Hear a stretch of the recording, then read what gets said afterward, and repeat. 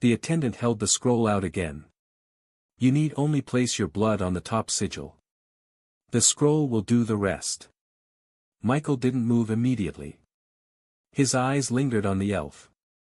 Then he asked, "What's her name?" The attendant hesitated. Her original name was Lyra. Michael gave a slow nod. Then, without a word, he took a pin from his sleeve, pricked his thumb, and let a drop of blood fall onto the top sigil of the scroll. The effect was immediate. The scroll pulsed. The rune patterns surged to life, crawling like vines across its surface. A second set of runes, the ones below, flared next. Lyra hissed softly as a sharp pain hit her chest. A faint glow appeared beneath her tattered top, centered just above her heart, a mark forming. The contract had taken hold. Michael felt a strange warmth at the edge of his soul, like something had clicked into place. It wasn't deep. It wasn't mutual. But it was there. "It's done," the attendant said, rolling up the now silent scroll and handing it to Michael. "The contract is now active. She is yours." Michael nodded. Just as Michael tucked the contract scroll away, the staff member from earlier returned with a folded sheet and a courteous smile. "Sir Mike Knorr," she said, stepping forward. "Your total comes to 141,900 gold coins." Michael nodded and handed over the bundle he'd readied, 142 golden papers, each worth 1,000 gold coins. "Balance is correct," she confirmed after a quick count. "Would you like your change returned, or should we mark it as a donation to the auction guild?" Michael blinked. 100 gold coins. Not much by the scale of tonight's bidding, but still. "Also, sir, if you're interested, we have a list of high-value items that didn't make it to tonight's stage. They're available for private purchase. Would you like to take a look?" Michael raised a brow. Beside him, Arianne chuckled. "They always save a few things for those who still have some coin to burn." Michael tapped his fingers on the armrest, then shrugged. "Sure. Let's see what the back room has to offer. But first, free the dark elf." The staff froze for a moment at Michael's words. The one holding the remaining scroll hesitated. "Sir, by protocol, the restraints must remain until she is escorted out of the premises under your supervision. For safety." Michael gave a calm nod, then gestured toward the magic chains. "They're unnecessary now. She's bound to me." "She's not a threat," Michael continued, his voice steady. "If anything goes wrong, the contract will handle it. And if she doesn't, I will. Remove the bindings." The staff shared a quick, silent look. One of them stepped forward, fingers brushing the glowing runes on the chain. With a swift series of gestures, the chains flickered, then unraveled with a soft hiss of fading magic. The dark elf, Lyra, staggered slightly as the weight vanished. She straightened after a heartbeat, rolling her shoulders stiffly, her crimson eyes never leaving Michael's face. Michael's eyes narrowed faintly. It was subtle, barely noticeable to an ordinary observer, but he felt it. The moment the chains fell, something in her shifted. Her presence grew denser. The way mana clung to her skin changed. Slightly sharper. Slightly stronger. Like a blade that had just tasted air again after too long in its sheath. She wasn't back to full strength. But she was already recovering. The staffer gave a small bow. "As you wish, sir. The restraints have been removed. She will follow your commands by contract now." "Good," Michael said, waving his hand. "Now go fetch that list." "Yes, sir." With a final nod, the staff exited, quiet and efficient. The door closed once more, leaving the three of them in the softly lit private room. Arianne leaned her chin on her palm. "You didn't have to do that." "I know," Michael replied. "But I wanted to." Just as Arianne opened her mouth to respond, another knock came at the door. Michael's eyes flicked toward Lyra. "Open it," he said. The dark elf blinked, seemingly surprised by the sudden command, but her body moved before her thoughts could catch up. The contract compelled obedience, but not with pain, yet. She stepped forward, still barefoot, her lithe form quiet as a shadow as she pulled the door open. Michael didn't focus on the doorway immediately. Instead, he closed his eyes and turned his senses inward. The change was subtle, but real.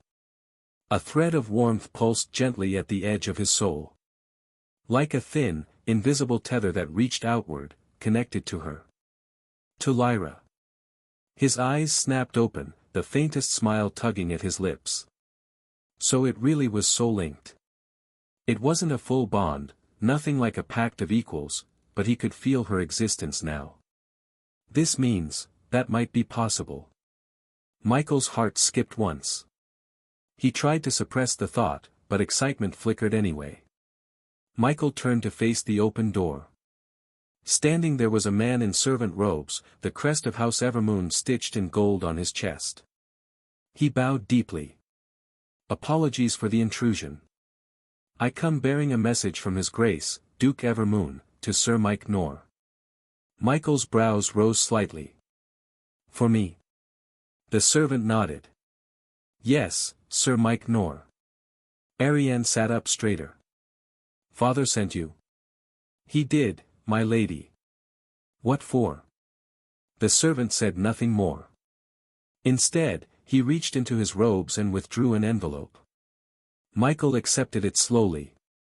He glanced once at Arianne, then broke the seal and unfolded the letter.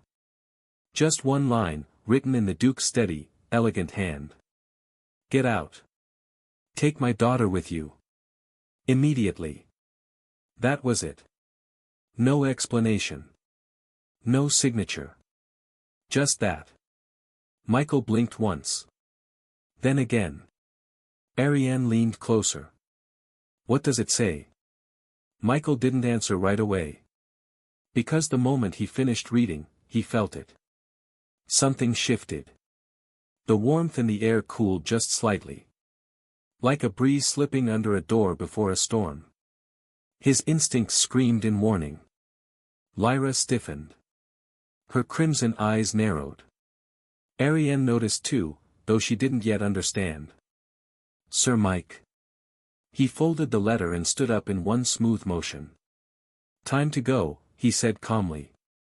Just as Arianne opened her mouth to respond, her brows suddenly creased. Her gaze swept to Lyra, then to Michael. Something in her posture shifted. She didn't voice her concern, but her eyes said enough. She'd noticed. Michael, on the other hand, had already risen. He turned slightly toward the case containing the poison wyvern blood essence. I'll step out for a moment, he said. You two, stay calm. Without waiting for questions, he picked up the case and walked out. The hallway outside was quiet. Oddly so. No staff. No footsteps. Even the faint chatter from other rooms had vanished. Michael paused, his eyes narrowing. He slowly scanned the corridor.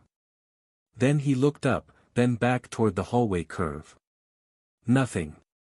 He took a breath and knelt, placing the case gently on the floor. With one hand on the latch, he opened it and pulled out the vial containing the poison wyvern blood essence. Just holding it sent a faint numbness through his fingers. Even sealed, the essence radiated a venomous chill. Michael didn't hesitate. He slipped the vial into his storage space, then reached in again, this time drawing out a heavy amount of gold coins. Quietly, he stuffed the into the now empty case and closed it again. If anyone was watching, they'd think the case still held the original treasure. Michael stood, gave the hallway a glance, then turned and stepped back into the private room. Both girls looked up immediately. You took your time, Arianne said, but her voice was more wary than playful. Michael gave a casual shrug. Just had to check something. She tilted her head. Did you see anything? Michael paused for a breath, then answered honestly. No. It wasn't a lie. He had tried to spread his senses outward before he entered the room, but no matter how he focused, they didn't extend past 3 meters. That wasn't normal. His range might not be overly vast, but 3 meters. That was a cage. Michael didn't speak further. He didn't need to. The tension that had crept into the room didn't need to be explained. It didn't take a genius to know something was wrong. Michael walked over to Lyra and handed her the case without ceremony. "Hold this." The dark elf blinked. Her crimson eyes flicked to the polished case, then back to him. She took it cautiously, the metal cool in her hands. For a moment, she didn't speak. Then, almost grudgingly, she said, "Understood." Arianne frowned. "You're giving that to her? Just like that?" Michael glanced at her. "It's not an issue." Arianne stared. "That's a case for a priceless blood essence, not something you hand off like a bag of coins." Michael shrugged. "It's just a container. Besides, I doubt she'll run off with it." Arianne's lips pressed into a line. She didn't push the issue, but her gaze lingered on Lyra for a long moment. Arianne studied the dark elf more closely. Compared to the forest elves, whom many revered for their grace, wisdom, and harmony, dark elves were tainted. Their reputation was infamous, earned over centuries of war, betrayal, and blood-stained traditions. It wasn't just rumors. Dark elves had natural inclinations, violent instincts, emotional intensity, and a darker affinity with mana. Some called it corruption. Others said it was simply their nature. Arianne had grown up hearing tales of what dark elves were capable of. Forest elves were united. A proud and peaceful race. But dark elves were fragmented, tribes divided by ideology, bloodlines, and ambition. Many of those tribes embraced cruelty as strength. Others reveled in their feared image. Arianne didn't know whether to be impressed or concerned by Michael's lack of caution around the dark elf. Yes, the contract guaranteed obedience, but still. His casual attitude toward someone with such a dangerous reputation was unsettling. Then again, it wasn't really her business. Her thoughts were more occupied with something else. The letter her father had sent. What exactly did it say? Unfortunately, the Duke hadn't addressed it to her directly. She had no right to pry, not officially. But curiosity gnawed at her, and just as she was about to ask Michael outright, hoping to confirm her suspicions, he spoke first. Michael's gaze remained steady as he turned to Arianne and Lyra. "We're leaving," he said plainly. Arianne blinked. "Now." "But something's wrong with the auction," Michael cut in. His tone wasn't panicked, but there was a firm weight behind the words. "I don't know what exactly." He didn't need to say more. Both girls felt it too. Arianne adjusted her dress as she spoke. "You think someone might make a move?" "I'd be shocked if no one did," Michael said, stepping to the door again. He didn't sense anything directly. But his instincts screamed louder now. He didn't trust coincidences, especially not when they involved things like great tier scrolls and miracle fruits. He glanced over his shoulder. "Both of you, keep close. We move together." Lyra remained emotionless, holding the decoy case in her arms without complaint. There was a gleam in her eye now, an alertness she hadn't shown before. She was recovering quickly. Arianne followed without much resistance. Michael pushed the door open fully. The hallway beyond was still eerily empty. Too empty. They stepped out, all three falling into step, Michael in front, Arianne close behind, and Lyra taking up the rear with silence. Michael's eyes scanned every shadow, every corridor bend. Michael's eyes scanned every shadow, every corridor bend. And then, he stopped. His foot froze mid-step, his entire body suddenly on edge. Behind him, there was no sound again. He turned his head. Arianne and Lyra stood exactly where he left them, but something was wrong. Very wrong. Their eyes had gone blank. Rolled back, whites exposed. Their bodies were rigid, almost statuesque, like puppets whose strings had been cut mid-movement. Michael's breath hitched for a moment. He stepped back toward them swiftly, eyes narrowing. A quick check of their pulses revealed that they were alive. But they weren't here. Michael's mind worked rapidly. An illusion? He swept his senses through the area. There was no visible change. But still, they were out cold, mentally. Michael's gaze darkened. He didn't recognize the illusion technique used, but if it was subtle enough to slip in undetected, it wasn't some street-level parlor trick. "Why wasn't I affected?" he muttered under his breath. He clenched his fists slowly.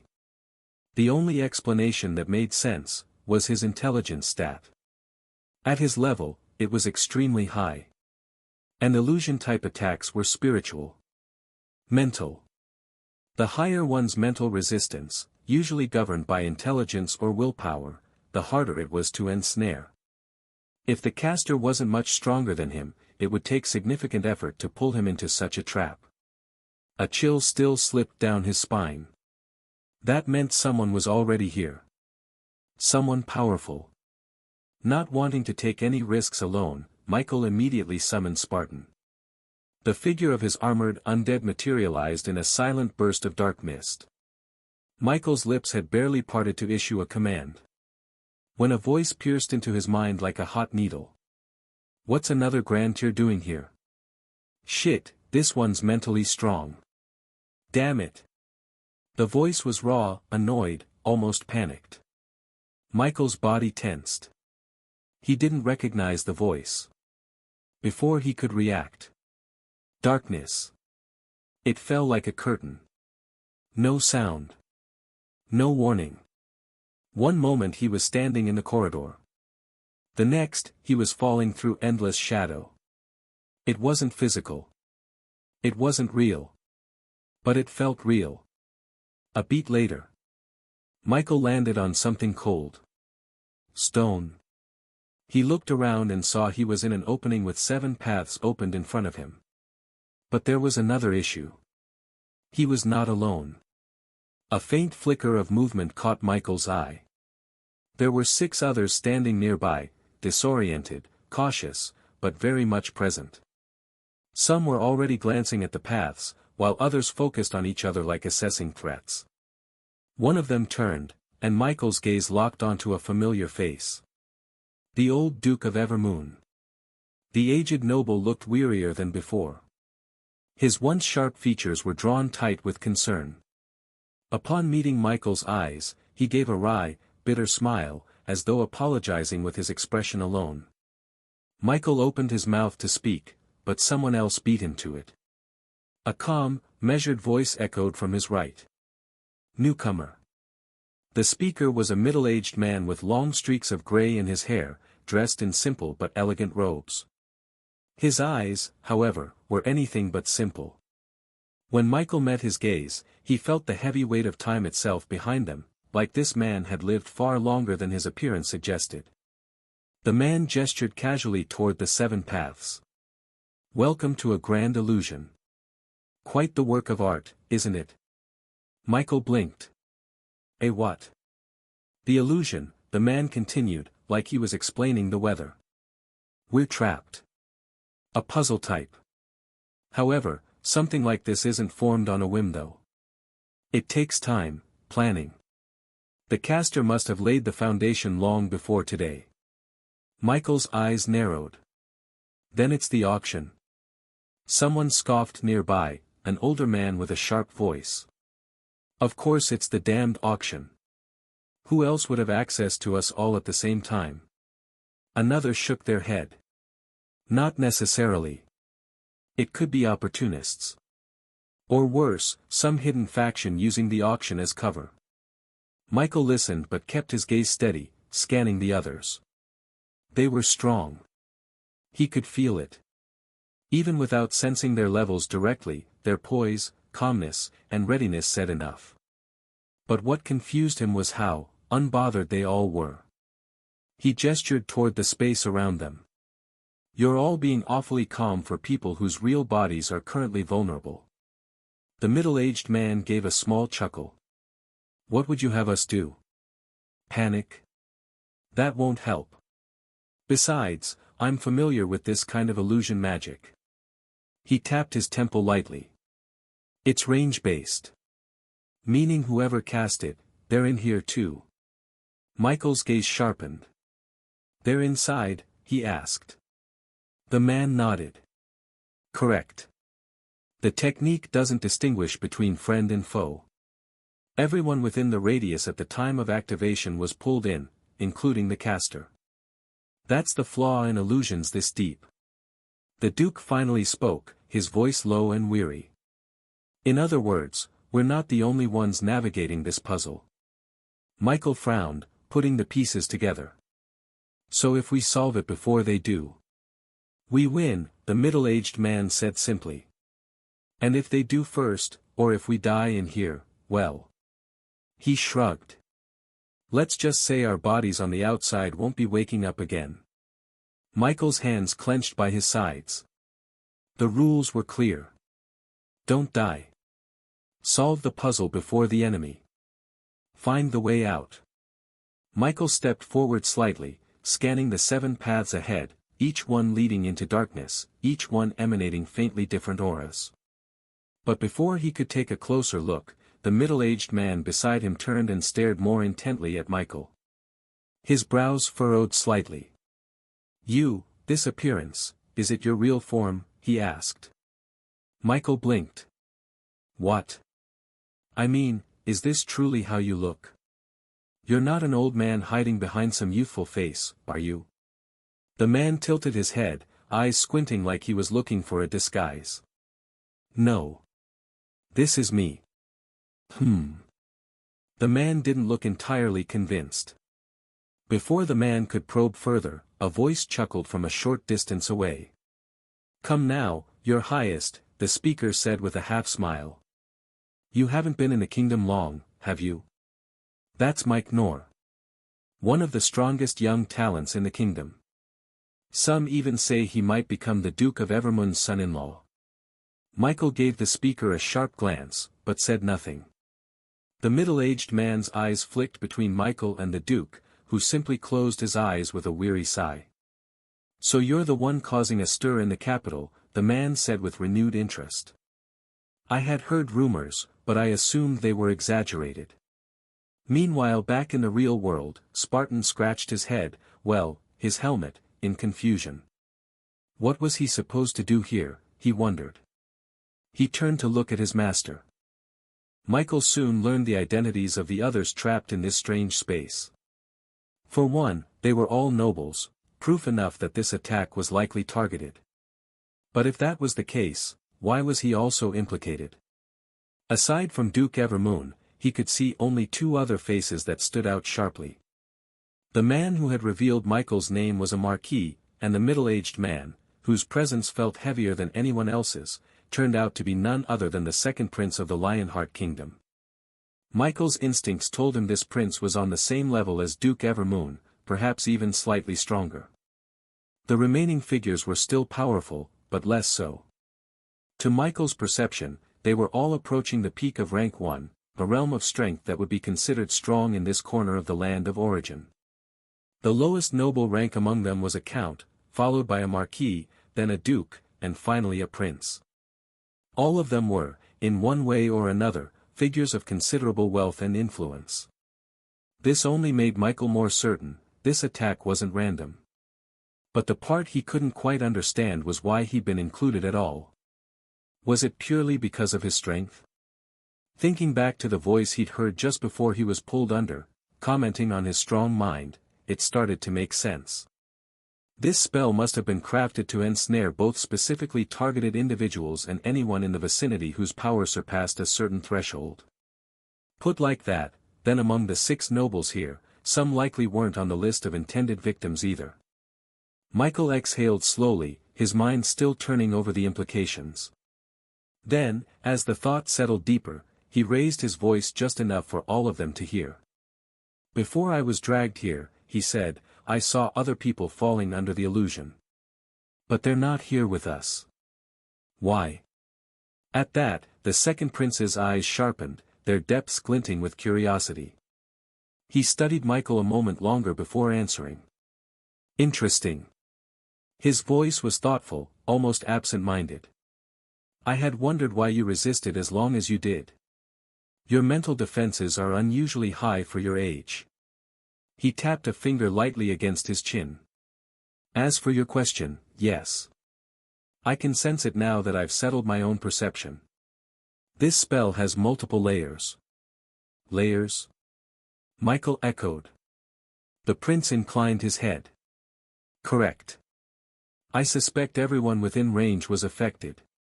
But they were sorted. He swept his gaze over the others, each one watching him intently. Sorted, a marquis repeated, his voice clipped. Based on strength, the prince confirmed. Mental resistance, cultivation level, soul resilience, some combination of all three. His expression was grave but faintly impressed as he looked back to Michael. Most people fell into the outermost layer. A simpler illusion, less dangerous, easier to maintain in large numbers.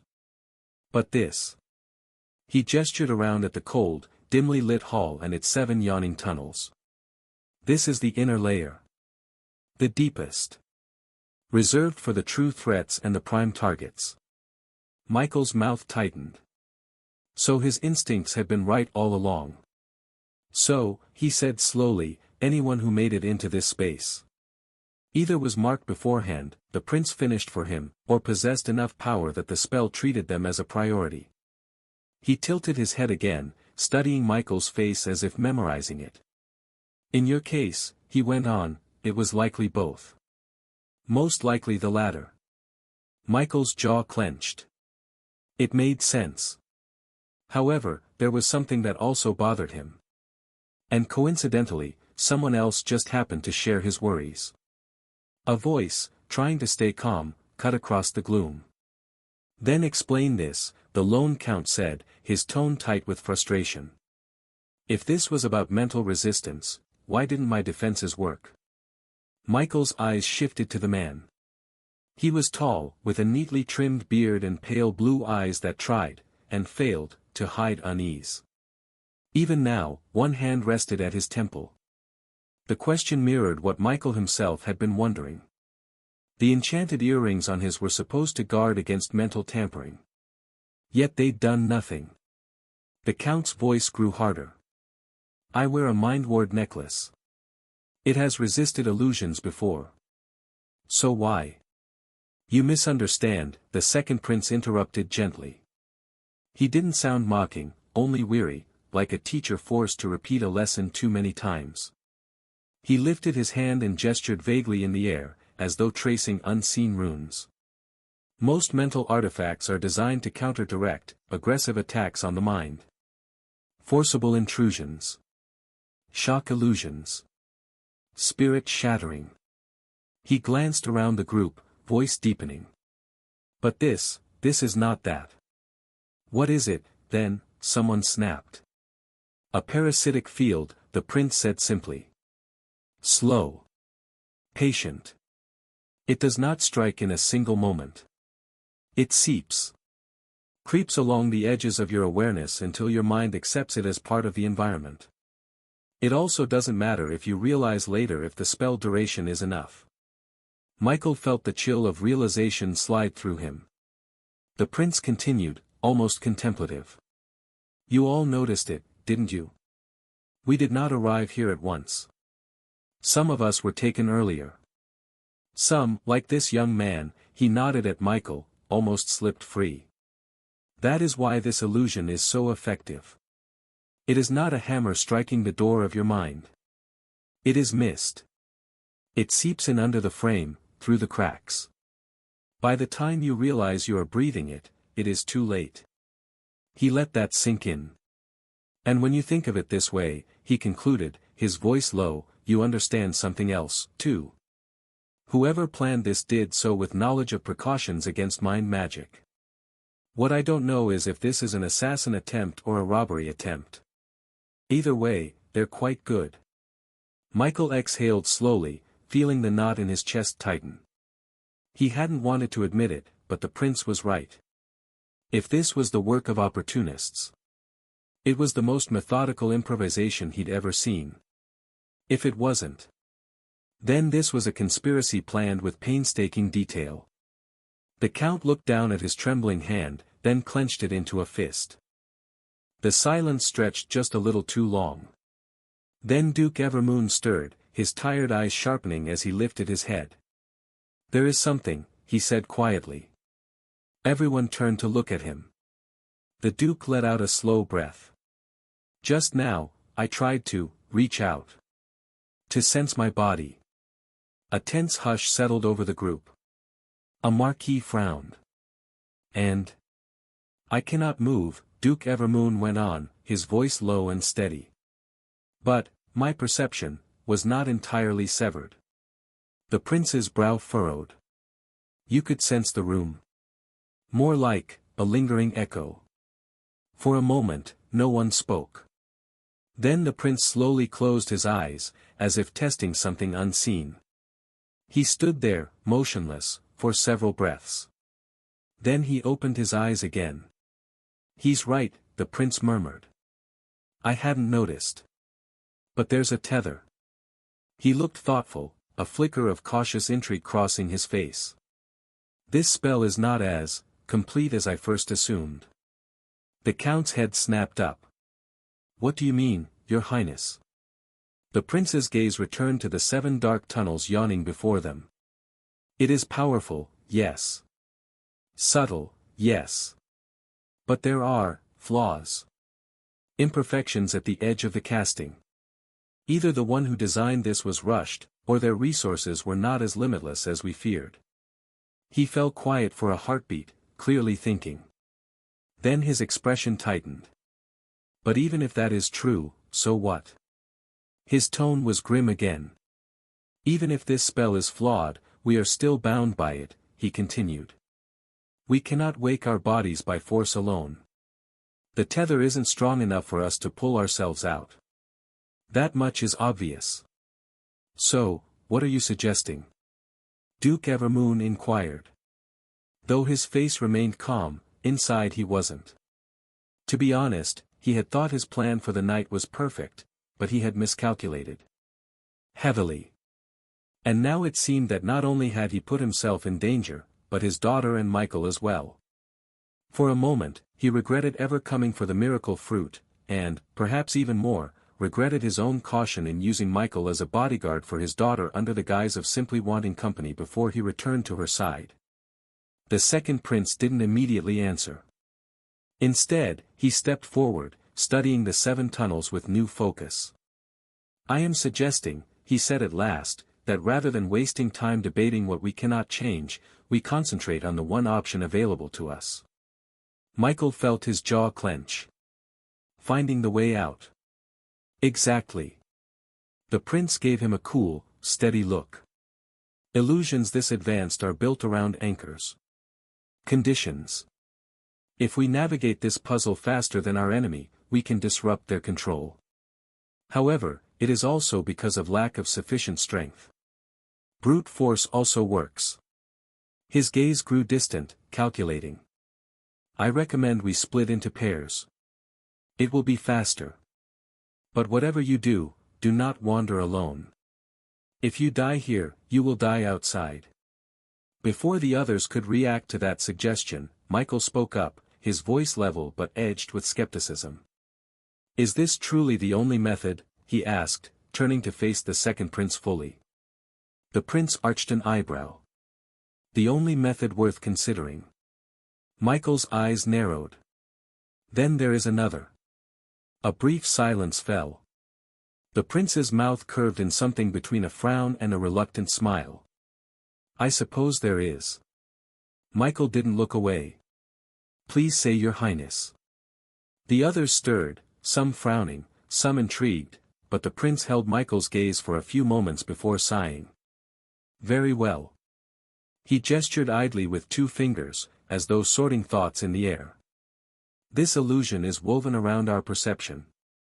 It traps the mind, our awareness of ourselves. That is why most can't move or think clearly enough to break it.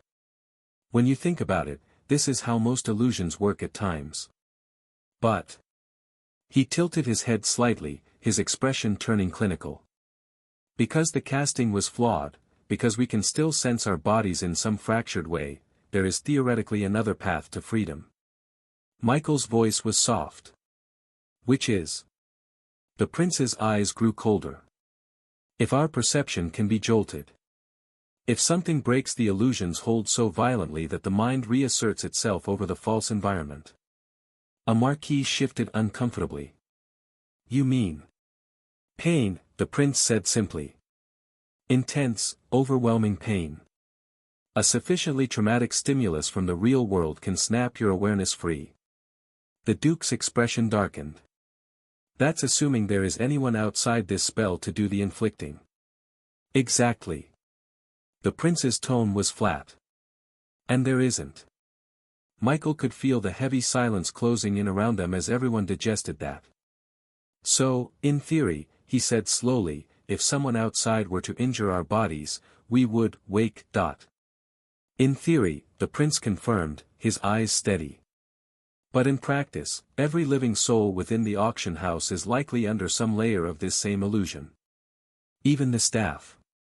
No one remains to cause that stimulus. At this point, it truly did seem they'd be forced to act according to their enemy's design. But Michael was unwilling, deeply unwilling, to leave his survival to a gamble, to bet everything on a stroke of luck to escape this illusion first. The second prince's words echoed through his thoughts again.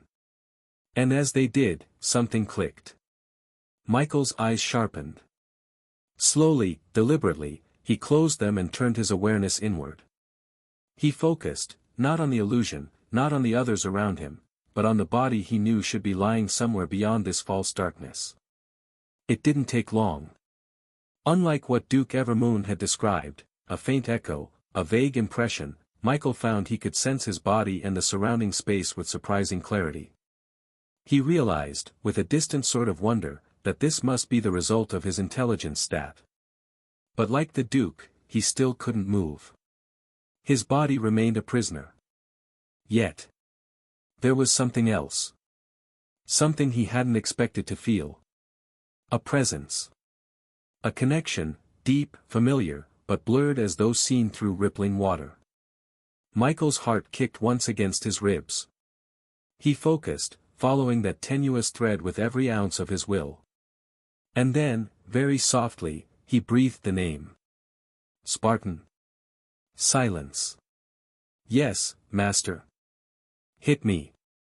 It was just an instinctive command, born from the haze of urgency. But what happened next made Michael seriously wonder if, should his undead ever turn against him, it would simply be the end of him. Boom. It felt like Thor's hammer had slammed straight into his stomach. His entire world lurched. For a split second, every sense, sight, sound, touch, fractured into white-hot shards of pain. His vision exploded into a wash of blinding light.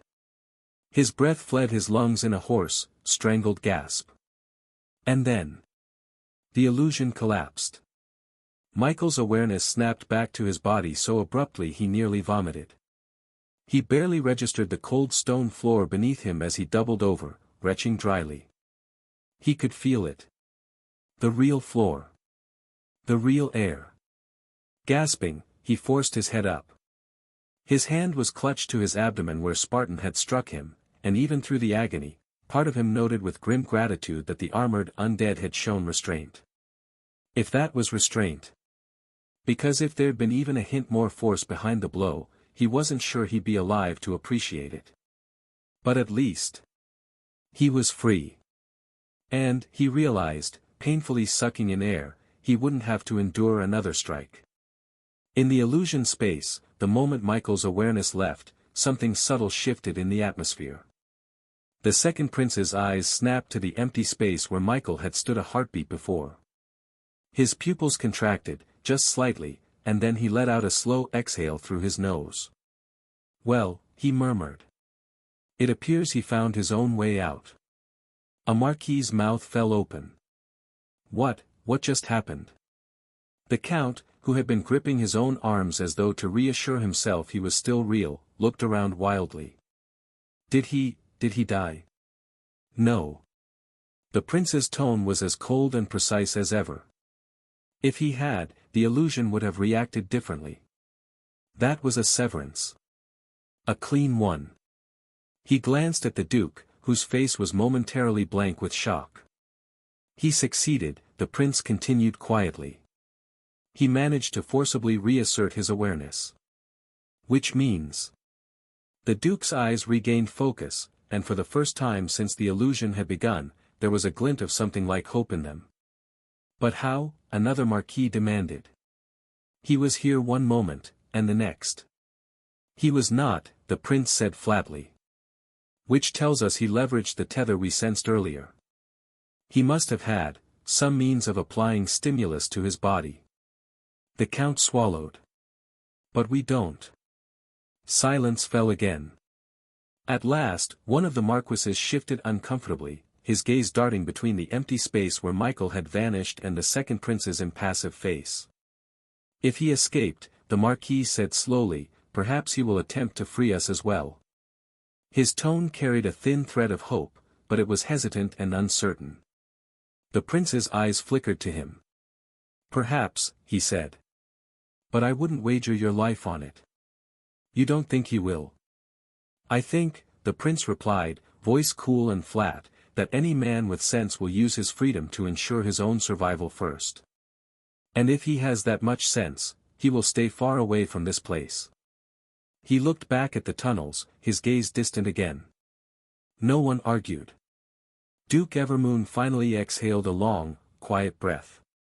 Even he, who had more cause than the rest to believe Michael might help them, did not look convinced. Their connection was cordial, yes. But brief. It couldn't be said to be strong at all. And besides. Though no one said it aloud, every man in that space was thinking the same thing. If he did return. If he chose not to help, but instead to strike at them while their bodies were unguarded and defenseless. It would be so very easy. They were all powerful, respected men, yes, but here, caught in this trap, they were nothing but prizes waiting to be claimed. Eventually, the second prince drew in a measured breath and straightened, as if to banish any further speculation. His gaze swept across the group, steady and authoritative. Enough, he said quietly. Whatever he intends, we can do nothing about it from here. And speculation will not get us free. He turned back to the 7 tunnels that waited in the gloom. We proceed as discussed, he continued. There is no guarantee that standing still will spare us. If this is a contest of progress, then delay only benefits our enemies. One of the marquises looked reluctant. Splitting up is our best chance, the prince cut in firmly. We must cover ground quickly. No fewer than 2 in each group. Should one fall behind or become compromised, the other may relay warnings or attempt rescue. He paused, as if daring them to protest. When no one did, he inclined his head. Good. He gestured to the tunnels, 3 on the left, 4 on the right.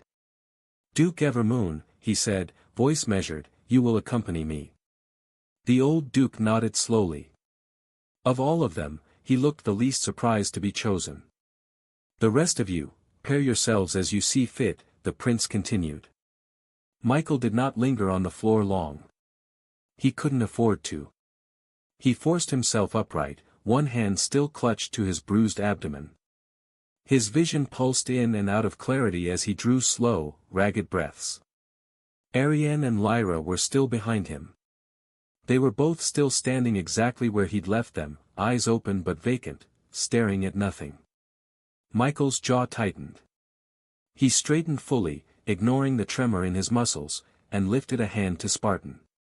Carry the elf, he ordered, voice hoarse. I'll take the girl. Spartan bowed silently and moved to obey. Michael did not wait to see it done. He made his way and bent over Arianne, one arm sliding beneath her knees, the other supporting her shoulders. She did not react as he lifted her, she didn't even blink. The instant Arianne was secure in his arms, Michael turned without hesitation. Spartan followed, the dark elf's limp form slung effortlessly over one armored shoulder. They did not meet any resistance. Not a guard. Not a staff member. Not a single flicker of movement. Every living soul in the building was still deep in the illusion's grasp. And Michael had no interest in waiting to see if that would change. He crossed the threshold, boots striking the polished stone of the corridor, and without slowing broke into a run.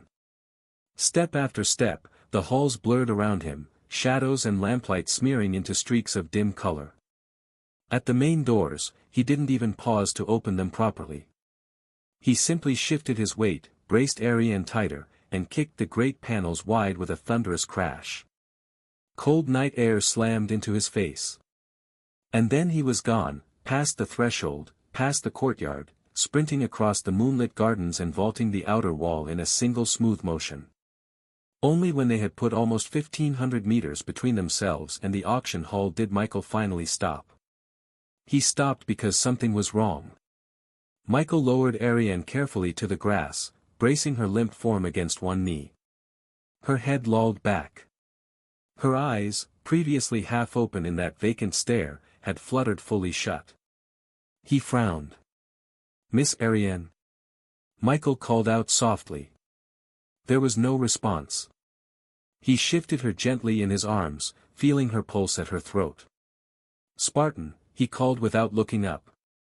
His armored undead stepped closer and eased Lyra's limp body to the ground beside Arianne.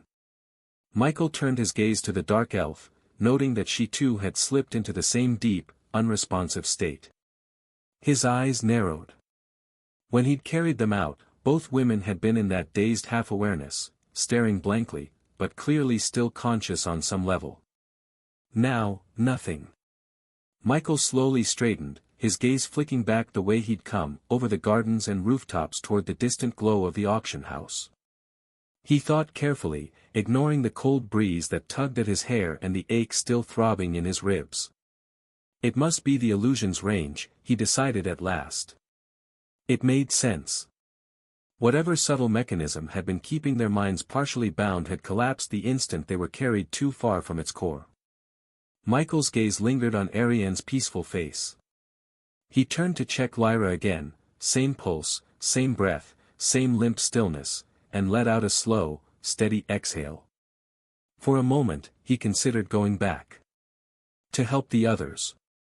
But just like the second prince had said after noting Michael's escape, Michael also thought that any man with sense will use his freedom to ensure his own survival first. Still, Michael could not help but glance back toward the estate once more. Even now, the place looked deceptively serene. Candlelit windows, fluttering banners, the faint hush of the wind across the tiled roof. As if it were any other night. "Though I can't be there in person," Michael murmured, "it's not like I can't do anything." He could spread his senses back to the auction hall. But even as the thought formed, he felt a twinge of wariness. If the spell was clever enough to catch him once, it might be clever enough to use that link to draw him back in. And if that happened, if he stumbled right back into the same trap he'd just clawed his way out of, it would be the height of stupidity.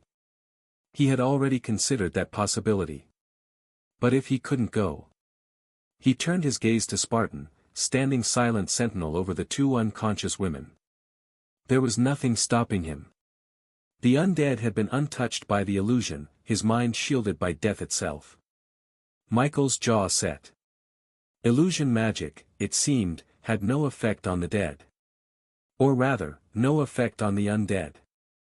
As for how he would use Spartan to investigate the way ahead, it was simple. Michael would rely on his newly awakened skill, telepathy. This ability was partially tied to the range of his spiritual senses. He reasoned that if he focused carefully through his undead while keeping his own body beyond the illusion's reach, he should be mostly safe. However, before attempting any of that, he intended to scout the grounds around the estate. Who knew, maybe the opposition wasn't inside the auction building at all, but waiting outside. If that was the case, defeating whoever had cast the spell could end it at the source. Perhaps the real threat was beyond those walls, and Michael was willing to try his luck. And if he decided the danger was too great to tackle alone, he already had a plan. He'd simply leave this mess to Mage Lien and let the capital's own powers clean it up. Michael drew in a slow breath, feeling the night air cool against the sweat on his skin. He reached inward again. The connection unfurled in his mind like a taut string of thought, linking his awareness to Spartan's empty, obedient consciousness. Telepathy. Spartan, he projected, not bothering to speak aloud. His mental voice was clear and cold. Yes, master. Circle the estate. Look for any signs of magic, rituals, anything. If you see something, call to me. There was a brief pause, as though the undead was processing the order in his own way. Then. Understood. The armored figure shifted as he turned away from the unconscious women. In a smooth motion, Spartan began moving back toward the estate, his footfalls silent on the moonlit grass. Michael watched him go, his eyes narrow. It was a crude plan, nothing elegant about it. Just a simple, cautious probe. He looked down again at Arianne's pale face, then at Lyra's still form beside her. He would wait here a while, however. A beat later, Michael decided to do more. He summoned several more of his human undead, each clad in armor. As he studied the 5 figures now arrayed before him, a thought struck him for the first time. How many consciousnesses could he connect to with telepathy at once? Michael had quite a number of human undead. And no, it wasn't as though he'd gone on a killing spree. For one, he couldn't have done so in Aurora. There were far too many people more powerful than him there. And while it was possible in the land of origin, provided he planned it well, Michael wasn't a killer by nature. Most of these corpses came from the unfortunate souls the Hunters Guild had offered him as part of various tasks, bandits, fugitives, and the like. Not all of them had been good people. In one way or another, they all had blood on their hands. And Michael, someone who now operated in ways that might earn a frown from others, was willing to do what needed to be done, so long as it didn't cross the lines he refused to break. This was how he'd acquired his human undead. All of them were high humans. The fact he could summon them proved it. Most times Michael never bothered to evolve an undead if he couldn't at least summon it first. Unfortunately, since he'd been saving his evolution points lately, not all his undead had been fully strengthened yet. But they were still summonable. When one thought about it, Michael was rather fortunate. Thanks to evolving as a high human, which had boosted his mana reserves, his magic capabilities, his affinity for elements, and more, he could maintain a large undead retinue in the netherworld. In the days he'd spent in the land of origin, armed with overwhelming mana and a series of trials and errors, he'd managed to accomplish something he'd once assumed would only be possible after entering an academy. That didn't mean he no longer needed ritual methods for summoning undead. It wasn't always a matter of simply contracting creatures weaker than himself to guarantee success. Take, for example, the taboo mind-controlling tentacle monster currently sealed in his storage space. Its rank was far too high. So was its level. And because the creature was so rare, Michael wasn't about to risk reviving it lightly. If he failed 3 times, that would be the end of it. That wasn't something he was willing to chance, at least not unless he became so strong he could easily surpass the creature at its peak. And that probably wasn't going to happen anytime soon. Strength didn't necessarily equate to combat power. Besides, there was no need to rush. Michael took a slow breath and focused. One by one, he reached out, extending that thin, silvery thread of mental contact, until all 5 undead were linked to his awareness. The experience was strange. He could feel them. Each mind was like a vacant vessel, perfectly receptive, never resisting. And even with all 5 connections active at once, it wasn't hard. In fact, it barely felt like any strain at all. He blinked once, surprised. This was telepathy at basic mastery. He'd assumed that connecting to more than 1 or 2 undead would quickly become exhausting, that the skill would have built-in limits based on its level of refinement. But it seemed he'd been wrong. If there was a ceiling, it wasn't something imposed by the skill itself. It was imposed by him. Michael shifted his focus experimentally, sending a brief pulse of thought to each undead in turn, Spartan, the 5 new ones standing motionless before him. They all responded at once, acknowledging his call without hesitation. A slow sense of amazement settled in his chest. So the real limit wasn't the skill's mastery. It was the same factor that determined how far he could send his spiritual senses in the first place, his intelligence stat. The range of his telepathy had already proven to rely on how far his perception could stretch, rather than any arbitrary cap. And now, it seemed the number of concurrent connections was the same. As long as his mind could handle it. There was no limit. Michael's lips curved faintly. Interesting. This was still just the beginning, too. If this was how telepathy felt at basic mastery, he could only imagine what it would become at intermediate or advanced mastery. Or, he allowed himself to think, at perfect mastery. A skill that could evolve alongside his mind, unshackled by anything but his own potential. And perhaps one day, he wouldn't even need to stand in the dark, directing his undead by halves. He could be everywhere at once. Michael drew in another long breath, feeling his heart slow to a steady, purposeful rhythm. One by one, he gave the 5 armored undead their first command. Circle the grounds. If you find anything at all, report to me. 6 silent minds answered as one. He felt no fear from them. No doubt. Only obedience. As the undead dispersed into the darkness, Michael closed his eyes, extending his perception along each thread of connection. At first, all he sensed was that same quiet blankness, the emptiness of minds waiting for command. He pressed further against the link, testing it, half expecting to see through his undead's eyes. Nothing. Michael's brow furrowed. He couldn't see through them. Couldn't feel what their bodies felt either, as they were undead. They were not capable of physical feeling. He'd known this limitation before, telepathy seemed like it was nothing more than thought. Still. Michael thought of another skill of his, sharing senses. If he invoked it, he could link his perception to a single undead as though it were his own body. He couldn't control the body but he could see what it saw. If it was a living subject, he'd feel what they felt. As Michael tested the edges of this mental connection, he couldn't help but wonder. Could telepathy accomplish the same thing? It felt like it should be possible. After all, if the number of connections depended on the strength of his mind, perhaps the same was true for the depth of each connection. He focused, drawing in a long, steadying breath. In his mind's eye, he reached not just to Spartan but through him, willing his senses to flow along the thread of connection. For a heartbeat, there was nothing. Then. A rush of strange, blurred impressions. A darkness that wasn't his own. It wasn't clear. It wasn't as vivid as sharing senses. But it was something. Michael's heart thumped once, hard. A grin tugged at the corner of his mouth. So telepathy could almost replicate sharing senses, after all, if he pushed it. He suspected if his skill was stronger, or if his mind was more practiced at this, he might be able to see everything Spartan did as though it were his own eyes.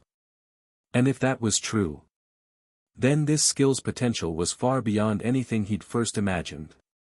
Even as the blurry black and white vision pulsed and faded, Michael felt a surge of quiet satisfaction. He might not have been able to stride back into the auction house himself. But he wasn't powerless.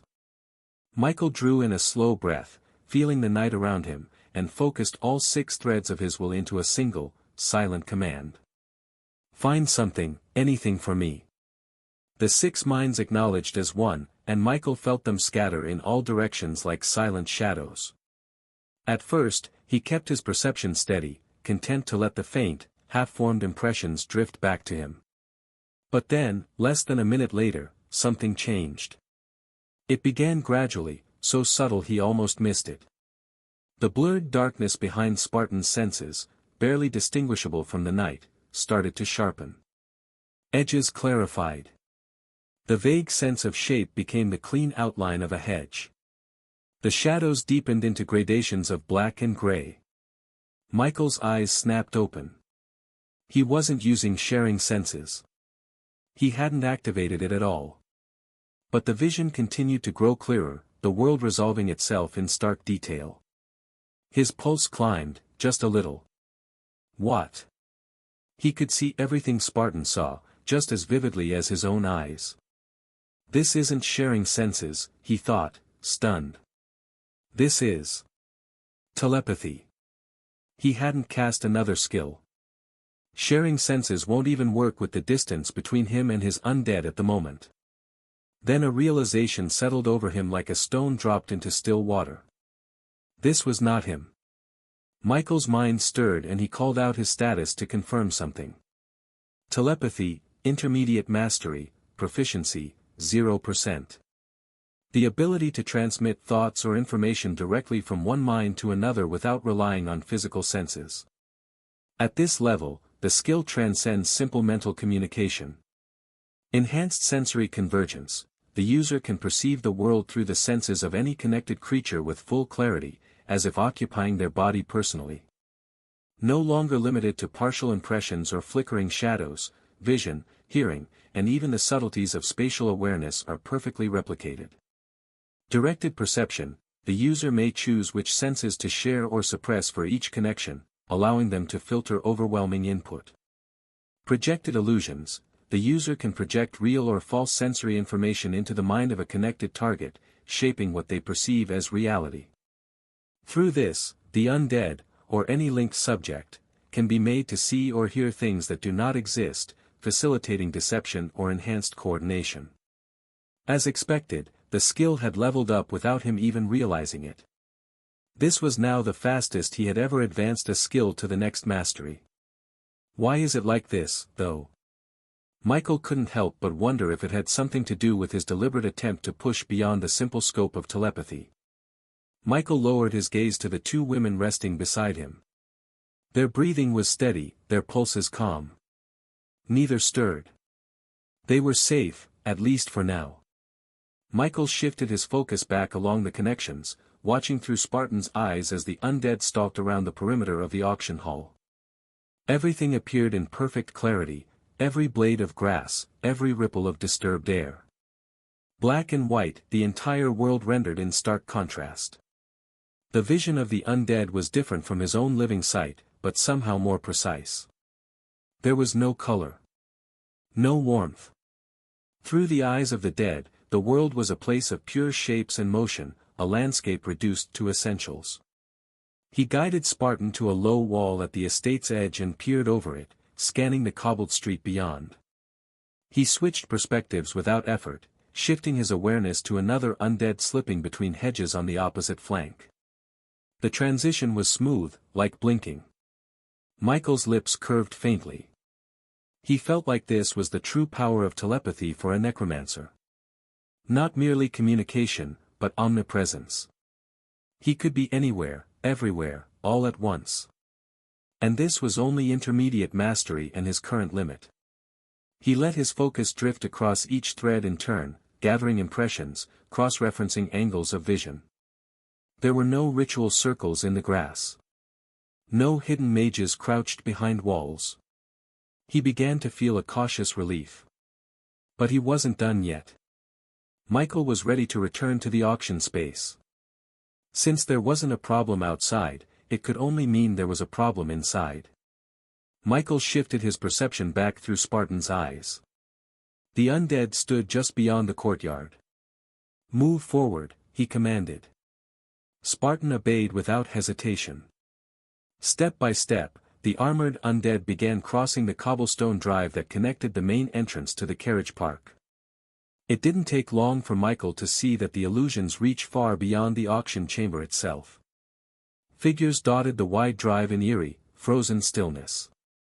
A footman with one hand raised to adjust his cap, mouth half open in what must have been a greeting, locked in place like a statue. Two people in long coats stood beside an opulent carriage, caught in the middle of a conversation. One of them was holding a ledger, the other gesturing toward the hall. Neither so much as blinked. Farther along, a coach driver sat slumped over the reins, head bowed as if in exhausted sleep, his horses standing motionless beneath the flickering lanterns.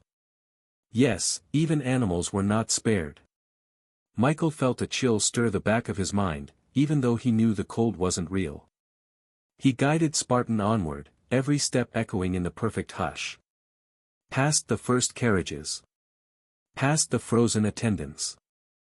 Spartan reached the point where Michael's own footprints scuffed the dew-damp cobbles, wide strides, a trail of crushed grass and splintered boards from when he'd crashed bodily through the gates. Beyond lay the grand entrance hall, lit by lanterns. Spartan, he projected, letting his mind sink fully into the undead's perception, enter. The armored figure stepped forward without pause, passing through the threshold. He crossed the wide vestibule. Everywhere Michael looked, people were frozen in place. And then, one after another, 5 other armored figures appeared behind Spartan. The rest of Michael's undead had arrived, moving in perfect silence, their heavy boots leaving no mark on the immaculate marble floor. For a moment, Michael simply let them stand there, arrayed in a loose semicircle. He could feel the weight of their attention, an emptiness waiting to be filled with command. "Search everything," he ordered at last, his mental voice as calm as it was cold. "Every room. Every corner. If there is any active spell work, any hidden presence, I want to know." 6 silent minds accepted the order as one. The 5 undead fanned out in a practice pattern, each taking a different doorway, vanishing deeper into the building. Michael let his awareness settle back through Spartan's senses. The grand vestibule stretched out before him, empty but for the frozen figures. He studied them for a long moment. And then, unbidden, a thought flickered through his mind, quiet, insidious. A realization he hadn't allowed himself to consider until just now. Technically, he thought slowly, I'm the only one here who can move. His gaze swept across the silent hall, the rich tapestries, the gleaming columns, the extravagant displays of wealth. Some of the items that had been wheeled in for the auction were still arranged on their pedestals and velvet-draped tables. Nothing stopped him from simply walking over and taking them. And the longer he stood there, the harder it became to dismiss the thought. The Great Tier Magic Scroll. An item powerful enough to match the abilities of a rank 3 Awakener, or a King rank Cultivator. Or the miracle fruit that could grant 300 years of life. And more than that, it could also strengthen the body and refine the flesh to elevate an ordinary man to something almost transcendent. Michael exhaled slowly, feeling his pulse tick up in his throat. He didn't think he was a saint. Everything here. Technically, it's all accessible to me. A dozen arguments tried to surface in his mind at once. That it was theft. That it was reckless. That taking something now could bring consequences he couldn't foresee. But another part of him logically pointed out the truth. Nothing was stopping him. No one would even know unless he chose to tell them or admitted it if he was suspected. His undead moved through the halls, searching. On the other end, Michael stood, feeling the weight of the choice settling over him. Would it really be theft, he thought, if every witness was trapped in a dream? The thought refused to leave him. It settled in the back of his mind like a seed, quietly taking root. Michael drew in a steadying breath. In the end, Michael decided to put the thought behind him. This was the capital. He might be one of the stronger individuals here, but he still wasn't at the top. Not even close. There were people in this city who could shatter his life with a single word if he overstepped. If he got greedy here and it put him in serious trouble, it wouldn't be worth it.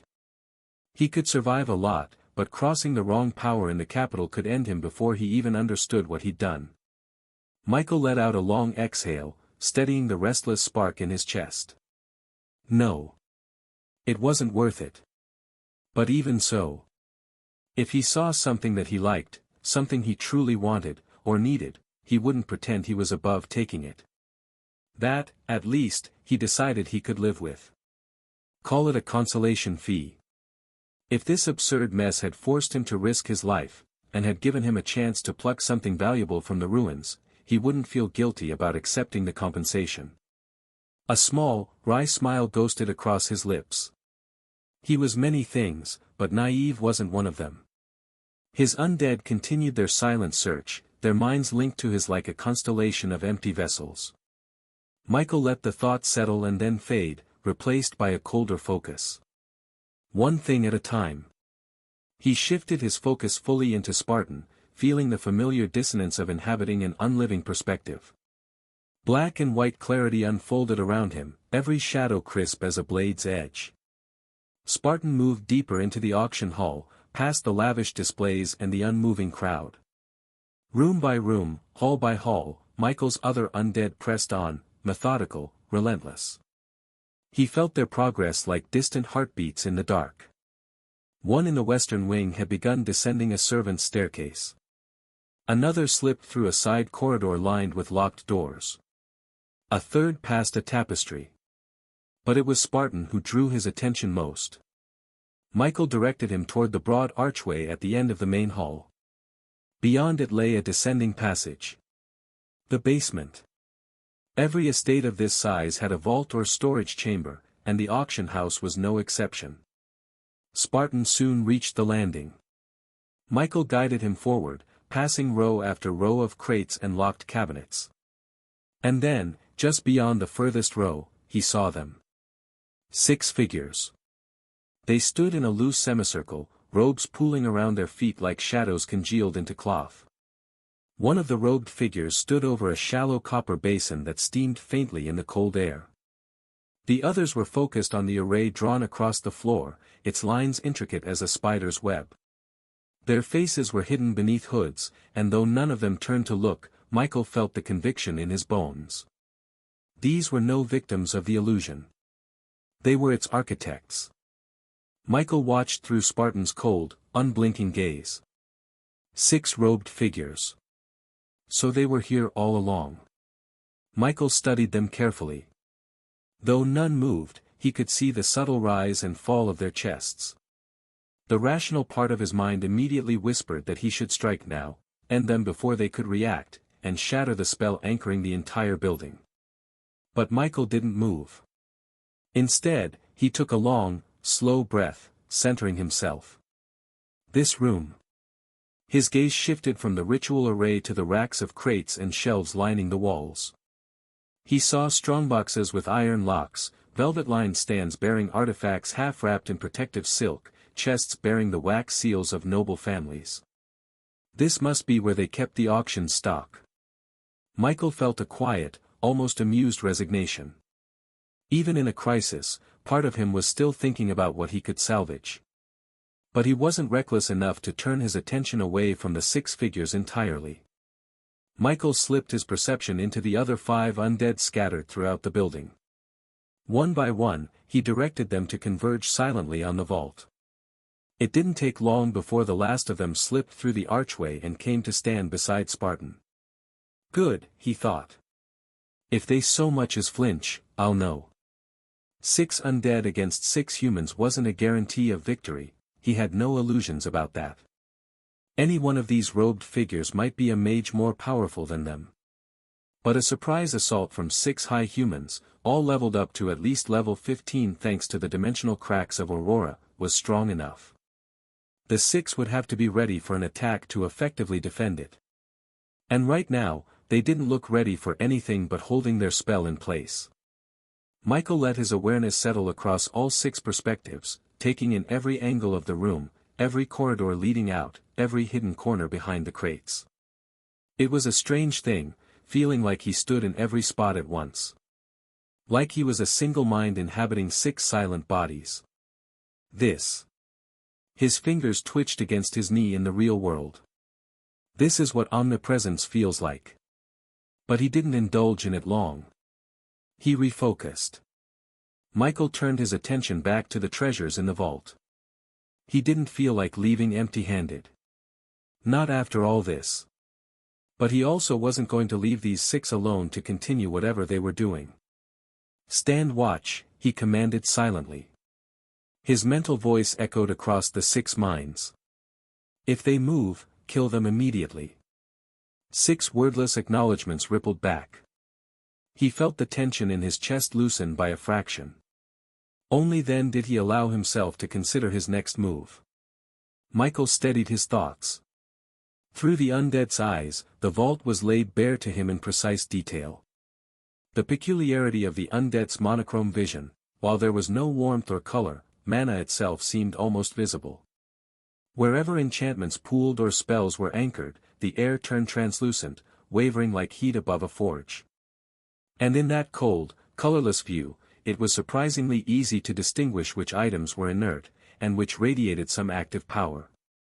He swept his perception across the vault, cataloging every glimmer of mana.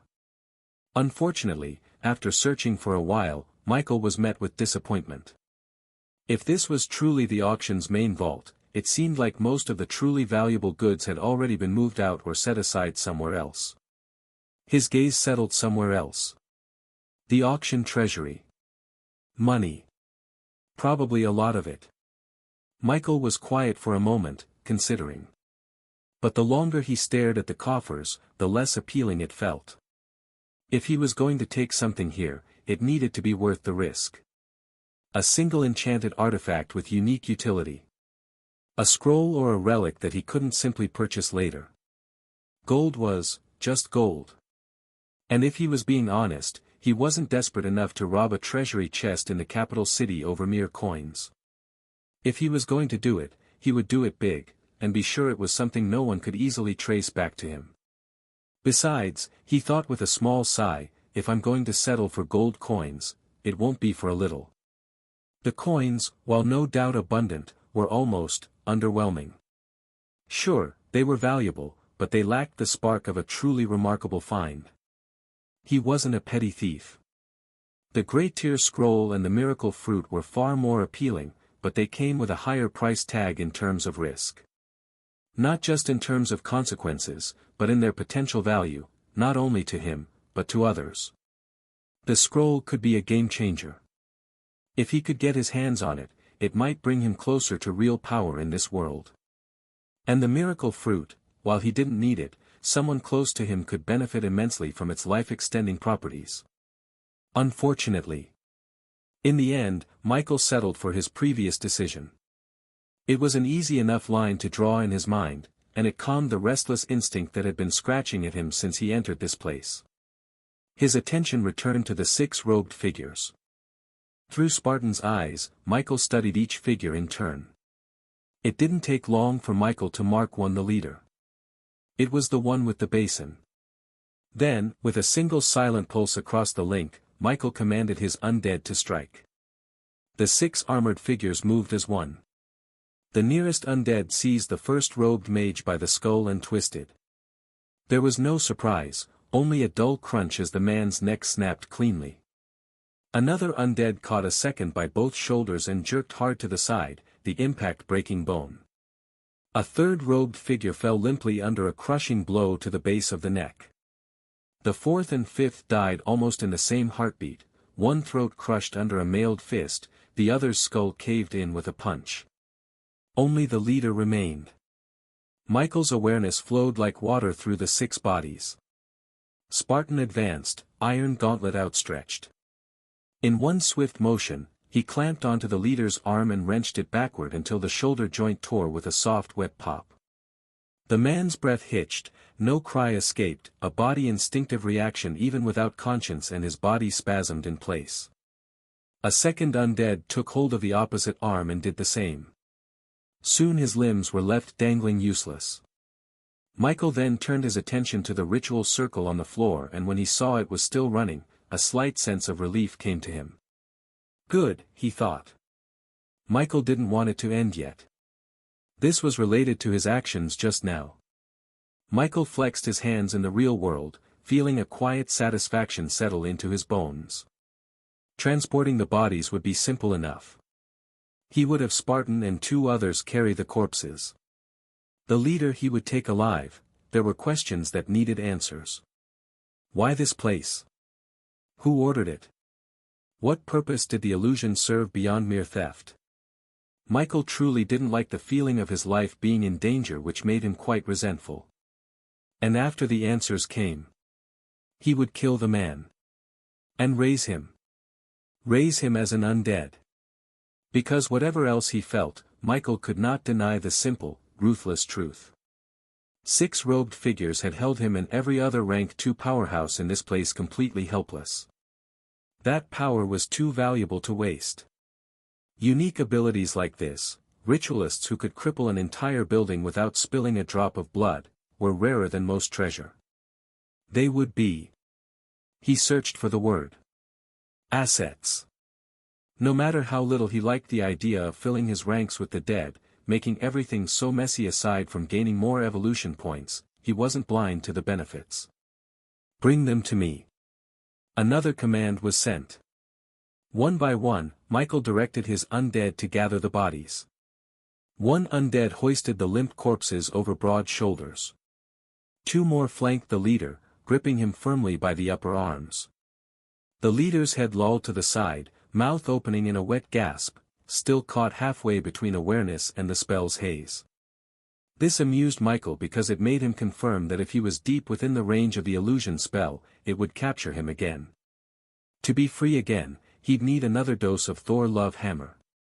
6 acknowledgements rippled back, as silent and inexorable as the tide. And in the vault beneath the auction house, 5 undead left, leaving the steaming basin and the still pulsing ritual array behind them. Michael waited. Soon, 5 undead approached him. 2 carried the limp corpses across their shoulders like sacks of grain, arms swinging loosely. Another held a body under each arm, gauntlets sunk into the robes. The last 2 had the leader between them. They came to a halt in a neat line before him. Up close, Michael could see how fragile the robed man looked, pale and clammy, blood leaking slowly from both ruined shoulders. Michael frowned at this. His gaze only relaxed when he saw that the man's clothes soaked it all. He was worried about leaving an obvious trace. Michael's eyes were still fixed on the man. He was unconscious. Just like the Duke's daughter. Just like the Dark Elf. Once removed from the spell's reach, awareness slipped away. But unlike them, he had no intention of leaving this one in peace. He stepped forward and studied the man's slack face for a moment, considering. Words, he suspected, wouldn't reach him. Not in this state. So Michael chose the simplest method. He drew back his hand and struck the man across the cheek, once, sharply. The man's head snapped to the side, but no sign of waking. Michael's lips pressed into a thin line. Again. This time, knuckles met skin. A bright red welt bloomed across the cheekbone. A low groan escaped the man's throat. Michael's brows lifted a fraction. Promising. He reached out, pressing his thumb into the hollow beneath the jaw, hard enough that he felt the pulse flutter, then hammer. Pain. A body never ignored pain for long. The robed man sucked in a ragged breath, eyes fluttering. Michael waited, thumb still pressed to the nerve. Slowly, like a man clawing his way out of deep water, the leader's eyes opened. Unfocused.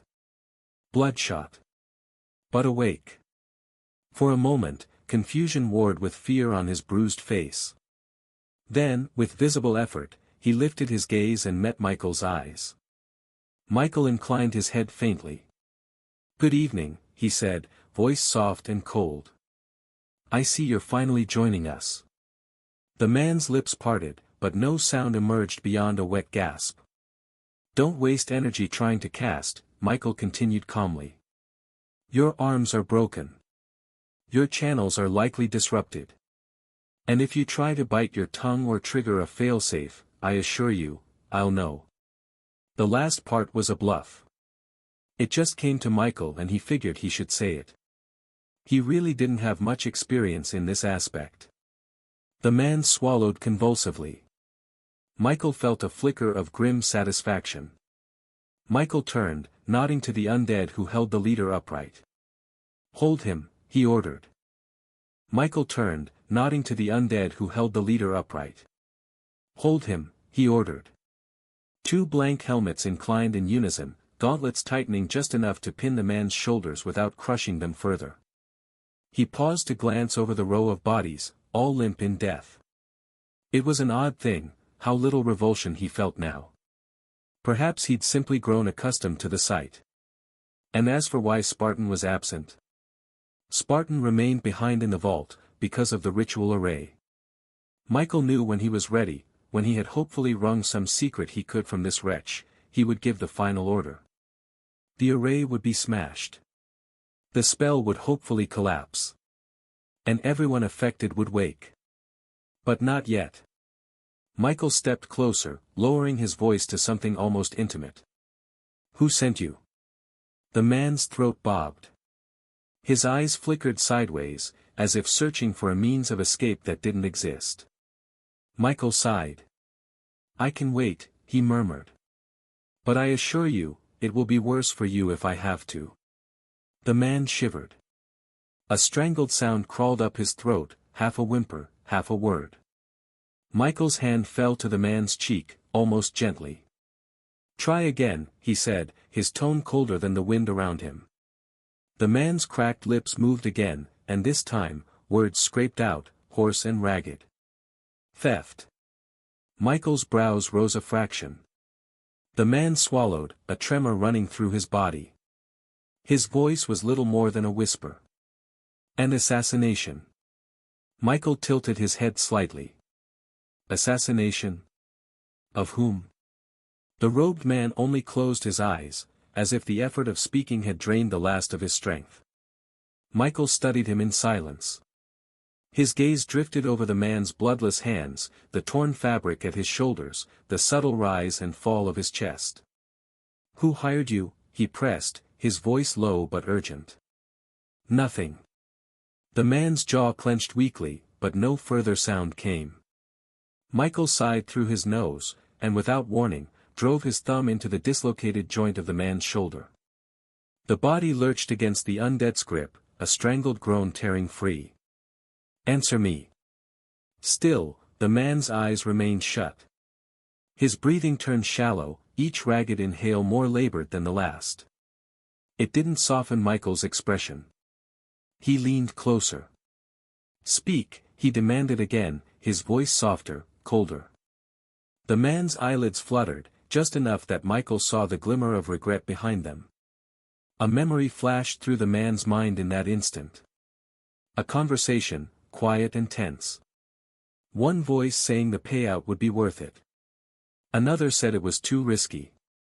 And the man's own doubts. His own reluctance. I should never have come, he thought. I knew it was too dangerous. Too many variables. His breathing hitched. Too many unknowns, like him. And then. Nothing.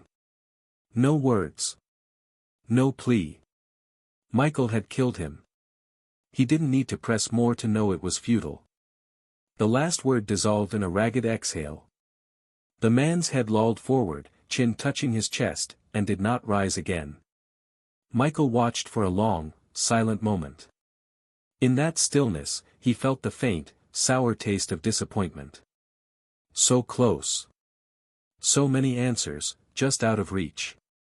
He drew back his hand, flexing his stiff fingers. I suppose that's all you had left, he murmured quietly.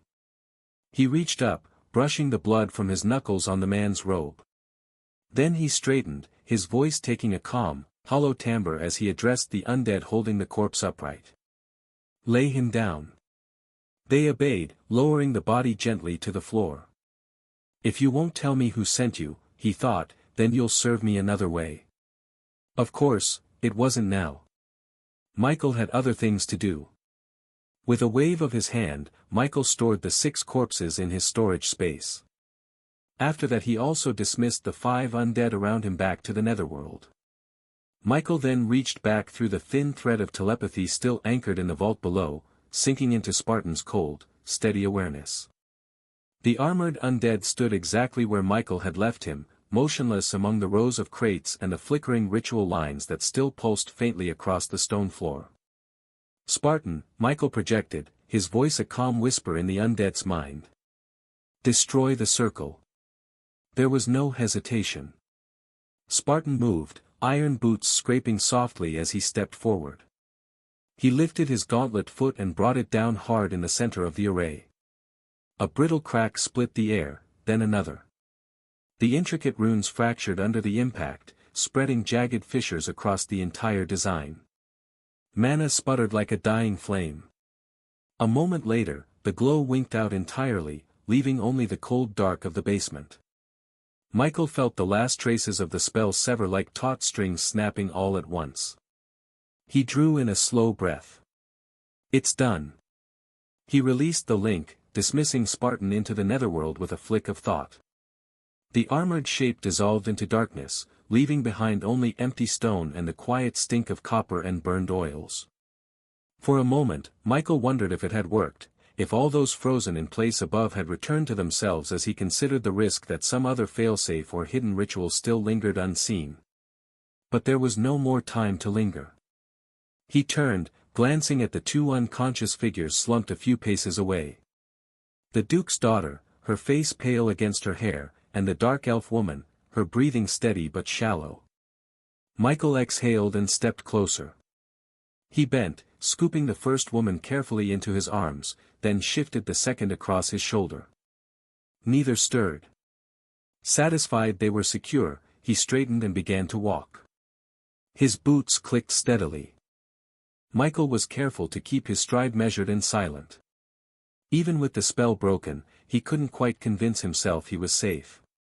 The two women he carried were dead weight against his shoulders, their shallow breathing the only sign they still clung to life. Soon he stepped into the parking lot, but the sight he was met with made him pause. Michael's brows drew together. He'd expected to see people regaining their consciousness, but this wasn't it. Instead, what Michael was met with was bodies. Dozens of them. All lying motionless where they had stood. Michael's lips compressed to a thin line. He shifted the dark elf slightly over his shoulder and walked forward with deliberate caution, his boots whispering over the cobbles. Here and there, a low groan told him some still lived, trapped in the fog between sleep and waking. But not all. He stopped by a man in a fine green robe whose cheek was pressed flat to the ground. There was no blood. No visible open wound. But his chest did not rise. Michael's frown deepened. He turned his head and scanned the parking lot again, more carefully this time. And now he saw it, the subtle difference. Some of these people were merely unconscious. But some were dead. A memory immediately came to him, one of the second prince. If you die in the illusion, you die in truth. Michael's gaze swept the scene again, lingering on the lifeless shapes scattered across the flagstones. So that was what had happened. For a moment, Michael felt a twisted satisfaction that he had been right to force himself free, wrenching his mind back to reality with pain. And he'd survived because of it. A quiet exhale slipped past Michael's lips. "Rest in peace," he murmured, though there was no particular emotion behind the words. He looked down at the women in his arms. At least these two were alive. That was something. He turned away from the rows of bodies and resumed walking. Michael didn't slow again until he reached the tall double doors of the auction house. He shifted his grip on the women, adjusting Arianne's weight in his arms and the dark elf across his shoulder, and stepped inside. The air in the hall was thick with the faint scent of candle wax and cold stone. Michael had barely taken 3 steps into the entry corridor when he felt it, a slight movement against his chest. Michael looked down, just as the Duke's daughter stirred weakly in his arms. Arianne's lashes fluttered, her expression tightening with confusion before her eyes finally opened. Her eyes were clear and alert despite the pallor of her face. Michael could see the moment her thoughts caught up to reality. First, recognition. Then, realization. Her gaze darted to the dark elf draped over his shoulder, then back up to meet his. And finally, an unmistakable flicker of mortified outrage. "Why," she began, voice rough and soft all at once, "are you carrying me?" Michael raised a brow, studying her calm but slightly flushed expression. "You were unconscious," he said evenly. "Consider this a courtesy." Arianne seemed about to argue, but she caught herself. Her eyes narrowed instead, searching his face for something she didn't seem to find. She exhaled shakily and turned her head away. This was the first time she had been so close to a man aside from her father and brothers. Worst part was he still hadn't let her go. Michael had no idea of what was going through Arianne's mind because he felt a second movement. This time, against his shoulder.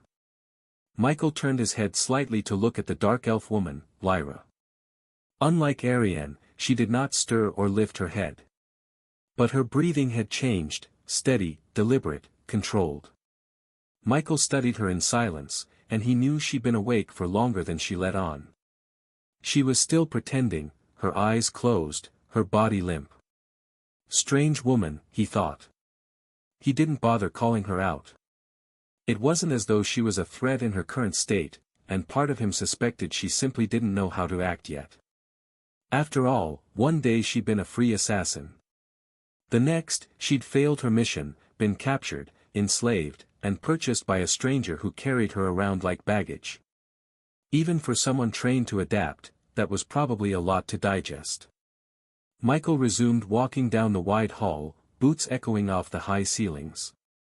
It occurred to him, watching Arianne finally lift her head to take in their surroundings, that their gradual awakening told him something important. That aside from pain, anyone freed from the illusion would, given time, regain consciousness naturally. And judging by Lyra, it seemed the stronger someone was, the faster they woke, though there was clearly a limit to how much difference strength alone could make. That was good to know.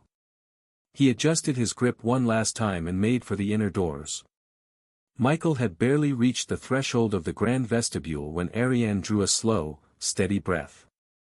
"I'd appreciate it," she said carefully, her voice cool and tight, "if you would set me down now." Michael halted. He looked down at her flushed face, her eyes fixed on the opposite wall rather than meeting his gaze. For a heartbeat, he simply stood there, struck by the belated realization that perhaps carrying a duke's daughter around like a sack of flour wasn't the most dignified arrangement. He felt a flicker of something embarrassingly close to awkwardness, though his expression, mercifully, remained as impassive as carved stone. "Ah," he said finally. "Understood." He bent at the knee, lowering her carefully until her boots touched the polished marble. Arianne adjusted her cloth with a prim efficiency that suggested she was determined not to think too hard about any of this. When she looked up, her gaze had sharpened. "What happened, Sir Mike? I remember seeing myself in some sort of space. Wait, was that an illusion? It must be, but everything after that is a bit blank." Michael studied her face for a while. Evidently, this princess was quite knowledgeable. Michael inclined his head slightly. "The short version," he began evenly, "is that I was fortunate enough to recognize the illusion early. I managed to force myself out of it.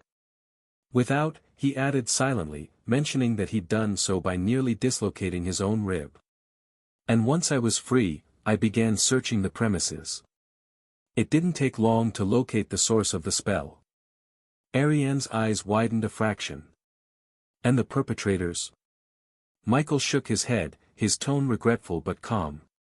"Gone by the time I reached them. They left no trace worth following." Technically true, though he neglected to mention why they'd left no trace. He gestured vaguely toward the entrance. "As for why you were out here," he continued, "I carried you both outside for your safety. In case there were any lingering enchantments or traps in the hall. Now that the array is destroyed, I was returning you." Arianne took this in slowly. Michael couldn't help but feel a small flicker of satisfaction at how cleanly the lies fit together. In fact, he was rather impressed with himself. Arianne released a quiet, measured sigh.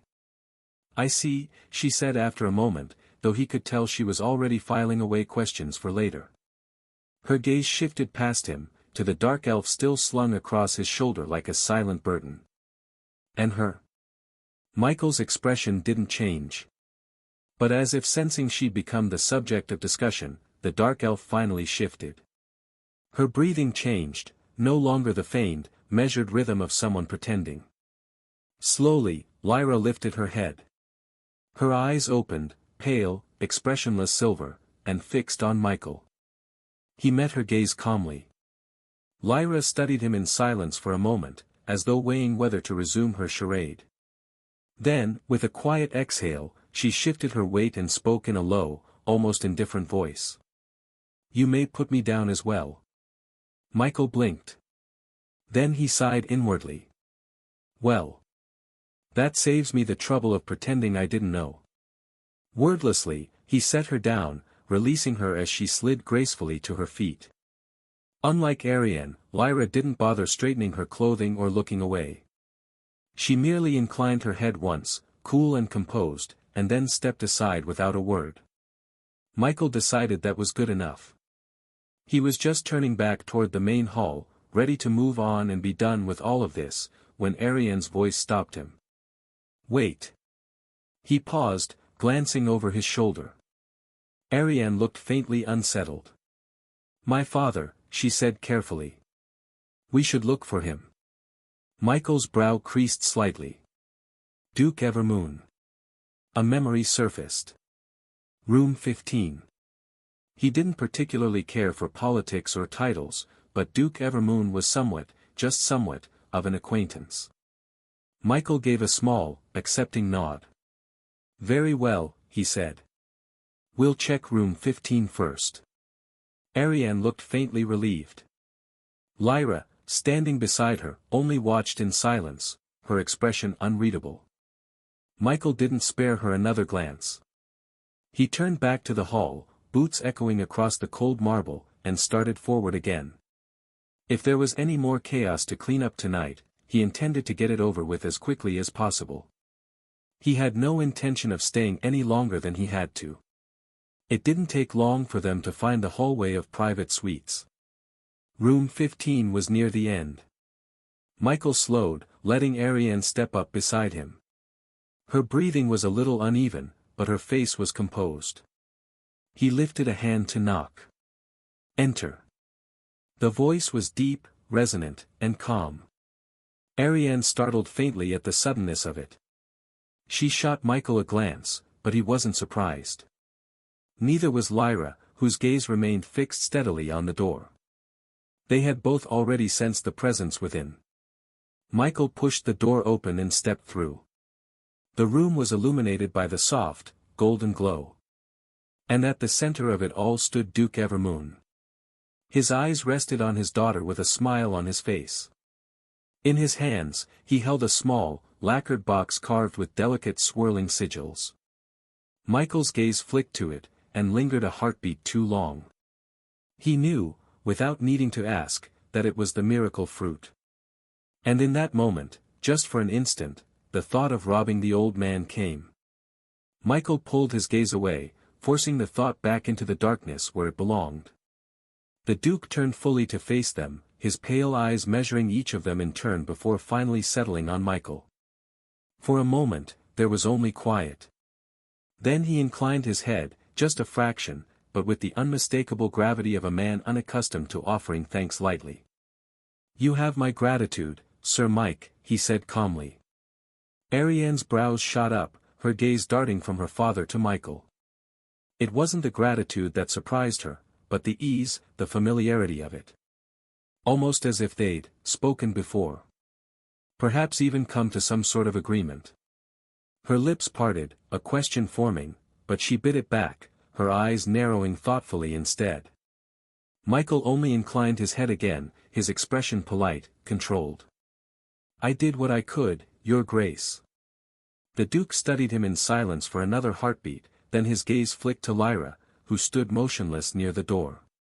He seemed to take in her presence without surprise before returning his attention to Michael. "Were you able to capture any of the culprits?" It was the question that finally made Arianne realize. They met inside the illusion.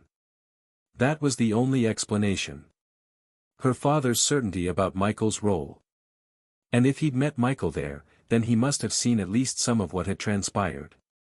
Michael kept his gaze on the Duke, voice steady. Unfortunately, no, he said evenly. By the time I reached the ritual chamber, it was already too late. They left nothing worth following. Technically true, he reminded himself again. The Duke's expression didn't change, but there was a flicker of something. The evening unfolded just as Michael had suspected. Once the spell was broken, people began to awaken. The stronger ones regained consciousness first, while the weaker took longer. Michael also managed to meet some of the people he'd spoken with in the illusion, though one of them was in a rather troublesome situation. It was the Count who had shared the same worries with Michael about why their mental defense tools hadn't worked. Apparently, he had died to a trap inside the illusion. But whether it was due to a flaw in the spell or simply how it was designed, his mental defense tool only activated when he was attacked in reality. So yes, the tools had been functioning, but the spell was simply too unique. When Michael learned this, he was once again grateful he'd chosen to take that hit to his stomach. If he hadn't, he'd be like the Count, unconscious and needing to pay exorbitant fees for a rare high-tier healer. At least the Count had family and connections. Michael only had strength, and whatever connections that strength happened to bring, and even those were rather shaky. And even if they hadn't been, the idea of entrusting his life to another person, even in a body that wasn't his original one, was profoundly unsettling. The basement of the auction house was silent. Michael stood with the other 5 nobles in a loose semicircle around the shattered remains of the ritual circle. The manager of the auction, an older man whose face had the pinched look of someone who would rather be anywhere else, hovered a few steps back, wringing his hands. Duke Everoon was there, as composed as ever, the lacquered box now tucked under one arm. Next to the Duke stood the second prince, middle-aged in appearance, his bearing effortlessly regal. As I said, Michael repeated evenly, his gaze on the broken runes, I reached this place after I freed myself from the illusion. By that point, the perpetrators were already gone. The array was still active, but there was no sign of anyone nearby. One of the nobles, a tall, narrow-faced man in black velvet, shifted restlessly. And you destroyed it yourself? I did. There was no point in leaving it intact. The second prince's eyes lifted to study him, their dark depths unreadable. You're certain it was safe to do so? If I hadn't, Michael said quietly, everyone who hadn't yet awakened would have remained trapped. Or died, eventually. A subtle hush followed that. Duke Everoon spoke into it, his tone measured. Sir Mike did what most of us could not. Sometimes, risks are necessary. Fortunately it turned out well. Michael glanced at him sidelong. The auction manager finally found his voice, clearing his throat as he looked around at the ruined circle. Then it is confirmed the attackers left no trace. No, Michael said, and let a faint edge of finality into his tone. Nothing. He paused, surveying the broken lines carved into the floor, lines that only a few minutes ago had almost killed them. The silence stretched a few moments longer, heavy with the chill of the basement's damp air. Then the second prince turned. His gaze settled on the auction manager. You there, the prince said, voice quiet but edged like a blade. Explain how this could happen in your establishment. The manager blanched. He bowed hastily, palms pressed together. Your Highness, I assure you, the spell was, beyond anything we anticipated. Beyond what you anticipated? The prince's brows lifted just enough to look amused. You host the wealth of half a slightly weak kingdom beneath this roof, and you didn't anticipate someone might attempt to seize it? The manager swallowed, sweat standing out along his hairline. Your Highness, if you would permit me time to investigate further. Time, the prince repeated mildly. Time, when a dozen nobles nearly died. The manager's face had gone a sickly gray. Michael kept his expression impassive. He had no intention of rescuing the man. He was a victim after all. Duke Everoon cleared his throat softly, but the second prince ignored him, stepping forward with an air of casual menace. Perhaps, the prince continued, a generous contribution to the royal relief coffers would help smooth this unpleasantness. That, more than the words, made it plain to everyone present what this was. It wasn't an inquiry anymore. It was leverage. The auction manager looked like a man trying not to faint. Of course, Your Highness. Whatever sum you feel appropriate. I will have my retainee draw up the details. The prince inclined his head just enough to be polite, though there was no warmth in his smile. One of the nobles coughed discreetly into his glove, failing to hide a smirk. Another looked away, lips pressed tight to hold back laughter. Even Duke Everoon looked faintly exasperated, though he made no comment. Michael only watched the exchange in silence, thinking that for all the chaos tonight, some things never changed. Power was power. And someone would always find a way to profit from it. He liked this though. Michael only hoped that what he'd receive was worth tonight's situation.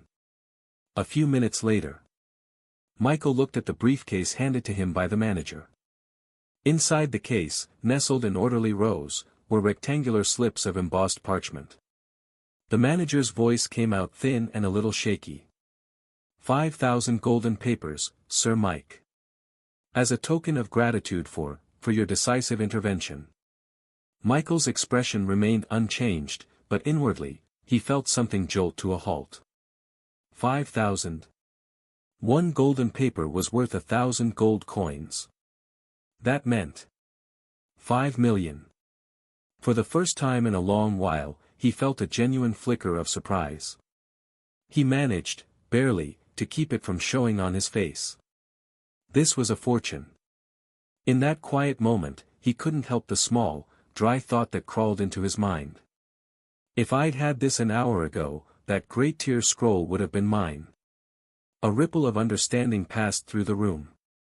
Michael knew exactly why the manager's hands were trembling, why his voice wavered as he asked, "Is there anything else you require, Sir Mike?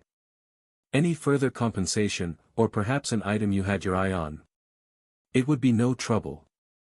In that quiet moment, Michael couldn't help the small, dry thought that crawled into his mind. If I'd had this an hour ago, that great tier scroll would have been mine. A ripple of understanding passed through the room. Michael knew exactly why the manager's hands were trembling, why his voice wavered as he asked, "Is there anything else you require, Sir Mike? Any further compensation, or perhaps an item you had your eye on? It would be no trouble." Michael studied the man's pallid face. He knew exactly why the manager was offering so freely. He'd realized that Michael's intervention tonight hadn't just saved the nobles and the customers. It had saved him. Had the second prince died in that illusion? Michael's eyes shifted sideways, landing on the prince, who was now engaged in a low, affable conversation with Duke Everoon. It would have been had for most people here to live to see another dawn. Not the manager. Not his staff. Probably not even their families. Michael exhaled slowly. A part of him did feel a slight, sour regret, so much money, and none of it had come in time to shift tonight's bidding in his favor. But all the same. He inclined his head, his voice calm. "There is one thing," Michael said. The manager stiffened, as though bracing for a demand he couldn't meet. "Anything you require, Sir Mike." Michael's gaze drifted briefly to Lyra, who stood behind him with her head lowered in silent composure.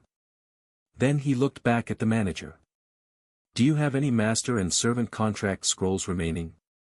The question seemed to catch the manager by surprise. His brows climbed a fraction. "Master and servant. Ah, yes, of course. We keep a supply of them for special transactions." "You require more." "I do," Michael replied evenly. The manager inclined his head and motioned to one of the clerks waiting near the wall. The young woman practically scurried away to retrieve the item. While they waited, Michael's thoughts drifted. The master and servant scroll.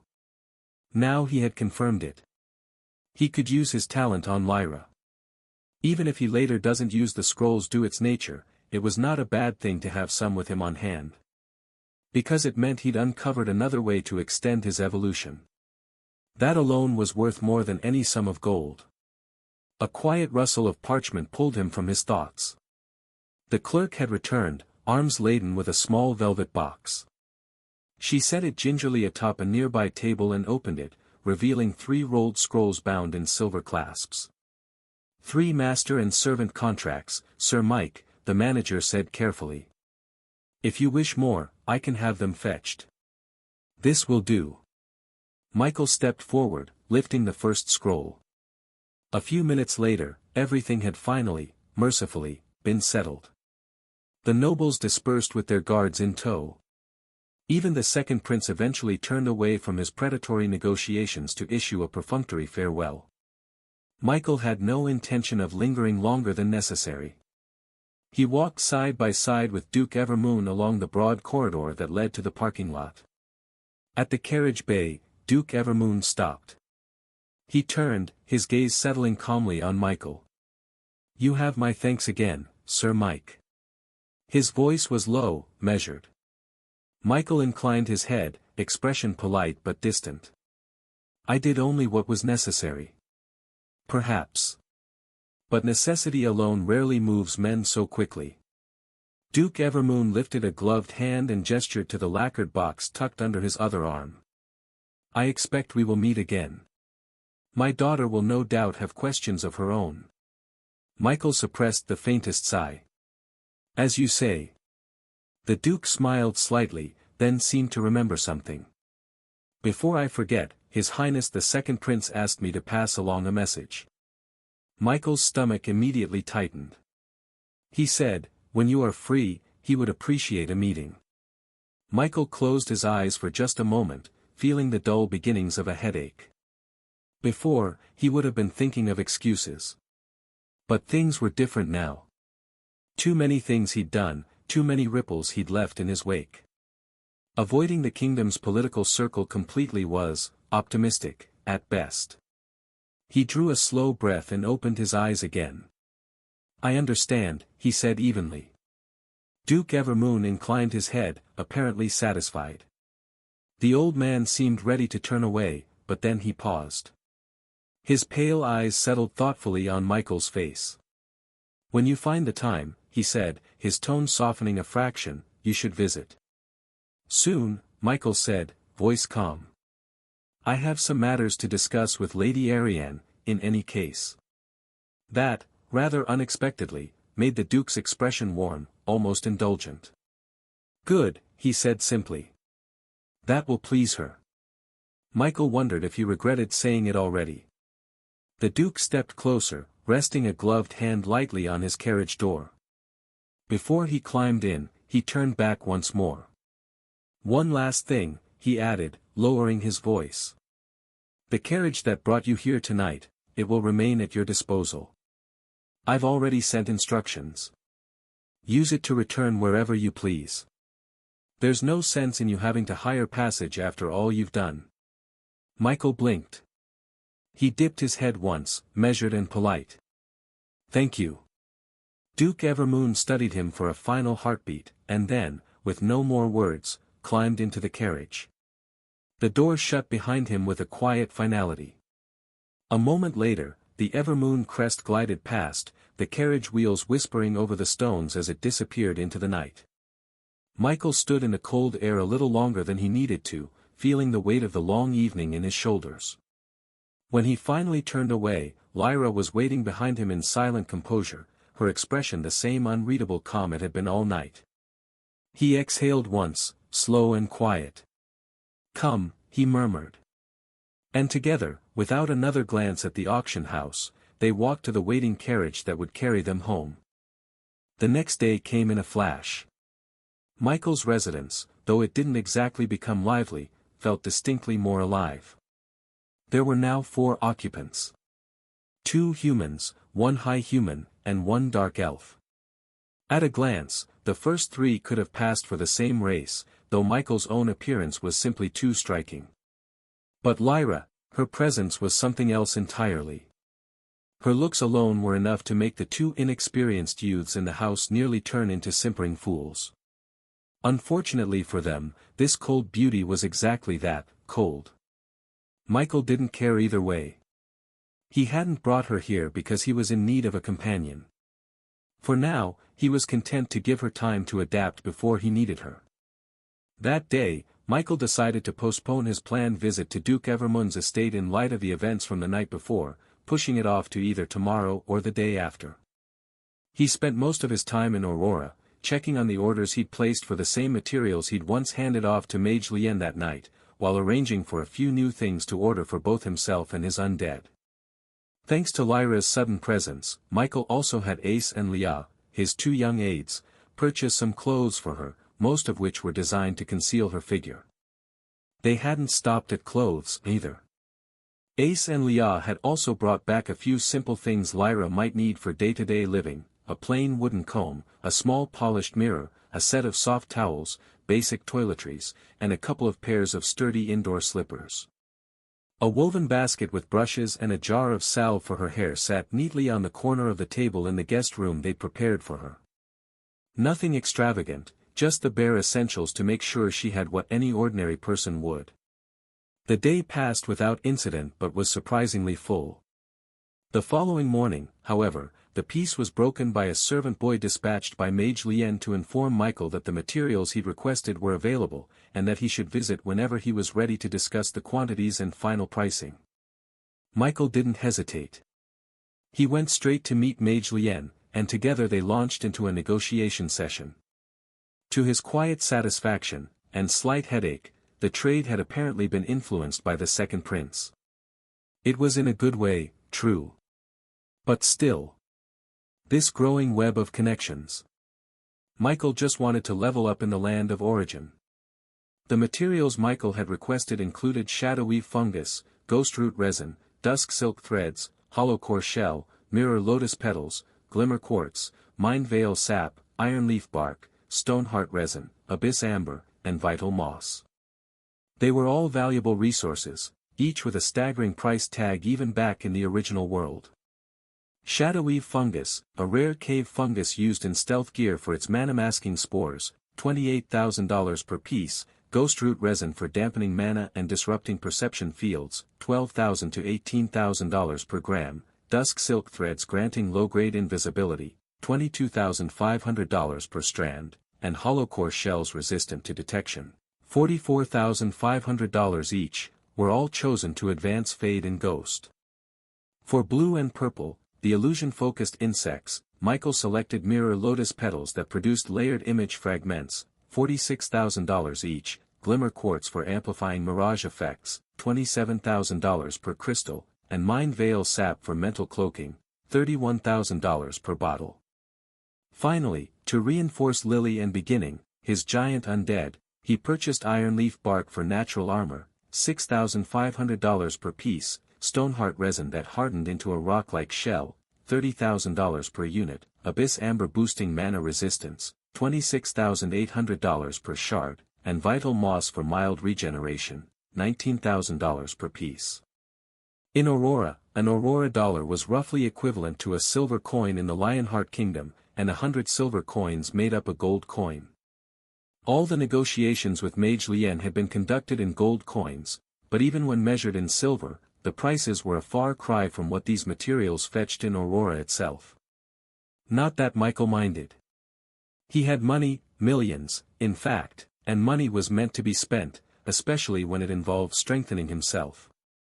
The negotiation itself took the better part of 2 hours. Mage Lien was precise and meticulous in listing out each batch of material, the quantity available, and the individual rates. For shadowy fungus, Michael took 5 pieces. Ghost root resin he secured at a fair rate, 4 grams of the purest grade.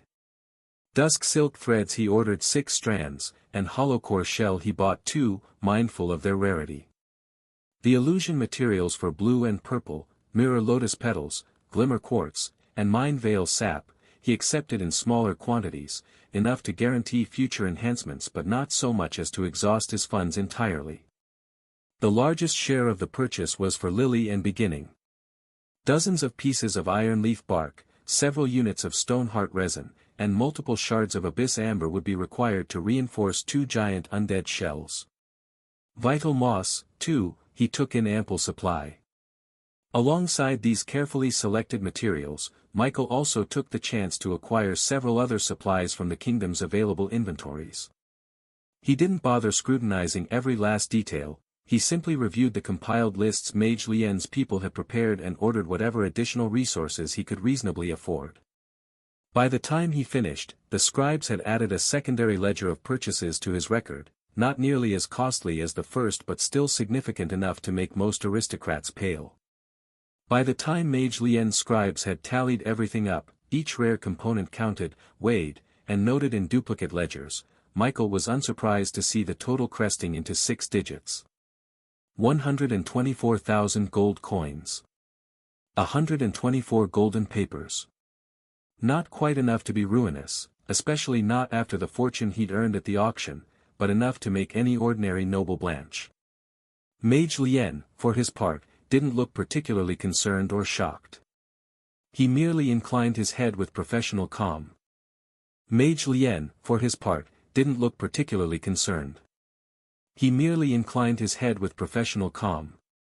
"I've prepared an itemized record," he said, sliding the thick ledger across the table. "You can remit the payment now or over the next fortnight, whichever suits you." Michael reached for the ledger without comment, flipping through the pages. Every figure matched what he'd calculated in his head. 124,000 gold coins. In silver, that translated to 12,400,000 silver coins. And in Aurora dollars, one Aurora dollar being roughly a silver, $12.4 million. Michael closed the cover and set it aside. "I'll pay in full a day before the delivery. It would be brought to my residence, right? Or?" Mage Lien's eyes glinted faintly with a trace of amusement, as though he'd expected that exact question. "Indeed," he said, his voice low and precise. "The materials will be delivered directly to your residence in sealed crates. My people will handle the packaging and the escort detail."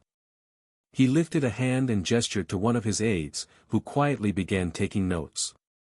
"However, someone will be sent to collect the payment the day before the delivery. That will give you time to prepare the funds without undue inconvenience. And the delivery itself, when should I expect it?" Mage Lien set aside his ledger, folding his hands atop it with a look of mild gravity. 5 days from now," he replied. "That will give us sufficient time to finish preparing everything to your specifications." 5 days. Michael's mind ticked through the timeline automatically. That was comfortably within the 10-day window he'd set for his rank advancement. Perfect. Michael drew in a quiet breath, exhaled, and met Mage Lien's eyes without blinking. "That is acceptable," he said. Mage Lien inclined his head again, a slight smile creasing the corners of his mouth. "Then we agreed." Mage Lien's smile lingered a heartbeat longer, faint but edged with something thoughtful. He glanced down at the ledger, then back up, studying Michael's face as though weighing how much to say. "To be perfectly candid," he murmured, "this trade, substantial as it appears in gold, is still rather modest in real value compared to what you have already contributed." Michael tilted his head slightly, expression unreadable. "The hundreds of grand-tier undead corpses you delivered to the kingdom's hands." He paused, then continued. "I was instructed to inform you that the kingdom intends to prepare something in acknowledgement. A gesture more fitting than coin." For an instant, Michael's first instinct was to refuse. To say he needed nothing else. He wanted no more ties, no more obligations. His mouth actually started to form the words. And then, very deliberately, he stopped himself. Because the truth was unavoidable. He was already too entangled. A viscount under Lionheart's rule. A known name in the capital's circles. A figure the second prince and a great-tier princess have personally expressed interest in. He was in this, whether he liked it or not. Better to accept whatever came with open eyes, and keep control of the narrative himself, than to pretend he could remain uninvolved. Slowly, he let the tension ease from his shoulders.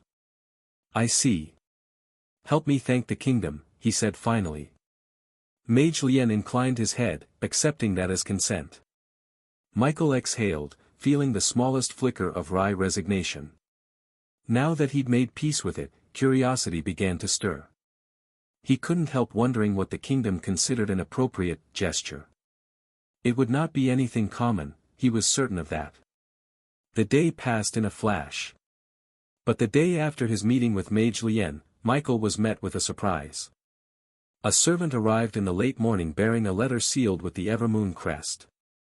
The handwriting inside was elegant but pleasantly direct. It was Arianne's. She invited him to a private tea the following afternoon, phrased in a tone that balanced politeness with the barest hint of personal warmth. She wrote that she hoped he was recovering well after the unfortunate events at the auction and expressed gratitude again for his assistance. The letter continued in neat, flowing script. "If you are still interested in the subject of beast taming, I have arranged permission with my father to grant you access to one of the monsters kept in the estate's private collection. Consider it a small gesture of thanks." Michael's eyes narrowed faintly, the corner of his mouth twitching as he read on. "Incidentally," she added, "Father ordered a new flame lion almost immediately after the incident with the last one. I confess it feels rather amusing, since I rather hoped you would be the one to acquire it for me yourself. But perhaps next time you will have the chance to redeem your reputation." Michael let the parchment rest against his palm, feeling a reluctant huff of amusement escape him. It was remarkably convenient. He had already planned to visit the Everoon estate soon. Now, he didn't even have to risk looking overeager by sending a letter himself. A perfectly timed invitation. He set the parchment aside and leaned back in his chair, exhaling slowly. Yes, this worked well. Better still, the time she proposed, early afternoon tomorrow, fell neatly within the margin he'd already set aside for a meeting. Michael decided he'd rather not look as though he'd simply thrown on whatever was at hand. After all, whatever else the meeting was, casual or not, it was still taking place in the residence of a duke. So, later that afternoon, he left the estate behind and set off toward the inner city. The carriage rattled over the broad avenues of the capital. Michael sat back with his arms folded, watching the rows of storefronts and tiled roofs slide past. The next day arrived in a quiet hush. It was time for his meeting with the duke's daughter. Michael called Ace and Leah over. "Go to the outer city ride center," he instructed with an unhurried tone. "Find something respectable enough. And make sure it's ready by the time I'm dressed." The two young men bowed in quick, earnest agreement and hurried out. Michael returned to his room and lingered for a moment in front of the mirror. He exhaled, shoulders settling. Aside from the tea with Arianne, there was another reason he'd planned this visit. He intended to see the Duke himself. A few days ago, when he had been granted his territory, the Duke had told him to inform him when he was ready to travel there in earnest.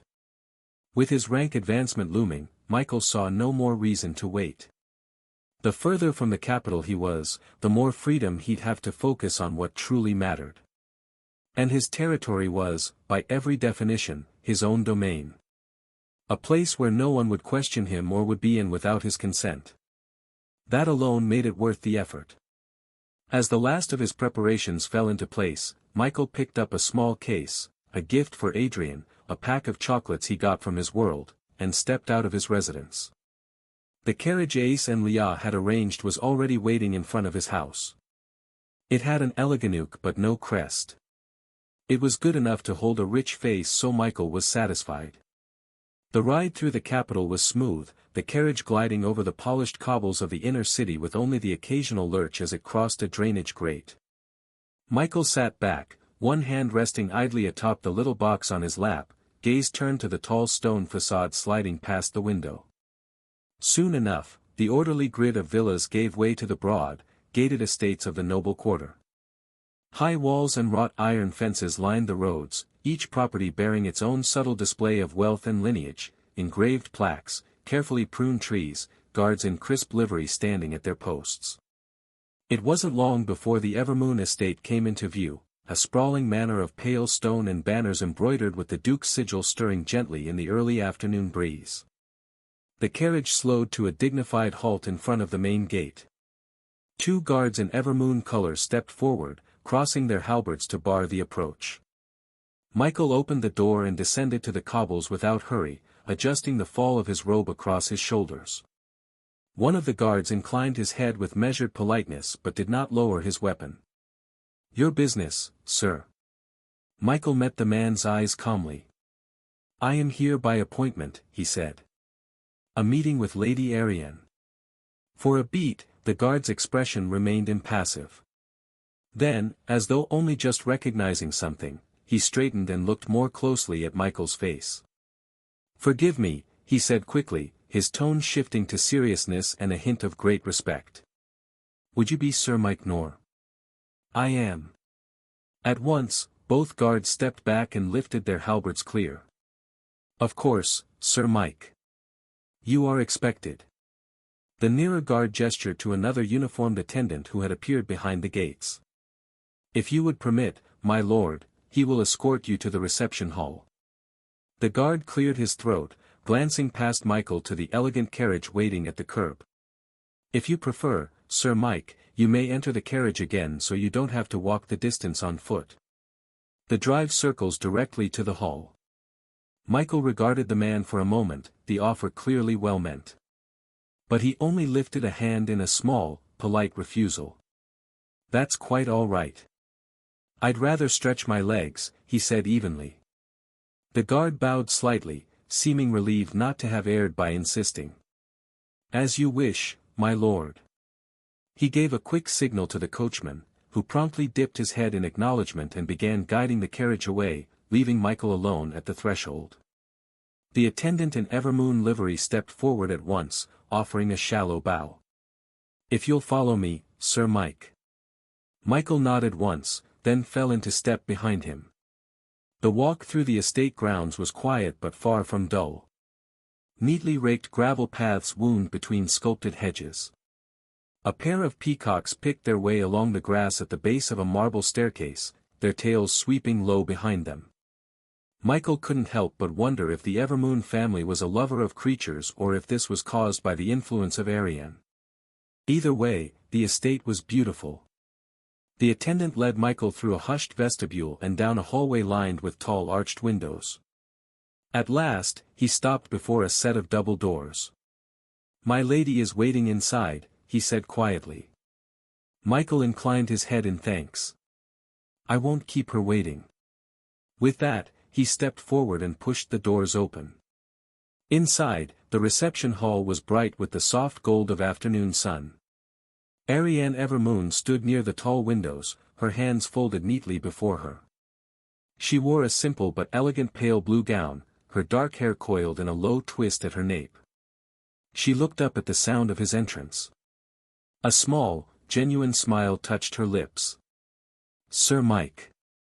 Michael stopped a few paces from her and inclined his head with polite gravity, though the corner of his mouth curved faintly. "Lady Arianne."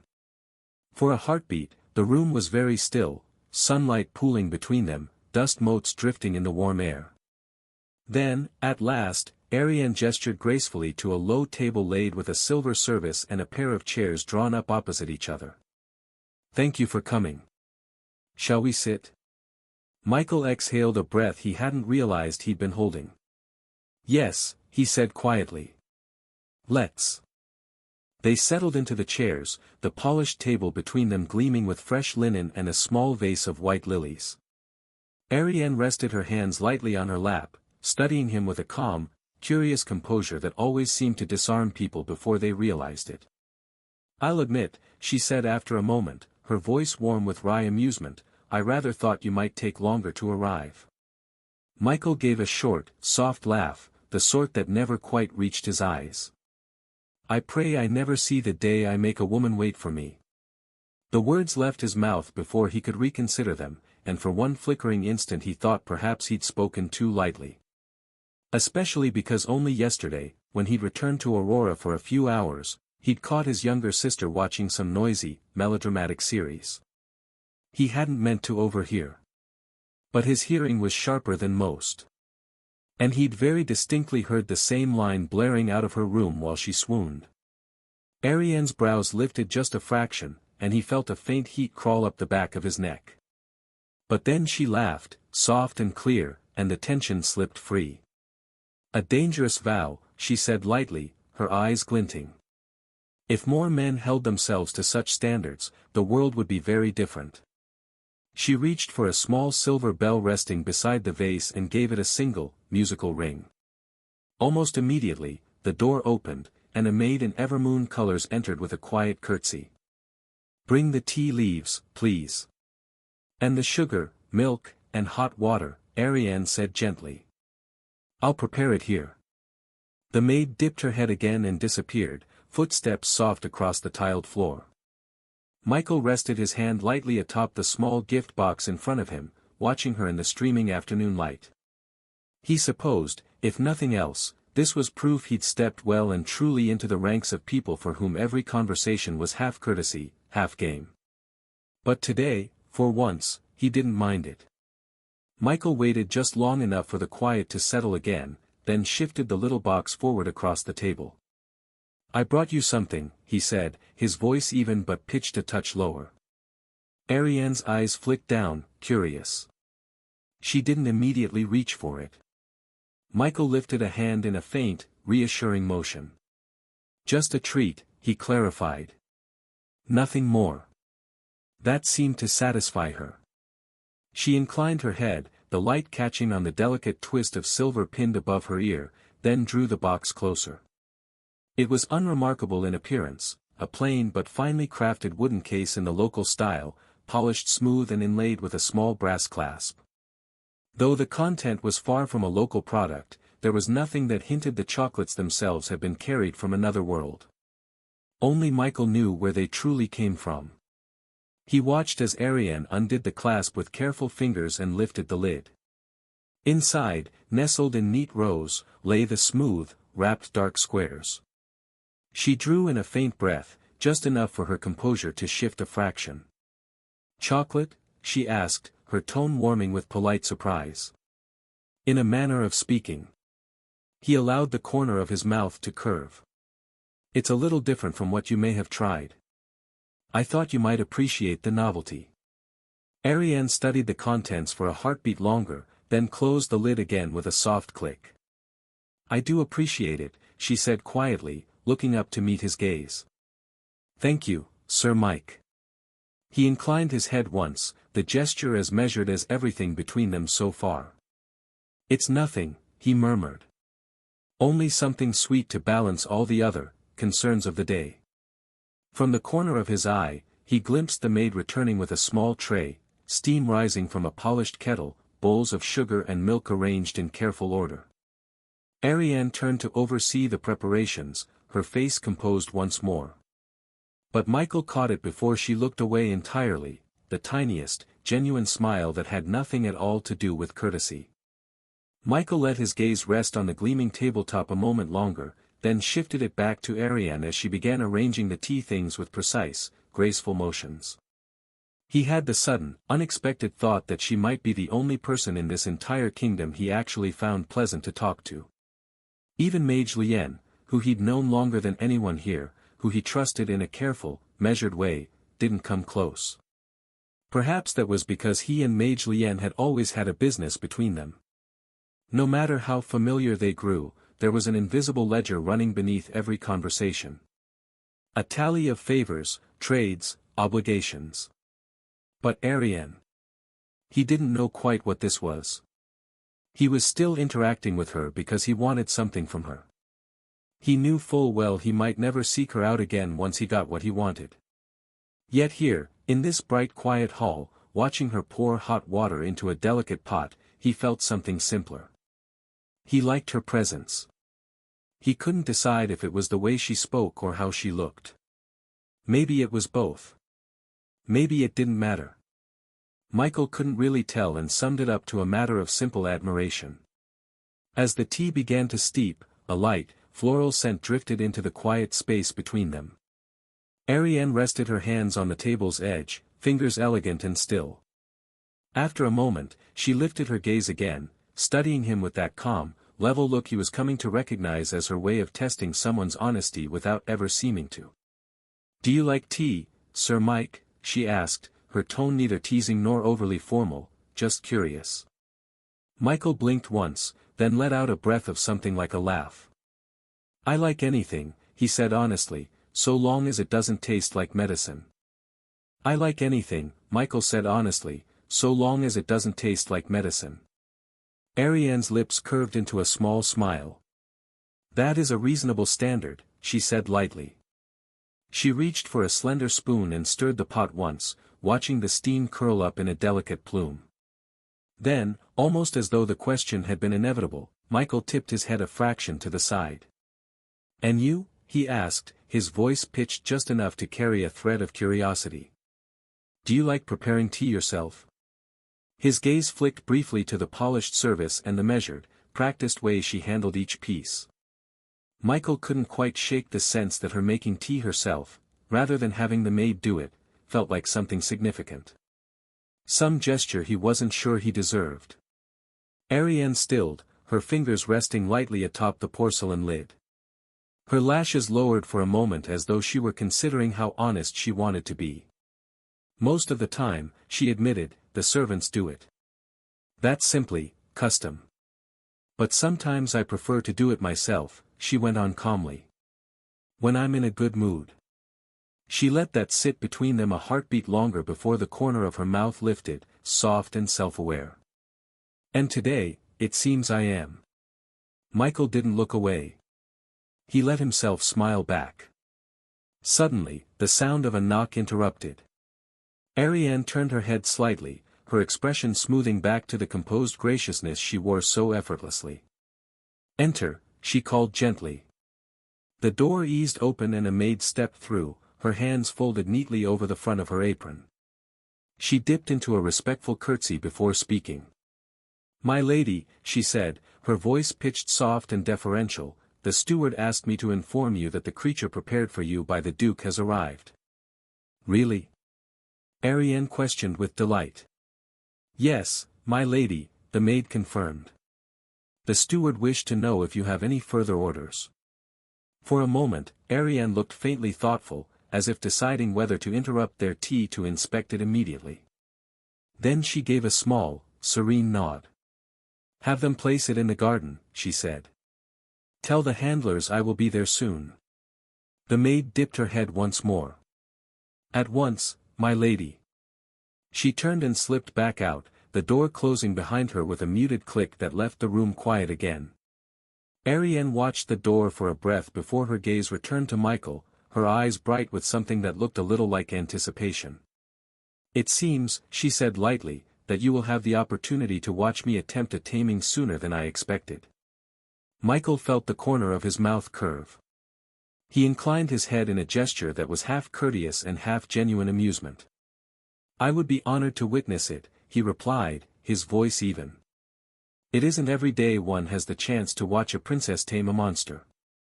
Arianne's expression warmed, a small spark of pleased amusement flashing in her eyes. "I'm glad you think so."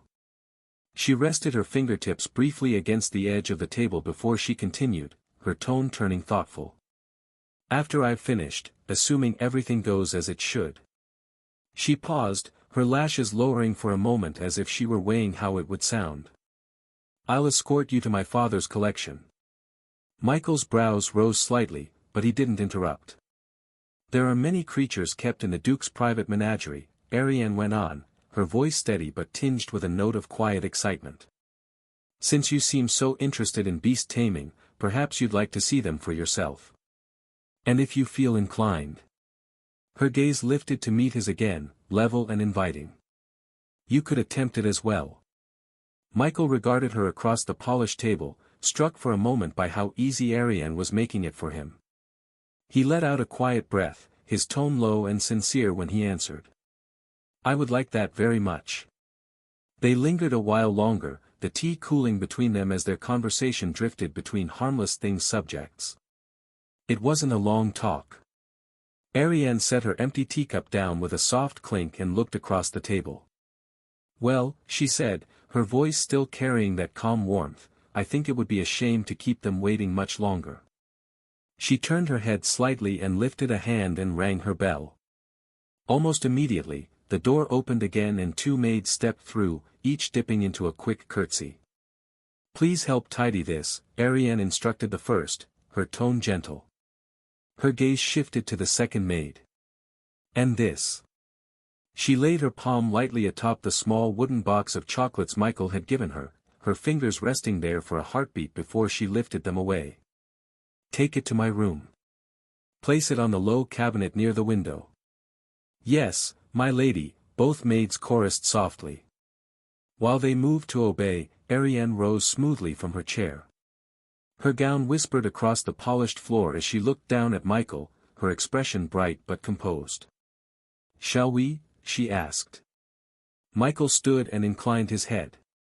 "Please lead the way, Lady Arianne," he said simply, all the while appreciating how far he'd come in adopting the mannerisms of this world, though he had to admit they tended to slip when he was back in Aurora, leaving him feeling awkward more often than not. He wondered what else he'd have to deal with in the future with dual identities. Arianne gave a small, approving nod, and together they stepped out into the corridor. The air in the hall felt pleasantly cool against the faint warmth of the afternoon. Michael and Arianne walked side by side down the wide passage, passing tall arched windows spilling pale light across the tiled floor. For a time, neither of them spoke. It was not an awkward silence, but rather one that felt unhurried, like both of them were content to let the moment breathe. At last, as they rounded a corner where the corridor branched toward a set of wide glass doors leading to the gardens, Arianne cast him a sidelong look, her expression thoughtful. "Sir Mike," she began, "if I may ask, what do you understand about beast taming?" Michael met her gaze calmly. He could have spoken about beast taming as he knew it, from the perspective of the awakening system, with all its classifications and techniques that didn't exist here. But in this land, he had no desire to risk overstepping and revealing knowledge that would sound impossible, or worse, suspicious. So he inclined his head a little and gave her an answer that felt safe, if modest. "I know it requires subduing a beast to do to one's command." Arianne regarded him for a heartbeat. She smiled faintly. "That's not an unwise way to think of it," she said, her tone warm. "Many assume it is only about dominance, about proving you are stronger and forcing obedience. But there's more to it," she went on. "At its heart, there are really two primary paths in taming. We call them the master-servant bond, and the master-subordinate bond." Michael's brow lifted slightly, though he kept his expression composed. "They sound the same," he observed carefully, "but I take it they are not." "No," Arianne agreed, her mouth curving faintly. "They are not." She slowed her steps, as if to give the explanation the proper gravity. "The master-servant bond," she began, "is simpler. You subdue the creature, bind it to your will, and it obeys. But that is all it does, obey. It can protect you, fight for you, carry burdens. But it grants you nothing else. No growth, no shared power. Think of it as your contract with that dark elf." Michael nodded slowly in understanding. "And the other?" he asked. Arianne's eyes brightened, a flicker of something almost like pride in her voice. "The master-subordinate bond," she said, "is different. More dangerous, but also far more valuable. In that bond, you do not simply command a beast. You become linked to it, in spirit and strength. When it grows stronger, so do you. Its essence nourishes your own. In this way, beast taming is not merely the art of commanding monsters, but of gaining personal strength through external means." Michael listened intently with quiet recognition. His necromancy class system worked almost exactly that way. He commanded his undead, yes. But when they grew in might, their essence bolstered his own. A complementary strength, one that expanded him rather than simply orbiting him. He drew in a slow, careful breath, masking the flicker of revelation in his eyes. "That is fascinating," he said, his tone neutral but genuinely meant. "I hadn't realized there was such a distinction. Also, how is the second method dangerous?" he asked. Arianne glanced ahead as they neared the glass doors, the bright garden visible beyond the panes before speaking again. "In the process of taming, the risk is minimal if the beast is properly subdued. But afterward, that is when the danger truly begins." She turned her gaze back to him, steady and direct. "If your bonded creature perishes," she said, "the backlash strikes you in return. The more powerful the beast, the more severe the consequence. For some, it can be crippling. For others." She let the implication hang between them. Michael's steps slowed just a fraction, though outwardly he remained composed. Inside, though, he felt a cool thread of understanding settle into place. So it was like his necromancy. If one of his stronger undead were ever truly destroyed, he would suffer a backlash proportionate to the gap between their strength and his own. Put plainly, this master-subordinate bond sounded like a mirror of the same truth: the more you relied on external power to elevate yourself, the more you risked falling if it was ever stripped away. "I see," he murmured after a moment, his tone soft but thoughtful. "It makes sense that such a bond wouldn't come without consequence." "It is the price," Arianne said quietly, "for building strength that is not solely your own." Arianne's gaze softened and continued with a smile on her face. "These are the two paths to beast taming, and each has its advantages and its failings." Michael inclined his head slightly, signaling for her to go on. "The master-subordinate bond," she said, "has the greatest advantage of all: it can strengthen the tamer. Every time your beast grows, a portion of that growth becomes yours. But the drawback is equally severe. There is a limit to how many creatures you can sustain this bond with. It taxes your spirit." Her expression turned thoughtful. "And, of course, there is always the risk of backlash if the creature falls." Arianne continued. "By contrast, the master-servant bond has none of those dangers," she said. "You can subdue as many creatures as your means allow. No backlash if they fall. You simply command." She smiled faintly, though it didn't quite reach her eyes. "But of course, there is a price for that safety as well. A beast taken this way will never share its growth with you. You will remain as you are, no matter how many powerful servants you command. You can build an army, and remain unchanged yourself." Michael could see the simplicity of it. "And which do you favor?" he asked quietly, genuinely curious. Arianne's gaze lifted to meet his. "Some say," she murmured, "that the true path to beast taming lies in mastering both. Do you agree with them?" "I don't know," she gave a vague response and added, "but to me, only if you can grow with your beast can you be called a genuine beast tamer." The conservation filled Michael with more anticipation. It had also revealed things to him, pieces of theory he hadn't fully considered before. The master-servant bond of the beast taming system looked a great deal like his connection with Lyra. He realized it now: he couldn't level her up. If not for his own talent, her only value to him would have been her strength, and nothing more. However, the master-subordinate bond. The universal system of awakeners was steeped in mystery. Or rather, it was the mark of origin itself that was so enigmatic. After all, it was necessary to awaken the mark of origin first. It was the seed that birthed one's class and the universal system. It was also the reason awakeners could access the fantastical world known as the Land of Origin. On the system panel, this was simply called a gift. Gifts. Michael had always been curious about that tab, especially when he discovered on the forums that it was possible to have more than just the mark of origin listed there. Unfortunately, his authority level was far too low to research such mysteries in depth. Perhaps when he advanced in rank, that would change.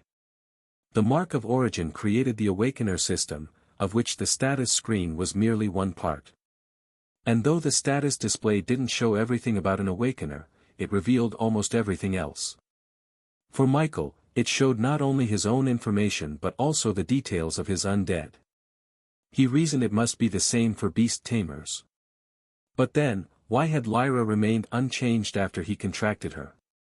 If his talent had been anything less, it would have seemed as though nothing at all had happened. Michael had long suspected that something was missing, and now, after hearing Arianne speak in such detail about beast taming, he thought he finally understood. It was the master-subordinate bond. Perhaps if the connection between him and Lyra deepened, if it grew to the point where they could influence each other, the Awakener system would recognize her as something more than a follower. Perhaps then she would gain the ability to level up. It was only a theory, but Michael felt a quiet, steady confidence that he was right. After all, the tamed monsters of beast tamers were not simply granted to them at birth or upon awakening their class. Like the people of this world, they had to be subdued and bonded before they could level up. Before being tamed, they were simply creatures that grew by natural means. But after being tamed, and recognized by the Awakener system, they could grow through leveling. This, he suspected, was the recognition Lyra lacked. It was the reason she remained, in every measurable sense, simply, normal. In fact, most people would probably see Lyra as a valuable asset, some Awakeners included. But not Michael. What was special about Lyra, aside from her race? Her strength, perhaps. But for someone like Michael, who could easily acquire 10 forces equal to her power, that strength held little meaning. Only her race could capture his interest. Fortunately, he could evolve her. Yet even if her roots were strengthened to a terrifying degree, she would still need to advance through natural effort. She wasn't like monsters, whose potential, once increased, directly translated into greater strength. She was more like Spartan and his other undead humans, who, even after evolving into high humans, became more unique but did not gain new levels, simply because they had never been bound by such limits. At most, a higher race meant fewer obstacles to accumulating power. Evolving them only made the future smoother. But unlike Lyra, they could at least level up. Even if she evolved into a higher race, she would still be unable to grow through the system. Her usefulness to Michael would only diminish over time. Michael found himself hoping to replicate Arianne's method for himself. And as for why he was so certain she used the master-subordinate bond, it was simple. According to Arianne, true beast tamers were the ones who walked that path. He still remembered clearly how, the first time he had used detect on her, the system had called her beast tamer. This was its recognition. If it were merely the master-servant method she relied on, the system would have labeled her as something else, perhaps beast binder or beast controller. Arianne should be the real thing. And if she could do it, hopefully he could too. Arianne lifted her hand to the handle and pushed the glass doors open. Warm daylight spilled across the threshold, carrying with it the clean, slightly sharp scent of trimmed hedges and fresh earth. Michael followed her out into the garden. It was a broad, walled expanse landscape.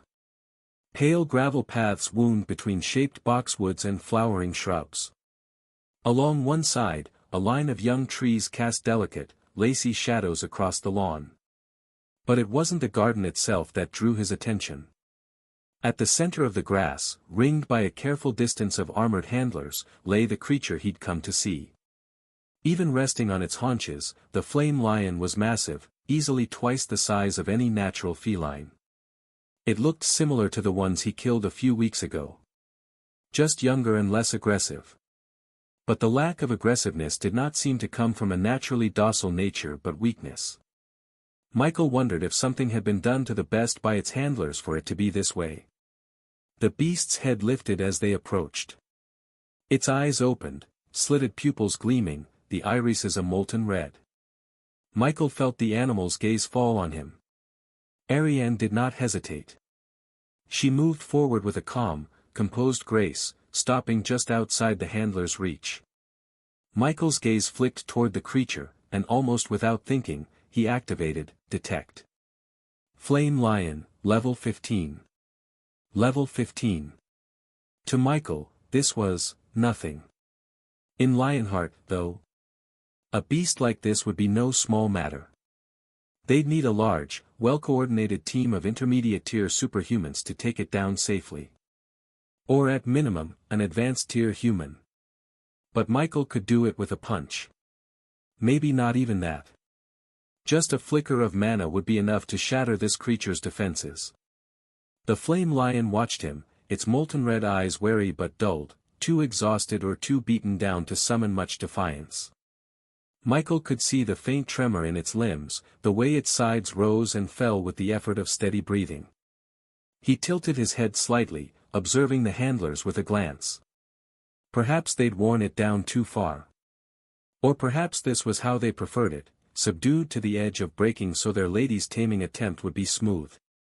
As they closed the final steps to the grass, the handlers straightened in unison. 6 men in polished half-plate bowed low at the waist, the Everoon sigil gleaming against their breastplates. 2 others, clearly beast handlers rather than guards, inclined their heads more cautiously, one of them keeping a gloved hand on the looped chain around the flame lion's thick neck. "My lady," the foremost guard greeted, his voice smooth but edged with respect. "Everything is prepared as instructed." Arianne inclined her head with composed approval. "Thank you." The handler's eyes flicked to Michael. Recognition showed in a few of their faces, though none dared to comment. They offered him a polite bow, but not the deep obeisance they gave Arianne. Michael gave them a faint nod in return, then let his gaze drift back to the creature at the center of it all. It was impossible to pretend he wasn't curious. The beast looked far too weak for what he knew of its kind. He glanced at Arianne, lowering his voice a notch. "If I may," he murmured, "why does it look so spent?" Arianne didn't look away from the creature. For a moment, she simply watched the slow, shallow rise of its flanks as it breathed. Then she spoke, calm and matter-of-fact. "It's drugged," she said. "A tranquilizing infusion, administered in small doses over the past day. It's not ideal. But these creatures are notoriously volatile. If it were at full strength, there would be no safe way to bring it here alive." Michael understood immediately, logistics were logistics. "So it's conscious," he said, "but too weakened to resist." "Yes." She turned to look at him fully. "It will recover after the taming is complete. But in this state, it is much less likely to attempt to kill me in the first moments." Arianne lifted her gaze to one of the older guards standing nearest the handlers, a man with a narrow, weathered face and a faint scar across his cheek. "Captain Varys," she called softly, "you're familiar with this process. Have you prepared the materials?" The man inclined his head. "We have, my lady. Everything is as you requested." He gestured to one of the handlers. Without a word, the handler turned and strode to the edge of the lawn, where a covered iron table stood waiting beneath a small awning. Michael watched as the man grasped the handles and rolled the table forward. Its wheels grated softly against the gravel until it came to rest a few paces from the flame lion. When the handler folded back the covering, Michael finally saw what they'd been preparing. Laid out in precise rows were bundles of dried herbs tied with twine, a glove, 2 stoppered glass bottles, one pale green, the other thick and black, brushes, a small brazier with cold coals, and a shallow bronze bowl. A thin-bladed knife gleamed at one end, set neatly atop folded cloth. Michael arched a brow, but before he could ask, Arianne stepped forward and began gathering items with smooth, practiced motions. Her voice carried over her shoulder as she worked. "Beast taming, the real way, requires bonding of spirits. Spirit bonding is not something that can be accomplished through force alone," she explained. "The master-subordinate bond requires a union of essence. Spirit," she added calmly, "or what some call soul." Michael's interest sharpened. Soul. Of course. He'd suspected as much. Arianne laid the herbs carefully in the brazier and uncorked one of the bottles, tipping a small measure of black liquid onto them. A bitter, resinous scent drifted into the air. "It is nearly impossible to sense a creature's spirit, much less draw it to you," she went on. That is why this ritual exists. The reagents help thin the veil. She set the bottle aside, picked up the slender blade without hesitation, and drew it smoothly across the side of her palm. Michael watched, saying nothing as bright blood welled and fell in slow droplets into the bronze bowl. Arianne didn't even flinch. Once the flow was sufficient, she placed the knife aside and reached for a small vial, the second bottle, the one filled with deep pale green liquid. A health potion. She poured it over the cut, and in the space of a heartbeat, the wound sealed as though it had never existed. Only then did she turn to Michael. "This is the first step," she said quietly. "The circle must be fed with the binder's own life." Michael inclined his head slightly, studying the brazier, the bowl, the flicker of flame starting to catch in the herbs. Arianne did not linger to admire her handiwork. After a while, she took the bowl of mingled blood and resin-soaked herbs and walked a short distance away. The handlers on the other hand instinctively tightened their grips on the chains, though the flame lion barely moved. Michael followed Arianne with his eyes. When she reached a clear patch of grass, she set the bowl down and knelt. One gloved hand dipped into a shallow satchel at her belt, drawing out a flat, bone-handled brush tipped in bristles stained the color of old ink. Without glancing back, she spoke. "The next step is the circle," she said. "Everything begins there." Michael tilted his head slightly. "And, you draw it yourself?" Arianne nodded. "Always." She unscrewed the stopper on the bowl. A dark, almost syrupy liquid slid down the inside as she tilted it carefully. "You don't need to understand what you're doing in this part," she went on evenly. "Many beast tamers never truly do." She set the bowl beside her knee, dipped the brush into the mixture, and lifted it again, letting a single viscous drop fall back into the pool. "If the steps are correct, the rest will follow." Her hand moved, sure and unhurried, sweeping the first curved stroke across the grass. A faint shimmer passed over the wet line as if the air itself recognized it. Michael watched, studying each precise motion. Arianne's brush glided on, completing the first ring, then spiraling outward into nested loops and branching glyphs. Every few seconds, she paused to refresh the brush in the bowl, then resumed without breaking her rhythm. Michael watched, studying each precise motion. Arianne's brush glided on, completing the first ring, then spiraling outward into nested loops and branching glyphs. Every few seconds, she paused to refresh the brush in the bowl, then resumed without breaking her rhythm. Minutes slipped past in near silence, the only sounds the quiet rasp of bristles and the flame lion's labored breathing. When at last she set the brush aside, the finished circle glowed faintly in the grass, an intricate, spiraling lattice of signs that seemed almost alive. Arianne stood, brushing her gloves clean. She exhaled once, a slow breath of composure returning. "And that," she said, turning back to Michael, "is the second step." Arianne didn't wait for comment. She lifted her chin and gestured to Captain Varys. "Bring it," she said simply. Captain Varia then gestured to the two handlers. None objected. "Yes, my lady." Two of them stepped forward with cautious deliberation. Together, they guided it forward. Its paws dragged slightly in the grass, claws scoring faint grooves in the soil as they coaxed it into the center of the circle. The closer it drew, the more the runes reacted, subtle motes of bluish light drifting up. When at last the handlers eased it into place, Arianne raised a hand. Her gaze swept over them. "Release it. Then step back." "My lady," one handler began nervously, "if it recovers." "It won't," she interrupted gently, but with no room for debate. "The binding will start the moment it stands alone." Michael felt the air grow a fraction heavier. The handlers exchanged a look. Then, as one, they let go and backed quickly to the edge of the warded grass. The chains clinked as they fell slack around the lion's broad shoulders. For a moment, nothing moved. Arianne lifted her right hand, palm open over the circle. Michael felt the subtle shift before he saw it, like the garden itself taking a long, measured breath. Then her mana flowed. It was almost invisible, a gentle ripple in the air, a hush that pressed against the skin.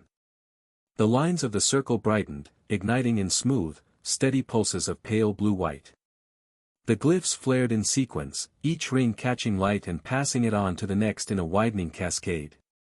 The flame lion stirred weakly, its head lifting a few inches as though sensing the sudden tension in the space around it. But the beast was too far gone to do more. Arianne's expression never wavered. With her hand still outstretched, she closed her eyes and exhaled. The last step, she murmured so softly that Michael almost didn't catch it, is to call it to you. Arianne let her mana pour steadily into it. Nothing else seemed to happen at first. Then Michael felt it. A pressure, delicate but insistent, brushing the edges of his senses. A quiet pulling sensation, tugging on something that wasn't flesh. Perhaps it was the spirit.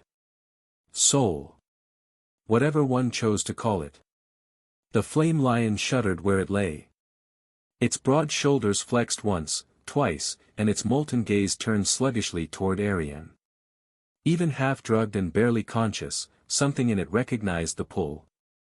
Michael watched, keenly aware of how still everything else had become. Not a single guard shifted. Not one of the handlers so much as breathed too loudly. The circle's light brightened another shade, soft blue washing up over the lion's fur in rippling waves. Tiny sparks slipped free of the glyphs, drifting in the air before dissolving into the creature's hide. Arianne lowered her hand a fraction. Her eyes opened, calm and steady. If it accepts, she said quietly, though she did not look away from the beast, this will bind us.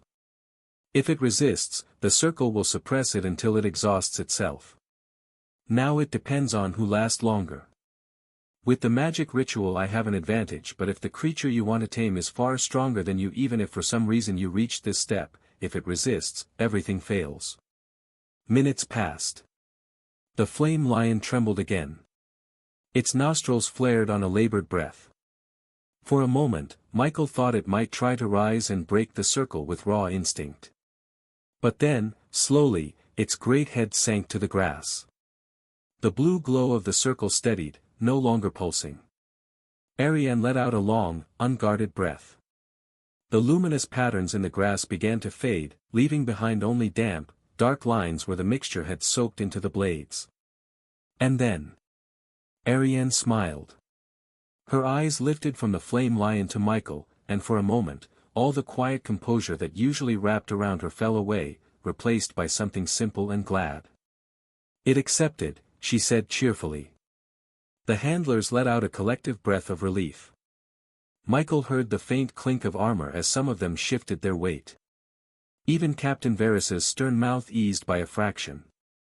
Arianne glanced back at the lion, her expression warm, almost tender.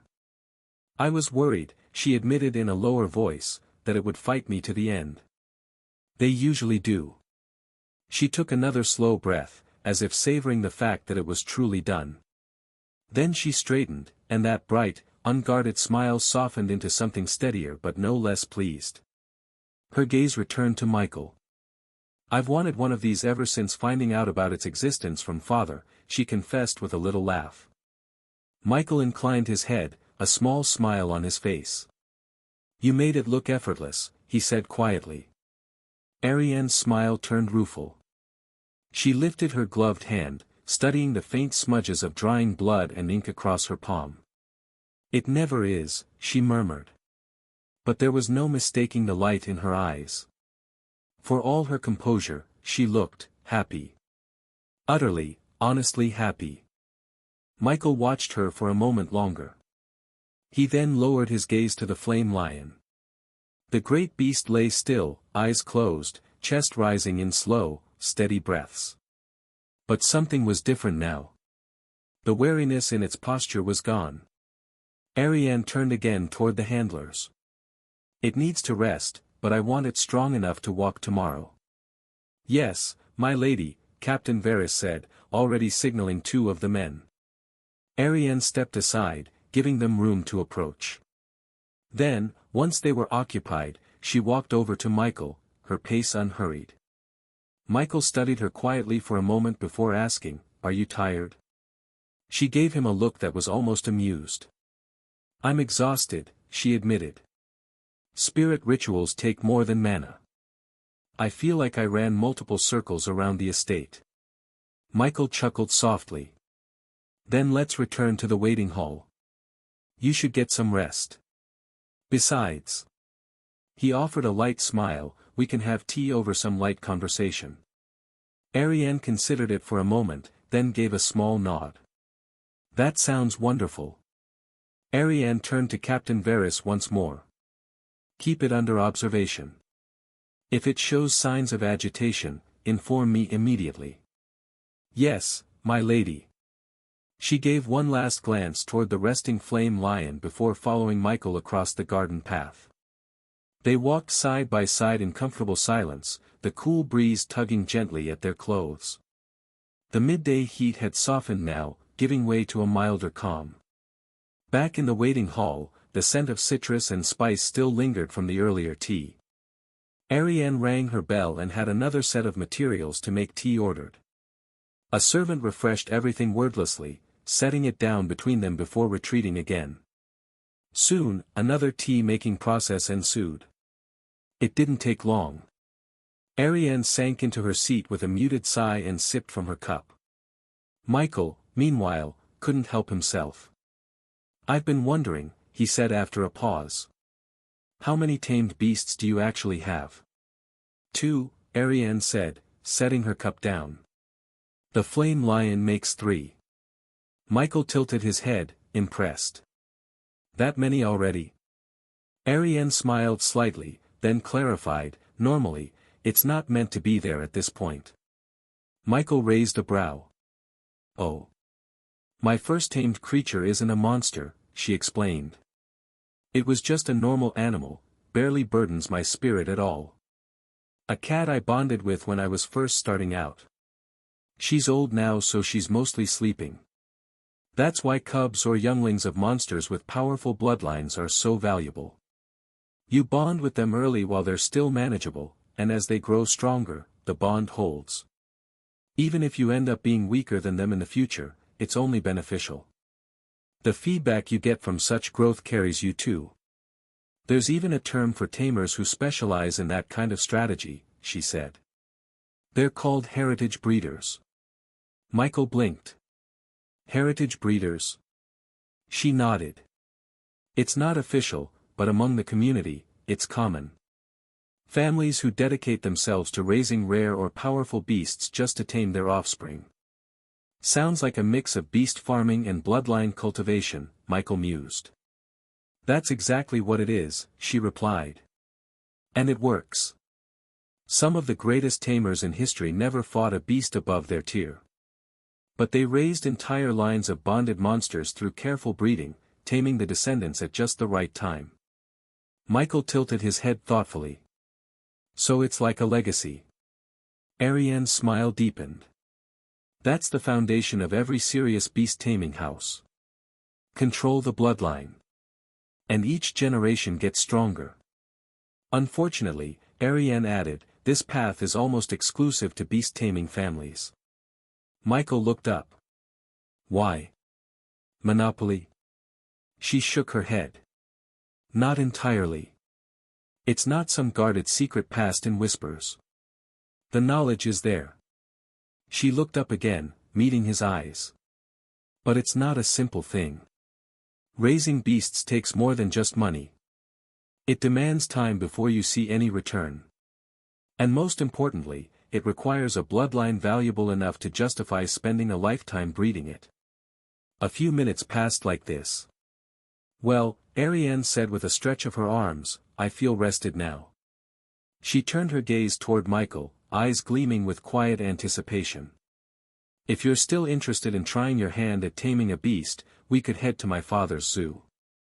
I already requested permission." Michael set his cup down. "And you're sure your father won't truly mind?" She waved a hand casually. "He won't." Michael chuckled. Arianne rose to her feet, smoothing the front of her gown with practiced grace. "Come," she started. It's not far. Just behind the inner courtyard. Father has a small private enclosure meant for small harmless beasts. The real beasts are in the deeper holdings, but for a beginner like you. Michael arched a brow, amused. Beginner? Her lips curled. Sure, sure. I know you're strong. Michael and Arianne exited the waiting hall together, guards trailing discreetly behind. The path to the zoo wound past hedges trimmed into sharp spirals, marble statues, and a small koi pond rippling with enchanted water. The moment they stepped through the ruined iron gate of the Everoon Zoo, Michael felt the atmosphere shift. The garden-like tranquility was still present. Magic barriers? He noticed. Arianne nodded lightly. Of course. Every enclosure is warded. Some beasts emit instinctive pressure, just their presence can unsettle weaker minds. This helps suppress that. And, of course, most importantly, to prevent escapes. Michael's eyes flicked around as they entered further. Transparent barriers shimmered faintly, tracing the edges of each beast's pen. He could sense at least a dozen different lifeforms nearby, some subtle, others pulsing with steady power. A short, older man in a green robe approached. His eyes lit up as he saw Arianne. "My lady," he greeted with a quick bow. Michael returned the man's nod, his attention already drifting to the surroundings. Dozens of small enclosures dotted the wide garden, each housing a different creature. Some fluttered or stalked or slept quietly, but Michael's gaze paused when he noticed a shadowy figure perched on a tall wooden stand not far from him. Strangely, this creature was free to roam around. It looked like an owl, but not quite. Its feathers were a shade darker than black, edged in a faint violet sheen that caught the light like oil. Its eyes were silver. Its talons clutched the perch tightly. Michael narrowed his gaze and activated, Detect. Mutated Owl, Level 10. Arianne followed Michael's gaze and raised a brow as she noticed the peculiar owl. Her steps slowed until she came to a stop beside him, eyes studying the creature with a faint frown. "This one is unfamiliar," she murmured. "Master Elric." The old man in the green robe stepped forward at once, hands folded neatly behind his back. "Yes, my lady." "Where did this owl come from?" Arianne asked, her tone curious. Elric glanced at the bird, then back to her. "Ah, that one was brought in 2 weeks ago. A border patrol captain donated it, said they found it after a skirmish near the Mist Pine Glade. It was injured, but healed quickly. Before this, we assumed it was a common night owl at first, but its regeneration ability was clearly that of a monster." Arianne tilted her head. "It mutated?" "We believe so," Elric confirmed. "It likely ate something. We've been keeping it under observation since, but it hasn't shown any aggressive tendencies. Intelligent, though. Watches everyone who comes near." Arianne hummed softly. "Fascinating." Michael's eyes flicked to her. "May I?" She gave him a slight smile. "You want to try taming it?" "I want to see if it reacts." Michael eyed the owl again. It wasn't large, perhaps a little bigger than a hawk. He stepped forward slowly, not raising his hand, not making a sound. The owl's silver gaze tracked him instantly, unblinking. For a brief moment, Michael thought he saw something shimmer in its eyes, like stars reflected in still water. He paused a few paces away, letting the silence stretch. Then, the owl shifted. It didn't take flight, but it leaned forward ever so slightly. Its head tilted in an eerie, unnatural arc, as though peering straight into his soul. Two things drew Michael's interest to the owl, its mutation and its appearance. But mostly, it was the mutation. This was the first time, aside from his undead that evolved using materials, that Michael had seen another creature with the mutated suffix. It caught his attention instantly. "They say you're smart." "I wonder how true that is," Michael muttered, staring at the owl. A moment later, he activated telepathy and connected his mind to the mutated owl. For a heartbeat, the connection was silent. Then, like a whisper tumbling, a voice curled through Michael's mind, high-pitched, curious, and strangely innocent. "Oh, what's this?" The voice was soft, almost sing-song. "A two-legged one, but not like the others." "No, no, no. Too cold. Scary." But fine, why do I like staying near this one?" Michael blinked, caught off guard. The owl's eyes glittered like twin moons, wide and unblinking. "You're the prettiest one I've seen in days," the voice chirped again, followed by a mental giggle. "And the one behind you, oh, she pretty too. But not for me. Not for me." Michael's brows lifted slowly. Of all the things he expected, a childlike stream of rambling wasn't on the list. He tried speaking through the link. "Can you understand me?" "Understand? Understand what?" Yes, yes, yes. I understand." "What are you?" Michael asked instead, fascinated now. The owl blinked. "I'm me, silly. That's what I am. I used to be something else, smaller. Then I ate a shiny. Shiny made me big." Michael tried steering the conversation, asking, "Do you want to leave this place?" The owl leaned back, fluffing its violet-edged feathers as if in thought. "Maybe. Maybe not. I like the air here. But if you give me good food, I'll go with you." Shiny food. Michael had no idea what the creature was saying. But he quite liked this one. A soft voice spoke behind him, tinged with amusement. "Do you like this one?" Michael turned his head slightly. Arianne stood just a step behind, watching him with curious eyes. He looked back at the owl, which had now tilted its head the other way, blinking slowly as if trying to decipher the question itself. After a pause, Michael nodded. "Yeah. I do." To be honest, Michael didn't particularly care what kind of monster he could tame. He had never planned to become a half-hearted beast tamer. His interest in the craft came purely from curiosity, rooted in his talent, not ambition. Not once had he envisioned building a living army of beasts. He was simply exploring the field, trying to understand its mechanics so that if the day came when he needed it, he wouldn't be ignorant and helpless. If someone told him right now there was a method to attach his soul to an inanimate object, he'd approach it with the same interest he held for beast taming. After all, who wouldn't want to know what an epic-grade stick looked like? Arianne's gaze lingered on the owl for a moment longer before she turned back to Elric. "Is there any issue with taking this one out?" she asked.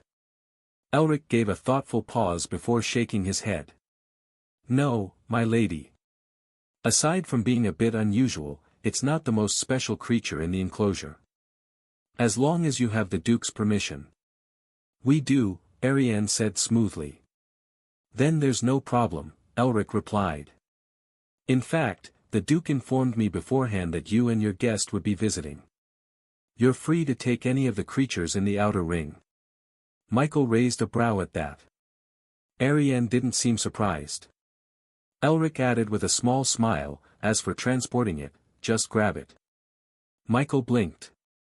"Grab it?" Elric nodded. "Yes. That one's surprisingly docile. It lets most people hold it without a fuss. Doesn't bite. Doesn't claw. Just stares. A lot."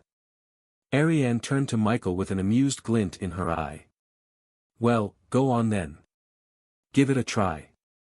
Michael hesitated for a breath, then stepped forward, cautiously extending his hand toward the owl. It didn't flinch. If anything, it seemed to lean closer, eyes still glinting with eerie curiosity. "Pretty hand," the voice chirped in his mind again. "Warm hand. Touch." Michael reached out and gently rested his hand beneath the owl's talons. With surprising ease, it stepped onto his forearm, light for its size, its claws gripping just enough for balance. "Well," Michael murmured, glancing back at Arianne. "That was easy." Arianne smothered a laugh behind her fingers. Seems like it's already claimed you. Michael shook his head faintly, lips twitching. However, Michael was at least glad that everything was going smoothly so far. Now, the only real issue was whether he could successfully tame the beast through the master-subordinate magic ritual contract. Arianne's eyes lingered on the owl for a few moments longer, a flicker of anticipation in her gaze. "Let's head back to the garden," she said suddenly, turning to Michael with a bright smile. "You should try taming it immediately." Her voice carried a spark of excitement that was almost infectious, more excited than even Michael, at least on the surface. But deep inside, Michael felt anticipation beneath his calm expression. "Why wait?" she added. Michael gave a small nod. "No reason at all."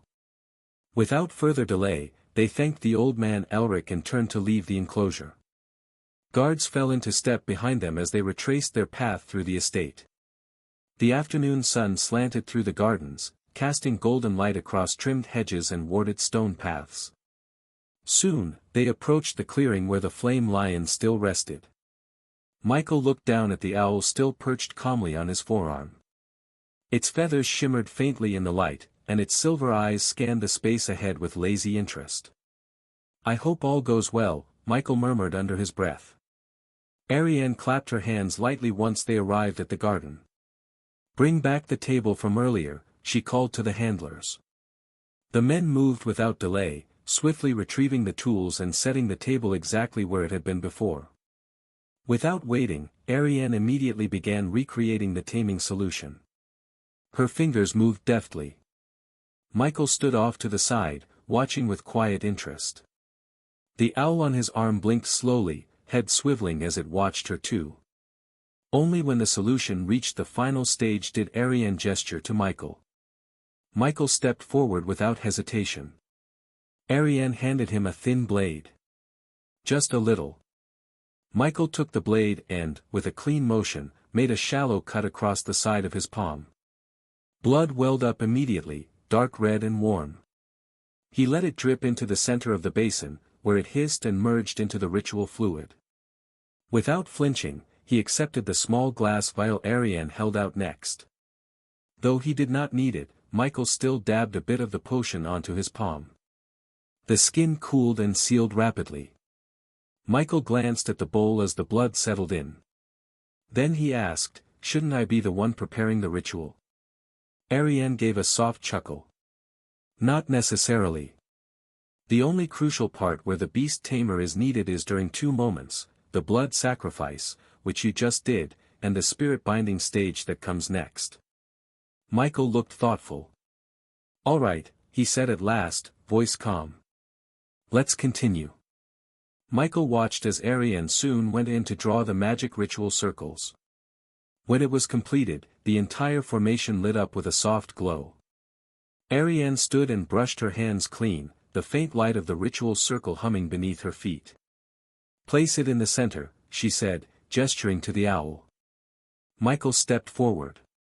The mutated owl, still calmly perched on his arm, offered no resistance.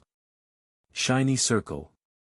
Michael lowered his arm, letting the owl hop down gently onto the center of the formation.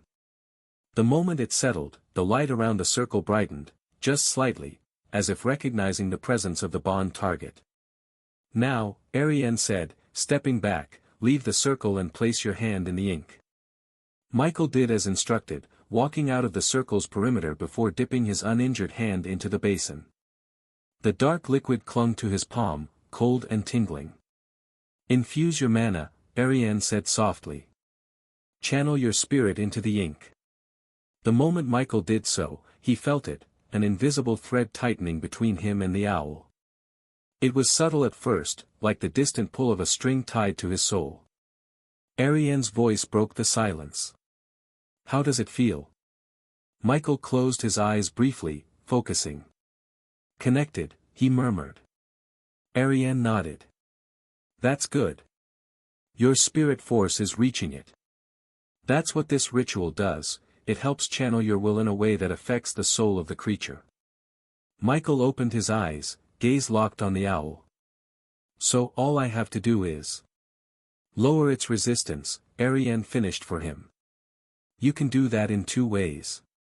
Dominate its spirit with your own, or convince it through connection. Michael raised an eyebrow. So either brute force it, or talk it into joining me? Essentially, yes, Arianne said, her tone light. Michael returned his gaze to the owl, whose silver eyes gleamed at him. Michael took a slow breath and looked down at the owl, still calmly sitting at the center of the ritual. He narrowed his eyes. Do you want shiny food? He asked through the link, his voice playful. The owl tilted its head again, curious. Shiny food, it echoed. Yes. I want. Michael smirked. Then stay still. Be good. And the shiny food is yours. He wasn't above bribing a creature with child-level intelligence. The owl shifted slightly, claws flexing, but it didn't leave the circle. This circle makes me feel itchy, the voice complained, softer now. Like buzzing in my feathers. Uncomfortable? Michael asked. Yes. But, still okay. If you promise shiny food. Michael pressed gently, I promise. More than one. Very shiny. Very juicy.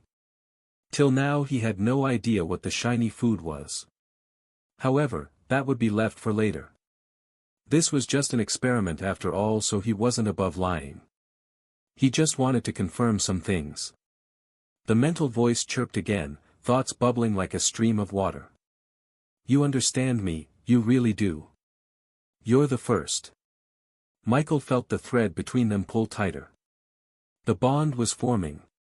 He pushed again, this time not with words, but intent, a quiet feeling of companionship, of wanting to protect and grow together. It wasn't an overwhelming surge of dominance, just sincerity. Well, he believed it was sincerity. Okay, the voice whispered, softer now. Okay, I'll be yours. The magic circle pulsed. Michael watched as the runes lit up fully. The ritual reached its peak. The bond was complete. However, just as Michael was about to relax, a panel appeared in front of him. You have learned the skill, taming. Taming, basic mastery, proficiency, 2%. At this stage, the skill allows the user to initiate and form spiritual contracts with creatures of equal or lower strength. 20% chance to copy a random skill from a tamed creature. 2% chance to copy a specific targeted skill, if known and intentionally attempted. 10% chance to teach one of the user's personal skills to a tamed creature. All copied or taught skills will begin at basic mastery with a cooldown of 5 days. At basic mastery you can only tame 5 creatures. Number of tamed creatures, 1/5. Michael's eyes widened at the skill description. The ability to copy and teach skills. His first thought was, damn, beast tamers must be eating good. The second thought was an image, vivid and absurd, of an elephant wielding a spear, thanks to some eccentric beast tamer who thought it'd be fun to teach that sort of thing. And the third thought? Can I use this on my undead? His breath quickened, excitement surging through him, but he forced himself to calm down. As for the skill's apparent limits, the number of creatures he could tame, Michael suspected these were the penalties for gaining a class core skill outside his main path. Still, even with the limitations, the potential was massive. Just as Michael was about to sink deeper into thought, Arianne's voice cut through the silence. How do you feel? She asked, stepping closer. Michael blinked, grounding himself in the present. A bit different, he said truthfully. Arianne smiled. That's the bond. It's still fresh, so it'll feel more tangible. She stepped around the circle, now fading as the ritual completed. One of the perks of taming is that you can use a form of telepathy with your bonded creature. Communication is seamless within a certain range. Then she gestured toward the owl. Though, in your case, I'm afraid this one might be a little special. Michael raised a brow. Special how? Arianne shrugged with a wry smile. It probably won't provide you with any meaningful assistance. Not for combat, not for scouting. At least, not yet. Michael glanced at the owl. He wasn't disappointed. Not even a little. If it's useless now, I'll just evolve it, Michael thought calmly. One of the things Michael never feared was the potential of his subjects. But Arianne's words made him curious about the mutated owl that was now his tamed beast. Without hesitation, he tried to pull up its panel the same way he did with his undead. To his satisfaction, it worked. Mutated owl LV, 10, max. Name, none. EXP. Rank, common. Skills, phase shift, basic mastery. Master, Michael Norman. The rank of the mutated owl was 3-star common rank, which meant the highest level it could reach was level 21. But that wasn't a problem for Michael. The appearance of the owl's panel also proved something important. The Awakener system now officially recognized it. That meant it could level up. More importantly, it meant Michael could use his talent on it. Ironically, this owl now held more value to him than even the dark elf, Lyra. But what truly caught his attention was the singular skill the owl possessed. The name alone didn't sound ordinary, and Michael suspected it was likely a result of whatever the mutated owl had consumed to change its form in the first place. Without hesitation, he checked the skill. Phase shift, basic mastery, proficiency, 1.2%. Momentarily shift your body out of the material plane and reappear at a target location within 5 meters, bypassing physical obstructions. You do not become intangible, only your position changes. At basic mastery, the range is short and the casting requires focus. Shift must be to a visible location. Michael's eyes widened, again. Phase shift, Michael murmured. Teleportation. But not quite. And this was just basic mastery. Michael looked down at the owl again. So you ate something shiny, he muttered, and this is what came out. The owl glanced up at him, eyes gleaming. Shiny food? Michael chuckled softly. Yeah. This one was definitely a keeper. Arianne watched him with a faint smile playing on her lips. So, is your curiosity satisfied now? Michael glanced at her, then at the owl now perched on his arm.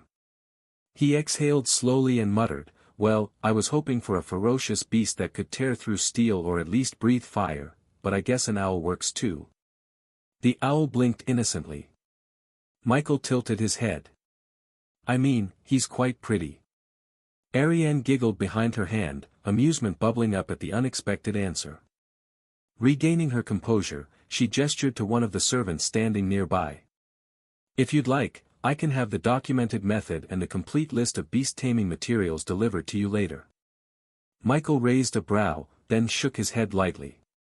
It's fine. She looked mildly surprised. Really? Michael gave a shrug, his tone light. I was never planning to venture into beast taming in the first place. Just curious, that's all. If I hadn't stumbled into this owl, I might have walked out the same way I came in, just with more questions. Arianne tilted her head. So this was all just. Michael grinned. A little curiosity. A dash of experimentation. And now a weird new companion. That made Arianne laugh again, shoulders shaking just a bit. Michael continued more sincerely, if time wasn't such a resource, I might have jumped at the offer. The whole path is fascinating. But I've got too many things going on already. I wouldn't want to take up beast taming half-heartedly. Not when I have a better alternative anyway. Michael said the latter part to himself. Arianne nodded, her expression thoughtful. Then, with a mischievous glint in her eye, she said, well, at the very least, you should give him a name. Michael blinked. Him. She tilted her head. Well, I assume it's a he. Michael looked at the owl. What do you think? Male or female? I am, me. What is male? What is female? Can male eat more shiny food? Michael deadpanned. He turned to Arianne and said, we might need to go for a gender-neutral name. Arianne giggled. I suppose we'll just go with Owl for now. Fortunately, Arianne had only been teasing Michael. In the end, they both settled on naming the mutated owl Wisdom. Owls were often associated with intelligence and insight, and the name felt fitting. It also leaned gender-neutral, perhaps slightly masculine, but still balanced enough not to matter. Soon after, Michael and Arianne left the garden. As they walked back through the estate, the moment of quiet between them stretched a little too long for comfort. Eventually, Michael had to bid farewell to the princess. He then had one of the castle stewards request an audience with the Duke. The request was accepted without issue, and he wasn't kept waiting long. The Duke's study was quiet. Sunlight filtered through tall windows, casting soft shadows across rows of books and polished furniture. The scent of old paper and faint incense lingered in the air. At the far end, Duke Everoon sat behind a wide desk of darkwood, his expression unreadable, until he saw Michael enter. Then, the corners of the old man's eyes crinkled in something that resembled a smile. Sir Mike, the Duke said warmly, motioning for him to sit. I trust your time with Arianne was productive. Michael offered a polite nod, stepping forward with Wisdom perched quietly on his shoulder. It was enlightening, he replied, his tone respectful but relaxed. The Duke's eyes flicked to the owl. And this must be the result of that little experiment. I must admit, not what I expected you to walk away with. Michael gave a faint smile. Neither did I, Your Grace. But it seems I've picked up something peculiar. Peculiar indeed, the Duke chuckled. Most come to that garden seeking rare bloodlines. You, on the other hand, chose an owl. Michael didn't deny it. Sometimes, the smallest things have the biggest impact. The Duke raised a brow, intrigued by the statement but chose not to press. Instead, he leaned back slightly, lacing his fingers together. Well then, shall we move on to why you really asked to see me? Michael inclined his head. Yes. Thank you for making time.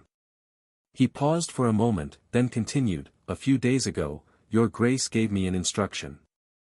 That when I was ready to leave for my territory and begin ruling as Viscount, I should inform you personally.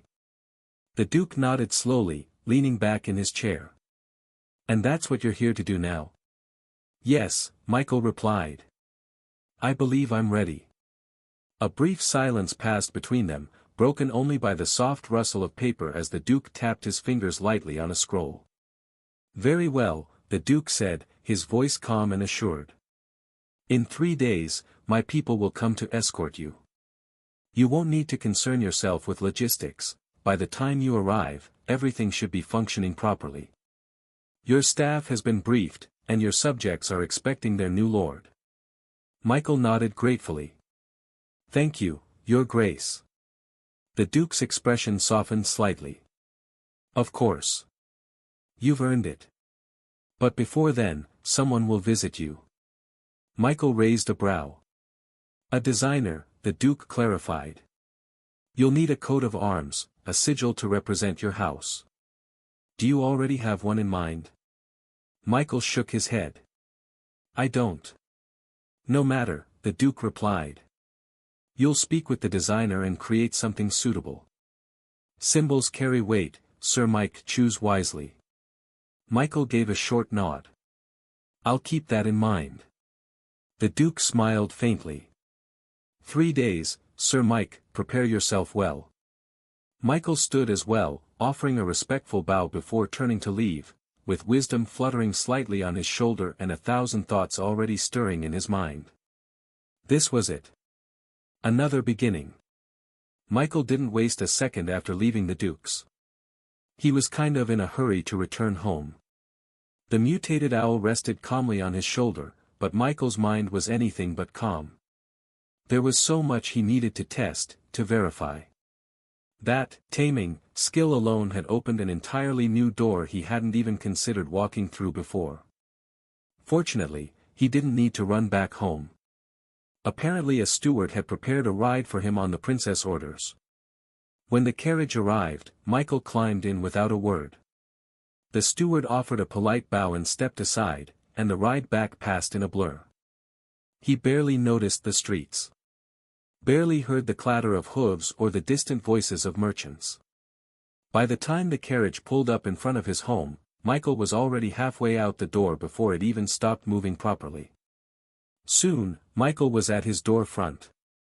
"Welcome B.A., A started to say, only to trail off as Michael brushed past him without a word.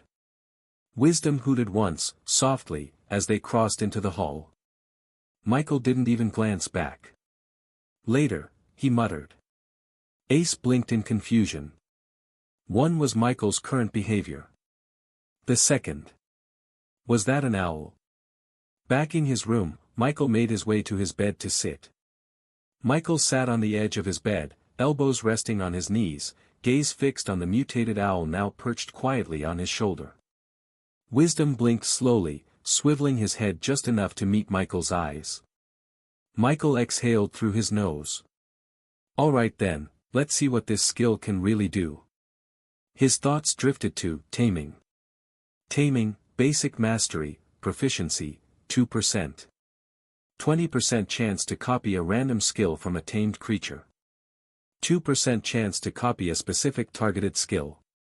10% chance to teach one of the user's personal skills to a tamed creature.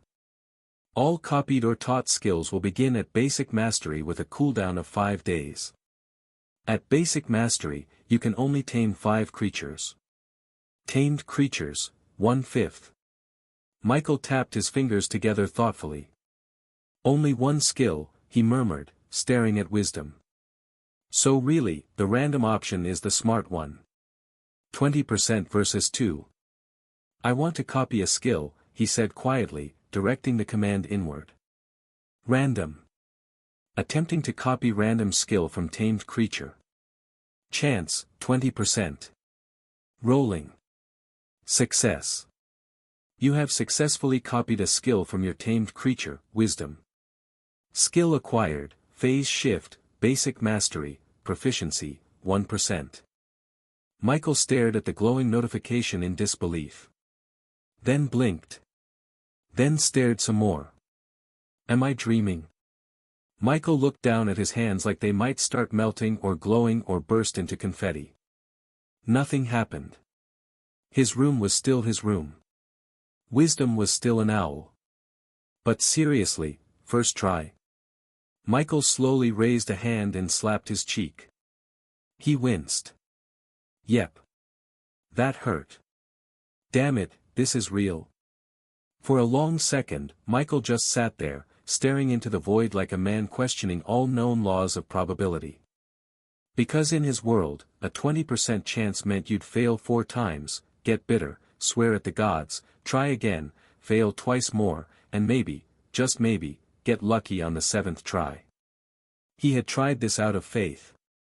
Blind, stupid, hopeful faith. Michael was mentally prepared to wait a year. Instead. Boom. Phase shift, acquired. He let out a soft laugh that bordered on unhinged. Okay. Okay, I get it. This is the part where my luck peaks and everything crashes tomorrow, right? Michael stared back at the panel. Phase shift, basic mastery, proficiency, 1%. It was real. He had teleportation. Sort of. At basic mastery, but still. If this keeps up, I might actually believe I'm the main character. Michael paused. Then narrowed his eyes. Nope. That's exactly the kind of thinking that gets you killed in the next chapter. He tapped his temple. Stay humble. Still, he couldn't wipe the grin off his face. Michael leaned back on the bed, hands behind his head, staring at the ceiling with the contentment of a man who'd won the lottery by tripping and falling on the ticket. Guess we're leveling this bad boy up, huh, he said aloud. Michael then turned his attention back to the taming skill itself.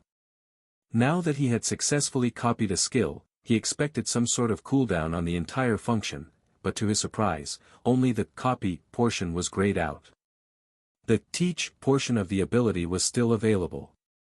Huh, Michael murmured, eyes narrowing slightly. So the cooldowns were skill-type specific. That was interesting. Copying was on a 5-day lockout. I could teach it something, he muttered, glancing sideways at Wisdom. The owl tilted its head. It was tempting. But in the end. Later, Michael muttered, mentally shelving the idea. When I know more. Instead, his thoughts shifted toward mastery. Taming, basic mastery, proficiency, 2%. This was only the beginning. Basic mastery. What would happen at intermediate mastery? Advanced? If basic already allowed him to form spiritual contracts, copy and teach skills, and tame up to 5 creatures, then the next levels. 10 creatures, he wondered aloud. Better odds. More proficiency equals better perks. But how does he raise it? Michael didn't have a clear answer. He'd only used the skill once, and it wasn't like, taming, was something you could just spam. But if using the skill at all counted toward its growth, then every successful bond, perhaps every teaching attempt since copying was in the gray for now, they should all contribute. Fine, Michael muttered to himself. Then I'll grind it. Just like everything else. However, he figured he'd need to return to Aurora to research a bit first. Michael's eyes drifted to the panel again. 5 taming slots. He'd already filled one. 4 to go. Michael had no plans to tame more beasts at the moment, but unfortunately, he was greedy for the skill's other function. And that brought his thoughts back to his undead. Technically, they were his, created by him, bound to his soul, and fully obedient. But they weren't tamed in the truest sense of the word. The bond he shared with them wasn't one of spiritual harmony or mutual agreement. It was more like a master-servant connection that was closer to a master-subordinate relationship. This subtle difference might just be the key that makes taming work. Michael didn't hesitate. He summoned Spartan, his undead high human mage. A magic circle flared on the floor, and Spartan emerged, clad in his usual black armor with a hood drawn low over his face, concealing his features in shadow. There was nothing new to observe. Michael hadn't summoned him for conversation. Without wasting a moment, he activated taming. As he did, a surge of instinctive knowledge rushed into him, the same way all system skills worked. He didn't need to be taught. He just knew. And so, he followed the flow. Michael stepped forward, eyes fixed on Spartan. His hand hovered slightly in the air, fingers spread, as though reaching for something not quite visible. The knowledge that had rushed into his mind when he activated taming guided his actions. A faint glow gathered around his palm. Unlike the dark energy that surrounded his necromantic summons, this one pulsed with a strange silver-white hue.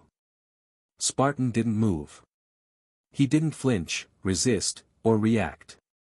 He simply stood there, expressionless behind the faint shadows of his hood. Michael pressed forward, palm glowing as it touched the chest plate of the high human. Michael felt a pull. A flicker of something foreign brushing against the edge of his spirit. It wasn't the full force merging like when he bonded with Wisdom. It was a bit different. But something oddly felt familiar. It was like déjà vu. There was a strange feeling of resonance. Michael's brow furrowed. There was no resistance. In fact, things felt easier. The glow on Michael's palm intensified for a moment, then sank into Spartan's armor and vanished with a quiet shimmer. A soft chime echoed in his mind. Taming successful. Tamed creature, 2 out of 5. Undead high human. Michael froze. Normally he should have a smile on his face thanks to his success at casting the skill. However. Why has my connection with you weakened? Michael's voice was barely more than a whisper. But the moment he spoke those words, a chill spread down his spine. It wasn't fear. Not quite yet. It was more like unease. A kind of phantom itch just beneath the skin, an instinct honed by countless hours relying on undead that were nothing more than loyal minions. Minions that never questioned, never wavered, never thought. Now. He felt something. Not cold obedience. Not mindless loyalty. Just Spartan's presence. He felt something in there, however, it was not like a puppet waiting for strings, but like a soldier acknowledging a general. Respectful. But aware. Michael's brows drew together. To himself, he thought, if Spartan wanted to, could he fight me now? The possibility had never once occurred to him before. It shouldn't even exist. For the first time since becoming a necromancer, Michael felt a flicker of insecurity. It wasn't that he believed Spartan would rebel. It was that he now realized Spartan could. The difference was subtle. But devastating. His connection with Spartan hadn't vanished. It hadn't even grown weaker in the way most would notice. But Michael felt it. That unshakable, absolute control he had before. The leash. It had turned into a thread. Still strong. Still taut. But no longer iron. No longer unchallengeable. Michael sat down again, exhaling slowly. His gaze didn't leave Spartan. The undead mage remained motionless, as obedient as ever, but now, Michael couldn't shake the feeling that something fundamental had changed. And then the realization struck. Taming had overridden the necromantic link. It had been a master-servant bond forged through death magic, but now it felt like they were equal. Not entirely equal, Michael still held dominance in the contract. But barely. Like a man with high seniority, not absolute sovereignty. And worse, Spartan's strength wasn't that far from Michael. The closer in power the tamer was to the beast, the more the contract leaned toward parity. Mutual recognition. So with Spartan. It wasn't master-servant anymore. It was partner. Michael dragged a hand down his face. Shit. He wasn't angry. He wasn't even upset at Spartan. But he'd uncovered a truth that undermined the very. Michael sighed again. He'd have to rethink everything. His entire legion. His entire path. Taming has its advantages, but at what cost? Was it worth the loss of control? Michael didn't know yet. But one thing was clear. He'd crossed a line. Michael leaned forward, elbows on his knees, mind racing. The weight of realization still clung to him like a heavy cloak. But then, something else stirred in his thoughts. The contract scrolls. He blinked, the memory slotting in like a missing puzzle piece. Back at the auction, he'd been given several, master-servant contract scrolls, by the auction manager. 3, to be exact. Identical to the one used to bind Lyra. Michael reached into his storage space, rummaging mentally through the organized lists of items until he found it. A soft shimmer lit the air in front of him as the scroll appeared. Michael's lips pressed into a line. Could this overwrite the new, taming, contract?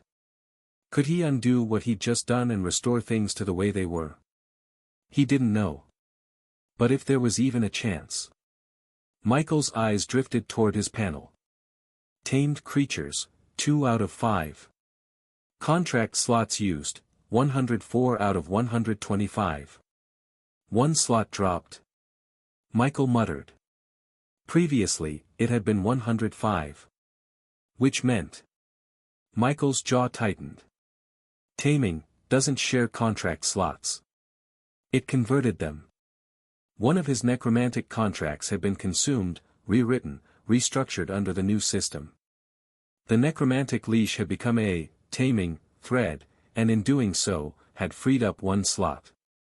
He was effectively trading control for connection. Command for subtle consent. And now, with the scroll in hand, Michael found himself hesitating. This wasn't just about Spartan. This was about his undead army. How many would he eventually try taming? Taming after all had its own advantages. Michael closed his eyes for a moment, letting the silence stretch. Maybe, it wasn't all that bad. If the bond between beast tamers and their creatures was truly weak, then beast taming would be the weakest profession in the universe, and it wasn't. Michael exhaled through his nose, leaning further into his thoughts. The loss of absolute obedience was a blow, yes. But it wasn't without compensation. Spartan was an undead. That alone made things different. Sure, his intelligence had grown over time. Many of Michael's older undead had begun mimicking behaviors, emotions, even basic individuality. But they were still undead. At the core of it, how many true emotions could an undead even possess? Loyalty? Sure. Anger? Maybe. Love? Compassion? Ambition? Unlikely. The truth was, even with the new, taming, bond, Spartan was still fundamentally undead. His loyalty wasn't just programmed, it was a part of what he was. So perhaps the change wasn't as devastating as it felt. In fact, it might be manageable. Michael opened his eyes and looked at the scroll again. He thought about what would happen if he used it. Would it restore the old necromantic control? He didn't think so now that he thought of it. If it was anything like what happened with Lyra, it would likely come with side effects. The contract scrolls were powerful, yes, but also rigid. They weren't designed to interface with the Awakener system. If he forced one over Spartan now, chances were he'd break the new link, maybe even prevent future growth. Lyra's experience had proven that. Once bound by the scroll, she couldn't level up through the Awakener system. Michael wouldn't risk that. He tossed the scroll back into his storage space with a flick of his hand. If control came at the cost of stagnation, then it wasn't worth it. Better to find balance. Michael's eyes were half-lidded with thought. I'm also at fault. Michael felt if he actually understood the structure of spells, if he wasn't so reliant on the automated casting through his system panel, maybe he could have done something now. Like re-engineer the contract and adjusted the framework of the bond so he wouldn't lose control the way he did. But no. All he'd ever done was use what was handed to him. He had never really thought he'd need to understand the why behind it all. Only the how. Now it was biting him in the ass. Michael's mind wandered inevitably to the college exams just a few days away. The exams that determined whether he'd qualify for one of the Awakener academies. He still didn't take the academy as something like a school. He believes it's more like an organization. What could they possibly teach someone with a system? But now. Michael ran a hand through his hair, letting out a dry breath. Now, he helped but to think about it again. Maybe the academy was exactly what it claimed to be, a holy land of knowledge. A place where you didn't just grow stronger, you learned why things worked, how they functioned, and what existed beyond what the system spoon-fed. If he passed, he could dig into real spell theory. Contract theory. If he passed, he could learn. And if he learned enough, then maybe next time, he wouldn't be fumbling in the dark. Maybe next time, he'd know enough to design a bond his way. Not just accept the defaults the system handed him. Michael's gaze drifted back toward Spartan, who stood quietly. A part of him relaxed, just a little. It wasn't like he'd completely lost the bond. It was just, different now. Michael drew in a slow breath. He stared at his open system panel, fingers twitching slightly at a thought that refused to leave his head now. What if I tried teaching Spartan a skill? The taming interface had two functions, copy and teach. He had already used copy. It was on cooldown. But teach, that one was still active. He hadn't tried it yet. But now, as he sat there, Spartan still within arm's reach, the eerie silence between them growing heavier by the second, it tugged at his curiosity like a lure. Could it work? He muttered. Undead high human, tamed creature, eligible for skill transfer. That was what the panel read. Michael stared at the teach button on the panel like it might bite him. A part of him wanted to press it immediately. But another part, the more paranoid part, hesitated. The skill copy had succeeded at 20%. That was already a statistical miracle. No one got that lucky twice. It was either going to work, or it wasn't. And if he was going to test this, better it be now, while he was still experimenting. Michael's eyes roamed over his skill list. He picked one at random. If he was going to be unlucky, then let it be with something he didn't put effort in. And if by some cosmic joke, he did get lucky again. A low chime echoed in his head. Attempting skill transfer to tamed creature. Initiating transfer. Skill successfully taught. Undead revival, basic mastery, has been taught. This time, Michael was actually a little scared. What kind of luck was this? A 20% chance to copy a random skill, and he'd succeeded on the first try. A 10% chance to teach a skill, and again, first try.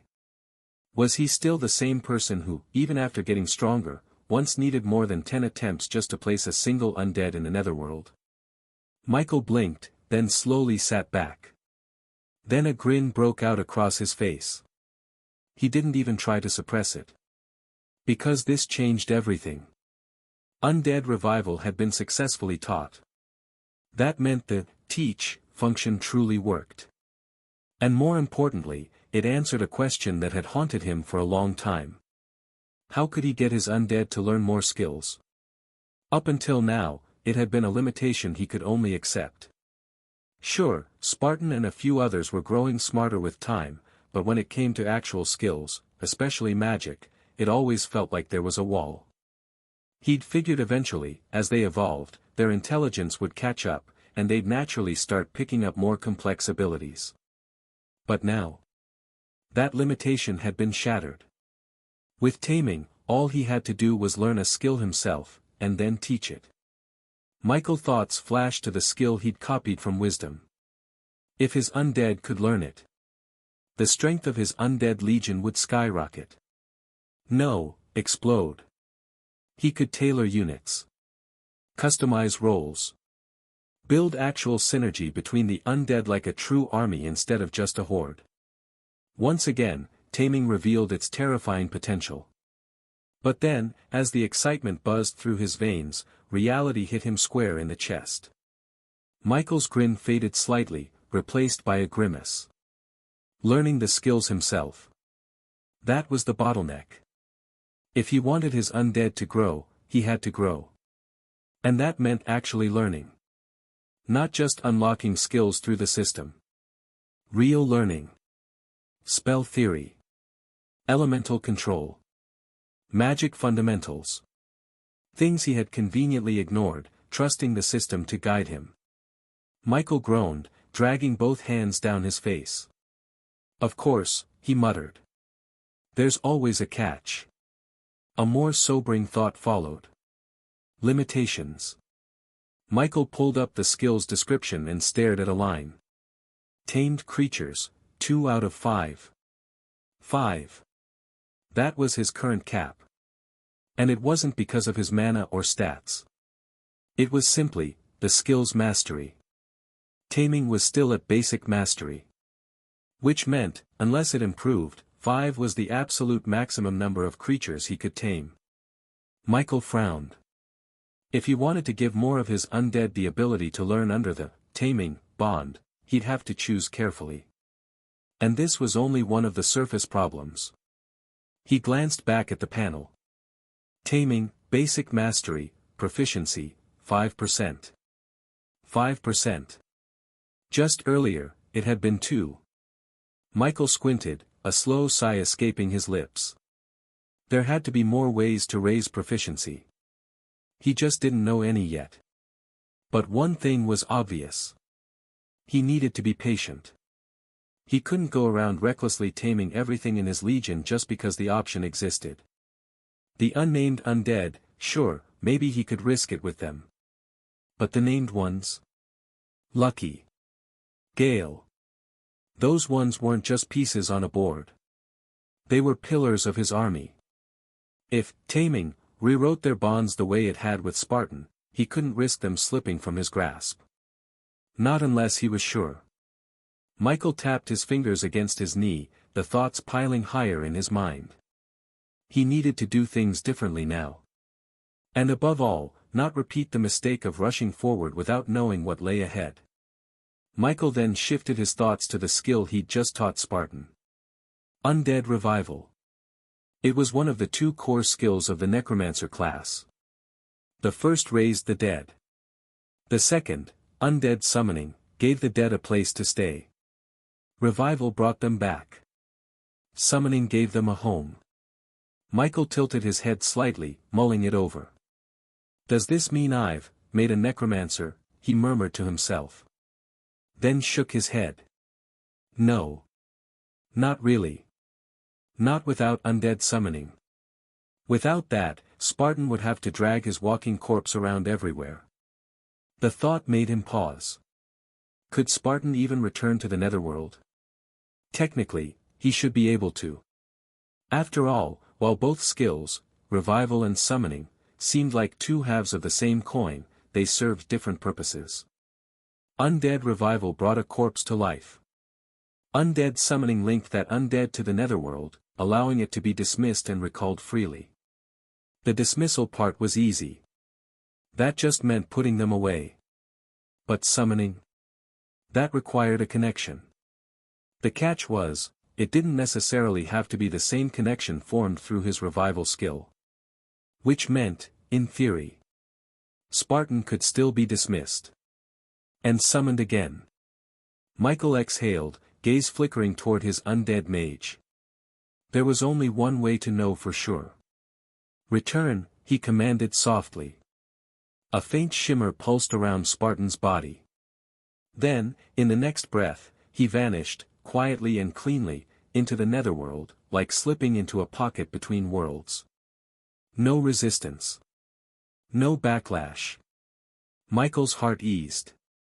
He stared at the space Spartan had just occupied, waiting, testing for any strange residue, any backlash from the taming contract that might interfere with dismissal. Nothing. So far, so good. Now for the real test. He extended his hand slightly. There was a beat of silence. Then the familiar flicker of dark light spiraled upward as a magic circle unfolded on the floor. Spartan stepped forth from the circle, hooded head bowed slightly as if in greeting. Michael's shoulders relaxed. Spartan could still be dismissed and summoned. He still had this ability. Now the main conflict Michael had felt about taming, that haunting loss of dominance, felt a bit more manageable now. Michael let out a slow breath. Alright, that's one fire put out. He had worried that taming would sever the ability to dismiss and recall his undead like before. But it hadn't. There were still risks, still consequences, but this one, at least, wasn't as bad as he feared. Michael dismissed Spartan back to the netherworld and turned his attention to the owl perched on his shoulder. Wisdom. His first tamed beast. The creature was usually silent unless spoken to, but once you engaged it, it could be surprisingly talkative. Right now, though, Michael wasn't in the mood for conversation. He was still deciding what to do with the mutated owl. For one, he was certainly going to evolve Wisdom. With its unique skill, phase shift, a blink-like movement that mimicked short-range teleportation, Wisdom was already halfway to being a space-type beast. And that, more than anything, was what made the owl so valuable. Evolution didn't just increase a creature's strength. It raised their limits. Unlocked new traits. Birthed new skills. If Michael manipulated the evolution using the right materials, especially those infused with space-related energy, Wisdom might not just resemble a space creature. It could become one. But for now, he couldn't rush it. His own advancement was just a few days away. He needed every bit of energy and focus to accumulate points needed for his rank up. Evolution would have to wait.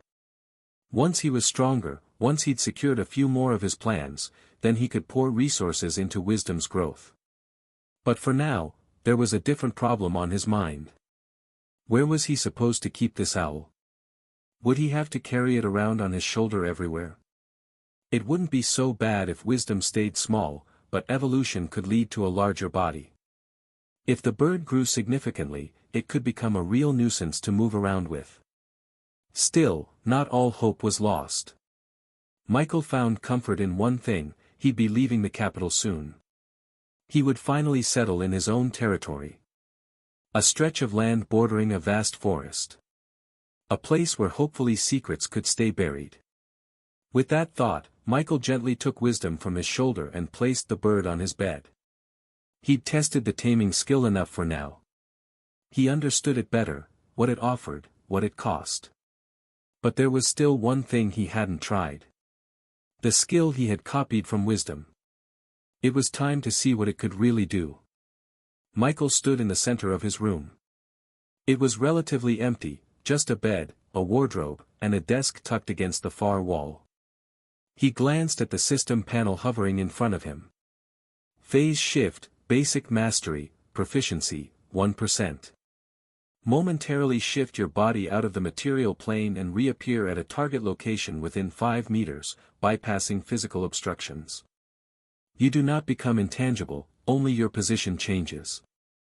At basic mastery, the range is short and the casting requires focus. Shift must be to a visible location. Michael narrowed his eyes, focusing on a spot across the room, just beside the desk. 5 meters, huh? He could make that. Michael took a breath.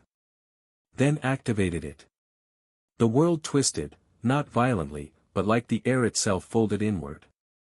One moment, he stood near the center of the room. The next, he was beside the desk, boots landing softly on the wooden floor. Michael stood still for a moment, heart racing. That had worked. He just shifted from one end of the room to the other like it was nothing. The implications were massive. His grin came back with force, stretching wide across his face. He clenched and unclenched his fists, practically buzzing. This is insane. A skill that let him bypass physical space entirely. But as the excitement began to cool, his body reminded him that nothing came free. Michael exhaled, slower this time. The fatigue had crept up on him unnoticed in the moment, a subtle drain in his limbs, a tightness across his shoulders. It wasn't enough to cripple him, but it was noticeable. Odd. He then checked his mana reserves. It was down by about 5%. Michael blinked, frowning. That much? For a single cast of phase shift. He had a large mana pool. As an awakener, and a high human on top of that, his body and magic capacity were already leagues above the average person. But even he felt a small pulse of ache in his muscles and a slight ringing in his ears. If this skill had that kind of drain on him. What about a regular awakener? Someone with a caster-type class and average physical stats. Michael imagined it, a squishy mage using phase shift in a panic. It might save them. Once. Maybe twice. But if they weren't careful, it would break them. This is more like a trump card, he muttered, nodding to himself. Not a spammable skill. At least not yet. And then, like a puzzle piece falling into place, the memory clicked. The zoo garden. The old man's words. Wisdom had been found injured. He looked toward the owl resting on the bed, peaceful, feathers twitching softly. That's how they caught you, isn't it? It made sense now. Wisdom might have used phase shift. But with that kind of mana and physical toll, the skill likely strained it too far, leaving it weakened, maybe even unconscious. And that made it easy pickings. Michael's thoughts returned to the skill description. Shift must be to a visible location. Visible. But visible to what? He looked around the room again, his eyes narrowing at the phrase. Did it mean his literal eyes? What about his senses? Technically he could see without his eyes at his current stage. In more than one ways at that too. Could he jump to a place that he wasn't directly looking at, but could still sense? He turned around slowly, his back now facing the wardrobe. Let's find out. Michael closed his eyes. He took a deep breath and reached out with his awareness. He extended his perception. Then he activated phase shift. The world twisted again. But this time, there was hesitation. Michael felt resistance, like he was pushing through something. And then. Shift.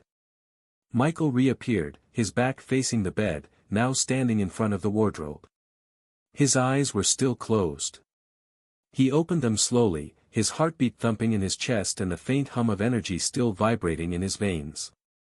It had worked. Michael exhaled sharply, half in awe, half in disbelief. So, it's visible, not seen. That was what the description had said.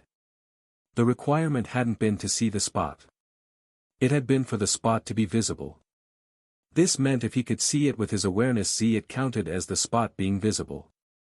If visibility didn't require direct line of sight, then phase shift was even more versatile than Michael thought. Michael flexed his fingers slowly, the faint tingling still there. But it hadn't been perfect. The resistance he'd felt before, he couldn't ignore it. That hesitation. He muttered. Was it because I didn't look? It seems vision with his eyes was still superior. This made Michael hesitant to try to see if he could phase between walls. Just as Michael was considering if he should run another test, a soft voice chirped in his head. Hungry. Michael paused. Then blinked. What? I'm hungry, wisdom repeated through their mental link. Its tone was high-pitched, almost whiny, like a child nudging a parent for snacks. Michael turned to glance at the owl, which was now sitting up on the bed, blinking its bright, silvery eyes at him. Do you have any shiny stuff I can eat? The voice added with innocent eagerness. Michael's brow twitched. Shiny stuff. Wisdom bobbed its head, talons curling against the sheets. Yes. The sparkly things. Like last time. Tasted warm. Good. Crunchy. Michael's frown deepened. He suspected he knew exactly what wisdom was referring to. It should be the stuff it had taken that had mutated it. Michael pinched the bridge of his nose. I don't have any on me right now, he muttered aloud, mostly to himself. Wisdom tilted its head, blinking innocently. Then find one. Michael gave it a deadpan stare. The owl's wings twitched. Michael groaned again. Great. He had a half-space-type bird with a shiny addiction. And now, it was his responsibility to feed it. Of course it was. He glanced at Wisdom, who was still watching him expectantly. Fine, he muttered. I'll figure something out. Wisdom let out a pleased hoot and settled down again, clearly satisfied. Michael wasn't entirely helpless in Wisdom's case. Sure, he didn't have a stockpile of miracle-class items just lying around, but he had a theory, and it wasn't a bad one. Michael suspected that as long as an item was edible and had some mana coursing through it, Wisdom should be able to take it. It was a ridiculous requirement for a pet, but not an impossible one. As for why the Duke's people hadn't figured this out. Well, that was easy. Who was going to waste a rare or enchanted material on feeding an owl? Only someone with more guts than sense, or perhaps someone with both, and a dangerous lack of regard for their wallet. Still, now that the bond had been formed, he had a responsibility to keep the owl healthy. And if the only way to do that was by feeding it mana-infused, shiny things, then, well, he'd make it work. Eventually. The Super Association in Aurora would be able to help him, and since he also needed to return there to research a few things, like how beast tamers stored their pets, or if they even did at all, it worked out perfectly. However, Michael couldn't leave just yet. He didn't want to be absent when the Duke's designated envoy arrived to finalize the symbol inscription. Missing that would be very bad. Fortunately, Wisdom still seemed capable of holding off his hunger for now, so Michael was fine with waiting a little longer. With wisdom temporarily pacified and no immediate tasks pressing down on him, Michael sank onto the floor and crossed his legs.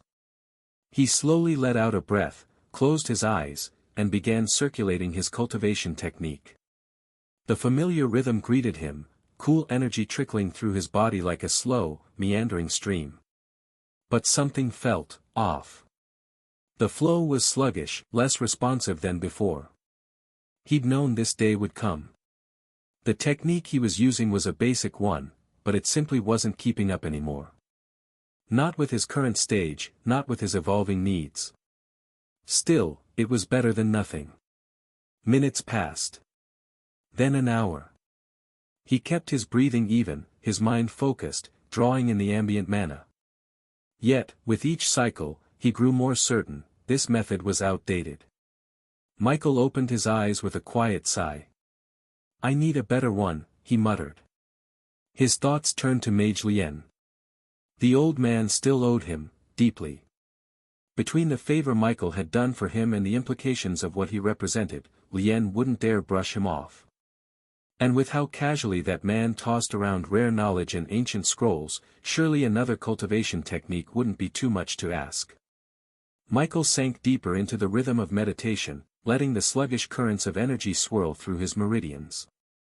It was the only thing that helped pass the time without spiraling into frustration. With each breath, the weight in his body lightened just a little, and the haze of exhaustion dulled. And so Michael waited. Until... Knock. Knock. Michael's eyes snapped open. He didn't speak, but his head tilted slightly toward the door. Another knock came. A bit louder. "My lord," Ace's voice called from the hallway.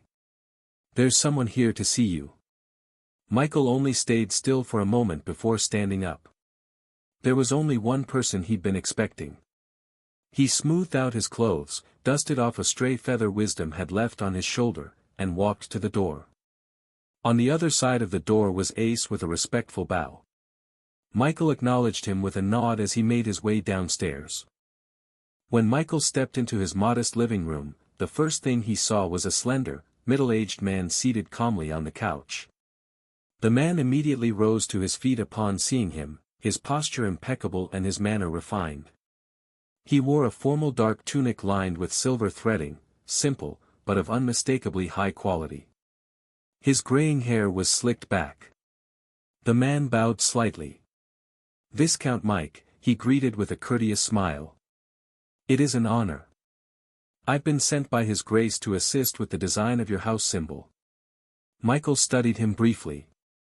The man's words were respectful, but not obsequious. He carried himself with the air of someone used to dealing with nobility, but not one who bowed too deeply. A professional. Michael inclined his head slightly. "You may rise. What should I call you?" "Lucien, my lord," the man replied. Michael stepped further into the room, motioning for Lucien to sit as he took the opposite chair. "Let's get started then," he said simply. "Time's already moving too fast." Lucien nodded, pulling out a thin black leather folder and opening it with practiced ease. Inside were sketches, sample sigils, and a blank crest outline waiting to be filled. "Do you have a theme in mind, my lord?" Lucien asked, setting the materials on the table between them. "The symbol should reflect your ideals. Some prefer animals. Others, weapons or elements. And some, something entirely unique." Michael's gaze dropped to the blank parchment. His fingers tapped slowly against the armrest as his thoughts wandered. A house symbol. It felt strange, almost surreal. 2 months ago, he had no land. No territory. No need for a crest that would fly above gates or be etched into armor. And now here he was, being asked what image would represent not just him, but everything tied to his name. Lucien waited patiently, unmoving.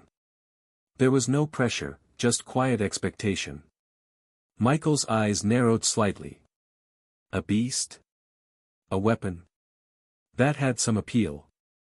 But swords and spears seemed overused. A skull? Fitting, but too blatant. It might invite scrutiny. His power over death was better left understated for now. Still, he couldn't shake the thought of what truly defined him. Lucien watched him for a moment longer, then gave a polite smile. "My lord, if I may." Michael gestured for him to continue.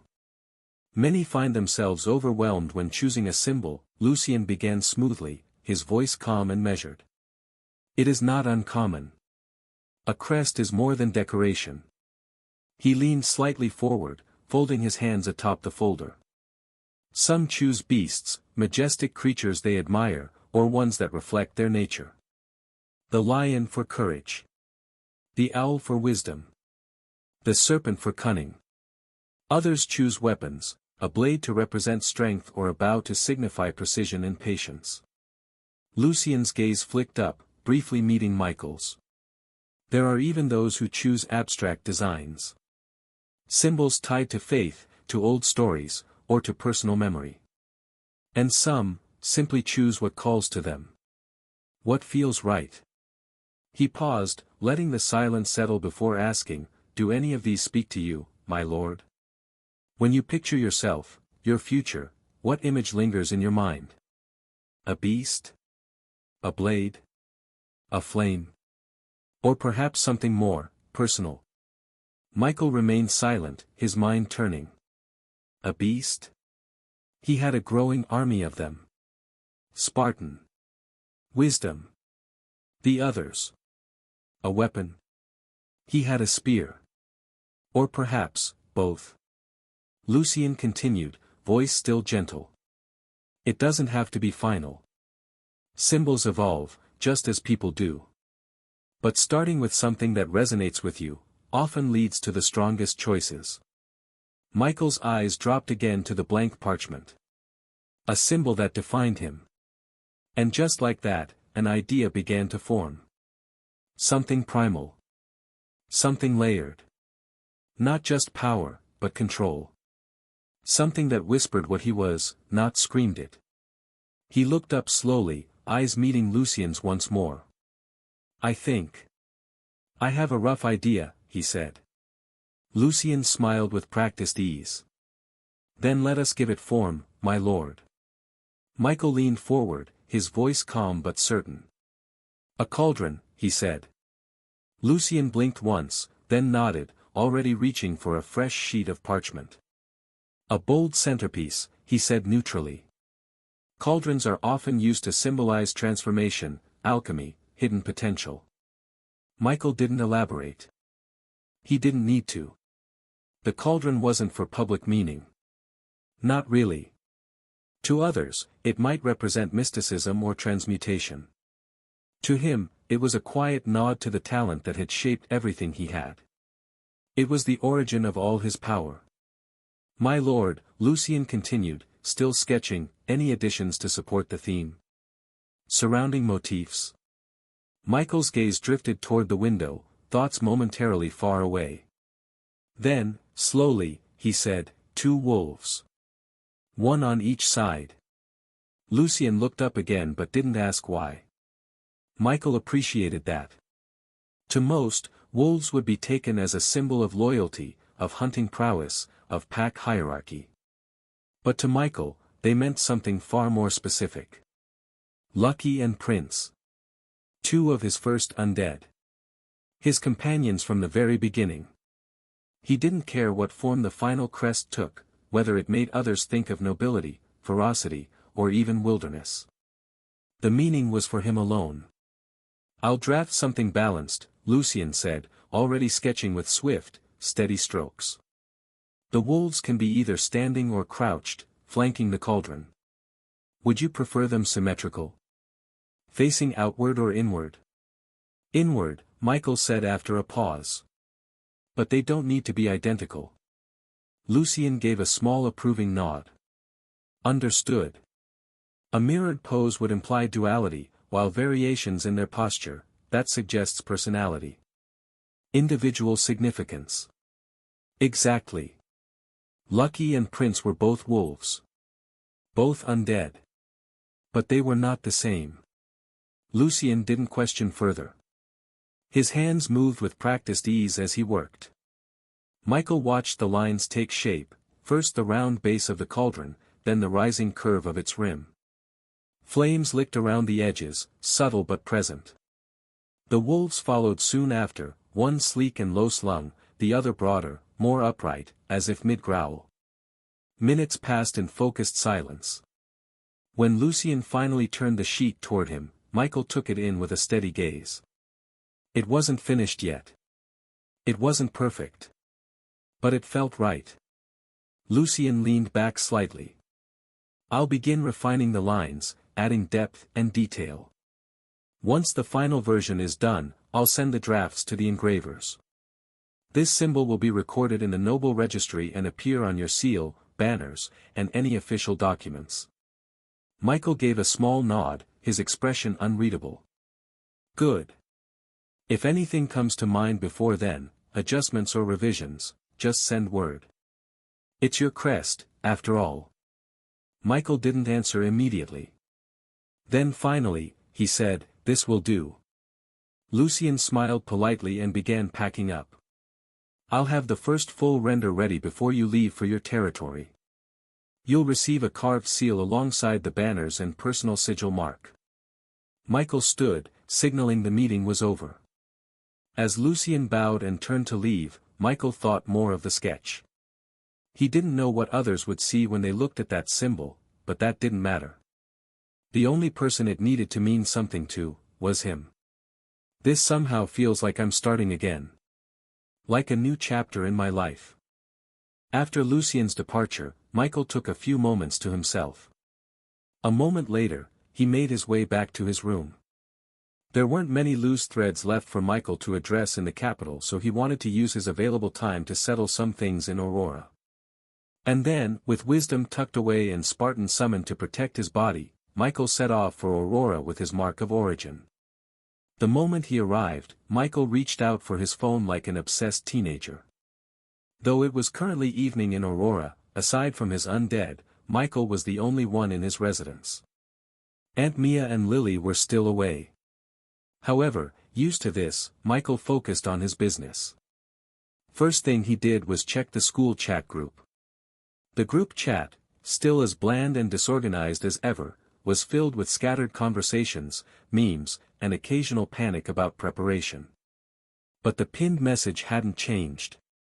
College entrance, 4 days remaining. Please be sure to arrive early. There were no new updates. Michael closed the app and immediately went to his browser where he logged into the Super Association forum. Michael stared at the login screen for a moment before pressing enter. The Super Association forum loaded with its familiar layout. But Michael wasn't here to scroll mindlessly. He tapped the search bar at the top and typed in the question that had been nagging at him since his bond with wisdom. How do beast tamers store their beasts? Dozens of threads popped up instantly. As expected, the information pool was wide, but fractured. He quickly noticed that the content fell into two distinct categories, posts by cultivators, and posts by awakeners. He clicked one tagged under, Cultivation Path. The first few lines already had Michael frowning. Traditional cultivators without a beast-taming awakening typically use beast pouches to store their tamed creatures. However, beast pouches are quite expensive, as even the cheapest of them require millions to purchase. Michael groaned. Another expense, but a solution at least. Then he clicked on a thread under the Awakened Beast Tamer class tag. Immediately, a video post autoplayed at the top. It featured a confident young woman standing beside a lion-sized panther before it shimmered and disappeared into thin air. All beast tamers gain a beast storage space upon awakening. This functions like a spatial dimension all awakeners have. You can summon or dismiss your bonded beasts at will.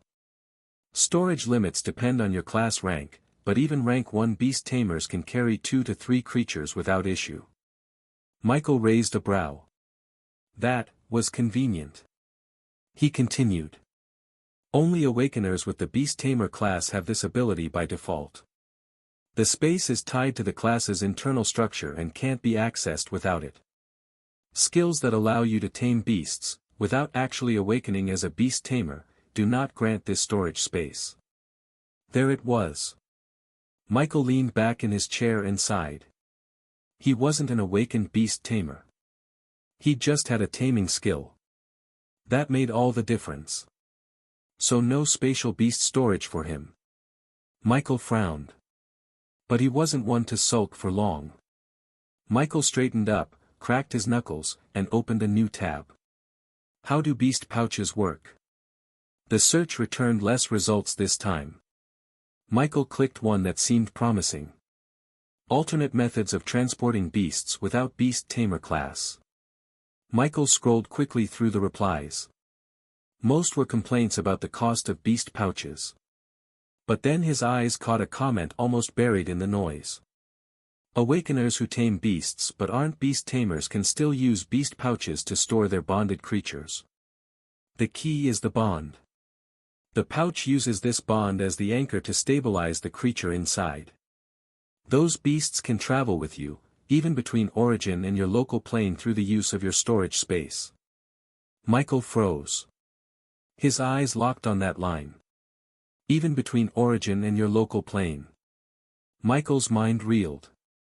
This wasn't just a solution to Wisdom's storage problem. This was a bridge. He sat in stunned silence for a moment, the weight of the discovery settling in. If the bond between awakeners and their beasts could be used to transfer them between realms, between the land of origin and Aurora, perhaps it wasn't just beasts that could cross over.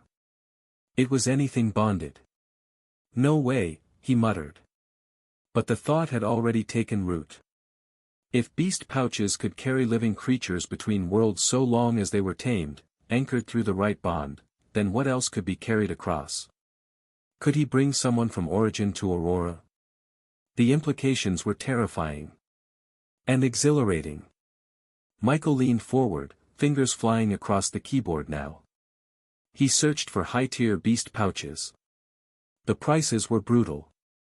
The best pouches cost more than weapons. More than armor. Some were auction only. Others required credentials. But it was acceptable for him. Difficult, but doable.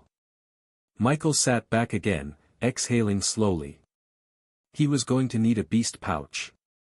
As for whether he was going to use the beast pouch for something other than storing his tamed beasts, Michael decided to leave that to his future self.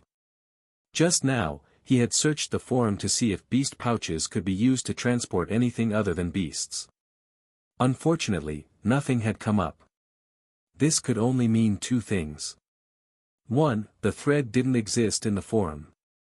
2. Michael didn't have enough rights to access that information. To confirm, he would need to rank up and upgrade his member level.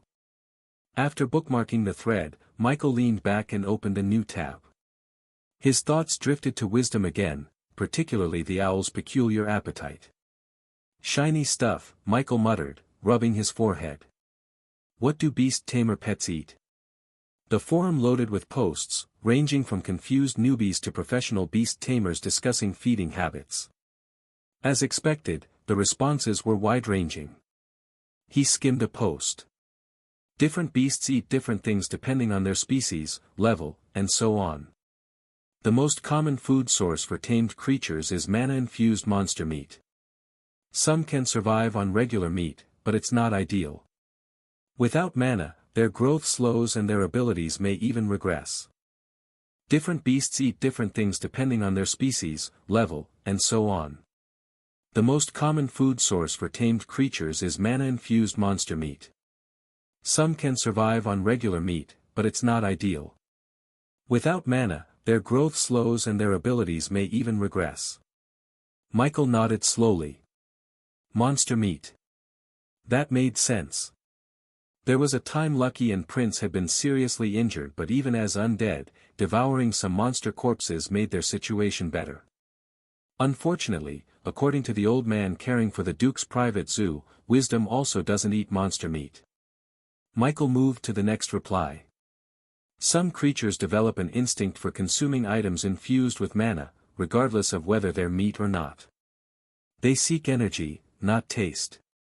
Crystals, infused metals, alchemical remnants, these count as food to them. If it holds mana and is digestible, they can absorb it. Michael leaned forward. This was it. Wisdom wasn't just hungry, he was probably hunting for energy sources. Mana-rich ones. The shiny stuff it mentioned likely wasn't just about how it looked but how it felt. I'll get one for a trial. 2 days later. Michael sat cross-legged on his bed in his residence in Lionheart, watching as wisdom fluttered down and landed softly before him. In his hand, he held a mana-infused fruit. Here, Michael said simply, holding it out. Wisdom didn't hesitate. The owl's head bobbed forward, talons clicking on the floor as it stepped up to the offering. With an eerie grace, the creature bit into the fruit. Michael narrowed his eyes. You like it?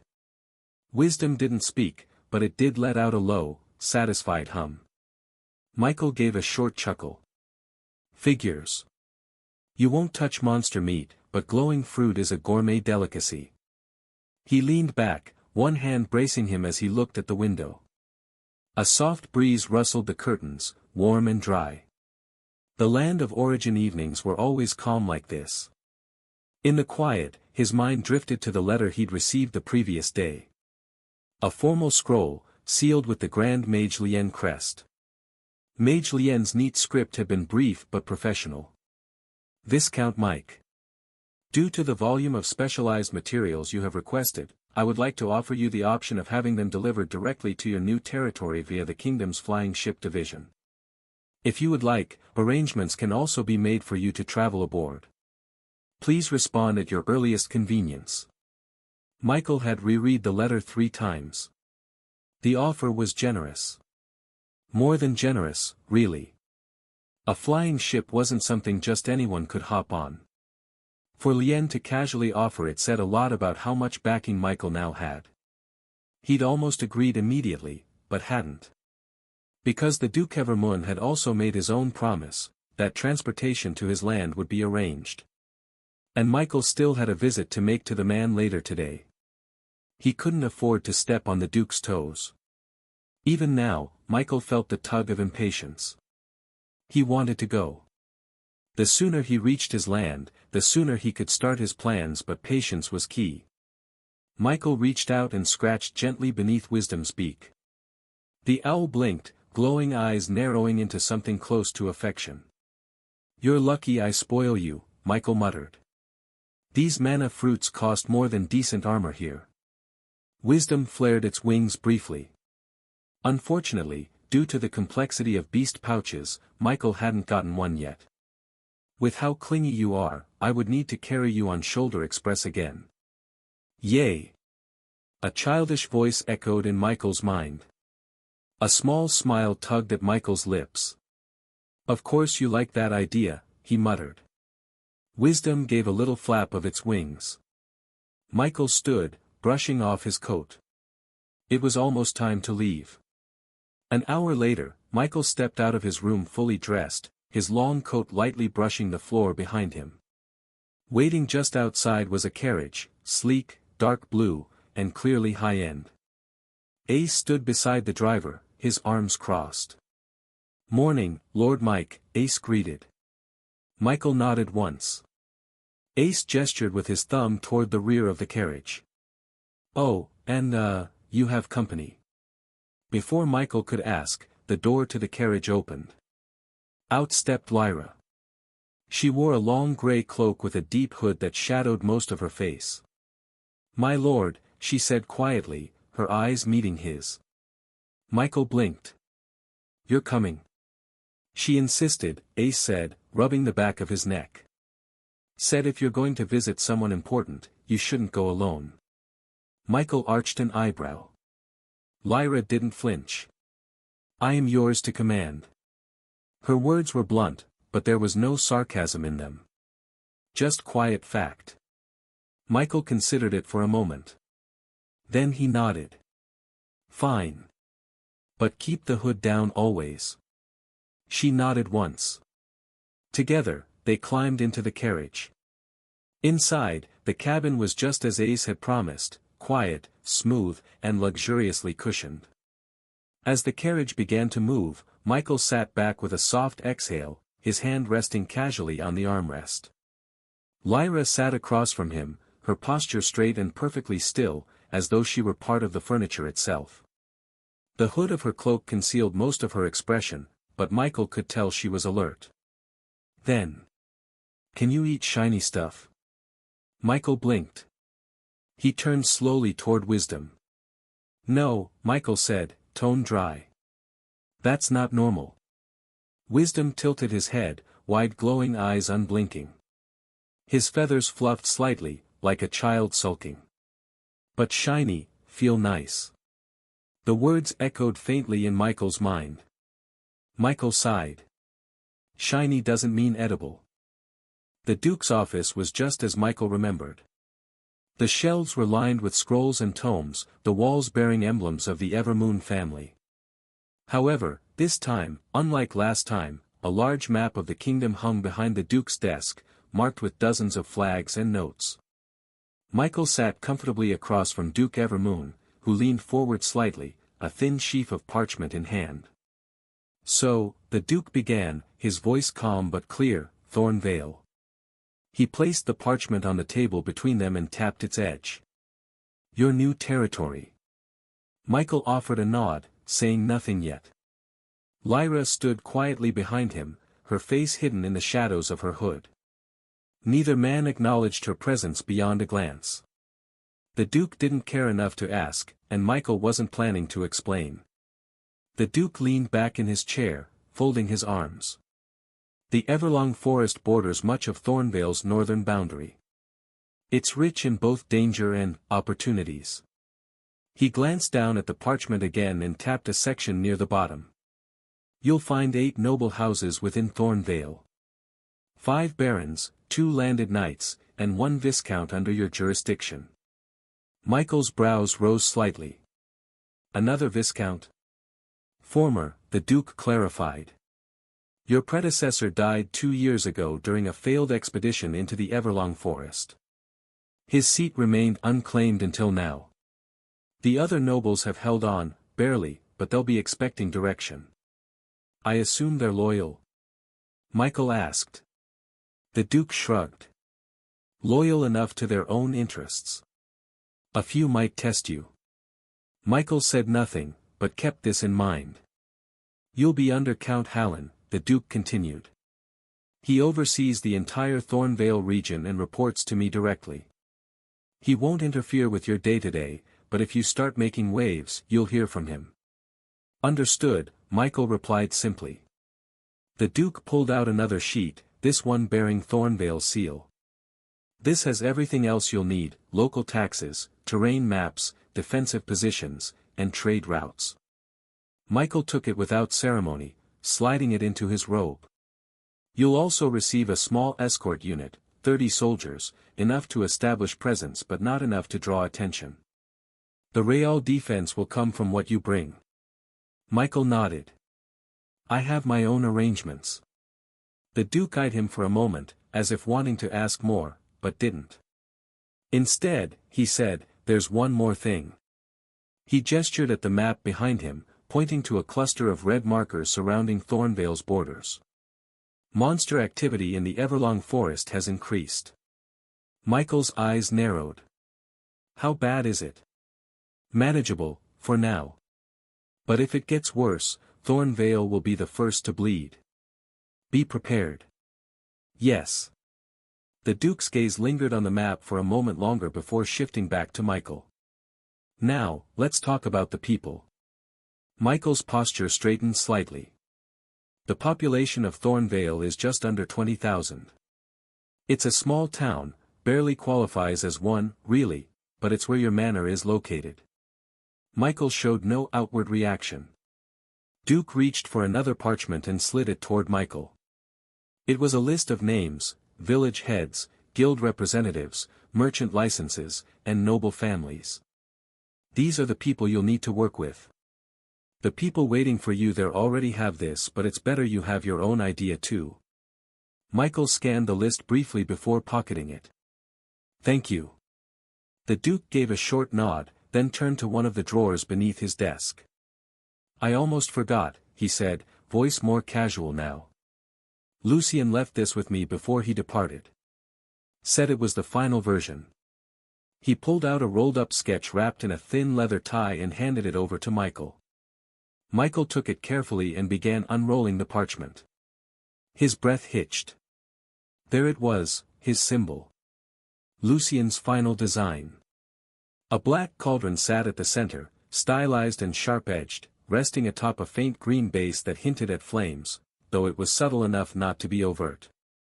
To the left and right of the cauldron stood two wolves, their bodies sleek and poised, not snarling but alert.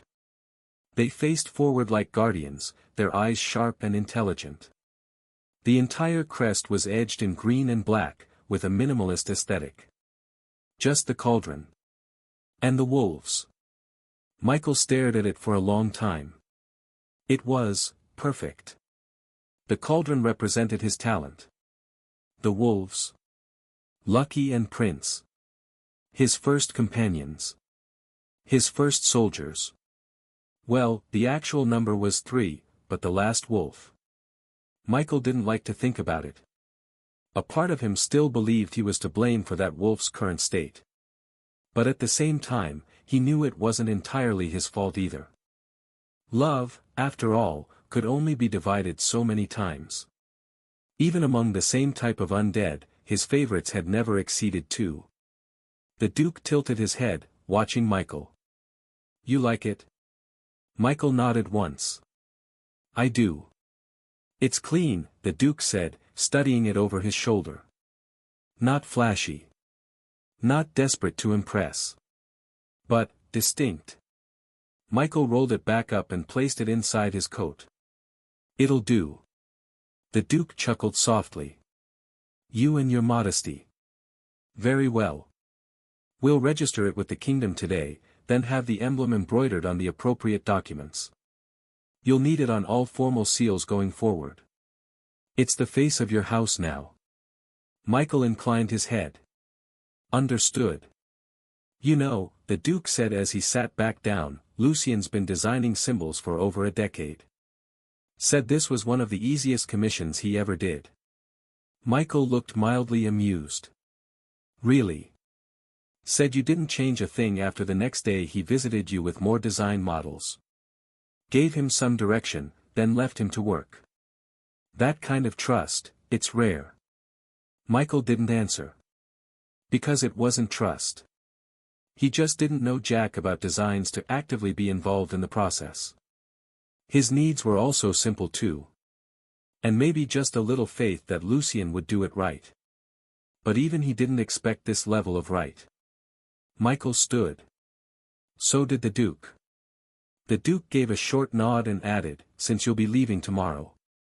Michael paused mid-step, turning slightly as the Duke continued. You should pay Arianne a visit. Michael raised a brow. The Duke's expression was calm but deliberate. You'll still be coming back here from time to time, I'm sure. But it might not be soon. And even if it is, it won't be the same. You'll be a lord, busy with land, duties, and whatever else you plan to stir up out there. Michael said nothing, waiting for him to continue. The Duke smiled faintly. It won't kill you to say goodbye. Or at least something close to it. Michael gave a slight nod. I'll see her before I leave. Good. The Duke sat back down, reaching for a quill. You can go now. I'll handle the rest. Michael sat cross-legged in the sitting room of his residence. He rested one elbow on the arm of the chair, fingers lightly tapping his chin in thought. Across from him stood 3 people. Lyra, cloaked as always, her eyes half-lidded but alert. Leah and Ace awkwardly stood side by side. Wisdom, of course, had perched himself directly on Michael's shoulder. Watching. Always watching. Michael's gaze drifted from one boy to the other. I'll be leaving for my territory tomorrow, he said evenly. Neither Ace nor Leah responded immediately. Michael's voice remained calm, but firm. Lyra will accompany me. However, you two have to make a choice. He let the word settle before continuing. You can come with me. Serve under my name. In return, you'll be fed and paid, like before but better this time. Michael's tone shifted slightly. Or, you stay here. Maintain this residence, manage the property in my absence, and handle minor affairs. I'll pay you a monthly salary either way. Still, the boys were silent. The silence stretched. Leah's hands clenched at his sides. His face was tight and conflicted. Ace's mouth opened slightly, then shut again. He looked like he wanted to speak, but something held him back. Michael didn't press. He waited. Finally, Ace scratched the back of his neck and muttered, "It's not like we're ungrateful, you know." Michael said nothing. Ace let out a short exhale, as if bracing himself. "Back then, when we tried to rob you, when Leah pulled that knife, if it were any other noble, we'd be dead." Still no answer. "And since then, you've treated us like people. Better than most." He glanced briefly at Lyra, then down again. "But if we follow you now, we're yours. Truly." Leah's voice broke the silence next, quiet and hoarse. "No pretending. No just working for you, 'cause we have nowhere else to go. We follow you now, and that's it. We're bound. That's what this is, isn't it?" Michael nodded once. "Yes." The boys didn't say anything. They remembered their little sister. Lyra. She was killed by a noble. She was the reason they entered a dojo to gain strength. And now they stood on the edge of becoming what they hated. The line wasn't easy to cross. Michael stood, tired of waiting. "If you decide not to come," he said, "the offer to manage this home still stands." The next morning came with clear skies and a quiet sense of finality. Parked just outside Michael's residence were 3 carriages. All 3 were finely built, but their purposes were obvious at a glance. The first was sleek, compact, and subtly elegant. Its craftsmanship whispered of wealth without shouting it. The kind of carriage you'd expect a young noble to step out from. It wasn't grand. Just right. The second was larger, bulkier, and clearly meant for more people. The third carriage was purely functional. It had no windows. Reinforced iron bars lined its underframe. It looked like it belonged to a merchant caravan, not a noble procession. But that was fine. It was for cargo. Michael stood at the top of the short steps leading to the front door, watching the activity unfold. The driver of the lead carriage tipped his cap upon seeing him. "Morning, Lord Mike. We're loaded and ready." Michael nodded. Beside him stood Lyra, clad in a robe more refined than usual. This one fitted to her slim form. The hood was still drawn over her face, but it couldn't hide her presence. Then there were the boys. Ace wore a dark green jacket, freshly pressed. His pants were tucked into polished boots, and for once, his hair was combed properly. Leah stood beside him in a similarly styled outfit, though his clothes carried more muted tones, ash gray and brown. He didn't look comfortable in them. His hand kept brushing his sleeve like the fabric might bite him.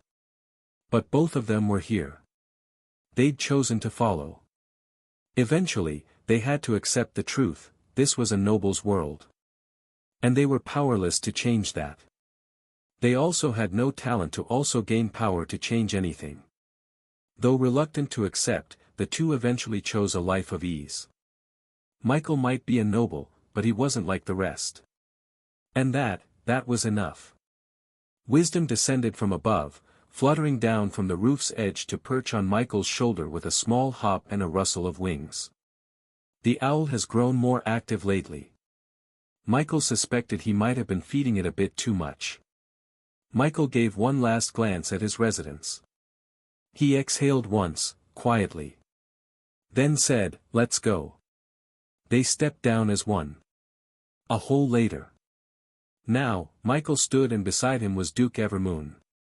His posture was regal but not stiff, and his hands were clasped lightly behind his back as he nodded toward the assembled formation ahead of them. 40 men stood in neat, silent ranks. They weren't regular guards. Each one wore dark green armor marked with Michael's crest. He was taken aback by this. Duke Everoon gestured toward them. "Your escort, as promised. Take it as a gift."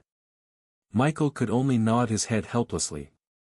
He instinctively wanted to refuse but decided against it. Duke Everoon had spoken about this before, but he never knew they'd be given and not borrowed.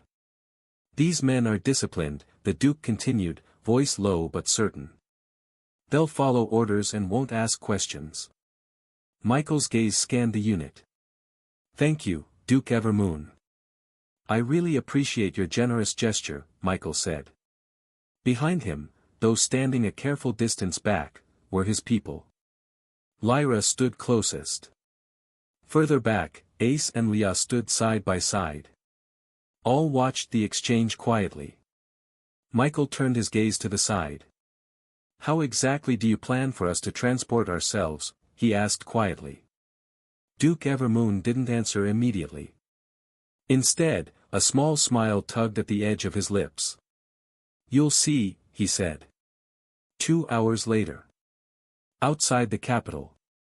Michael stood still, eyes narrowed slightly against the wind, his coat flaring behind him. In front of him was a familiar-looking vessel. A flying ship. Michael was initially taken aback by the sight, but after a moment's thought, it no longer seemed so surprising. Considering Duke Everoon's centuries of heritage and influence, it would have been stranger if he didn't have grand things tucked away beyond a personal monster zoo. In the end, Michael realized he didn't really care, so long as he reached his destination. What truly occupied his mind were more pressing matters: the kingdom's shipment of materials already en route to a territory he hadn't even stepped foot in, the daunting task of managing said territory despite never having run so much as a company before, and most urgently, his advancement. He had just 2 days left before his college entrance exams. As the final crates were loaded aboard, Duke Everoon turned to Michael, his hands still folded behind his back. "This vessel will take you to Thornvale and return here immediately after," the Duke said. "I wish you a great reign," the Duke added. "May your rule be long, and worth remembering." Michael nodded. "Thank you." The Duke gave a brief, thoughtful smile. With that, he stepped back as the crew lowered the boarding ramp. Michael stepped forward first.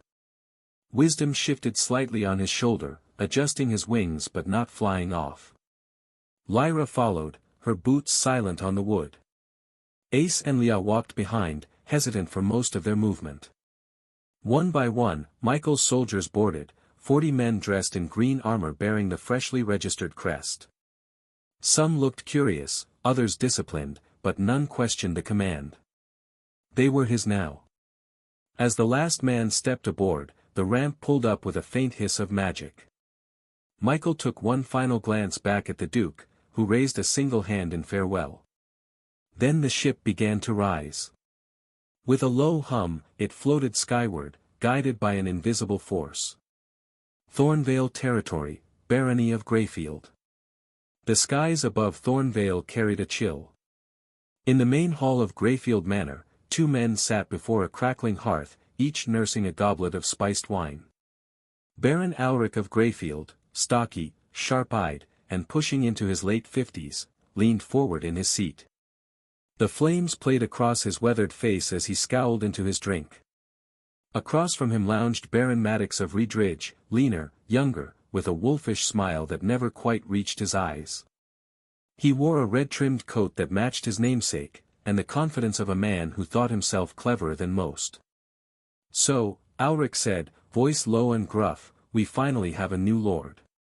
Maddox raised a brow. "About time. I was starting to think the Duke had forgotten us entirely."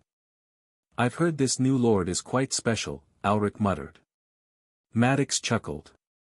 "Special? You mean green. The boy's barely old enough to shave. I still can't believe he won the Duke's competition. What's the world coming to? Were the real contenders even competing?" And don't get me started on that ridiculous rumor about him being Grand Tier. Auric didn't smile. Still, he isn't just anyone, the older Baron said. Maddox's expression tightened just slightly at that. Luck. Or favoritism. Doesn't matter which, Auric said, eyes sharp. He's our lord now. Viscount Thornvale. Like it or not. Maddox drained the last of his wine and set the goblet down with a soft clink. So what do you propose we do? Auric didn't answer right away. The fire crackled between them. Watch, he said finally. Watch, Auric said finally. Maddox frowned. That's it? Just watch. For now. Auric leaned back in his chair.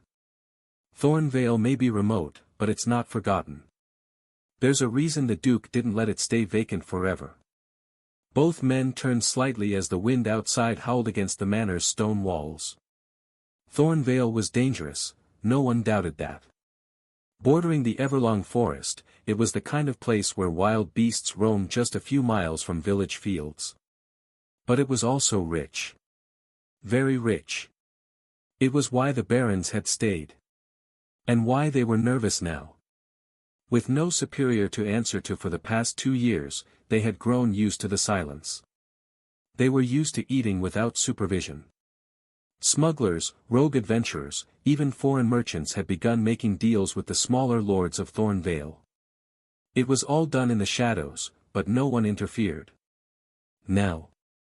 A young viscount, straight from the capital, was coming. And no one knew what to expect. Do you think he'll meddle? Maddox asked, trying to sound nonchalant. Auric gave a dry laugh. They always meddle. The question is how much. What if he has the power to contend with us, Maddox added. Not the kingdom's. His own. Auric's brows furrowed.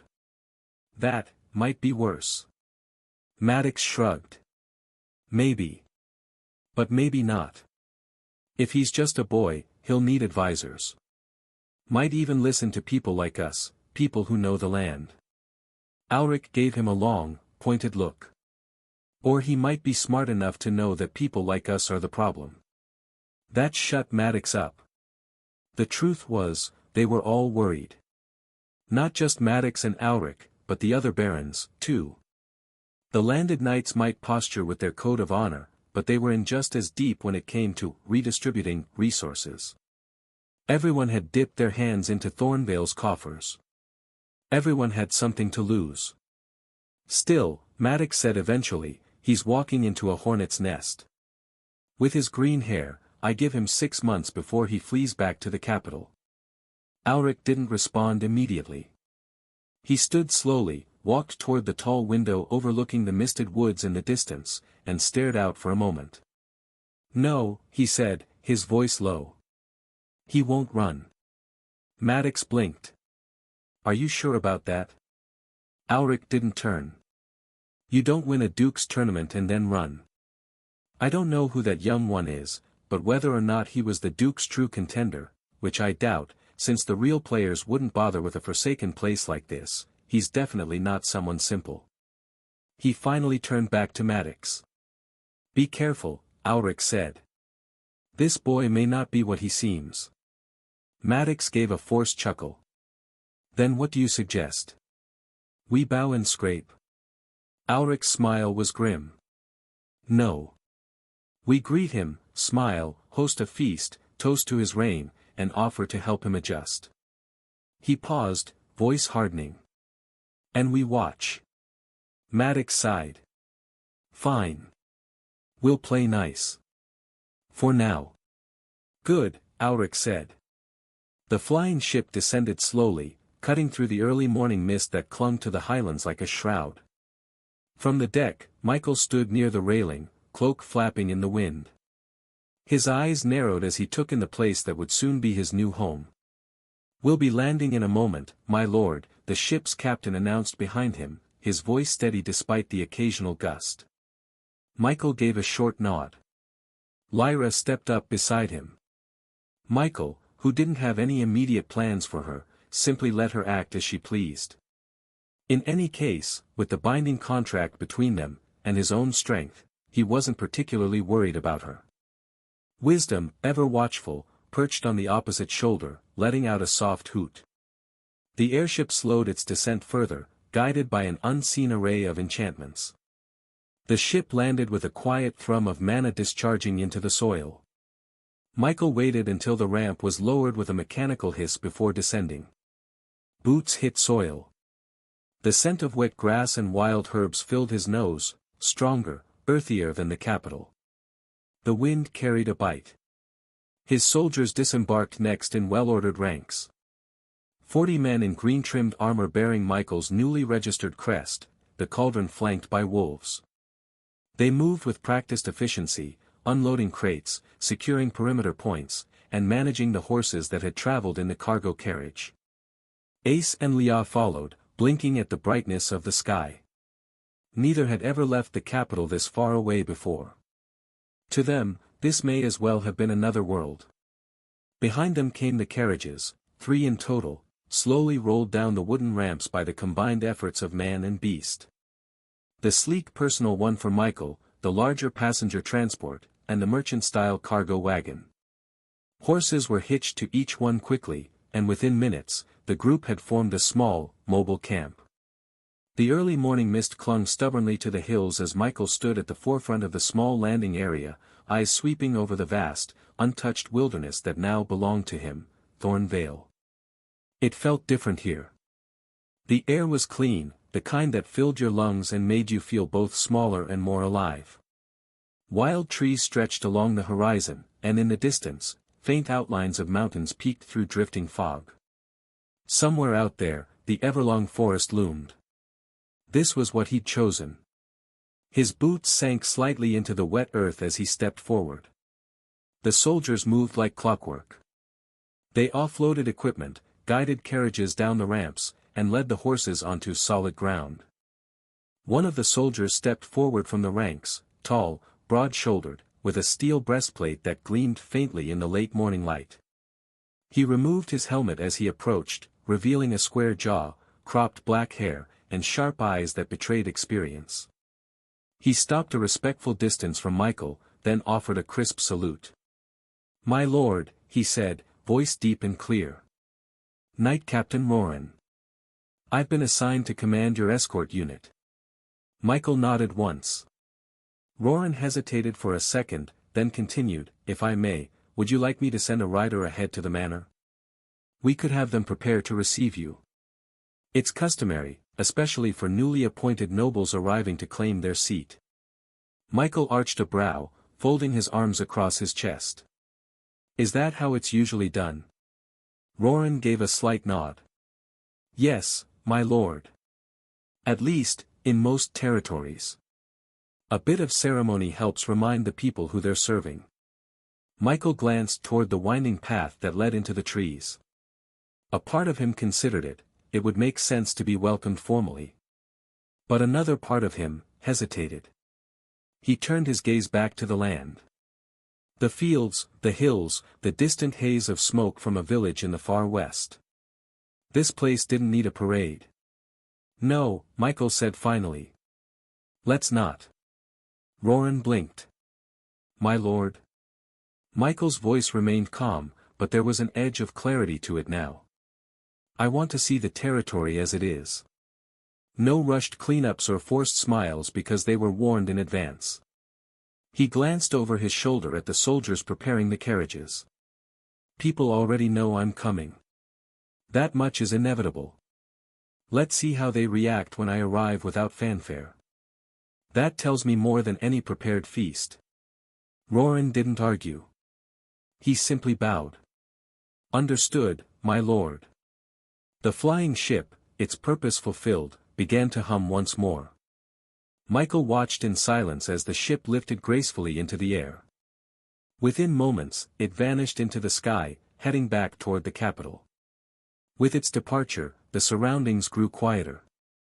Now, it was just them, Michael, his people, and a land waiting to be claimed. The soldiers were already efficient in their next task, readying the horses. Tethered and unhitched, the steeds were led into neat lines. Michael had expected ordinary riding horses, but it quickly became clear that these mounts were far from average. Every knight began saddling up, their movements crisp and fluid, a reflection of their training. Leah, wide-eyed and unsteady, hesitated near one of the horses, clutching the reins like they might explode. Ace wasn't much better, he had one foot in the stirrup and was already wobbling as if the ground had betrayed him. One of the older knights stepped forward with a faint grin. "Need a hand, lad?" Ace flushed, but nodded. "Yeah, that obvious, huh?" "Don't worry," the knight said, helping him adjust his footing. "We'll make sure you don't break your face." Another helped Leah, guiding him through the steps with the patience of someone who had done this for squires a dozen times over. The knights, it seemed, had already picked up on the closeness between these two and their lord. Their tone was friendlier, their actions more considerate. Lyra, on the other hand, mounted with graceful ease. She did so without asking for help or waiting for instruction, slipping onto her horse like someone born to ride. She sat tall and steady. Michael, meanwhile, was handed the reins of his own steed. The creature was unlike any of the others. It stood a full head taller, with a hide the color of midnight ink and a faint shimmer that hinted at something unnatural beneath the surface. Its eyes gleamed an eerie silver. Michael arched a brow. Roran stepped forward again. "That one's yours, my lord. Specially chosen by the Duke. It's part monster-blooded." Michael raised an eyebrow. "Oh. Don't worry," Roran said with a small grin. "The monstrous instincts were bred out. What's left is stamina, speed, and resistance to most low-grade spells. Loyal and incredibly hard to spook." Michael ran a hand along its neck. The horse didn't flinch, just let out a low snort, as if acknowledging him. "A gift," Roran added, "from Duke Everoon himself. These were part of a new batch, only a few dozen in the entire kingdom. Yours is one the best of them." Michael nodded slowly. "I'll take good care of it." As he said this, he couldn't help but wonder what its evolved form would look like. Without realizing it, Michael was already thinking like an obsessed addict. The next thought came just as naturally: would he tame it, or kill it and raise it as an undead? The others were already mounted now, waiting at attention. Michael took one last look around. He mounted the hybrid steed in one smooth motion. "Let's ride," he said. And with that, the new lord of Thornvale set off into his territory unannounced. As the group began to move out, hooves thudding softly against damp soil, Michael's thoughts drifted to the information Duke Everoon had shared with him before the departure. Thornvale. A territory tucked into the highlands, bordered by untamed wilderness and the edge of the Everlong forest. Its population hovered around 20,000, not a massive number by kingdom standards, but not insignificant either. Whether that was considered large or small depended on who was asking. For a viscountcy, it was respectable. The real value of Thornvale, however, lay beneath the surface. Mining. The land was rich in ore and rare minerals, a blessing and a curse. The mines accounted for most of the territory's income, while farming supported the rest. But it was the unique metals, manor-reactive in nature, that gave Thornvale its true strategic worth. Aside from the population, there should have been a standing force of around 1,000 soldiers, men loyal to the title of Viscount Thornvale. But that loyalty was more theory than practice. Without a proper ruler for the past 2 years, Michael doubted the current quality or discipline of that garrison. Then there was the steward. The territory had been under the stewardship of the manor's chief retainer since the last ruler's removal. Thornvale was a non-heritage territory, meaning its viscountcy wasn't tied to bloodlines. Previous lords came, ruled, and left, taking their families and their assets with them. No roots, no permanence. It made the transition cleaner, but it also left the land vulnerable to internal decay. With each turnover, the common folk grew more detached, the minor lords more independent, and the stewards more comfortable. Michael didn't doubt there would be hidden rot waiting to be uncovered. There were many reasons he had chosen Thornvale, but few, if any, had to do with the territory itself. It was remote, yes. Dangerous, certainly. But that was precisely why he picked it. A place like this gave him room. Room to grow, to hide, to plan, and to build. Still, he hadn't expected to feel the weight of it all so quickly. The land, the expectations, the unknown faces waiting beyond the hills, all of it pressed in quietly, like fog settling over his shoulders.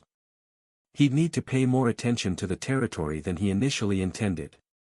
But first, he had to advance. 2 days. That was all the time left before his college entrance exams. If he failed to reach the next rank before then, he'd miss his shot. He needed to break through, no matter what it took. Michael tightened his grip on the reins, eyes narrowing toward the rising trail ahead.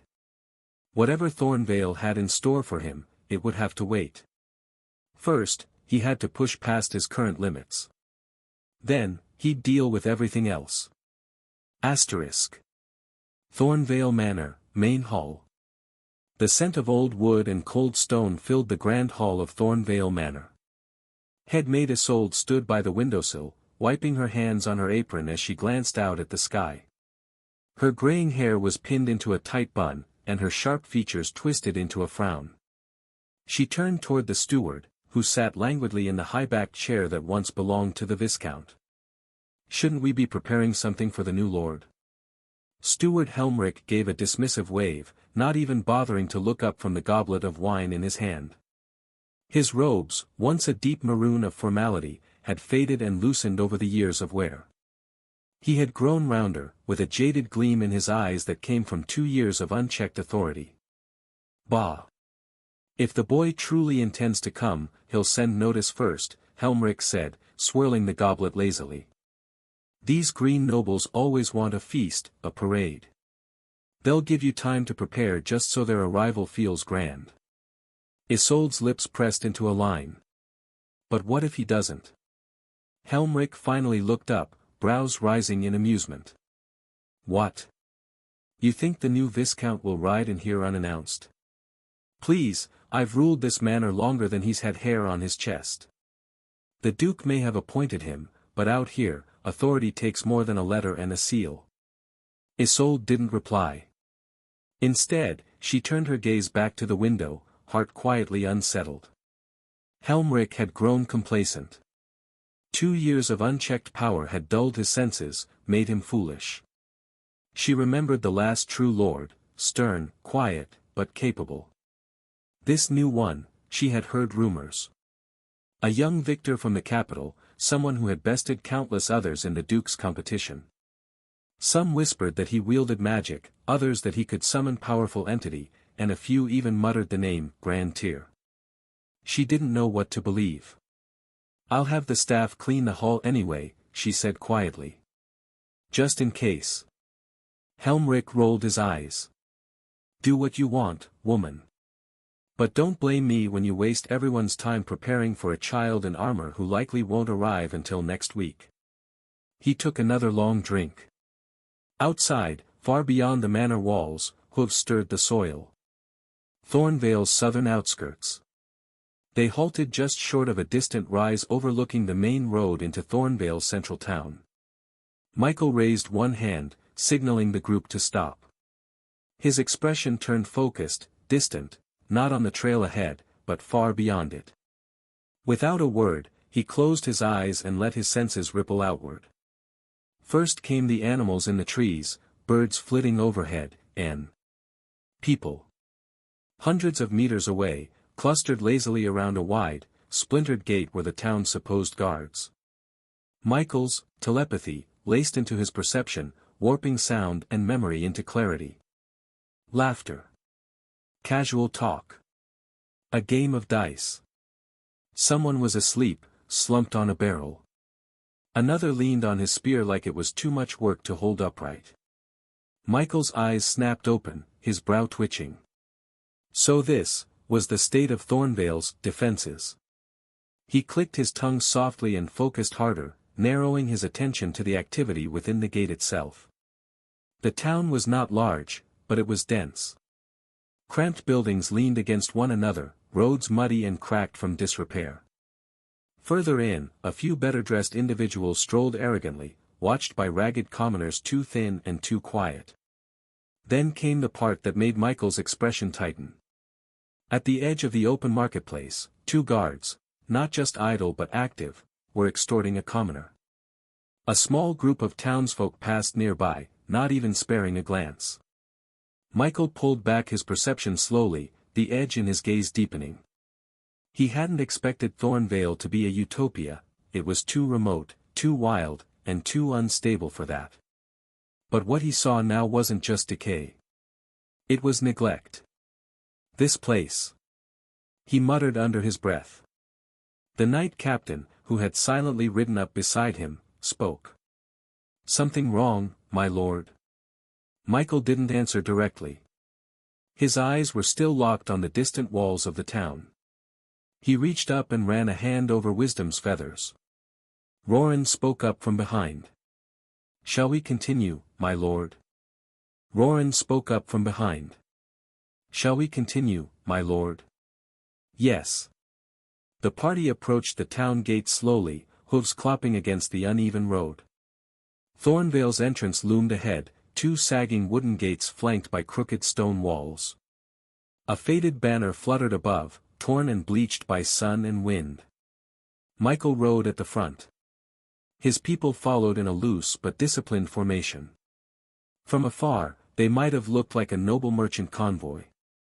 Just enough prestige to draw attention, but not enough to signal power. As they neared the gate, the guards finally stirred. Two of them straightened up hastily, pushing away dice and empty mugs. The third guard, older and broader than the rest, shoved a smaller one toward the road and barked, "Stop them." The guard trotted forward with a grin that wasn't quite friendly. He raised a hand, blocking the road with the butt of his spear. "Oi there, travelers," he called out. "Town's under heavy levy laws. Anyone entering pays the gate toll. 3 silver coins per person, and 5 for each mount." Michael stared at the man, unblinking. 3 per person. Knight Captain Roran muttered behind him. "That's robbery." The guard didn't seem to notice the armored knights or the elite nature of the mounts. Or perhaps he did, but simply didn't care. Michael tilted his head. "Heavy levy laws." "Aye," the guard said with mock solemnity. "Emergency tax enforcement due to unrest. Bandits and monsters, you know. Dangerous times." "Very dangerous," added the second guard, now swaggering up behind the first. "Your safety must be paid for." Michael let a slow breath escape his nose. The other guards had begun to gather behind the gate now, arms folded, expressions indifferent. Not a single one recognized who he was. He could have pulled rank. He could have had Roran knock them flat and storm the gate with his elite unit. But instead, Michael reached into a pouch by his side, drew out a small coin pouch, and tossed it lightly to the first guard. Ever since he started to have more company around him, not wanting to expose his storage space, he compromised and got himself a money bag. The pouch jingled as it landed. The guard caught it, eyes widening slightly at the unexpected compliance. He opened it, then blinked. "This is gold." Michael's tone was mild. "It should cover everyone. Even the horses." The guard stared, stunned. "Yes, of course, lord," one of them stammered, bowing slightly though still not recognizing who he was. "You may proceed."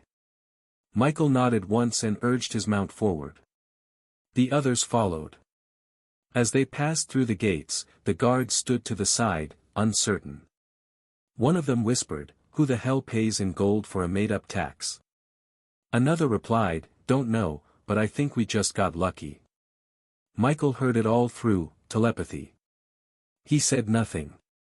Once they were inside the town, Roran rode up beside him, his jaw clenched. "Why did you let them extort you, my lord?" Michael's reply was quiet. Because I wanted to see how far the rot has spread.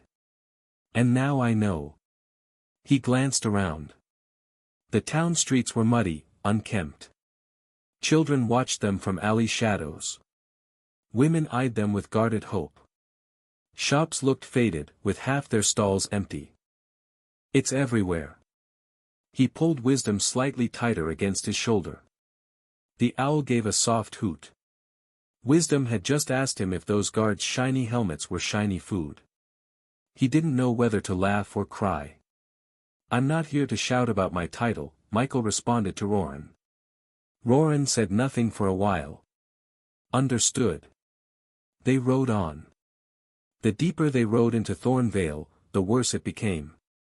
The roads were cracked and sunken in places, filled with brown puddles that stank of rot. The smell of mildew and waste clung to the air like an invisible fog. Rubble lined the corners of the streets where broken carts and crumbling crates had been left to decay. Children, barefoot and gaunt, watched from under collapsed awnings. One boy chewed on a strip of bark. Another held a wooden sword so worn it looked more like a stick. Michael's gaze swept over all of it, unflinching. Even the animals were listless. Goats wandered near gutter drains. A donkey stared blankly at the wall as if it had forgotten how to move. No one greeted them. Not a soul bowed. People just stared. And then looked away after a while or after he left their sight. By the gods, Roran muttered, his voice low and angry now. What in the Duke's name is this mess? Michael said nothing. This isn't just rot. No order. Look, Roran pointed to a dilapidated building with a half-collapsed sign. That's the town watch's office. It should be the heart of enforcement, and it's being used as a drying shack for laundry. A child was, indeed, hanging wet clothes from a broken sword rack. Michael still said nothing. They passed a group of rich-looking people, or what passed for them here, lounging outside a wine shop that seemed far too pristine for the rest of the district. Gold trim on their tunics. Laughs that rang just a bit too loudly. One of them noticed Michael's group and squinted, then turned away with a cautious sneer. Michael's temples throbbed. A dull ache began to build in his skull, not from physical strain, but from the sheer scope of what he was seeing. Where the hell was he supposed to start? He cursed silently, jaw tight. Whoever had been managing this place deserved far worse than dismissal. It had to be the steward. According to the Duke's notes, a man named Helmrich had been left in charge as interim manager after the last lord's dismissal. And if this was the result of 2 years under his care, then Helmrich wasn't just negligent, he was either criminally lazy or deliberately corrupt. Of course, there was also the possibility that Helmrich was innocent and this was caused due to other entities. Michael didn't know which was worse. He rubbed his temples, thoughts spinning faster now. If the steward was behind this decay, then he'd need to be dealt with immediately.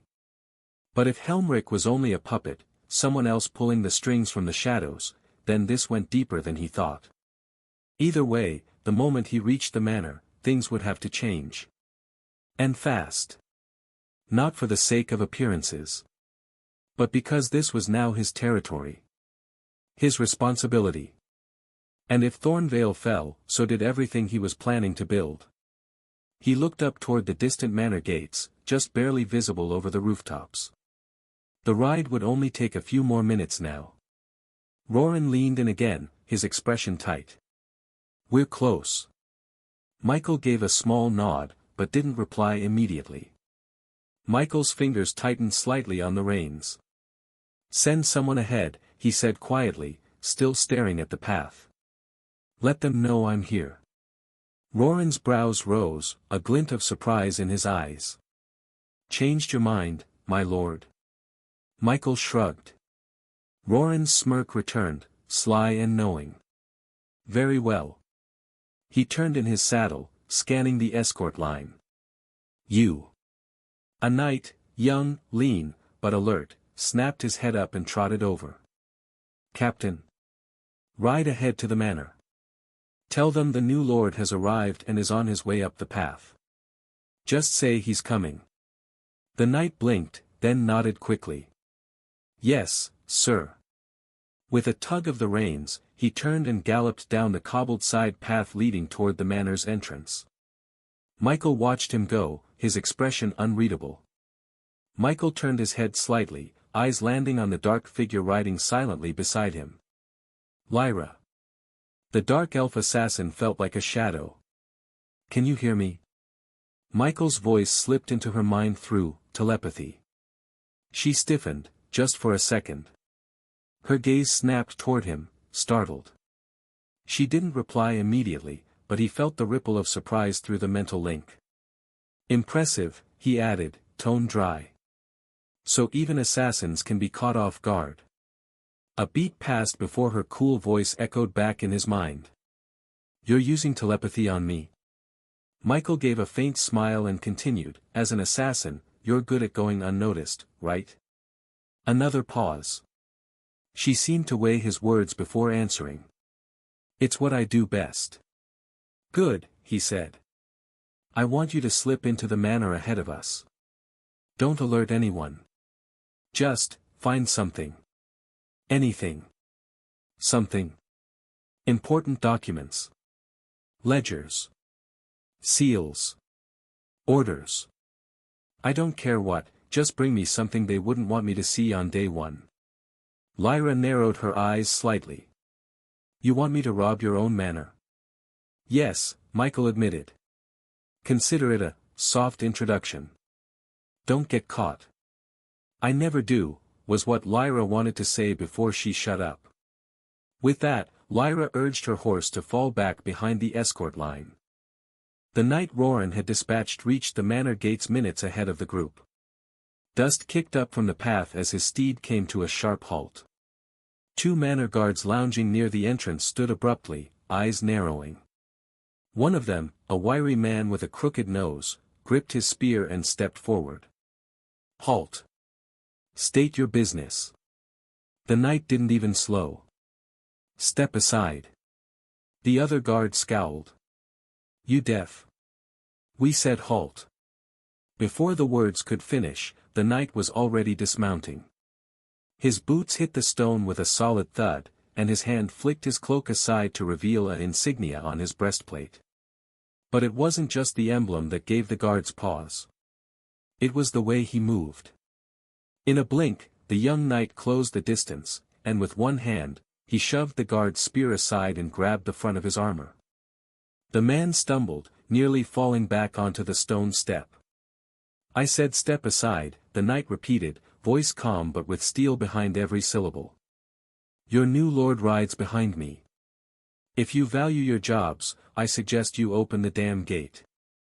The other guard, more experienced perhaps, recognized the tone, and the unmistakable weight of a trained soldier. They couldn't even dream of matching someone like him. He stepped back quickly, knocking on the heavy doors behind him. Open the gates. Now. The commotion drew attention inside the manor. Moments later, hurried footsteps echoed through the front corridor. The doors creaked open. Head Maid Isolde appeared first, her sharp eyes narrowing as she took in the scene.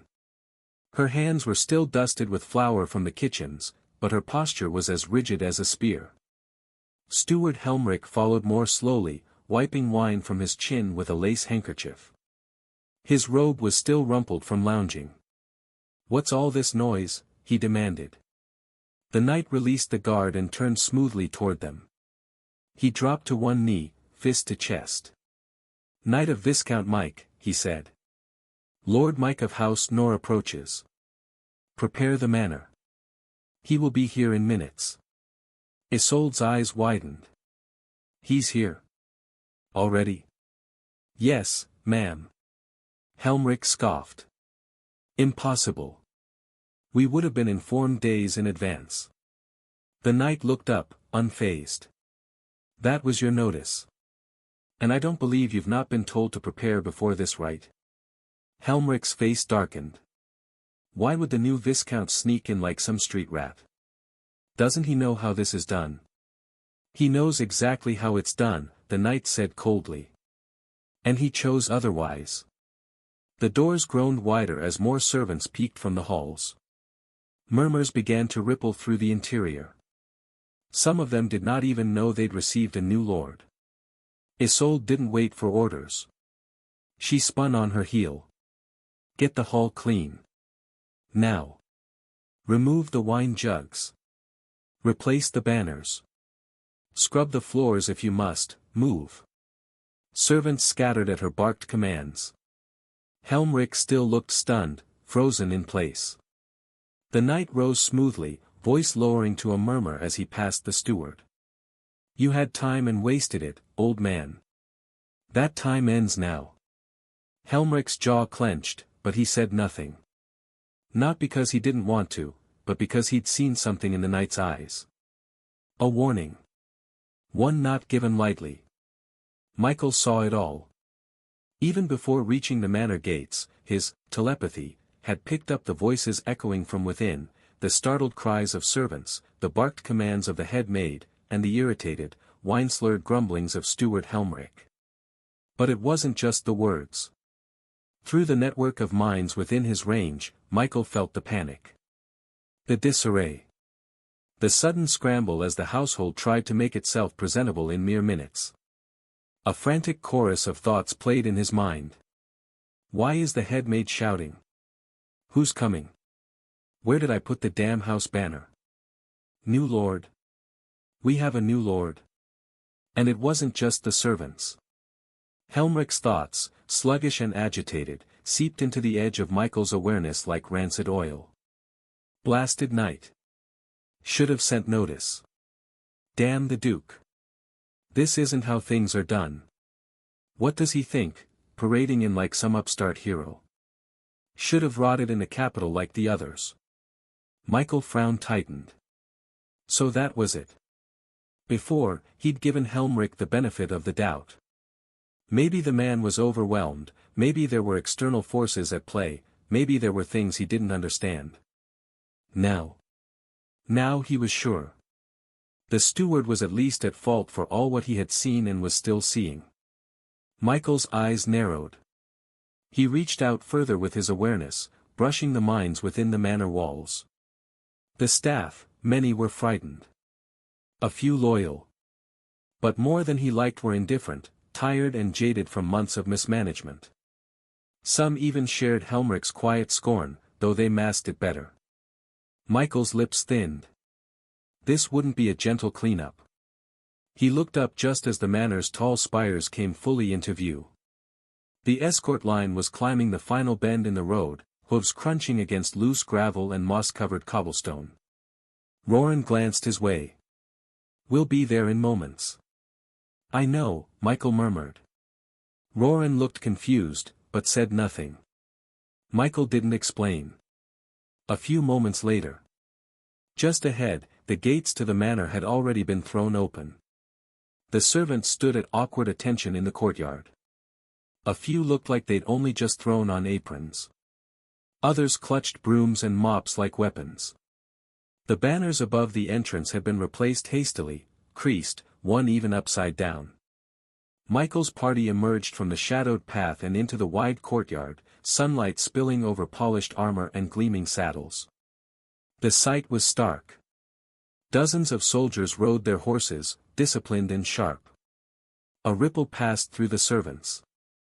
Some stepped back. Others dropped into bows, too shallow or too slow. Isolde stood stiffly at the foot of the steps, eyes sharp, hands folded tight behind her back. Helmrich, however, did not bow. Helmrich stood at the top of the steps, expression carefully composed, though Michael could still feel the sour bite of resentment bleeding from his thoughts. Michael dismounted. He landed lightly, boots hitting stone. Roran followed behind, followed by the rest of the company peeling off in practiced motion, forming a defensive arc that never looked threatening but still commanded the courtyard. The silence was brittle. Helmrich stepped forward, attempting a forced smile. Welcome, Lord Nor. I trust your journey was uneventful. Michael didn't answer at first. Instead, he stepped forward slowly, each boot step echoing like a judge's gavel. His gaze swept the courtyard, over the cracked pillars, the limp garden hedges, the broken sundial, the waterless fountain. Then, and only then, did he look Helmrich in the eye. "I trust," Michael said calmly, "that you have prepared a full accounting of this manor and the state of Thornvale." Helmrich blinked. I was not given notice of your exact arrival date. Had I been? You were," Michael interrupted, voice sharp enough to make several servants flinch. "You received different notices. One from the Duke's house. One from my knight." He stepped closer. "And you ignored them all." Helmrich's mouth opened, but Michael raised a hand. "I'm not interested in excuses, Steward Helmrich."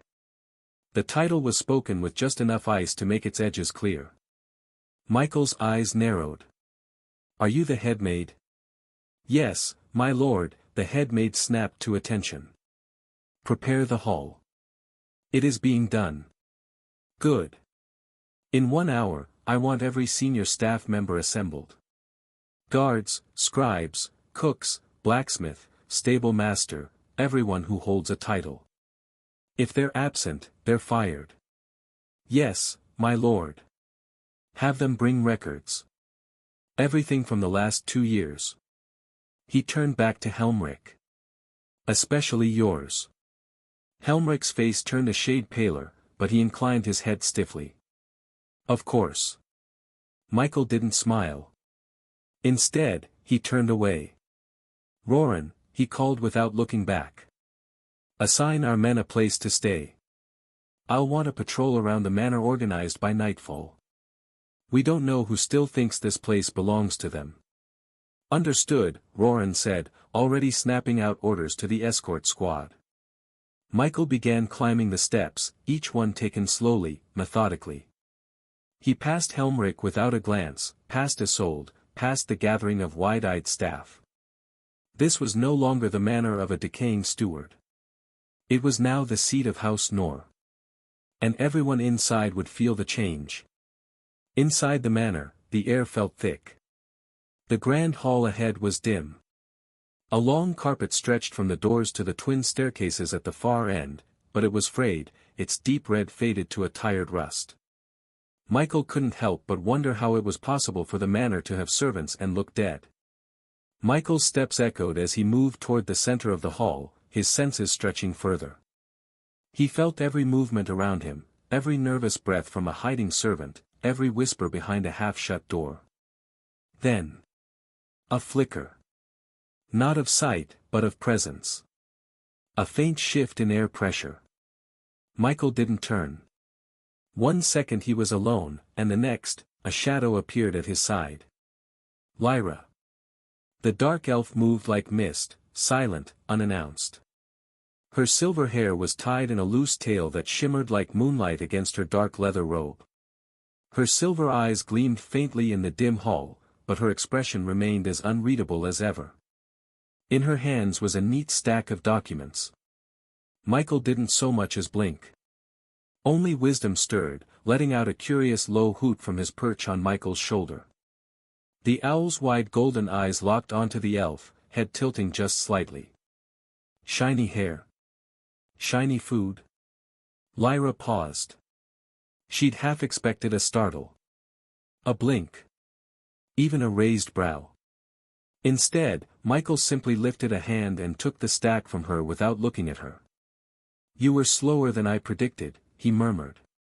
Lyra narrowed her eyes faintly. "I took the long route." "You didn't kill anyone, I hope." "No," she said.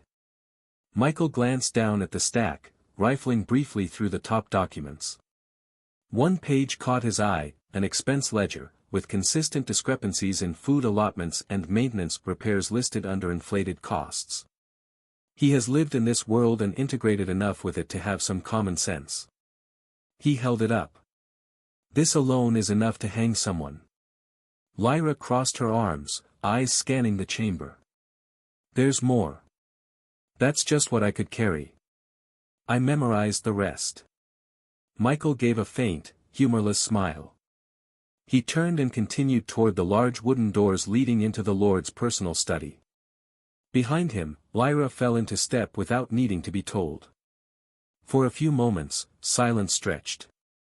Then, softly, she said, "You knew I was there, didn't you?" "Yes." "How?" Michael's gaze didn't waver. "You're good, but you're not invisible."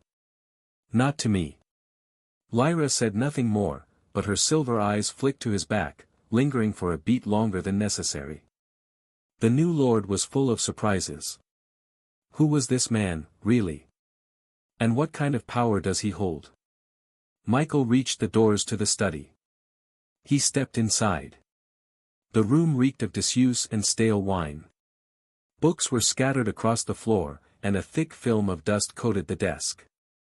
A large map of Thornvale hung crooked on the wall, one edge curled and water-stained. Michael walked to the desk, dropped the documents with a heavy thump, and turned to Lyra. "Prepare yourself," he said. "You'll be working again soon." Lyra raised a brow. "What kind of work?" Michael didn't answer immediately. His eyes were on the map. Michael studied the map for a long moment, his fingers tracing the faded contours of Thornvale. Then, slowly, he turned back to her. "You'll find out soon enough," he said, voice calm but final. "For now, tell me what you discovered." Lyra didn't hesitate. "There's a lot more than just inflated maintenance," she said, her voice low. "Most of the account books I checked are forgeries. Thornvale's true income isn't recorded anywhere official." Michael's gaze sharpened. Lyra stepped closer, lowering her voice further. "Based on what I pieced together, cross-referencing trade levies, old toll permits, tithe records from local villages, this territory should generate at least 500,000 gold coins a year." Michael stilled. 500,000. One should remember that this was in gold. In silver this was about 50 million silver coins per year. This was truly a land of gold. "All that wealth," he murmured, "and yet the manor looks like a tomb." Lyra nodded. "It's being funneled somewhere. I couldn't trace all of it, but I found something." She reached into her robe and pulled out a thin, tightly folded parchment, one sealed with a faint blue wax sigil, its edges nearly torn from age. Michael took it with a frown, and started reading from the top where he saw a name that made him pause. Count Holland. His direct superior. The one who technically governed Thornvale and several other border territories under the Duke's larger command. Michael had never met the man, he'd only heard the name mentioned once. Michael read the brief contents. His eyes darkened. "This is authorization," he muttered. Count Holland gave permission for off-record trade routes signed off on Helmrich's falsified logistics. He's not just complicit, he's involved. Lyra remained silent but watchful. Michael slowly folded the document and tapped it against his palm, mind working quickly. So that was the reason Helmrich acted like he had a shield. The reason the garrison was underfunded, the villagers neglected, the manor left to rot. Thornvale had been bled dry not by incompetence, but by design. "Do you think the Duke knows?" Michael asked softly. Lyra shook her head. "Unlikely. If he did, he wouldn't have left this for you to handle all this since before it was your territory, it was his first." Michael frown tightened. It was one thing to uproot a corrupt steward. But to challenge a count? That meant stepping into dangerous waters. Nobles weren't ordinary people and Count Holland wasn't just any noble. Michael let out a long breath. Then he smiled, slow and cold. "So be it." He turned back to the map, his fingers brushing over the center of Thornvale. "One step at a time. First, we clean house." He glanced at Lyra. "You said you memorized the rest?" "I did."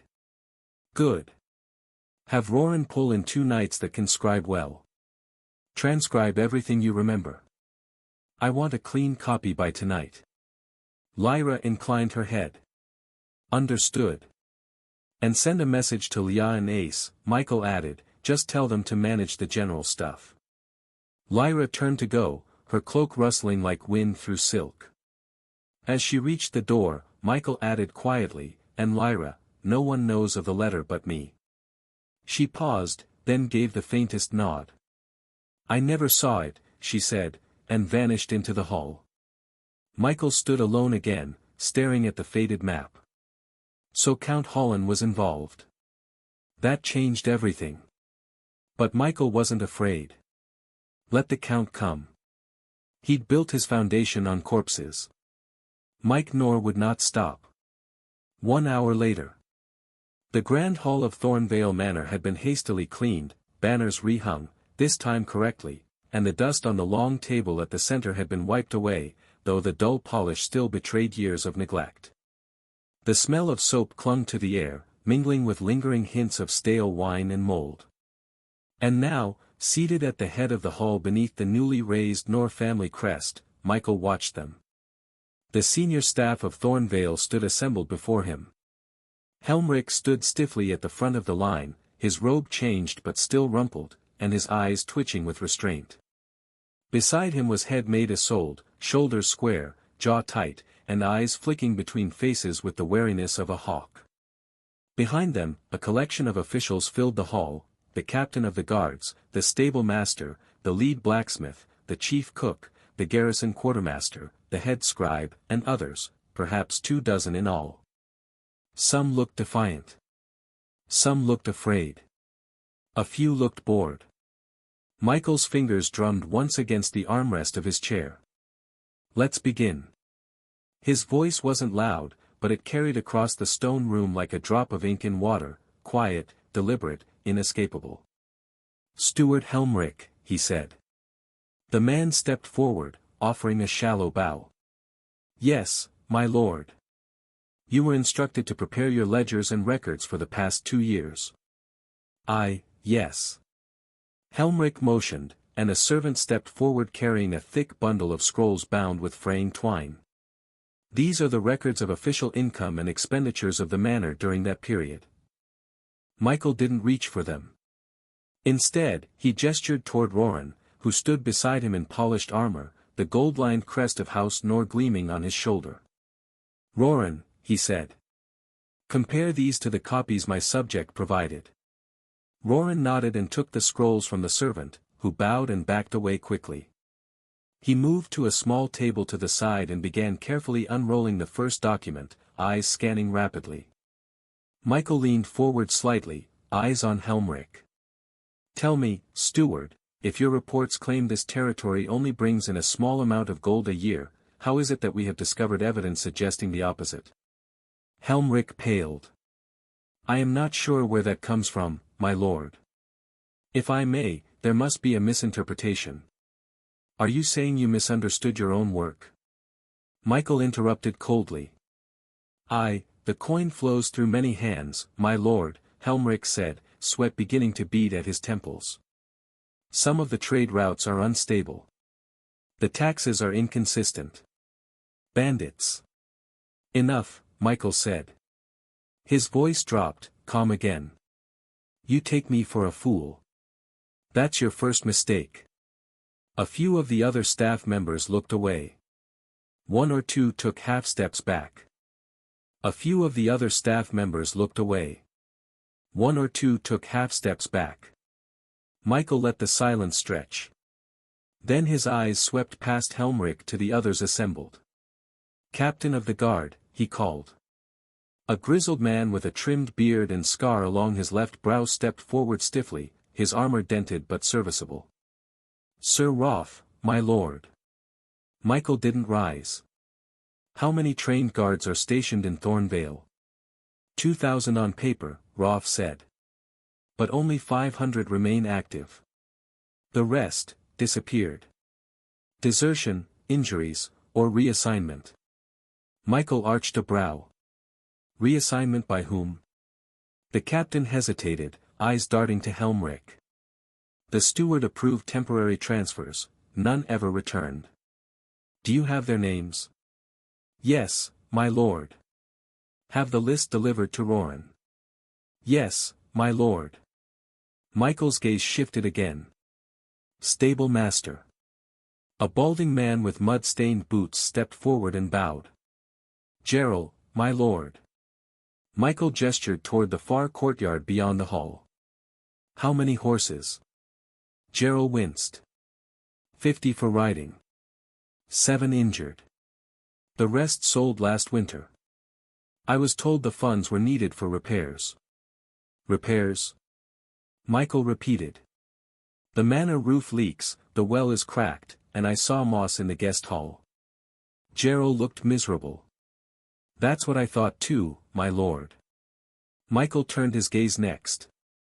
Blacksmith. A short woman with thick arms and soot-darkened sleeves stepped forward, crossing her arms. Gilda. Michael's voice lowered. You were responsible for weapons maintenance and village forge work.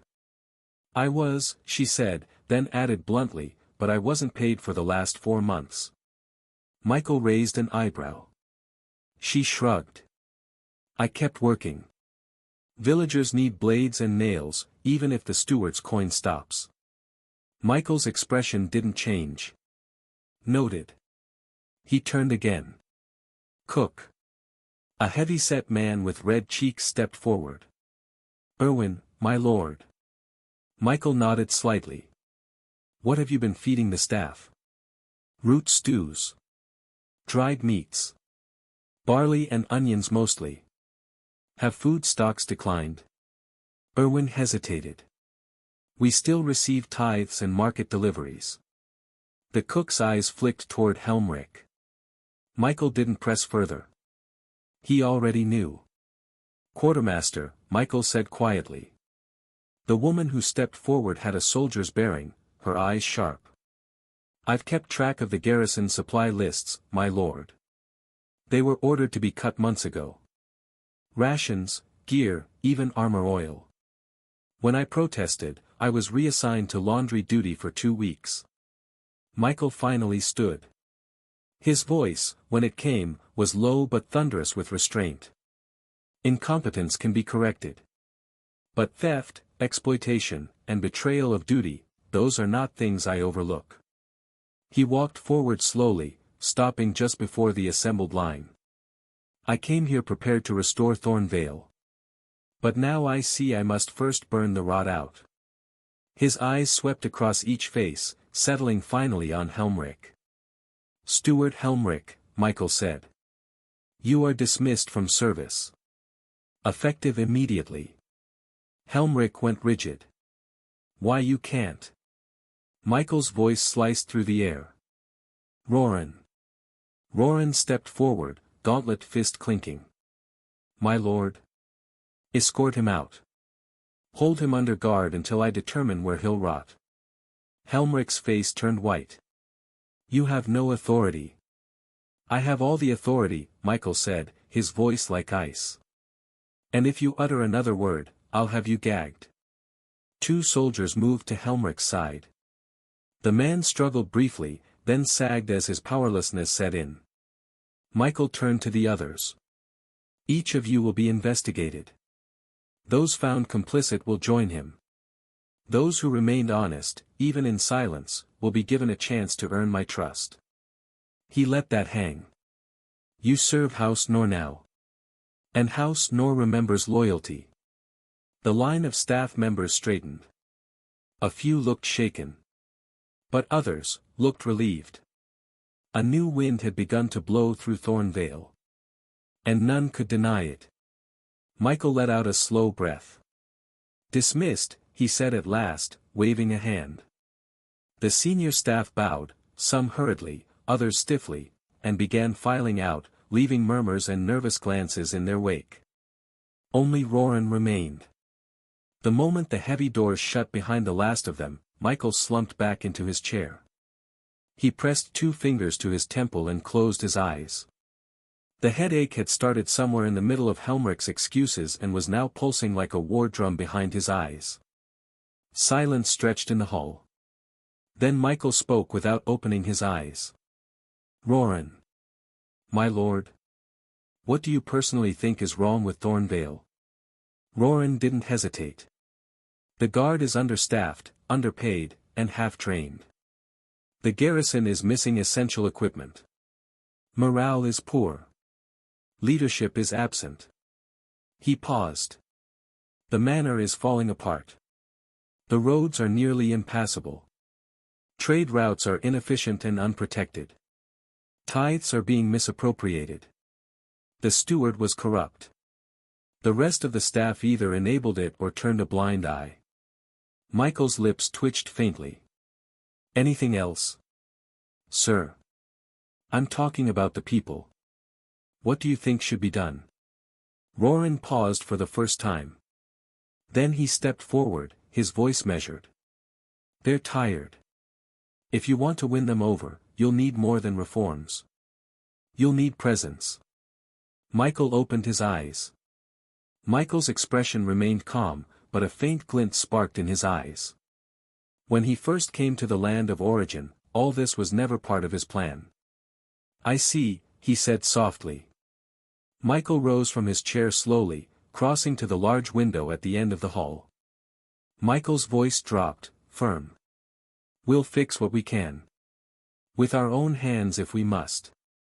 He turned back, his tone colder now. But while we fix things, I want reports. Full ones. Every noble who has a foothold here. Every merchant with unusual coin. Every knight who took coin but didn't serve. Roran nodded. I'll see to it personally. Michael looked toward the high banners of House Nor, newly hung but still stiff in the stale air of the hall. We cut the rot at the root. Not just Helmric, he said. Thornvale would rise again. And this time, it would rise under his hand. Hopefully. Yes. Michael had no confidence. Night fell. The grand hall of Thornvale Manor stood in quiet tension, its old stone pillars casting long shadows beneath the flickering sconces. Outside, the wind howled faintly through broken eaves. Michael sat alone for a while, letting the silence settle. Then came a soft knock, 2 short raps, and the door creaked open. Roran stepped in, a stack of fresh parchments in hand. My lord, he said, approaching. A brief summary of what we've confirmed so far. Michael didn't look up. Go on. Roran nodded and began.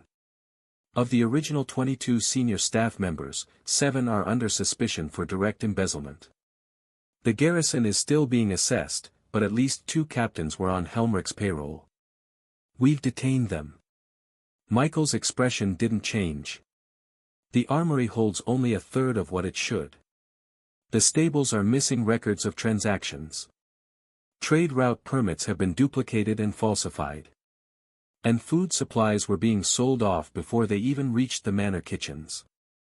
He placed the stack of reports on the table. Roran's report went on. And on. To his credit, the night was thorough, painfully so.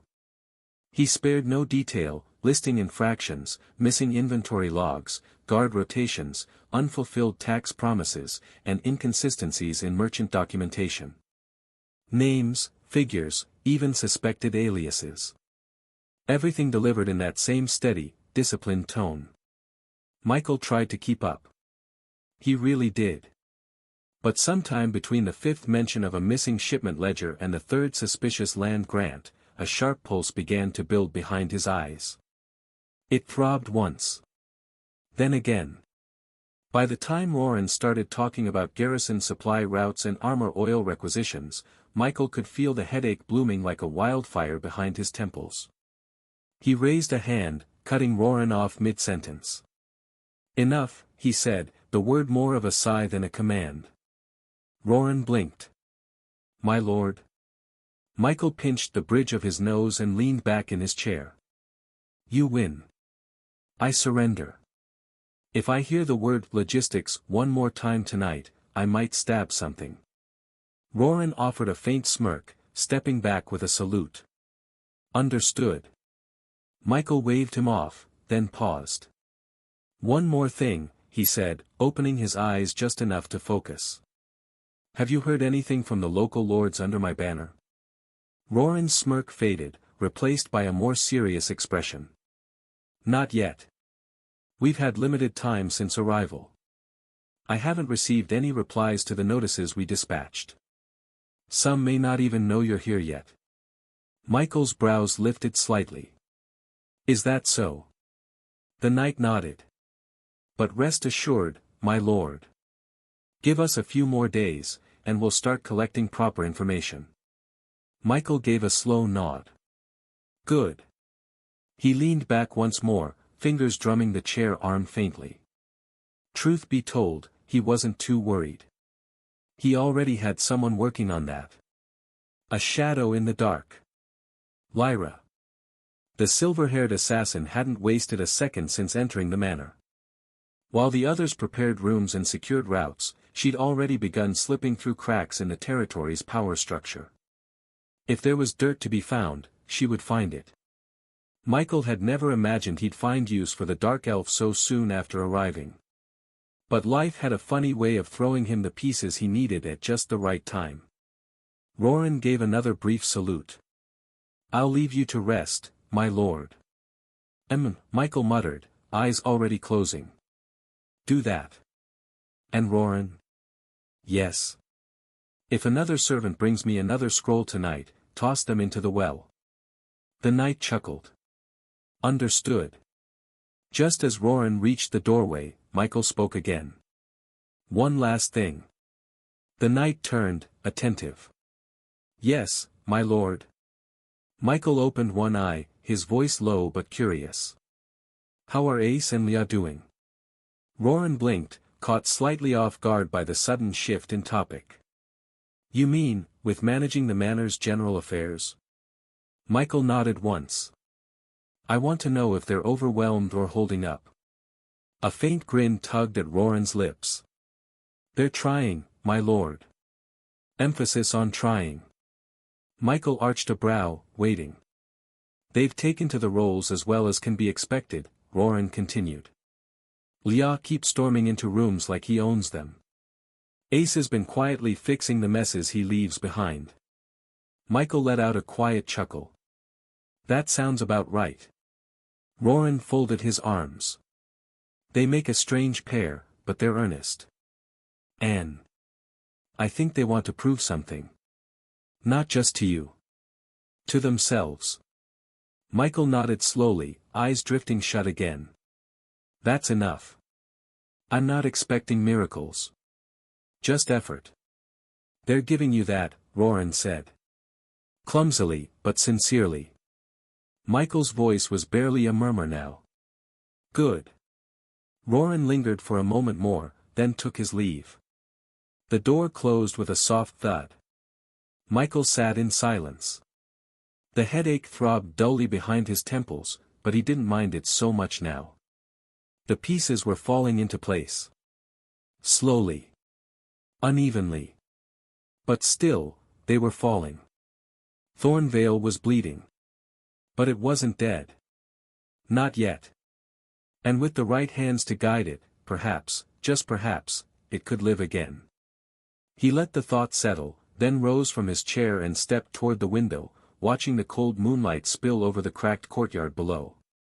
Michael exhaled, slow and steady.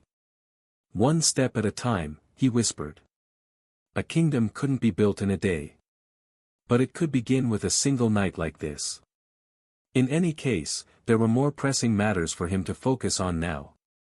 With less than 2 days until the college exams began, Michael's priority had shifted entirely to advancing to rank 2. Aside from the marks he'd earn in Aurora's general entrance exams, reaching rank 2 was the primary requirement for admission into any Awakener academy. 2 months ago, the idea had seemed nearly impossible. And truthfully, it hadn't been easy. But now, he was just one step away. Michael called out his status and turned to check a particular tab that held the key to his advancement. Evolution points, 4,358.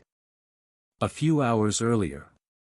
Far to the north of Thornvale, nestled deep within a lavish estate overlooking a fog-slicked lake, Count Holland swirled a goblet of aged wine in his hand. He was not a man easily rattled. Cunning, calculating, and pragmatic to a fault, he had long since discarded things like sentiment and idealism. To him, power was a ledger. Still. Thornvale troubled him. Viscount Mike, Holland muttered under his breath, tasting the name like bitter ash. A boy. He rose from his seat, the hem of his embroidered robe brushing over polished marble tiles. His study was quiet, the only sounds the low crackle of the hearth and the soft flick of paper as a servant replaced a document on the desk nearby. The name had appeared only a week ago in his reports. Not from Helmrich, of course not.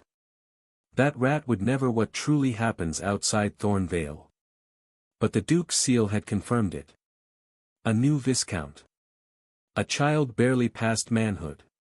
One who had supposedly wielded power approaching the Grand Tier. Holland exhaled slowly through his nose. He wasn't afraid. Not truly. He, too, stood at the Grand Tier, a result not of talent, but of resources. Thornvale had served him well over the past 2 years, its golden veins fattening his coffers while the rot within it was carefully cultivated, then contained. He had no intention of surrendering that river of gold to some wide-eyed upstart. Still. It's always the ones who don't understand the rules that ruin the game, Holland muttered, gaze hardening. The boy had already taken the manor. Helmrich was as good as discarded. That was unfortunate. He'd been loyal in his own pathetic way, greedy, yes, but easy to manage. This new Viscount, though. If he truly had power above his station. Then he was dangerous. Not because he was experienced. But because he was reckless. A child with strength is more unpredictable than a general with a sword, Holland said aloud. The servant nearby stiffened but said nothing. The Count turned back to the window, watching the grey clouds swirl above the treetops outside. He would not act yet. No. Let the boy make the first move. Let him dig. Let him stumble. And when he inevitably overstepped. Then Holland would remind him of his place. He took a long sip of wine. Enjoy your little seat, boy, Holland whispered. Soon, you'll learn what it truly costs to sit on gold. Count Holland set his goblet down with a soft clink, the echo ringing faintly through the silent chamber. He did not turn as he spoke. Call Osric. A quiet shuffle of boots on marble followed, and moments later, a man in a dark leather coat appeared in the study's doorway. His face was thin and pale, more shadow than skin, with eyes like pinpricks of ice. He said nothing, he never did unless ordered to speak. Holland finally turned. I want eyes on Thornvale, the Count said coldly.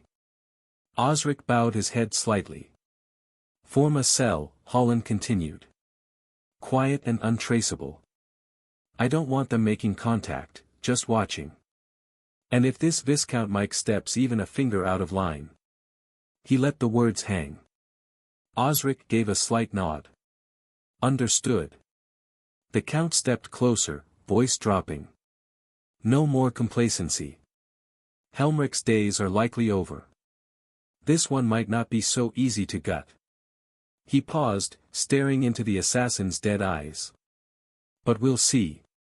Osric melted back into the shadows without another word, vanishing as though he'd never been there. The study grew still again. Count Holland walked to the hearth and stared into the flames.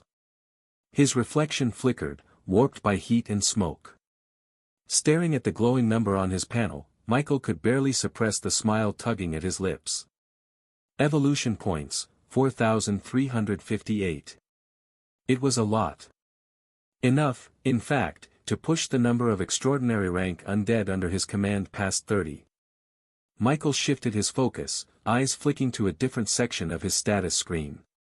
Advancement quest. Have 10 rank 2 undead, 2 out of 10. A wry chuckle escaped his throat. It reminded him of when he was still unranked.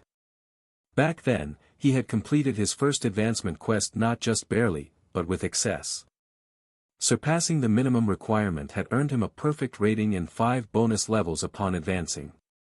Now, he was aiming for the same, if not more. He had awakened far later than his peers, most of whom had taken their first steps 1 or even 2 years before him. And while he was now stronger than the vast majority of them, raw power alone wasn't enough for him. Michael's fingers hovered for a moment before closing the panel. "I wonder," he murmured, eyes narrowing thoughtfully. "Is there a rating higher than perfect?" The thought lit a fire in his chest. If such a rating existed, and if he achieved it, the resulting growth might be unimaginable. Still, he frowned.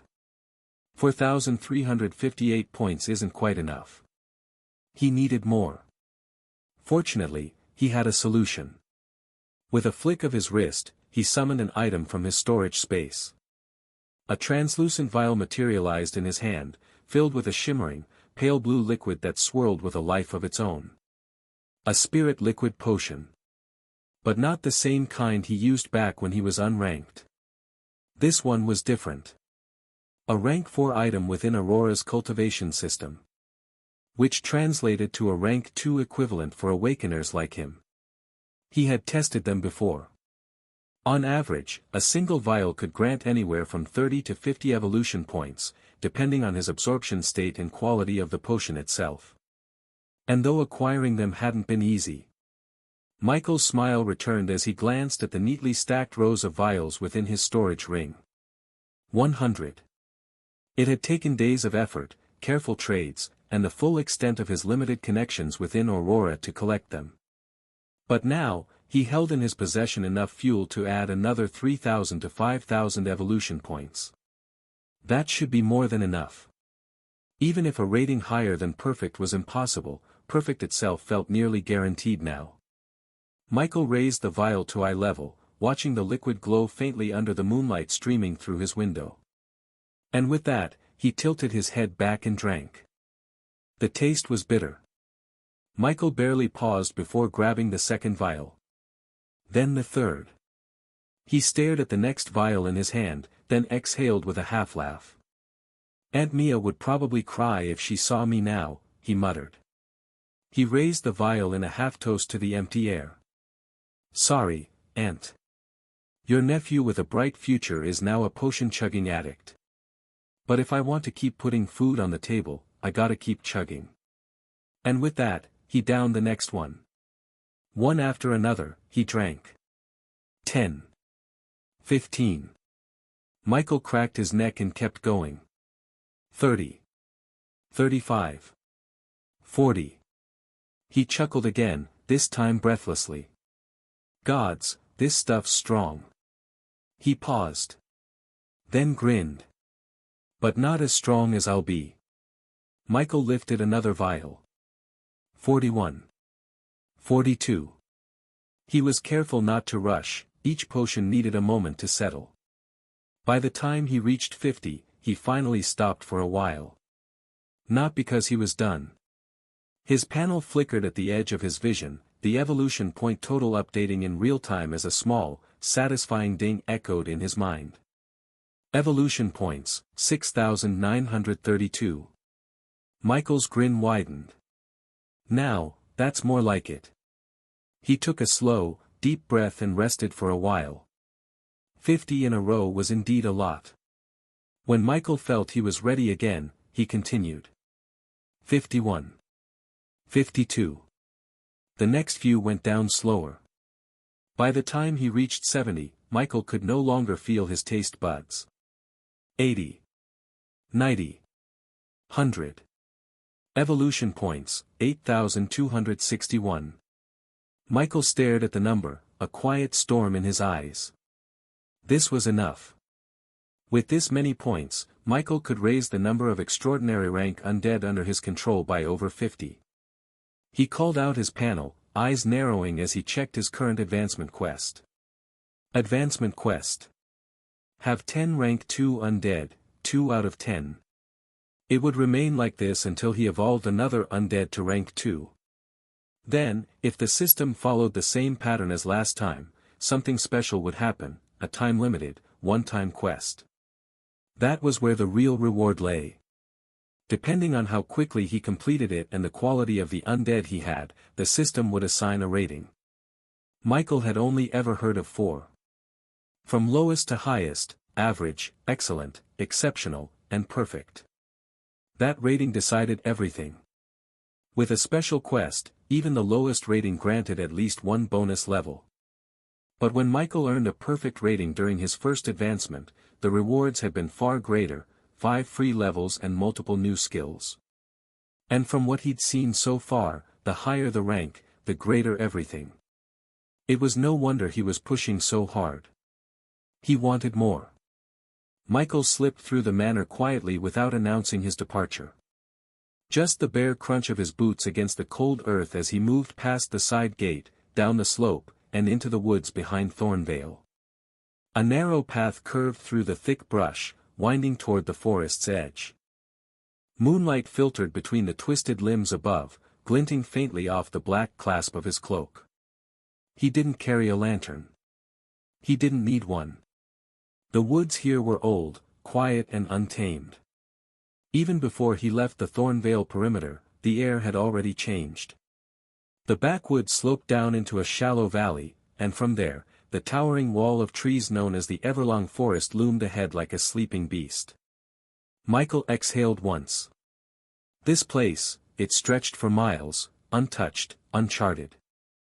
Somewhere within those endless trees was the exact spot where he had first arrived in the land of origin. He didn't know where, exactly. But that wasn't important right now. Whether he found that place again or not, it didn't change the fact that Everlong was why he had chosen Thornvale in the first place. Not because it was a wealthy territory. But because it was remote. Because it gave him space. Space to grow. Michael's footsteps slowed as he reached the tree-line. He turned once, glancing back at the dark silhouette of Thornvale Manor behind him against the starlit sky. He didn't linger. Michael's body blurred, disappearing into the woods like a phantom bolt of shadow. He weaved through trees and brush at an inhuman pace, his cloak fluttering behind him like a black ribbon tied to the wind. Finally, after several minutes of rapid movement, Michael came to a sudden stop. His boots pressed into a moss-laced stone, another only clearing in a stretch of thick woodland.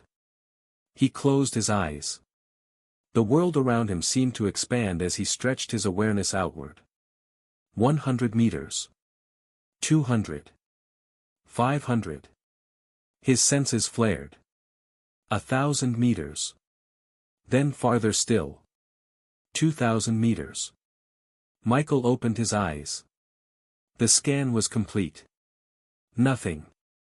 It was safe. Michael exhaled, the breath steady. This would do. The first thing Michael did was release his core undead, aside from Prince, Gale, and Lucky. With a flex of will and a huge amount of consumed mana, the space around him shimmered faintly. In the next moment, a series of silhouettes materialized in a slow, ethereal wave. Lily and Beginning, the mutated Goliaths. Fade, the assassin-like undead. Ghost, a uniquely strong ant.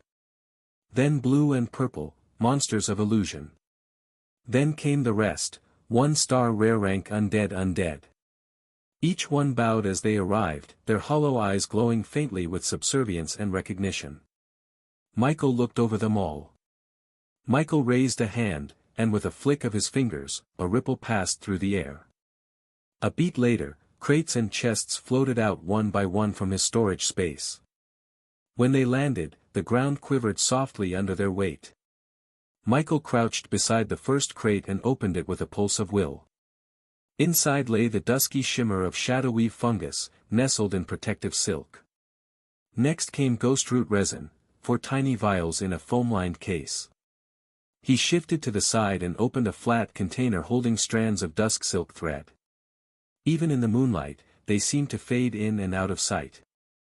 Hollow core shells sat in another chest, dull and gray to the eye. He moved to the next crate. Here, mirror lotus petals, each delicate and transparent, layered neatly in a cushioned box. Alongside them were several glimmer quartz crystals. Mind Veil sap came next. Then, Michael turned to the bulkier crates. This was for Lily and Beginning. Dozens of slabs of iron leaf bark, rough and dark green, stacked together like scaled plates. Each one as strong as tempered steel. They would become armor. Beside it, sealed in a metallic cask, stoneheart resin. Abyss amber, glowed in a velvet pouch. And finally, vital moss, soft and pulsing with gentle green light, was laid in a damp box. Michael stood over the full collection, a satisfied breath leaving his lungs. Michael looked at the undead surrounding him, standing silently in a wide circle. As he sensed their power, the subtle differences in their auras, the unique nature of each, he couldn't help but feel a quiet surge of pride. And these weren't even all of them. Several of his undead were still stationed in Aurora, maintaining the security of his family house. The ones present here were just a part of his total forces. Yet, even this subset would likely impress most people. In truth, it was rare for Michael to summon his entire legion. The first time had been during the demon assault on Woodstone City. That event had required everything he had. Outside of such emergencies, it was unlikely anyone would witness the full might of his undead again. There were only two scenarios where it might happen. One, when he had a large task that needed many hands, like the time he tracked and killed the mind-controlling monster. Two, when he faced a truly formidable opponent. But in that case, numbers alone wouldn't help. He'd need quality, raw power, not just quantity. It reminded him of Yuga.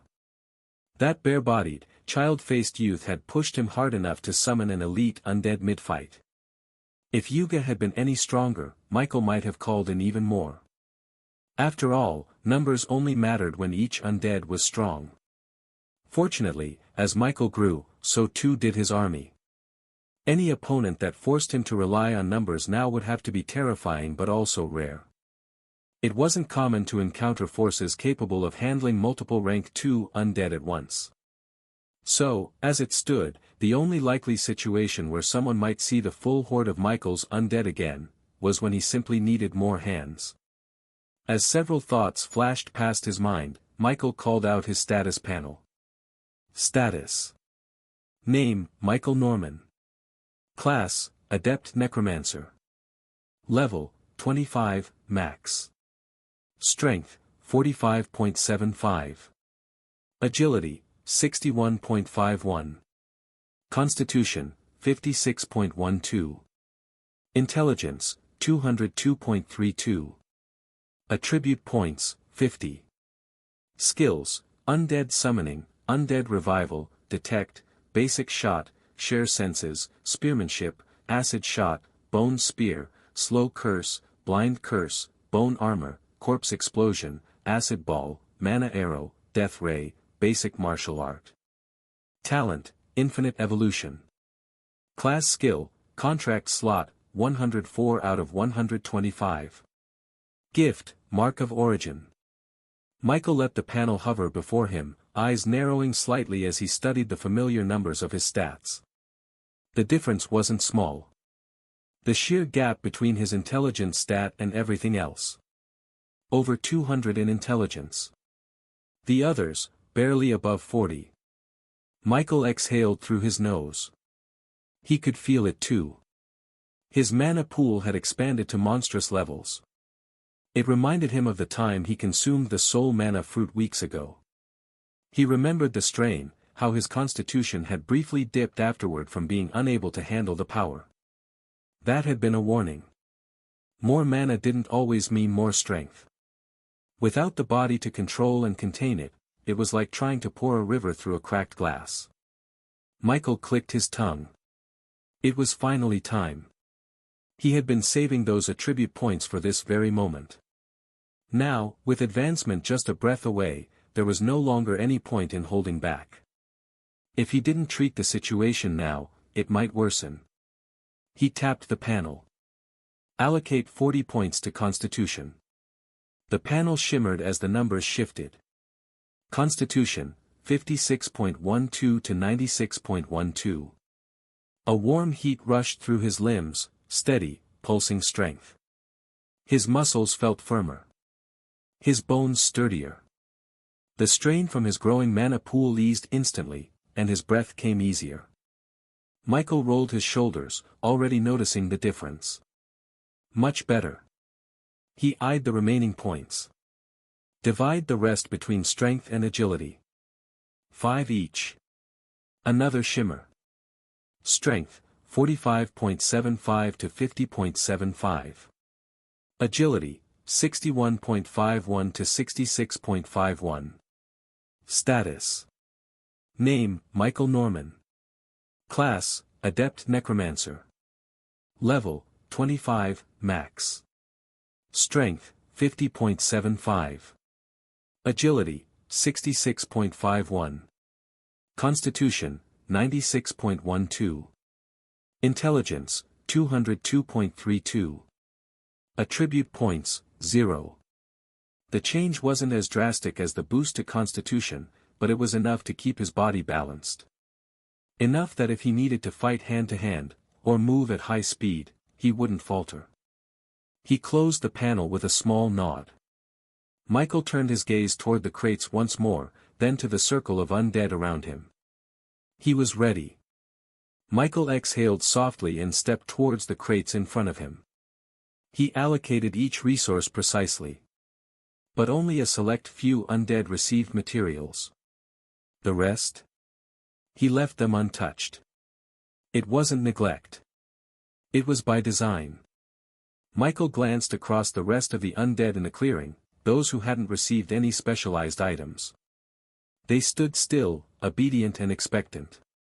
Rank 1 now, but not for long. He would evolve them too. Naturally. Without interference. Because while materials could influence the direction of an undead's next evolution, that influence was not predictable. There was no denying the power of mutation. It could create extraordinary results, perhaps in the future even completely unique evolution paths. But it was a gamble. And Michael didn't want to be one to gamble blindly. Just because a mutated undead was different didn't always mean it was better. Strength wasn't guaranteed. Stability wasn't guaranteed. And above all, future evolutions could become even more chaotic and harder to control. A path without precedent was also a path without warning signs. Who could say what a mutation might become several ranks later? Michael didn't know. And neither did anyone else. That was the danger. Besides, even normal evolution could produce strength. Who was to say that the so-called ordinary path wouldn't eventually surpass a mutated one? Evolution itself was a mystery. Michael believed in balance. In control. In not putting all his eggs in one basket. He would guide a few down chosen paths, tempering them with powerful materials and shaping their growth. But the rest? He'd let nature and the system decide. Perhaps that unpredictability would become an advantage later on. A grin ghosted across his lips. Let's see what fate chooses for you all. He raised his hand. He then summoned 3 more undead. These ones weren't to be evolved now. They were for his protection. They were Prince, Lucky and Gale. The first thing Michael did was give a simple command. Prince. Dome. Immediately, the massive wolf nodded in acknowledgement and slammed his forelegs into the ground. Thick vines erupted from the earth, twisting and weaving together at blinding speed until a large, enclosed dome formed over the clearing, hiding Michael and the 90-plus undead surrounding him. He didn't do this for secrecy. He did it because he knew what was coming. At present, Michael had 104 contracted undead. 11 remained stationed in Aurora, guarding his family's home. 3 more, Prince, Lucky, and Gale, stood apart. And the rest? 90 strong. All gathered here. All ready to evolve. Spartan, who had once occupied a contract slot, no longer did. His situation was different now. Michael inhaled slowly. Then he did something he had never attempted before. He evolved them all, at once. The decision came from both necessity and impatience. Evolving 90 undead individually would take hours, possibly days. And he didn't have that kind of time. So, he did it in bulk. The moment his will confirmed the action, his evolution points drained like a burst dam. thousands vanished in a blink. And around him, a wave of white light erupted. Each undead, whether beast, humanoid, construct, or insect, began to glow. Then they screamed. It wasn't speech, but a sound. Raw, unfiltered pain and instinct. They twisted and writhed, their bodies thrashing violently within the dome. Limbs cracked. Bones warped. Auras surged wildly. It was chaos. Far more intense than evolving one or two at a time. Yet Michael stood calmly, arms folded as the glow lit up his face. He'd expected this much. What he hadn't expected, was what came after. A feedback wave. Necromancers had a unique trait: when one of their undead advanced a rank, it created a feedback loop that strengthened the summoner. That was already something Michael understood. But this time, it wasn't one undead evolving. It was 90. And among those, nearly all had been at just the right level for a rank up to trigger the feedback immediately after their evolution completed. A tremor ran through Michael's body. It wasn't pain. It was power. Raw and overwhelming. Stats surged into him. Feedback loops stacked on each other, like an avalanche of strength crashing down from every direction. He staggered slightly, bracing a hand against his thigh. His vision blurred for a moment, and his heartbeat pounded in his ears. Shit. He hadn't fully thought this part through. Michael had always been careful about maximizing feedback. His key undead were leveled to the peak before evolving, ensuring the evolution would trigger a rank up and maximize stat gain. But the others? He deliberately hadn't. Why? Because there were limits. Experience was finite. There was only so much EXP he and his undead could share. And evolution, by itself, already granted a solid increase in strength. Rather than wasting experience to push the lesser undead to their level caps, experience that could instead fuel his own growth or empower his elites, Michael had chosen efficiency. It was better that they be slightly weaker, so long as they remained strong enough to keep up. It was that strategy that had allowed him to field 90 rank 2 undead at once. But in his excitement, he had underestimated one thing. The feedback. Even if they weren't maximized, every single one of those undead had just advanced a rank. And now, that feedback was flooding his body like a tidal wave. His vision swam again. Stat points kept pouring in. And it wasn't done yet. Michael grit his teeth as he clenched his fists and forced his body to remain standing. Inside the vine dome, the light of 90 evolutions still pulsed like a rising sun. And Michael? He could feel himself changing right alongside them. Your strength stat has increased. Your agility stat has increased. Your constitution stat has increased. Your intelligence stat has increased. And that wasn't all. The moment the other's evolution ended, Michael immediately called out his status panel. Status. Name, Michael Norman. Class, Adept Necromancer. Level, 25, max. Strength, 135.75, plus 85. Agility, 166.51, plus 100. Constitution, 191.12, plus 95. Intelligence, 227.32, plus 25. Attribute points, 0. That wasn't all. Fortune struck. Your body is overflowing with power. You have gained the skill, Bull Strength. You have gained the skill, Limit Burst. You have gained the skill, Iron Skin. For the first time since his awakening, Michael got lucky, gaining not just one, but 3 new skills purely from his stat increases in his non-main stat, which was intelligence. And this wasn't all. Suddenly, the panels in front of Michael started to flicker crazily. Advancement Quest, have 10 rank 2 undead, progress, 10 out of 10. Your rank advancement quest has been completed. Do you wish to advance to Master Necromancer now? Yes, no. Advancement Quest, have 10 rank 2 Undead, progress, 11 out of 10. Special circumstances have been observed regarding your rank advancement quest. You have exceeded the limit. Creating a one-time limit break quest based on the conditions met. Quest generated. Advancement Quest, have 20 rank 2 Undead, progress, 11 out of 20. Time limit, 1 year. Reward, extra levels and other rewards depending on the overall situation surrounding the advanced undead. And it didn't stop. It continued. Advancement Quest, have 20 rank 1 Undead, progress, 21 out of 20.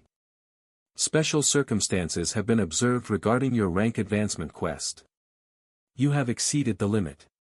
Creating a one-time limit break quest based on the conditions met. Quest generated. Advancement Quest, have 30 rank 2 Undead, progress, 21 out of 30. Time limit, 6 months. Reward, extra levels and other rewards depending on the overall situation surrounding the advanced undead. And it didn't stop. It continued yet again. Advancement Quest, have 30 rank 1 Undead, progress, 31 out of 30. Special circumstances have been observed regarding your rank advancement quest. You have exceeded the limit. Creating a one-time limit break quest based on the conditions met. Quest generated. Advancement Quest, have 50 rank 2 Undead, progress, 31 out of 50. Time limit, 1 month. Reward, extra levels and other rewards depending on the overall situation surrounding the advanced undead. And it still didn't stop. Advancement Quest, have 50 rank 2 Undead, progress, 51 out of 50. Special circumstances have been observed regarding your rank advancement quest. You have exceeded the limit. Creating a one-time limit break quest based on the conditions met. Quest generated. Advancement Quest, have more than 50 rank 2 Undead, progress, 90 out of 100, max. Time limit, 1 week. Reward, extra levels and other rewards depending on the overall situation surrounding the advanced undead. Do you wish to advance to Master Necromancer now? Yes, no. Michael stared at the series of cascading notifications, eyes wide with disbelief. Panel after panel flickered before him like a slot machine gone mad, quests and system alerts faster than he could register. A strange silence filled the Vine Dome, the echo of undead evolution fading. But within Michael's chest, his heart pounded like a war drum. Did I just break the system? The thought came unbidden, and yet he couldn't dismiss it. It was almost comical, he hadn't even advanced to Master Necromancer yet, and the system was already throwing everything it had at him like it was panicking, scrambling to respond to a situation it hadn't been designed to handle. The last time he triggered a one-time limit break quest, it was for exceeding a normal advancement requirement. Just one special quest. And the reward? 3 random skills. A few attribute points in all stats. 5 bonus levels, because he'd hit a perfect rating. But this was different. This wasn't one limit break quest. This was 4. No, 5. Each one stacking on top of the other like a tower built far beyond its foundation. Michael exhaled slowly, his breath fogging slightly in the dome's still air.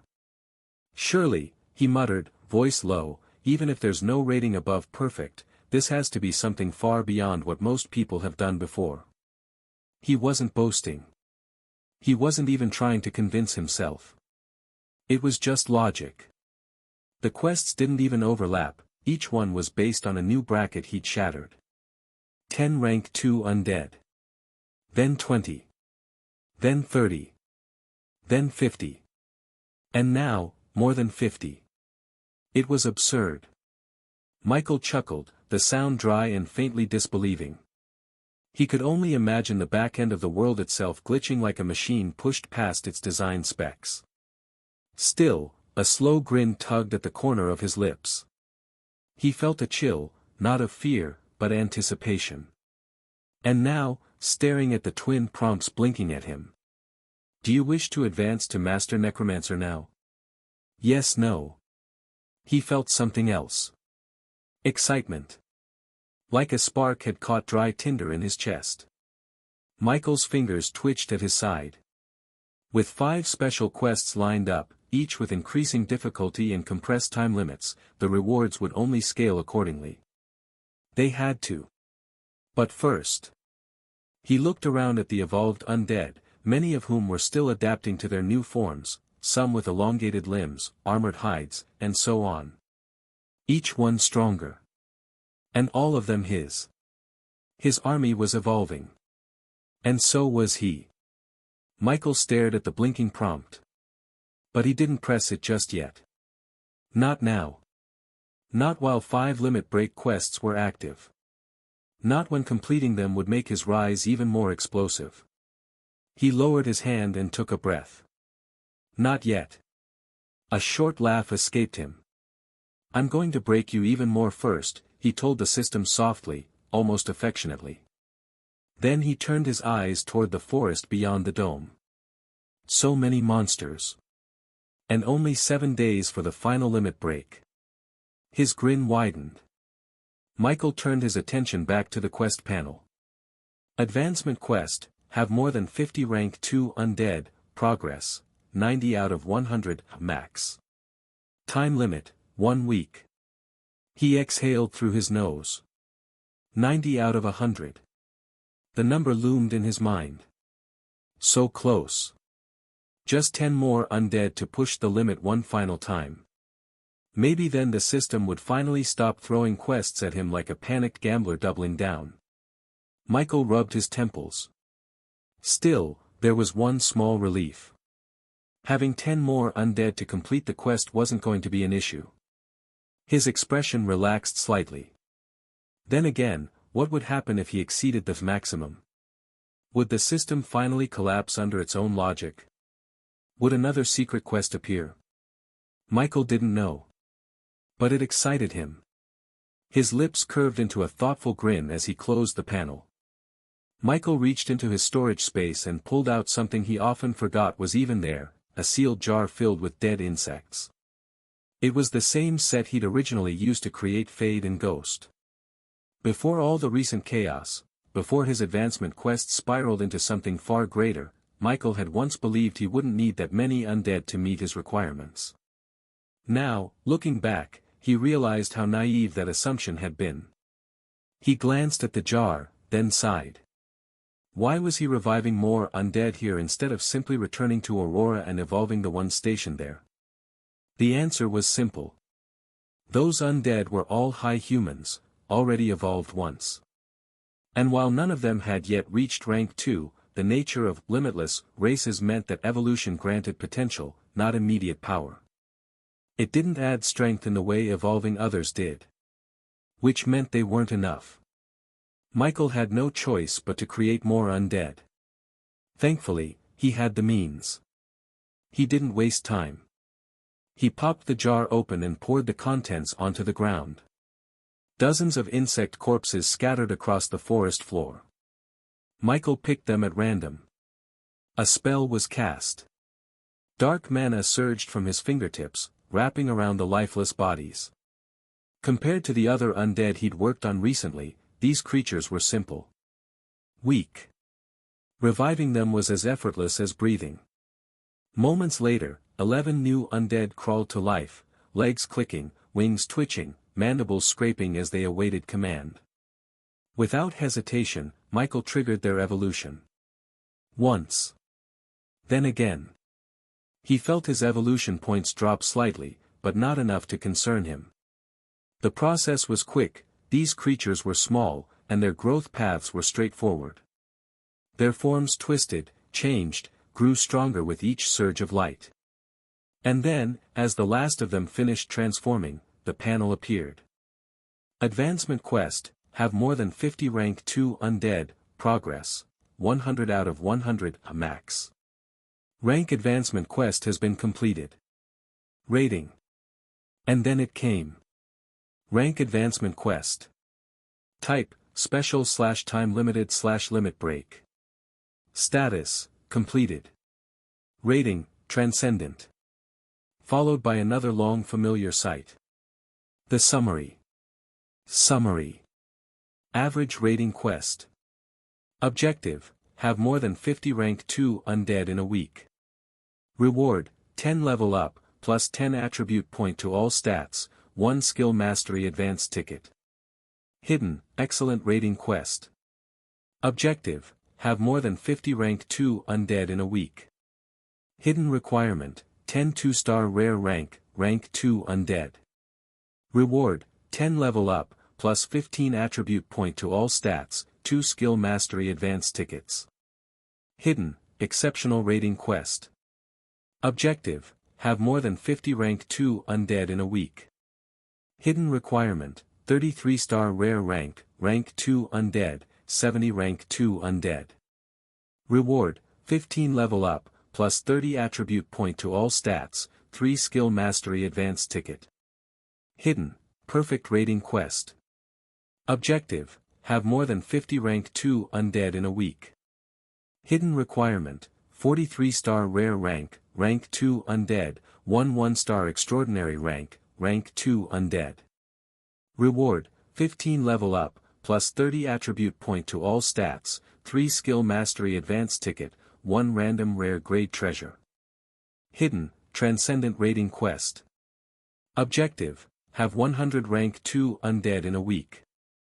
Hidden requirement, 53-star rare rank 2 undead, 5 1-star extraordinary rank 2 undead.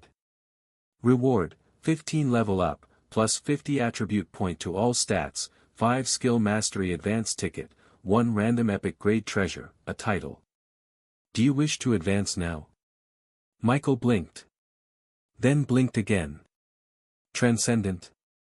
He stared at the glowing panel, mouth slightly ajar. The word didn't even register at first. He'd been expecting perfect.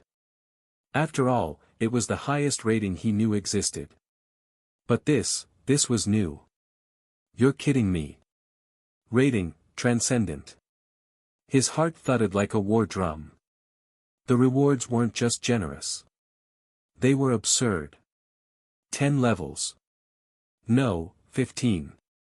50 attribute points across the board. 5 skill mastery tickets. And an epic grade treasure. Michael ran a hand through his hair, still staring at the system as if it might suddenly take it all back. This isn't just beyond perfect, he murmured. It's legendary. No, transcendent. The word echoed in his head. His undead shuffled lightly behind him, the faint clicking and groaning sounds grounding him in reality. Dozens of creatures, armored, fanged, and silent, stood awaiting his next move. Creatures that he had raised. That he had evolved. And the system had taken notice. Michael swallowed hard. The panel flickered once more. Do you wish to advance now? Yes, no. Michael stared. His hand hovered. He wanted to press it. Gods, he wanted to press it. And he did. The moment Michael felt the intense surge of energy flooding his body, he couldn't help but feel grateful he'd prepared a secure space for his real body before advancing. The memory of his previous advancement, when he'd nearly endangered his family, still haunted him. If not for Teacher Brian being nearby to intervene, things might have ended in disaster. As his power surged, so too did his influence on the surrounding environment. At rank 1, the change had been minimal. At rank 2, the increase in strength should be more pronounced, but even then, it shouldn't have reached the scale he was now experiencing. The truth was simple, Michael was not normal. Most awakened couldn't match a true rank 2 while still being in rank 1. Because after all, you're special and I'm also special, what's stopping me from having more power? It wasn't rare to have extremely powerful awakeners that could fight a rank above them, but the numbers were few as all awakeners shared the same advantage, so standing could prove difficult. Most rank 1s couldn't beat a rank 2. But Michael? He had already surpassed that benchmark before even reaching this stage. He was a true outlier. And as the overwhelming tide of power reached its peak, Michael's consciousness began to slip, just like it had during his first rank advancement. But this time, even as his awareness faded, the process didn't stop. His body continued its transformation. The vine dome trembled. As Michael's consciousness slipped away, the very air within the dome thickened, saturated with mana so dense it shimmered faintly like mist. A wave of raw, primal energy pulsed outward from his body, causing the ground to vibrate and the vines overhead to stretch taut as if nature itself was reacting to the phenomenon. Mana bloomed like wildfire. It wasn't just a surge. It was an eruption. The grass beneath Michael blackened in a perfect circle. If Michael had undergone this advancement anywhere else, the destruction would have been immediate. But he wasn't alone. 101 undead stood around him, silent, motionless, and utterly devoted. All rank 2. All radiating power of their own. And so, the mana storm did not consume the dome. The evolved undead weathered the surge with ease, their bodies absorbing the ambient pressure as if it were little more than a breeze. They didn't need to be told what to do. This was their purpose. To protect him. To wait. And so they did. In a circle of perfect formation, they formed a defensive perimeter, a wall of silence and death. Should any creature, even a monster king, stumble into this space now, they would not survive a second. Because something was changing at the center. Michael's body hovered slightly off the ground, lifted by the unseen currents of mana spiraling from within him. His veins glowed faintly with threads of blue and violet light. The transformation had begun. Bones within his body creaked as they strengthened. Mana pathways expanded, then expanded again. System messages flickered across the empty air, seen by none. Outside the dome, the forest grew eerily still. Birds flew higher. Even mana-rich insects, normally drawn to surging energy, vanished. And at the center of it all, Michael floated. Still unconscious. Still changing. Time lost meaning. It could have been minutes. It could have been hours. But the moment his eyes finally snapped open, glowing faintly like cold fire beneath storm clouds, a new power had taken root. Michael exhaled slowly and sat up from the ground. Michael exhaled slowly and sat up from the ground. The world felt different. Sharper. Quieter. Louder. All at once. Everything was heightened. He flexed his fingers slowly, curling them into fists. The strength in his body was immense, almost overwhelming. He could feel it coiled beneath his skin like a barely restrained storm. It wasn't just physical power, either. Michael let out a breathless laugh, though it sounded more like a disbelieving scoff. This is insane. He'd felt strong before. When he evolved his undead and received stat feedback, the boost had been noticeable, even intoxicating. But this was on another level entirely.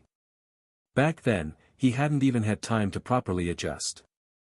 A part of him smiled warily. I need to be careful, he muttered under his breath. He hadn't even checked what his advancement had actually done yet. Michael cracked his neck, releasing a low sigh of tension.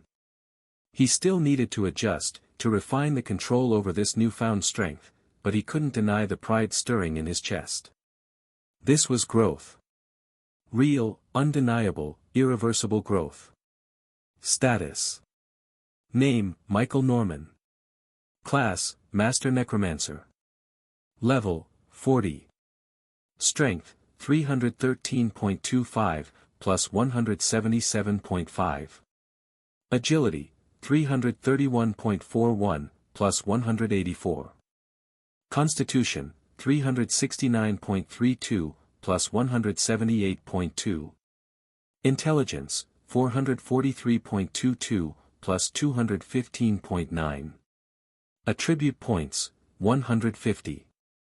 Skills, Undead Summoning, Undead Revival, Detect, Basic Shot, Share Senses, Spearmanship, Acid Shot, Bone Spear, Slow Curse, Blind Curse, Bone Armor, Corpse Explosion, Acid Ball, Mana Arrow, Death Ray, Basic Martial Art. Talent, Infinite Evolution. Class skill, contract slot, 115 out of 250. Gift, Mark of Origin. Title, First in History, Outliner. The first thing Michael noticed after sitting up was his level and stats. His level had jumped, 15 levels, just like the reward from his advancement quest had promised. Level 40. He muttered, blinking. He doubted there were many of his peers even close to this. In sheer level alone, he might already be in the top 1%. But even that wasn't what made his heart pound. It was his stats. They were monstrous. These weren't the stats of a fresh rank 2 awakened. Hell, they didn't even feel like they belonged to someone at level 40. No, this was something else entirely. Michael clenched his fist slowly, feeling the raw strength pulsing beneath his skin. He gained stats in 4 ways. 1. Natural class and race-based gains with each level up. 2. Attribute points rewarded leveling up. 3. Through steady cultivation over time. And 4. The most ridiculous of them all, feedback from his undead. Thanks to his talent and sheer number of high-quality undead, the feedback loop from their evolution gave him stat gains most awakened couldn't even dream of. Every time one of his undead evolved, a portion of their power cycled back into him. And he had over 100 rank 2 undead. That feedback alone made Michael's stat growth absurd. But that wasn't even the biggest cheat. His race, high human. Unlike ordinary humans, high humans were inherently superior. 1 stat point for Michael could easily be equal to 2 or even more for regular awakeners. He didn't just grow stronger, he scaled higher. Michael didn't know his exact standing right now, but judging by the raw numbers alone, he wasn't just strong. He was terrifying. Could I rival a peak rank 2 already, he murmured. Or, am I already at the level of a weak rank 3? It felt unbelievable. A pseudo rank 3 at best, maybe. But he couldn't deny the immense sense of security he felt right now. Even if true rank 3 awakened had more than stats, like unique abilities and advanced class skills, Michael wasn't sure they could casually ignore someone with over 400 intelligence and nearly 300 in other stats. He felt a good part of his stats increase came from the promised 50 points. Michael's eyes narrowed as he scrolled through the panel again. That was when the next thing caught his attention. Attribute points, 150. Contract slots, 250. Ha! A short breath left him, part awe, part understanding. As a necromancer, Michael gained +4 attribute points per level. As a high human, he gained +6 attribute points per level on top of that. 10 points per level. He'd leveled up 15 times. That was 150 points exactly. So this wasn't a bonus, it was natural growth. As for his contract slots, his eyes flicked over the panel again. Advancing to rank 2 had directly increased his maximum contract slots. He knew this already, each rank up granted more space, especially for summoners. On top of that, every level up as a necromancer granted +5 slot per level. The advancement itself had given him extra capacity. He could tell by the jump. From 125 to 250. That was 125 new slots. And this wasn't all. You have successfully advanced to rank 2. Core class skills, Undead Summoning and Undead Revival, have advanced in mastery. New class skill unlocked, Spirit Eyes. Your mana is overflowing. New skill gained, Mana Shield. Your mana continues to surge. New skill gained, Acid Bomb. Your body is overflowing with power. New skill gained, Regeneration. Michael exhaled slowly. His fingers trembled, not from fear, but the sheer magnitude of what he'd become. A Master Necromancer. Level 40. With over 100 rank 2 undead and power that could probably be called a pseudo rank 3 awakened. It almost didn't feel real. His thoughts turned back to the 5 new skills, 4 of which had nothing to do with his class advancement and were granted solely through stat thresholds. In just a few hours, he had gained a lot 8F skills. Michael chuckled softly, a dry sound. At this rate, Michael muttered, I'll have more skills than I can ever actively use. That wasn't a bad thing. The truth was, he didn't need to use them all now. His lifespan had already been extended from rank advancements and the high human race. These skills would accumulate in mastery slowly, growing with him even if left dormant for now. Besides, versatility was one of the greatest strengths one could have. There would be times where acid bomb would be better than corpse explosion, where mana shield might save him when bone armor couldn't. He didn't need to master all of them today. But even now, the system wasn't finished. Because something else awaited. Time to check the real reward, he muttered. Michael lifted a hand and opened the system panel again. This time, his eyes weren't drawn to the stats or the levels, but to something new.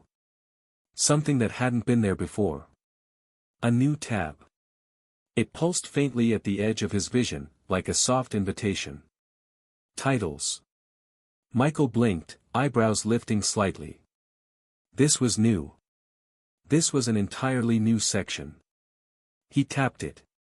The panel slid open with a quiet chime, and lines of glowing text appeared before him. Titles, unique passive benefits tied to exceptional accomplishments. Title acquired, first in history. You are the first in your race to achieve something the Origin will acknowledges. Achievement, breaking through the established rating. Effect, the Origin will now pays attention to you. Far, far from where Michael was, beyond the skies, beyond the boundaries of the known world. A place few had seen, and fewer still remembered. It was not bound by stone or sky, nor did it obey the laws of man. It simply was. A vast expanse of radiant plains stretched endlessly beneath a golden twilight sky, where silver rivers floated through the air like ribbons and massive mountains hovered above a sea of glowing clouds. Trees shimmered with crystal leaves, and flowers pulsed with ambient mana, each petal a different color, like stained glass reflecting the soul of the world. It was a place made of concepts. A world where thoughts became form. At the heart of it, seated beneath a luminous tree whose roots coiled through space and whose branches disappeared into constellations, sat a man. Or rather, something shaped like a man. His face could not be seen.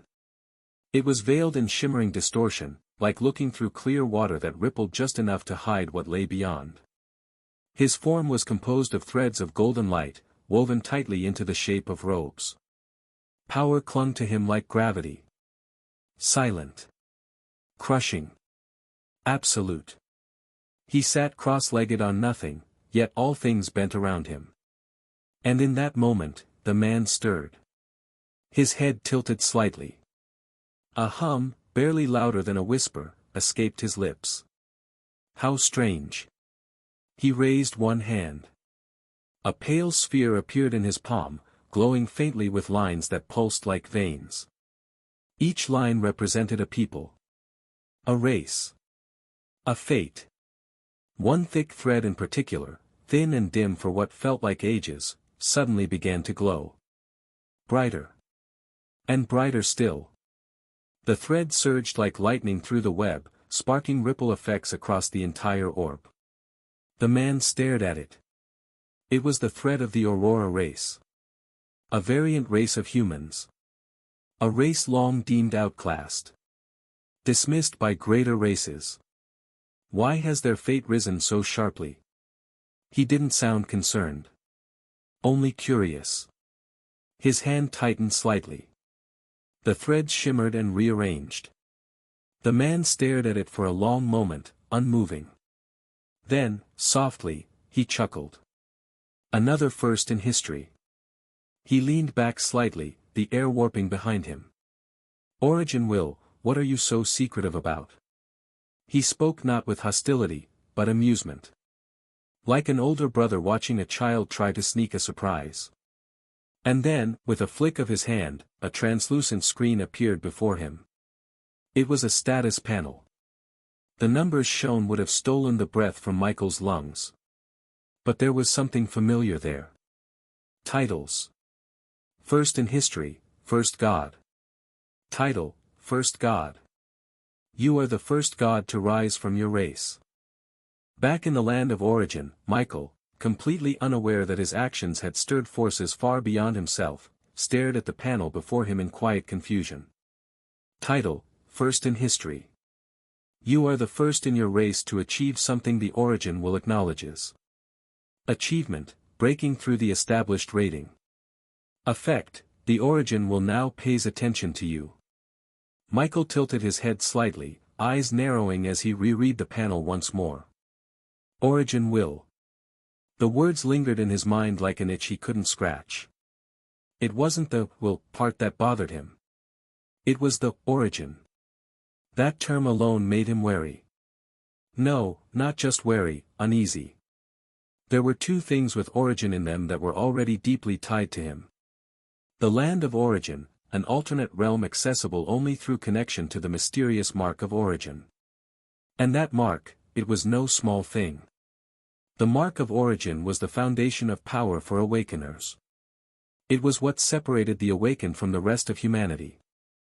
Only those who bore the mark could gain a class, level up, and develop system-guided abilities. It was the gateway to growth. The key to evolution. And more importantly, it was the only thing that allowed one to step foot into the land of origin, where untold opportunities awaited. And now, a will, a conscious will, had been named. Something intelligent. Something aware. Something watching. Michael's hand twitched slightly at the realization. His eyes stayed locked on the glowing text. Effect, the origin will now pays attention to you. This isn't just flavor text, he muttered. It couldn't be. A presence capable of appearing on the system panel? This will was something real. Some force, maybe even a being. And for some reason, it had turned its gaze toward him. Michael's mouth went dry. He glanced around the vine dome. It felt quieter now. Why me? He whispered. He wasn't naive. He knew he was different. His undead feedback was absurd, and his talent, infinite evolution, was clearly special. But still. To be noticed. By something that had never been mentioned in any guide. It was also possible he just hasn't seen it or doesn't have access yet. Michael swallowed hard. He looked at the mark of origin on his hand. Then up at the first in history title again. The mark lets us grow. The land is where we search for power. But now there's a will watching it all. It made him feel exposed. Small. Like a chess piece that had just stepped into a game. Michael exhaled slowly and stood to his feet. He stared at the panel again, his brows furrowed. The origin will, is it a conscious force that governs the system? Michael shook his head. Or maybe, it wasn't the system at all. Maybe the system served it. Whatever the truth was, one thing was clear now. Someone, or something, was watching him. Michael slowly raised his hand, summoning the black mark etched into his flesh, the mark of origin. It shimmered faintly, responding to his will, as if alive. He stared at it in silence. Gift. That was what the panel called it. A gift. He remembered back when he first awakened, barely understanding what the mark meant. Back then, he had spent hours combing through forums. And it was there he'd seen it. A post, buried deep in the early threads of awakening theory. The mark of origin is only the beginning. It is possible to gain more gifts. Michael hadn't understood it then. He barely understood it now. He hadn't seen anything like it since. No other mention. No confirmed source. No official documentation. Just that lone post. At the time, he'd been intrigued. A second gift? Something on the level of the mark. But he'd hit a wall quickly. Most resources were locked behind strict Federation clearance levels, and his own authority had been barely above civilian at the time. Eventually, he gave up. The idea faded. Yet now the Origin will had acknowledged him. The system also called the mark a gift. "Was it you?" he murmured, voice barely above a whisper as he looked at the mark. "Was it the Origin will who gave this to me in the first place?" It made sense. More than he wanted to admit. The Origin will. Michael's eyes grew distant. Was it watching even now? And if so, what else was it capable of? Did it have a purpose? Michael didn't know. He had more questions than answers.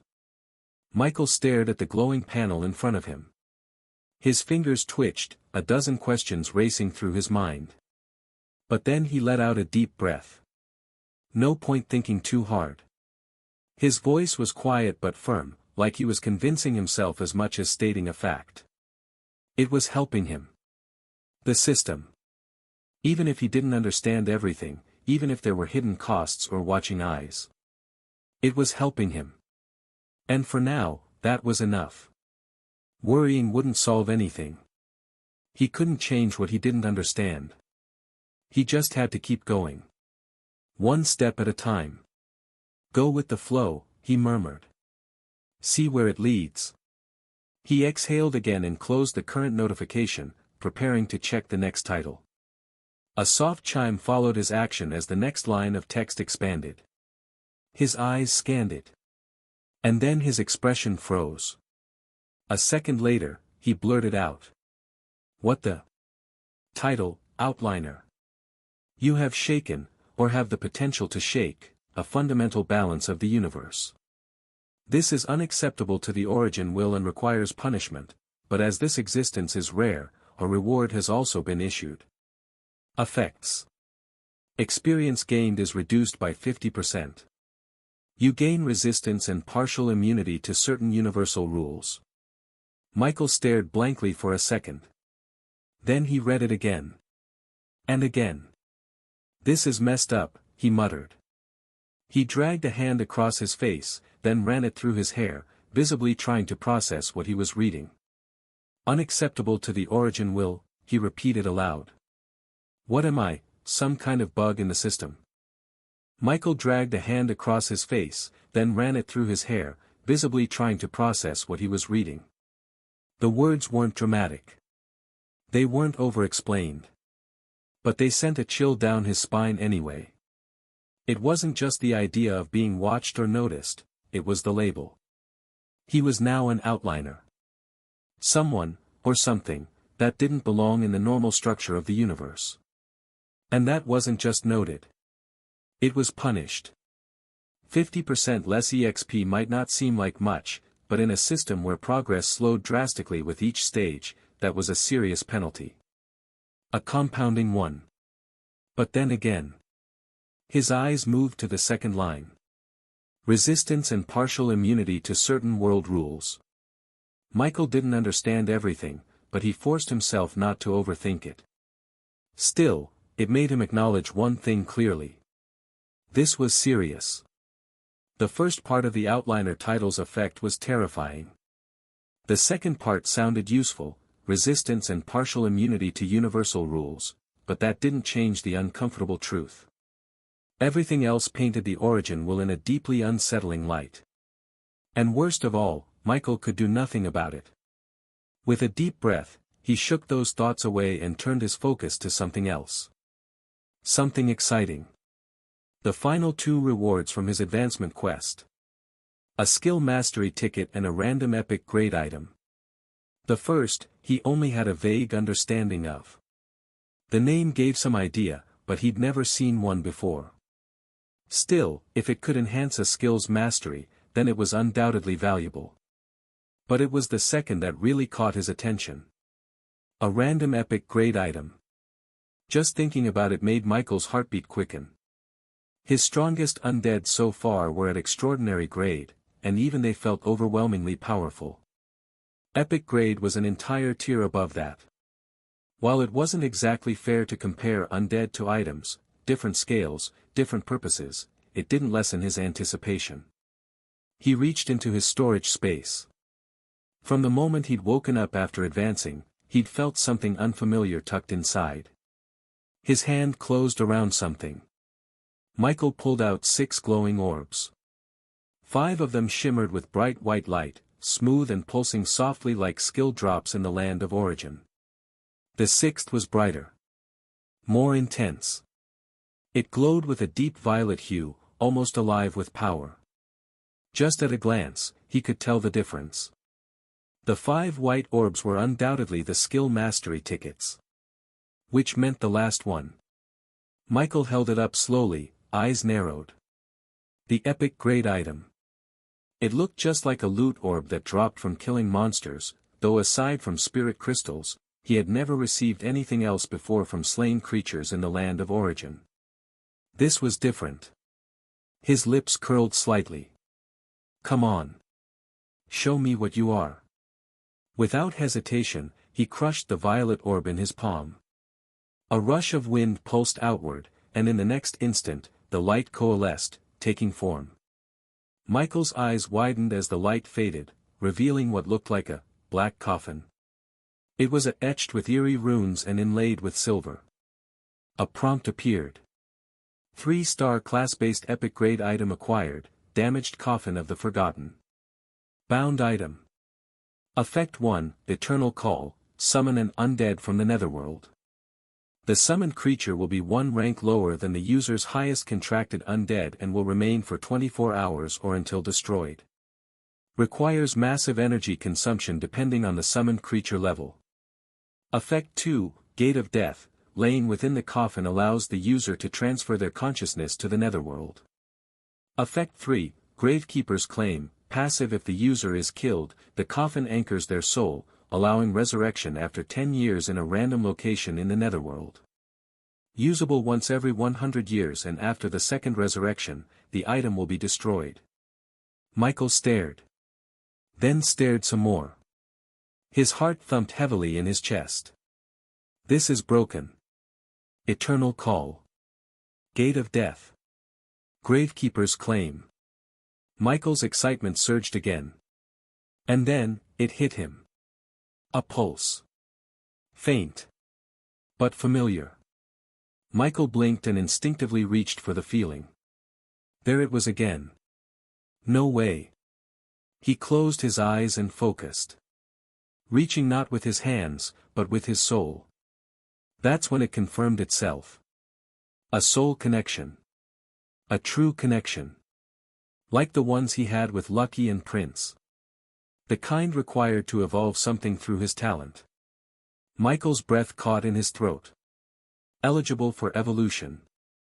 Item, damaged coffin of the forgotten, insufficient points to evolve. The notification glowed gently in the corner of his panel. Michael's eyes widened.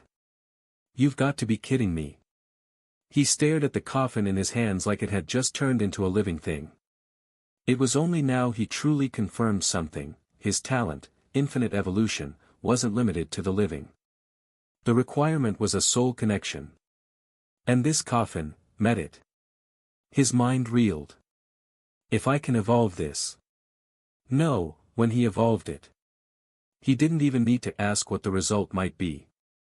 An epic grade class-bound coffin, already broken in its current state, with the power to summon undead from the netherworld and grant resurrection. What would it become after evolution? Legendary? Divine? His pulse raced. His fingers trembled. He'd always known infinite evolution was powerful. And with a soft laugh, half shocked, half exhilarated, Michael whispered, maybe an epic grade stick is possible to create after all. Unfortunately, he didn't have enough evolution points to evolve it right now. Michael let out a slow breath, the moment of thrill giving way to a calm, simmering anticipation. Not now. But soon. That coffin would evolve, he would make sure of it. And when it did, he couldn't even imagine what it might become. For now, though, his attention shifted back. To the item itself. Damaged coffin of the forgotten. The name stuck with him. Why damaged? Was it simply a narrative label? Or, was there more to it? His thoughts spun in slow circles. A part of him wondered if the system couldn't, or wouldn't, give him a perfect item. Was it bound by limitations? Could it only pull from things that already existed? If so, then this coffin wasn't just a created reward. It was something that had been. Something that once existed in full. Something that had been used. The idea gave him pause. The system always seemed game-like, and this only reinforced it. In games, loot often had history. Weapons that belonged to past heroes. Artifacts pulled from shattered civilizations. Fragments of legendary sets with missing pieces. And sometimes, the most powerful items weren't the newest, they were the ones with stories. Was this coffin one of those? A relic? Did it belong to someone else before me? Michael murmured, fingers tightening slightly around the cold material. Was it made, or recovered? His lips tugged downward in a slight frown. He didn't dislike what he had received, not even close. This item was incredible. Even damaged, it was leaps above anything he'd seen. Michael ran a finger along the coffin, thoughtful. Of the 3 effects listed, 2 stood out immediately. Effect 2, Gate of Death, was the most mysterious. Transferring consciousness to the netherworld. That sounded like some advanced soul magic, something similar to how entering the land of origin worked. He didn't know what he'd find there, but the fact that he had access at all was huge. A subspace like that wasn't just a lore gimmick. The netherworld had to mean something. Could it be a place for hidden knowledge? Maybe a zone where stronger undead could be found, or even created. Michael didn't know. But the possibilities excited him. Effect 3, Gravekeeper's Claim, though, that was the one that truly made his breath hitch. A passive resurrection skill tied to the coffin. Resurrection. That word alone was weighty. Even in the land of origin, where death wasn't always permanent, the concept of true resurrection was rare and nearly impossible. In the real world, death was death. Your original body died. That was it. No second chances. Just darkness. But now. Now Michael had 2 more lives, technically 3, counting the one he was living. And that was insane. Of course, no sane person would treat death casually. Even with resurrection as an option, the process wasn't exactly appealing. 10 years in the netherworld. Alone. Randomly reborn somewhere. Who even knew what that experience would be like? Michael didn't intend to find out anytime soon. Still, the reassurance it gave him was real. He had a fallback now. A fail-safe. No wonder this was epic grade. But then there was Effect 1, Eternal Call. Compared to the other 2, it felt underwhelming. Summon an undead from the netherworld. 1 rank lower than my highest contracted undead. Michael made a face. It's not bad, he muttered. But. It wasn't that it was useless. The wording left things unclear. 1 rank lower than my highest contracted undead. That could mean a few things. If his strongest undead was, say, a 3-star extraordinary, would the coffin summon a 3-star rare, or a 2-star extraordinary? If it was the latter, a 2-star version in the same rank, that was actually pretty decent. It would still pack serious strength. But if it dropped an entire tier to a lower rarity, even at 3 stars, the power gap would be significant. Michael frowned slightly. The difference between rarity ranks isn't just cosmetic, he murmured. Each jump up unlocks more potential, power, more growth. In this world, rank determined the ceiling. But stars determined the range. 1 star in a rank meant 7 levels. So. 1-star common maxed at level 7, 1-star rare went up to level 28, 1-star extraordinary could hit level 49, 2-star rare would go to level 52, and so on. But in theory, a 2-star extraordinary could also overpower a 3-star extraordinary, depending on their level difference. That meant if the coffin summoned a creature from a lower rank, but at the maximum level, it could still be incredibly useful. And if he could choose the rank level summoned, then it became quite broken. The ability to summon one powerful undead, even temporarily, without using a contract slot was massive. Especially during moments where he couldn't rely on his existing legion, like dangerous dungeons or unexpected encounters. But there's this part that bothers me, Michael muttered. It says the energy cost depends on the summoned creature's level. So was it adjustable? Michael stared at the coffin for a long moment. A part of him, morbidly curious, was tempted to try it out. Just once. But the thought passed as quickly as it came. He carefully returned the damaged coffin of the Forgotten to his storage space. There were other things to focus on. Even though he could clearly see the changes in his undead after their mass evolution, improved body structure, denser mana signatures, more refined auras, he hadn't taken the time to properly examine any of them. He could feel the growth, but not the extent. And then, there were the tickets. Michael turned toward the 5 skill mastery orbs still floating silently beside him. Each glowed faintly, hovering like little moons around his body. Unlike stat increases, skill mastery wasn't something one could easily brute force. Sure, repetition helped. Training helped. But most skills, especially advanced ones, plateaued at some point. Michael extended his hand toward the first orb. Let's see what you're really about. He squeezed. The orb didn't shatter. Instead, it morphed.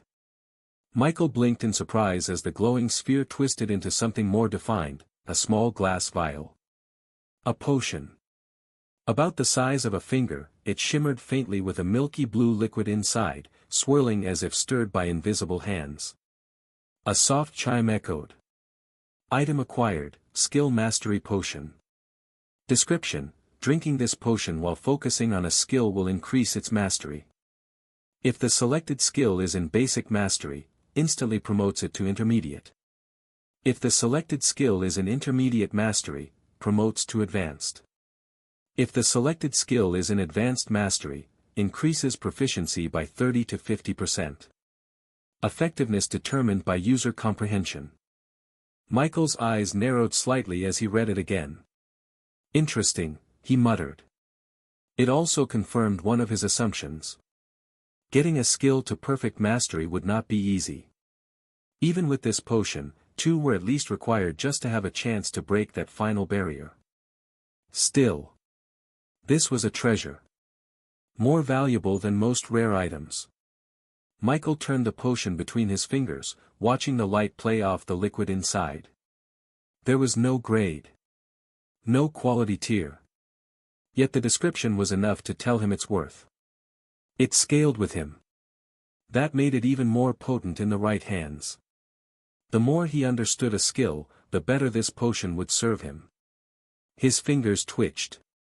And he suddenly grinned. So if I drink one of these while thinking about. His eyes flicked toward his panel. Let's say, Undead Revival. That skill was already his core class technique, the backbone of everything he did. Right now, it was in advanced mastery thanks advancing to rank 2. If he was desperate enough, he might hit perfect. Michael's grip tightened slightly around the vial. Perfect mastery. He'd never seen it before. He quickly pulled out his panel and checked. Undead Revival, Advanced Mastery, 22%. With a smirk, he put the vial away. Not yet. There were still 5 more. He wanted to test them, yes, but carefully. No wasting them. Michael reached for the second orb and watched it morph into another potion. Another soft chime. 5 potions. 1 use per skill. And if needed, more than 1 to reach the peak. Michael placed the 5 shimmering vials into his storage space, each one carefully tucked away. As they vanished into the void, he exhaled slowly. All right, he muttered. Next order of business. Breaking his advancement quest's rating had brought some unexpected results, both blessings and burdens, but Michael couldn't deny how much stronger he'd become. He hadn't even digested all his gains yet. His stats were up. His contract slots had grown. His undead had evolved. And there was still more to come. But that could wait. Right now, there was something else on his mind. His undead. Oddly enough, it wasn't to inspect the changes in the ones that had just evolved. He had already sensed their improvements. But in truth, Michael wasn't done evolving his undead. Back when he was still rank 1, the strongest undead he could safely control were those at rank 2. Any higher and the risk of losing control grew exponentially. But now he was rank 2. And the leash had been extended. He could handle more. Initially, he had planned to evolve only Lucky, his oldest and most trusted undead, and call it a day. He figured having one rank 3 undead would be enough of a boost after advancing. But reality had quickly crushed that expectation. The moment he felt his new power settle inside him, Michael knew. He could beat his strongest undead. Easily. His entire foundation had changed. And as a necromancer, it wasn't a good thing to be stronger than your summons. Restricting his own strength for no good reason made no sense. If he stuck to evolving only Lucky and left the rest at their current levels just because of arbitrary thresholds, then what was the point? Why even call himself a necromancer? Michael snorted under his breath, amused at the thought. If I keep waiting for them to hit max level before evolving them, he muttered, I might as well change my class to professional self-nerfer. He wasn't a game character playing fair. He was a summoner. And power was the only rule. In any case he had enough evolution points to achieve this. Michael's gaze turned sharp. Time to evolve more. Thanks to the recent mass evolution, Michael now had more than one extraordinary rank undead. Though none had surpassed the 1-star level yet. There was Lucky, Gale, Prince, the 3 titans, 2 of which were mutated, and 1 standard. The 2 mutated titans were, of course, Beginning and Lily. The normal one was the first orc Michael had ever evolved into a Goliath. Before evolving the 2 mutated titans, the next stage after Goliath, Michael had chosen not to separate their armor from them. Instead, he included their existing gear as part of the extraordinary materials consumed during their evolution. Only the other orcs and the orc shaman had been outfitted with standard clothing, deliberately chosen to avoid triggering mutation traits. As a result, the Goliaths, like the standard titan, wasn't mutated and could be considered pure-blooded, if such a term applied to undead. As for his other key undead, Fade, Ghost, Blue, and Purple, they were now all 3-star rare rank undead at level 25. Michael figured that if he had enough evolution points left after evolving his top-tier units, he'd raise these 4, and a few others, to 1-star extraordinary rank before beginning another round of accumulation. It was part of his plan to ensure his army progressed with him. He didn't want to reach new heights while being the only true powerhouse among his undead. Evolving a 3-star rare rank undead to 1-star extraordinary required 125 evolution points. Following the 5 times per evolution rule, pushing a 1-star extraordinary to 3-star would cost 625 points. For 5 undead, that would total 3,125 evolution points. Clearly, as his undead grew stronger, the cost of strengthening them increased just as sharply. Michael could already envision a future where evolving even a single undead might take months of steady accumulation. Of course, if he chose to abandon caution and stuffed his contract slots with random fodder just to earn more points, he could shorten that time. But doing so would only lead to a messy, unfocused legion. Still, 3,125 evolution points. Michael could afford that. For now. As for the other titan, it could wait for now. Perhaps due to the materials consumed, Beginning and Lily were now 4 and 3 levels higher than his previously strongest undead, respectively. Clearly, both the quality and quantity of materials used during their evolution had made a difference. But even beyond that, seeing their current strength reassured Michael. With this kind of progression, he was confident, evolving his undead would eventually take them to rank 3 without question. If he had once been unsure about Lucky reaching that threshold, he certainly had no doubts about beginning or Lily now. Of course, with the material Michael had prepared for Lucky, the poison wyvern blood essence, taken from a beast just shy of rank 3, even Lucky wouldn't be lacking after evolving.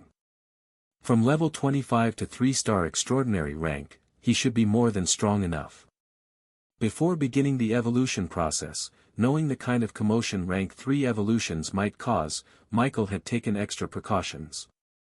He instructed Lucky and Prince to reinforce the vine dome surrounding their camp. As they worked, Michael couldn't help but feel grateful that he had left the capital far behind. Even here, deep within a remote forest in a distant region, he had gone out of his way to find a secluded clearing rarely visited by others. If he hadn't, a certain princess, one strong enough to match a rank 3 awakened, would probably be hounding him by now. Once the dome was further reinforced, it still wouldn't suppress energy waves, but at least it would conceal the blinding light of evolution. Satisfied, Michael turned to Lucky. He gently placed the box containing the poison wyvern blood essence in the beast's mouth. And without hesitation, he began. One by one, he evolved all 5 of his chosen key undead. Unfortunately, it took only a few seconds for Michael to realize, rank 3 wasn't like the previous ranks. It was something entirely different. Had someone experienced like Teacher Brian been with him, even he would have been shocked. Right before Michael's eyes, 5 law seeds were beginning to take form, something that held countless cultivators back for years due to the sheer difficulty of comprehension. Laws. Difficult to explain. Elusive to grasp. But in simple terms, they were fragments of the universe's foundational rules, supernatural principles that governed all existence. This was why, at a certain point, cultivators could rival awakened beings. Not always, and not in every case, but once laws came into play, the gap between them and awakeners or undead began to narrow dramatically. To comprehend a law was to claim a piece of the universe's truth, to make it part of yourself and wield it as your own path. Take Brian, for example. He had once comprehended a fire-based law, one that earned him the infamous title the Mad Phoenix.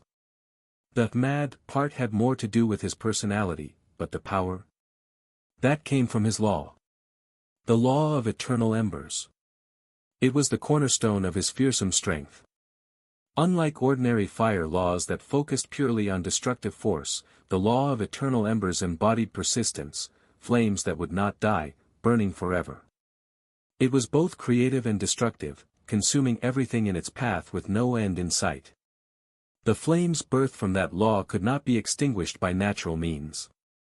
Only the wielder himself, or someone with a higher tier law, could snuff them out. They devoured not only matter, but energy as well. Whatever they touched turned to ash, utter and complete erasure. Even a casual strike using a law could rival the strongest spells an average rank 2 awakener or cultivator could cast. That was why rank 3, or its cultivation equivalent, was often considered the true dividing line. The beginning of transcendence.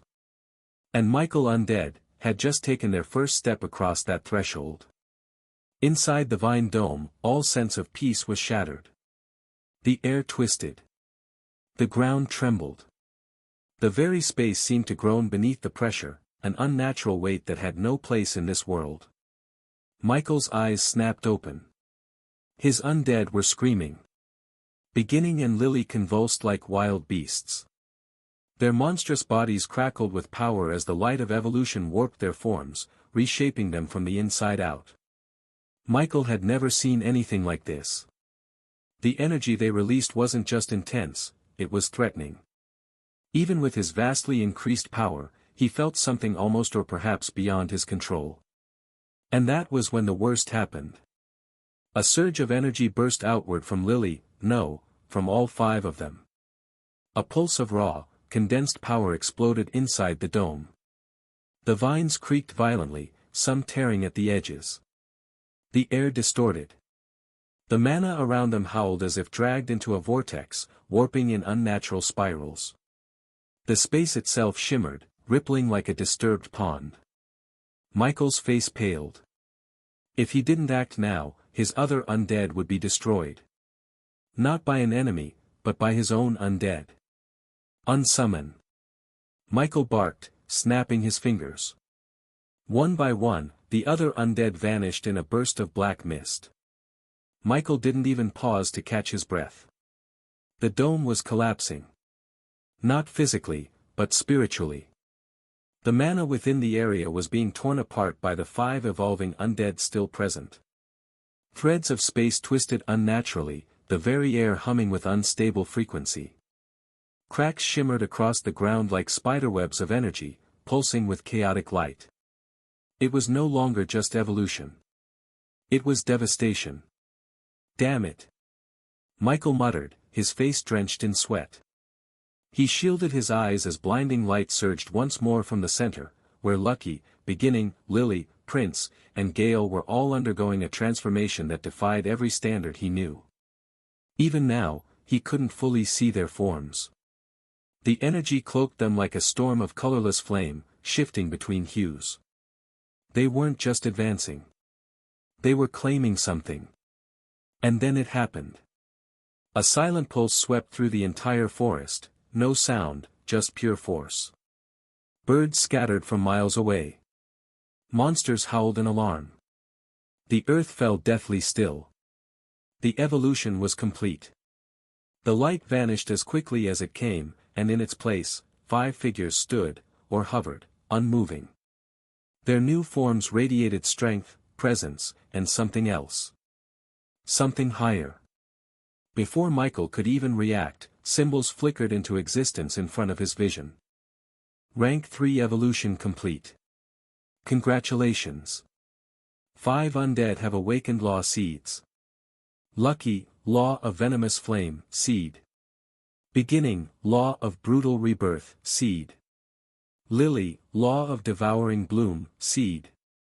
Prince, Law of Spectral Command, seed. Gale, Law of Severing Wind, seed. Warning, evolution energy disruption level detected. Local spatial integrity destabilized. Recommendation, vacate the area immediately. Michael's breath caught. Laws? What was that? And even worse, a disruption.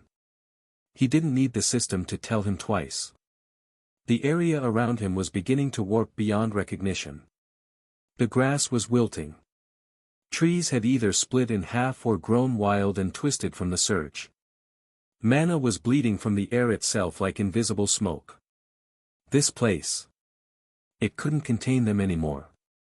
With a grim look, Michael immediately unsummoned all 5. The moment they vanished, silence returned, but not peace. The energy lingered like smoke after a fire. The ground bore jagged black scars. Trees leaned at unnatural angles. Birds no longer chirped. The forest felt hollow. Dead. Michael turned and ran. He didn't even bother with the intense surge of energy coursing through his body. If anything, he tried his best to avoid Lisaki trails while actively controlling his strength. He ran as fast and far as he could, without even looking back. One step taking him several distance. Because there was no way this had gone unnoticed. That energy wave.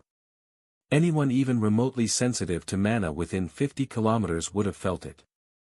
Possibly more. And if any powerful supernatural had been nearby, they'd definitely come to investigate. He wasn't ready to answer questions about questions he didn't even know anything about. So he ran. Branches tore past him. He leapt over roots, dodged low-hanging limbs, and didn't stop until he reached the edge of a steep ravine nearly an hour later. There, only then, did Michael finally slow down, hands on his knees, panting. That, he breathed, was insane. However, a faint smile tugged at his lips. Terrifying. Absolutely. But also. This was power. Real power. And it was also his. Michael waited in his location for a while before blurring from his spot. He traced his way back to Thornvale. Michael took no risks. Even after the energy had faded, he remained hidden for nearly an hour, carefully tracing a long arc around Thornvale's outer perimeter. It was better to waste time than to walk straight into an ambush, or worse, an investigation team. But fortunately, the return trip was uneventful. By the time he made it back to his manor, the skies were still dark. Not quite morning, but past the midnight hour. Michael moved like a shadow. He entered the manor from the eastern side. Finally, he reached his study. Michael opened the heavy door and stepped inside. He eased into the leather chair behind his desk and let out a long breath. He was safe. For now. Michael rested his forearms on the desk, closing his eyes. The evolution process had drained him more than he thought, not physically, but mentally. Seeing 5 undead simultaneously take a step into an unknown territory, it had shaken him. And excited him. His lips curled faintly. The feeling of power from before still lingered in his bones. He was just about to investigate more when. Knock. Knock. A sharp, firm knock came from the study door. Michael's eyes snapped open. His expression didn't change, but his mind raced. "My lord, can I come in?" "Rohan." Michael resisted the urge to groan. If Thornvale had felt even a sliver of what happened, Rohan would definitely investigate. Still, unless he had to, Michael wasn't planning to admit anything. He cleared his throat and smoothed his features into a calm, composed expression. His voice was steady when he spoke. "Enter." The door opened, and Rohan stepped in. He wasn't in armor, just a loose black tunic and worn boots. His hair was slightly damp, probably from washing off training sweat. But his eyes, sharp, alert, narrowed with suspicion. "My lord," he greeted with a short bow, though his gaze lingered too long on Michael's face. "Captain," Michael said smoothly. "You're up late." Rohan stepped inside and closed the door behind him. "I could say the same to you," he said quietly, "but I assume you already know why I'm here." Michael tilted his head just slightly, as if in polite curiosity. "Oh." Rohan studied him for a moment longer before speaking again. "Roughly an hour ago," he began, a massive pulse of mana surged from the southern woods. No visual cues, just pressure. Deep pressure. The kind that makes even a sleeping beast wake in fear. He stepped closer. The type of pressure that shouldn't exist in this region. Michael remained quiet.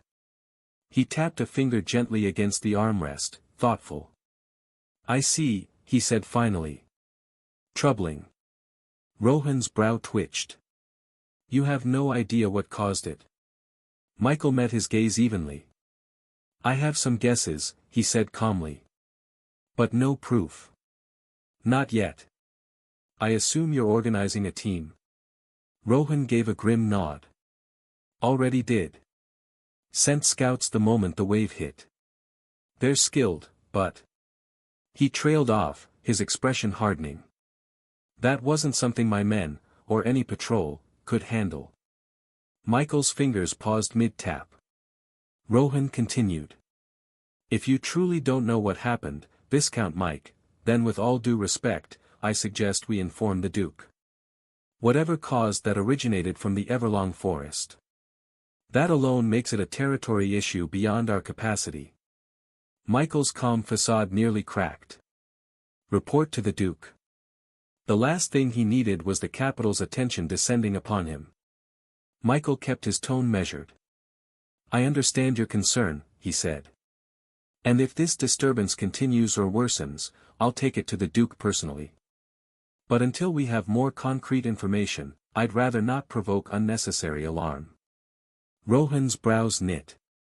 "My lord, I don't mean to question you, but with all due respect, that was alarming." Michael nodded slowly. "I don't disagree." Rohan hesitated, then finally gave a reluctant nod. I trust your judgment, for now. But I'll keep the watch increased. What is the situation with Thornvale? Animals were panicking. Livestock brahms from pens. A few unconscious people. No casualties, thank the gods, but... Rohan looked serious. That wave was felt, my lord. Deeply. I've never seen anywhere this quiet. What is the situation with Thornvale? Animals were panicking. Livestock brahms from pens. A few unconscious people.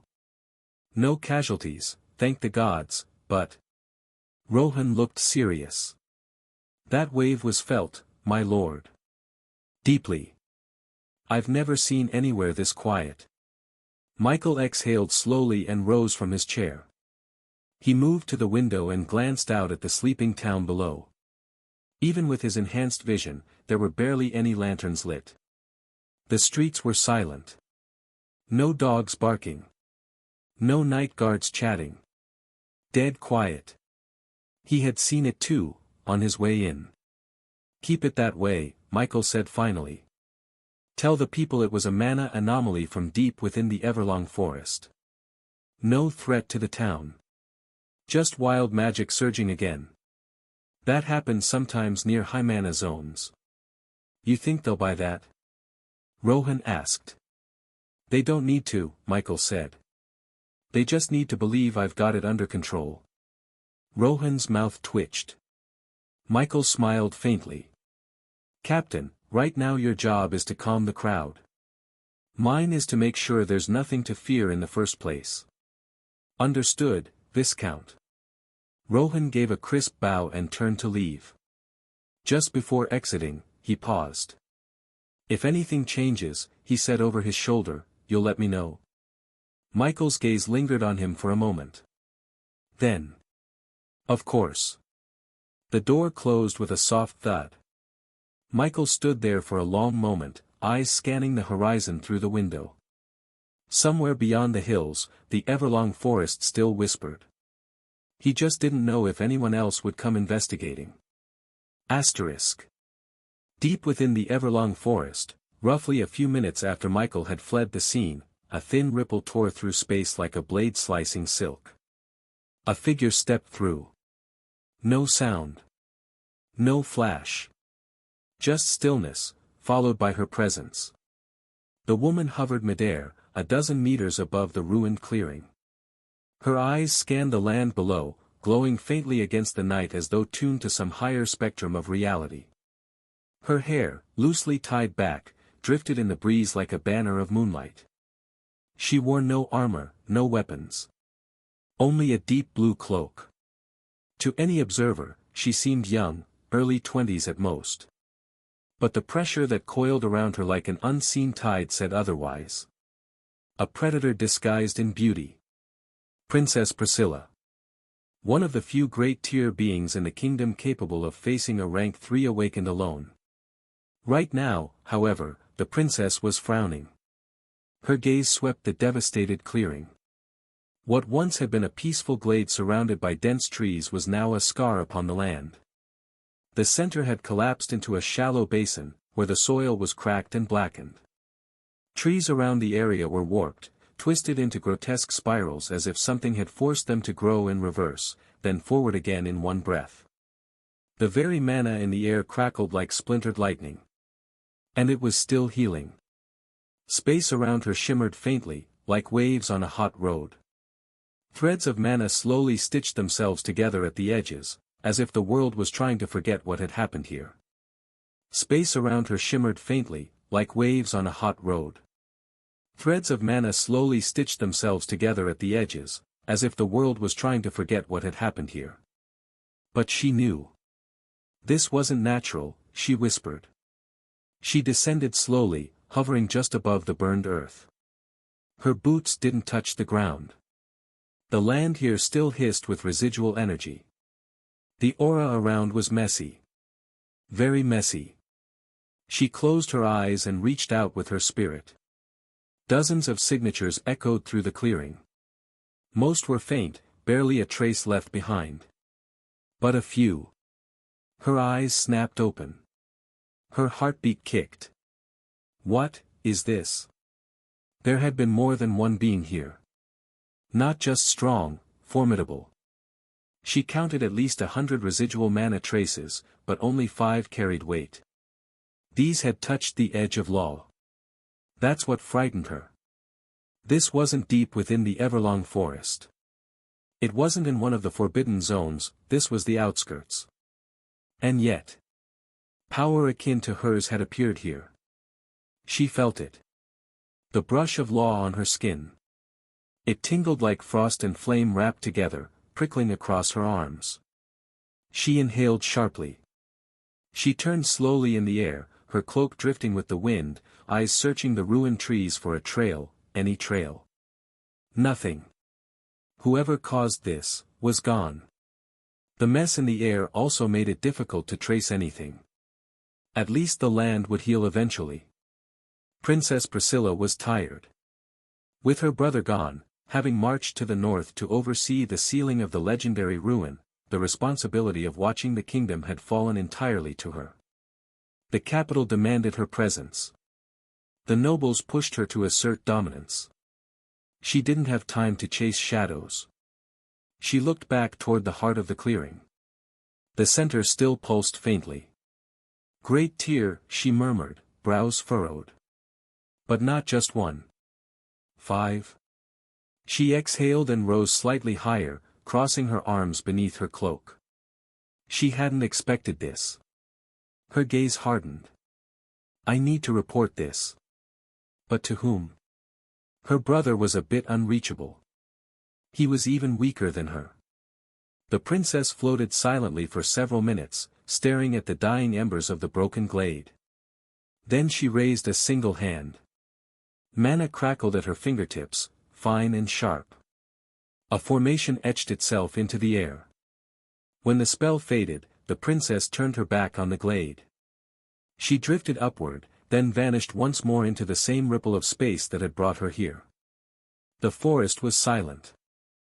Michael exhaled softly as the door clicked shut behind Rohan. The quiet returned. He let out a long breath and leaned back in his chair, finally allowing himself a moment to relax. For now everything was under control. Rohan hadn't pressed too hard. The town hadn't suffered. And most importantly, no outside force had arrived at his door. It could have been worse. Outside his study window, the darkness still existed. But in Aurora, which was usually 3 to 4 hours ahead, daybreak should be approaching. Today was the day he was supposed to report back to college for matters concerning his college qualification exam. And still, before that, he needed to think. Michael sat up straight and called up his panel. First, he wanted to see just how much feedback he'd received from evolving 5 undead to rank 3. Just sensing the power coursing through his body, Michael knew he was in for a massive revelation. Fortunately, thanks to his high intelligence, which granted a degree of bodily control, and the natural physical mastery that came with being a high human, he was still able to maintain basic control over his strength. Of course, to gain full control, he'd need to move around a bit. Status. Name, Michael Norman. Class, Master Necromancer. Level, 40. Strength, 487.75, plus 174.5. Agility, 527.71, plus 196.3. Constitution, 535.92, plus 166.6. Intelligence, 650.92, plus 207.7. Attribute points, 150. Michael blinked. Then blinked again. You've got to be kidding me. The stronger he got, the less feedback he was supposed to receive from his undead's evolution. That was how it had always worked. He was a high human. His base stats were already monstrous compared to most awakened. And yet, advancing 5 of his undead to rank 3 had given him at least 30 points per stat, each. His hands curled slightly on the desk. The implications were absurd. And it meant one thing clearly, unless he reached some ridiculous benchmark, perhaps true rank 3 himself, he would continue receiving meaningful feedback from evolving his undead. Substantial gains. Even if it reached the point it became a single digit, that was already a couple of level ups. Michael leaned back, staring up at the ceiling.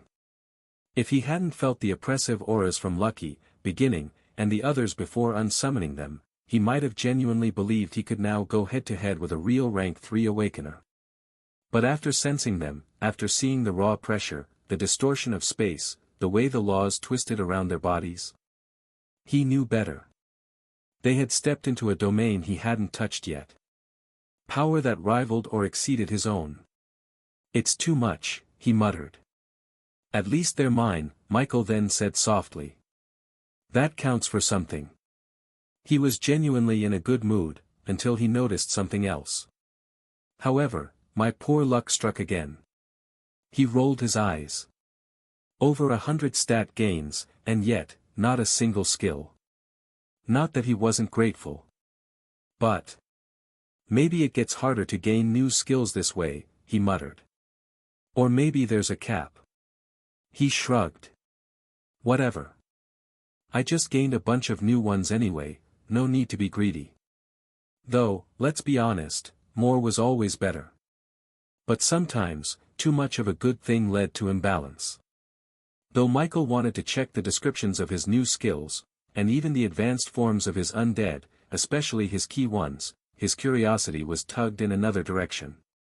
What had happened with Lucky, Prince, Gale, Beginning, and Lily?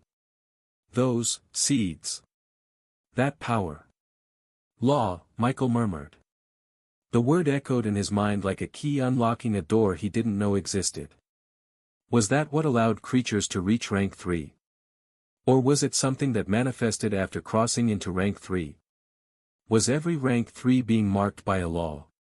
And if so, was that why the few rank 3s he'd encountered seemed so absurdly powerful?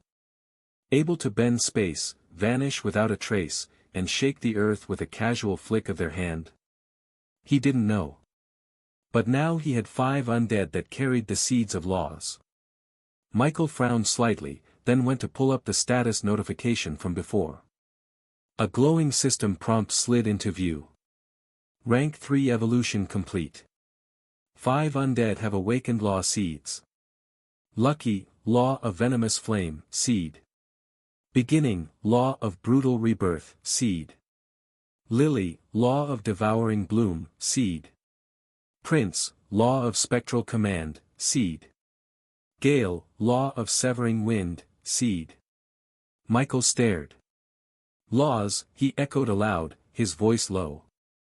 He whispered the names slowly, one after the other, each one strange and arcane. Venomous Flame. Brutal Rebirth. Devouring Bloom.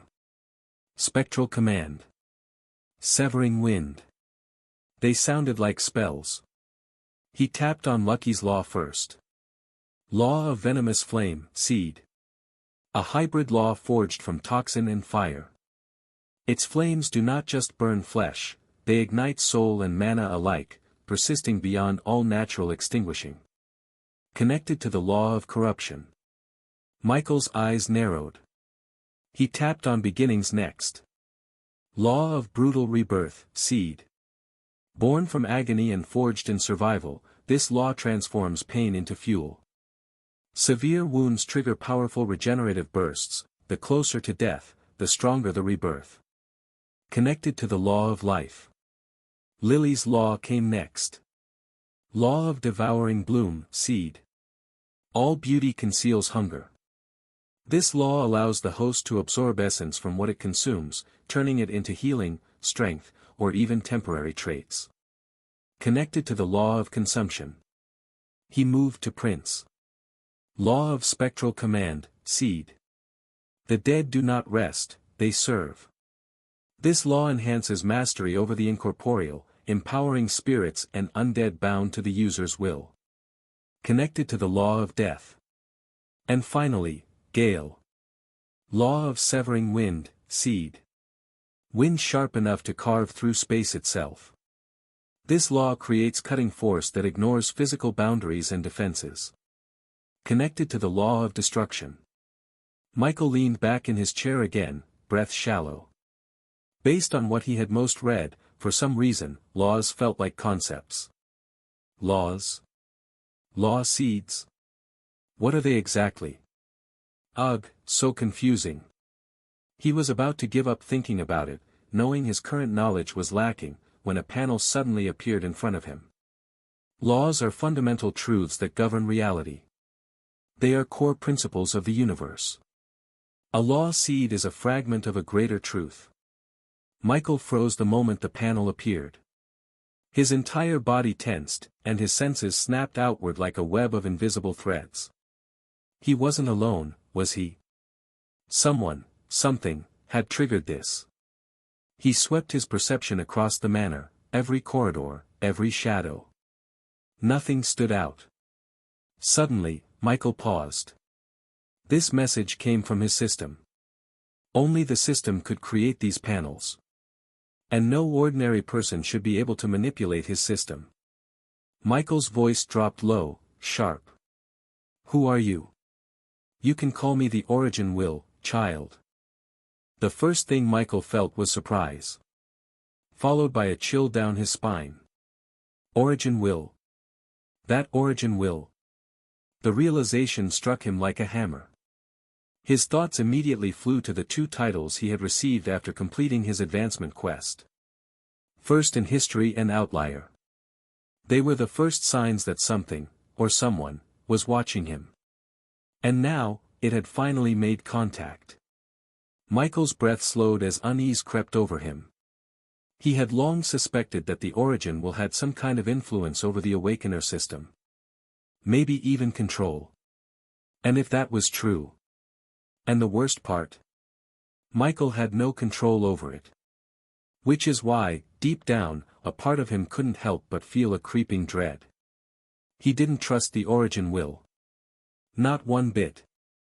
Title, First in History. You are the first in your race to achieve something the Origin Will acknowledges. Achievement, breaking through the established rating. Effect, the Origin Will now pays attention to you. Title, Outliner.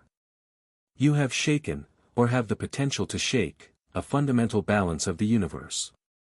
This is unacceptable to the Origin Will and requires punishment, but as this existence is rare, a reward has also been issued. Effects. Experience gained is reduced by 50%. You gain resistance and partial immunity to certain universal rules. Michael stared at the translucent panel for a long second. Then he exhaled softly and asked aloud, "What do you want from me?" Silence. No reply came. The system remained dormant, still, like a lake without ripples. Oddly enough, the lack of a response calmed him. His shoulders, which had tensed unconsciously, loosened. Michael leaned back in his chair again, tapping his fingers lightly on the desk. Fine. Ignore me. I'd actually like that, he muttered. But I've got questions of my own. He turned his attention back to the laws. If the Origin Will wasn't going to interfere directly, then he'd take advantage of the moment. What are these laws, really? He murmured. Do all rank 3 beings awaken a law? For a long moment, the room remained quiet. Then, a new panel flickered into existence, the font slightly sharper than usual. In the universe, there exist countless power systems. Each is a framework designed to help lesser beings climb the ladder of power. But those who come in contact with law are the ones who truly step onto the path of true power and begin to comprehend the nature of the universe. Michael's brows shot up. He wasn't expecting a reply. His mouth twitched into a dry smile. So you only answer when you want to answer, he asked. No reply. Though Michael still felt a low, crawling discomfort in his gut, it wasn't fear anymore. Of course, that didn't mean he trusted it. Why are you helping me? He had asked. No answer came. Just silence. So he did what he always did when faced with the unknown. He stopped overthinking and moved forward. Michael turned back to the lingering panels, focusing on what he had just been told about laws. If nothing else, that was something he could use. Something real. Path of true power, huh? He muttered, tapping lightly against the desk. But then his fingers paused. His mind, still buzzing from the Origin Will's words, began making connections. Slowly. Sharply. Like the clink of glass pieces falling into place. Laws aren't like spells, he thought. They're what makes spells possible. A spell was just a result, like a flame from flint and steel. But the law was what governed fire in the first place. He rubbed his temple lightly. So that means. Michael's lips parted slightly. Laws are like magical science, he said aloud. Not the product, but the principle behind the product. The physics of mana. That was it. The reason why those rank 3 supers bent the world wasn't because they were slinging bigger spells. It was because they understood, or at least touched, the foundation beneath everything. The universal coding. Laws weren't narrow. They were vast. Like science itself. Saying, law of flame, was like saying, physics, broad, powerful, overwhelming. But every law could be broken down.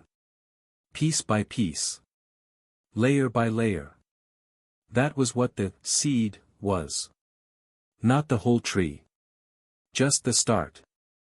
Michael's mind spun now. Not from confusion, but from excitement. Unfortunately, he could already feel the edges of comprehension slipping again. Like trying to hold fog in his hands. His breath calmed. Yeah, he murmured.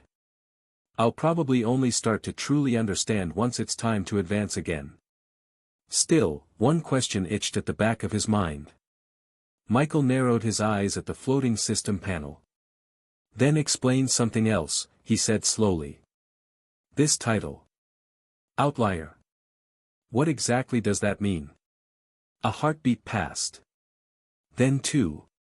Just as he thought the Origin Will had gone quiet again. Another panel appeared. You are an existence that lies beyond established pattern. You are incompatible with the standard framework. So you punished me? Michael asked quietly. A pause. Nothing. Michael sighed helplessly. The Origin Will, this elusive force he still knew nothing about, seemed content to do only two things, answer cryptically or ignore him entirely. It didn't threaten him. Didn't command him. For now, it simply watched. But knowing that a being like that was aware of him, observing him, made his skin crawl. There was nothing he could do about it. Not yet. He leaned back in his chair again, letting his arms hang loosely as he stared at the ceiling. Guess that's something for future me to deal with, he muttered. Still, one more question itched at his curiosity. He hesitated, then asked, Origin Will, where are you right now? At first, silence. Then. Everywhere. I exist everywhere. Michael's eyes narrowed slightly. That's quite creepy. Michael was just about to push the matter of the Origin Will to the back of his mind when something else occurred to him. Oh, right. One more thing, he muttered.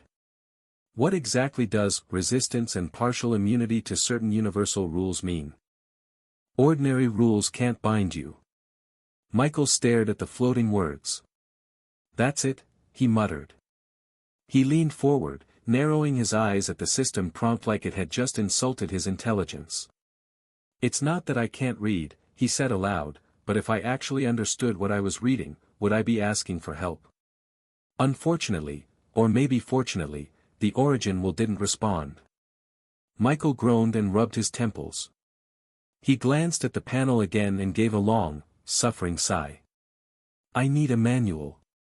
The aftermath of his advancement brought both happiness and concern. Shaking away the distracting thoughts, Michael refocused on his undead. Just like him, all of them had undergone a surge in strength. Unfortunately, due to his current location, he couldn't examine their appearances in detail, only their updated statuses. Aside from gaining new skills and several of their old ones advancing in mastery, Prince, Beginning, Gale, and Lily hadn't undergone a race change. One was still a Venomthorn Ravager, another a Galestrike Griffin, and two remained classified as Titan. The main difference was that their star rating had increased, from 1 star to 3 stars within the extraordinary rank, and all 4 had reached rank 3 Undead, level 50 and above. Perhaps due to their previous mutations, Beginning and Lily had higher levels than Gale and Prince. Prince was now level 53, Gale was level 51, Lily sat at level 54, and Beginning had reached level 55. As for which of them would ultimately prove stronger in combat, Michael didn't know. What he did know was that to find out, he'd need to conduct a proper field test. But given the current situation, he'd have to plan carefully. While the changes in the 4 were significant, they still couldn't compare to Lucky. Lucky was a surprise. Michael had always known that influencing evolution with external materials would eventually produce a unique result. What he hadn't expected was for it to happen now. Lucky, who should have remained similar to Prince, had become something entirely different after his latest evolution. Undead Dire Wyvern, LV 55. Rank, Extraordinary. Lucky had transformed completely. Whether he could even be considered a wolf anymore was debatable, the race name alone suggested otherwise. What also caught Michael off guard was the absence of the mutated prefix, despite the fact that Lucky had evolved using an external object, the poison wyvern blood essence. This wasn't a mutation. It was a true race change. And with that came new power. 2 new skills had been gained. Poison breath, just as the name implied, a toxic blast of venomous mist, intimidation, and this one was particularly interesting. Michael read the skill description. Skill, Intimidation. Unleash a fear-inducing presence. Targets below a certain threshold may experience panic, hesitation, or forced submission. Strength of effect scales with the difference in level, mental resistance, and willpower. Passive suppression aura. Active mode enhances effect dramatically for a short duration. Michael's lips pressed into a thin line. This wasn't simply a fear effect. This was a tiered deterrent that had no mastery level attached. That fact alone said enough. No progression meant it didn't need refinement, it was already complete. It doesn't even need to grow stronger, Michael muttered, staring at the panel. And then there was another skill that caught Michael's attention. Like intimidation, it had no mastery level.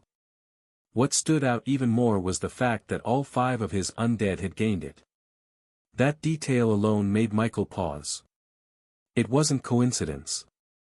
If every one of them had unlocked the same ability after advancing to rank 3, then it had to be something tied directly to that breakthrough. The name of the skill was Transformation. Its description was brief, but enough to make Michael's brows lift. Skill, Transformation. Allows the user to assume an alternate form. Michael narrowed his eyes at the panel. Alternate form. The description wasn't exactly illuminating. No details on what that form would be. No mention of strength gain, duration, or cooldowns. It just existed. A skill without mastery. Gained by all 5 undead. He leaned back in his chair, fingers tapping against the armrest. Alternate form, huh? His gaze drifted upward, mind already spinning with possibilities. What kind of alternate form? Were they going to sprout wings? Grow larger? Smaller? Were they going to become human? He paused at that last thought. No way. But even as he said it aloud, he couldn't help the image that flashed through his mind, Lucky, standing upright, tail coiled behind. Michael gave a quiet, dry laugh and rubbed the bridge of his nose. Yeah, I'm probably overthinking it. Still, he couldn't shake the feeling. And considering all 5 of his strongest undead now had it. Michael's mouth twitched. Maybe I'm overthinking it. Michael shook his head, pushing aside the wild guesses. There were too many unknowns, and speculation wouldn't get him answers. Only experimentation would. But for now, he focused on what he could examine. And that was when his eyes flicked over to one last thing. His own class skill. Michael tapped open the window. Spirit Eyes, Basic Mastery. Grants the ability to perceive essence through the eyes. Michael didn't hesitate. He activated it. A cool sensation washed over his pupils. And just like that, the world changed. The room remained the same, yet everything looked different. Michael's eyes widened. He could see mana. Not just feel it, not just sense it the way he always had. Now. He saw its flow. He lifted his right hand slowly and stared at it. His skin shimmered with a faint, translucent overlay, all pulsing with a darkish green hue. That was his mana. It pulsed with power. As if it had its own will. He tilted his hand, watching the lines swirl with each movement. His mana responded immediately, like a second bloodstream. He looked past his hand and toward the window. Outside, the night sky was still dark, but now he saw the world in color beyond color. Trees glowed faintly. Even the moonlight reflecting off the glass didn't seem like ordinary light anymore.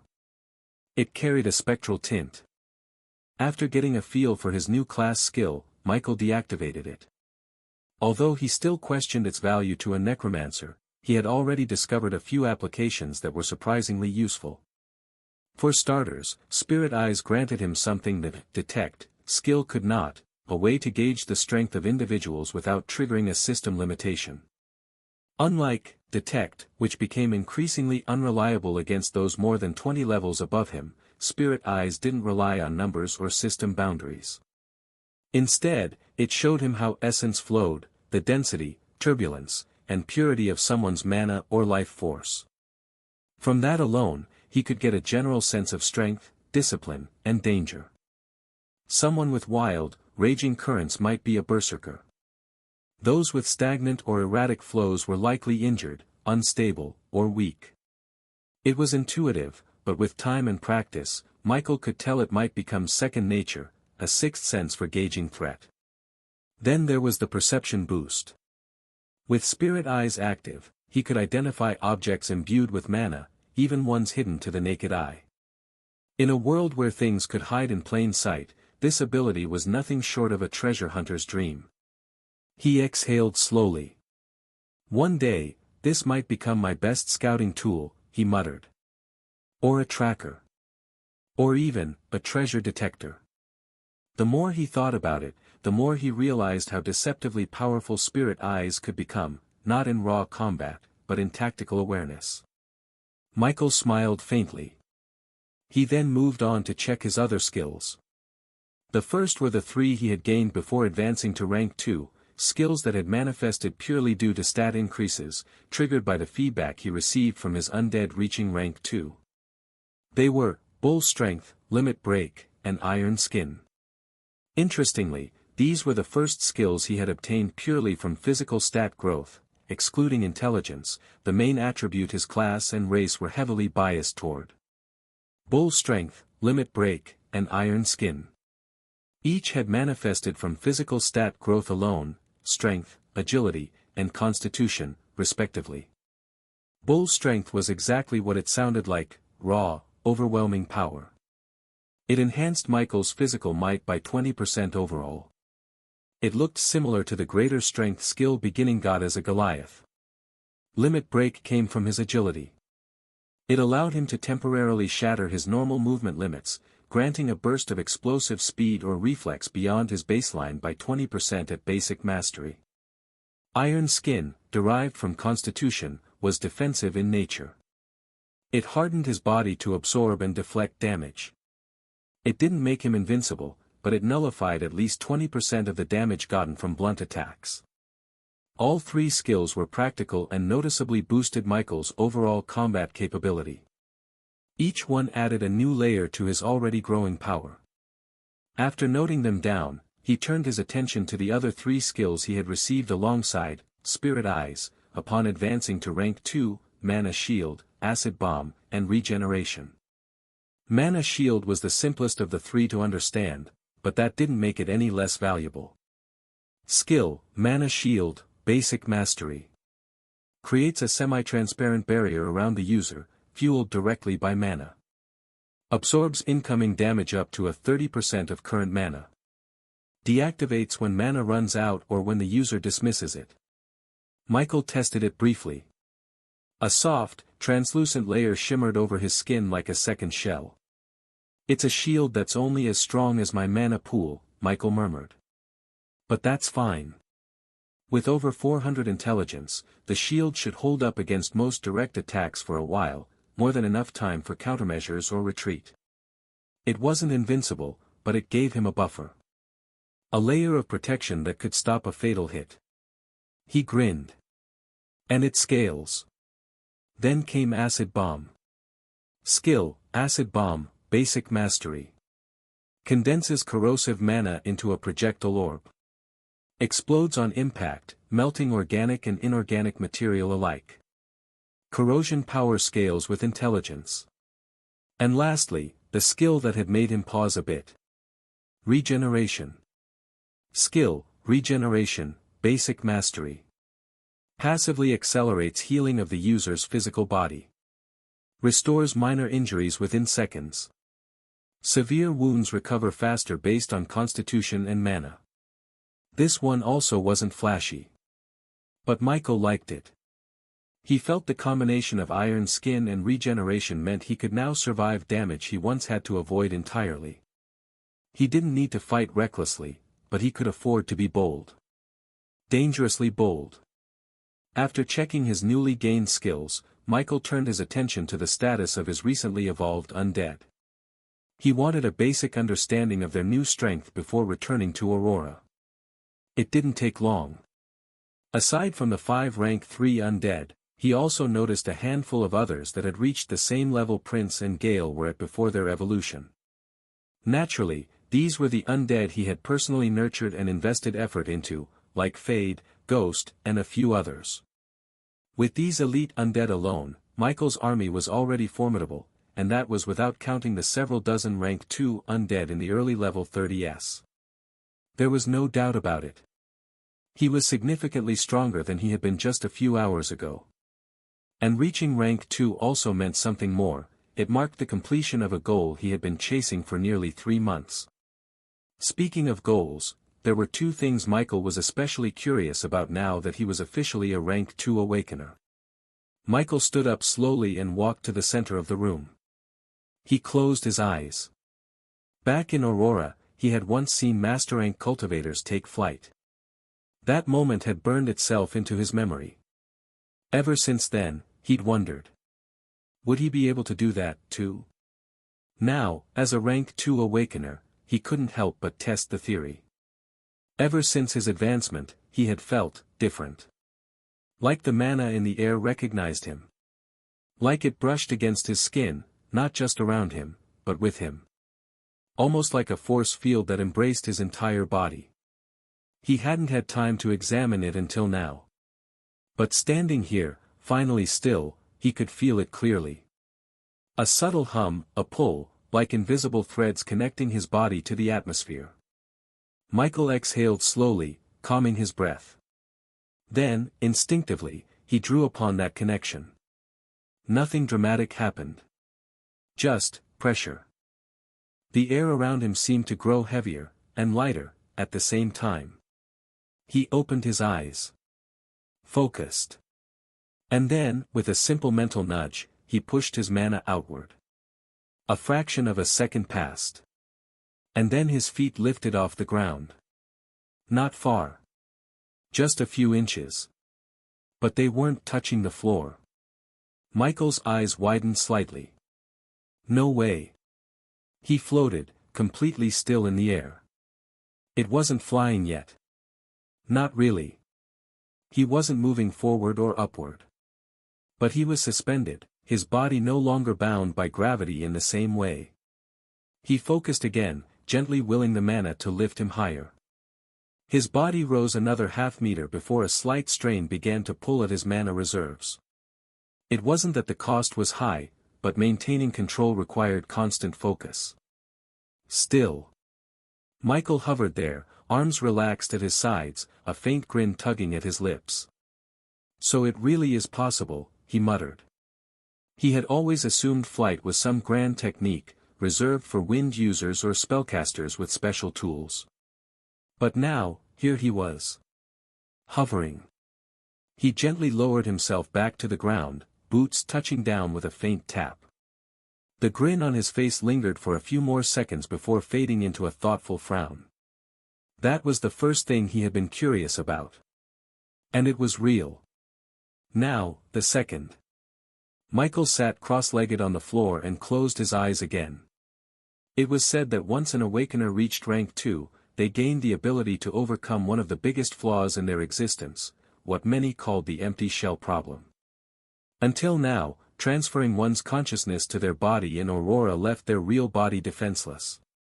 Unresponsive. As good as dead. He also suspected this was likely the reason rank 2 was the requirement to even be admitted into an Awakener Academy. Because only then did one finally gain the means to protect both lives. And Michael had felt it, the moment he advanced. A persistent tug in his consciousness. It wasn't hostile. Just, present. A gentle, constant pull at the edges of his consciousness. Like a door left ajar. He hadn't paid it much attention before, but now that he focused, it was impossible to ignore. What was it? Michael pulled on that subtle thread. A beat later, his eyes opened. Michael was inside a capsule. Through the translucent glass, he could see the familiar interior of his room in Aurora. This part wasn't surprising. Whenever he returned from the land of origin, this was always the result, his mind leaving one body, entering the other. A switch, one consciousness at a time. But this time was different. Michael froze, breath catching. Because layered over the familiar Aurora view, like a reflection on water, was a second scene. He recognized it immediately. The land of origin. His study room in his manor in Thornvale. Michael blinked. Both visions stayed. One part of him sat in Aurora, sealed inside a capsule. The other part in Aurora standing still. This was real time. He was seeing both. And he could feel both. His hand in Aurora flexed against the capsule's cushioned interior. At the same time, in the land of origin, his body shifted slightly, reacting to his moment of awareness. Michael exhaled slowly. So this is why rank 2 matters. There was no longer a matter of being in one place or the other. He was in both. Simultaneously. No longer just transferring consciousness. He was anchored in two worlds. This changes everything. The tactical advantages alone were mind-boggling. He could monitor his forces in the land of origin while operating freely in Aurora. He could train, fight, research, without losing oversight of anything. And vice versa. Michael leaned back in the capsule, pulse steady despite the storm of thoughts in his mind.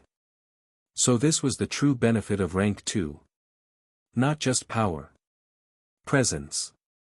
He closed his eyes again, testing the connection, switching focus between worlds like blinking between eyes. It was dizzying at first, but already his mind began to adapt.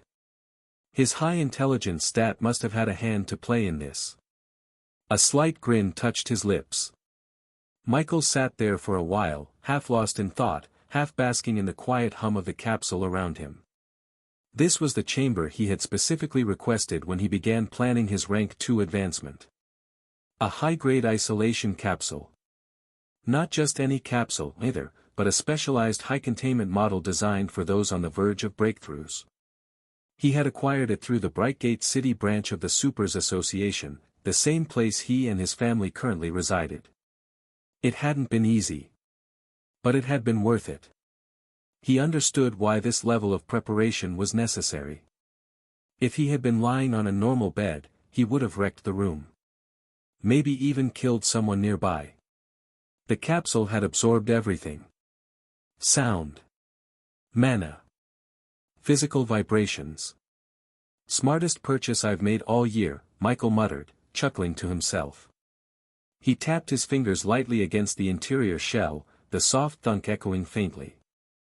The mana insulation field gently pulsed in response, confirming the capsule was still sealed and functioning. But only barely. Cracks spiderwebbed along the glass near the base. The internal cushioning was singed in several places, and one of the mana diffusers at the side had outright melted, likely overloaded when his rank advanced. Michael let out a low whistle. The fact it didn't explode was probably a testament to the Supers Association's engineers. He winced at the thought. This thing cost him a fortune, $5 million, to be exact. If this had been on lease, he would have owed a small mountain of debt right now. But now? It was his. Broken, yes. But his. Unfortunately, he sighed, I'm broke again.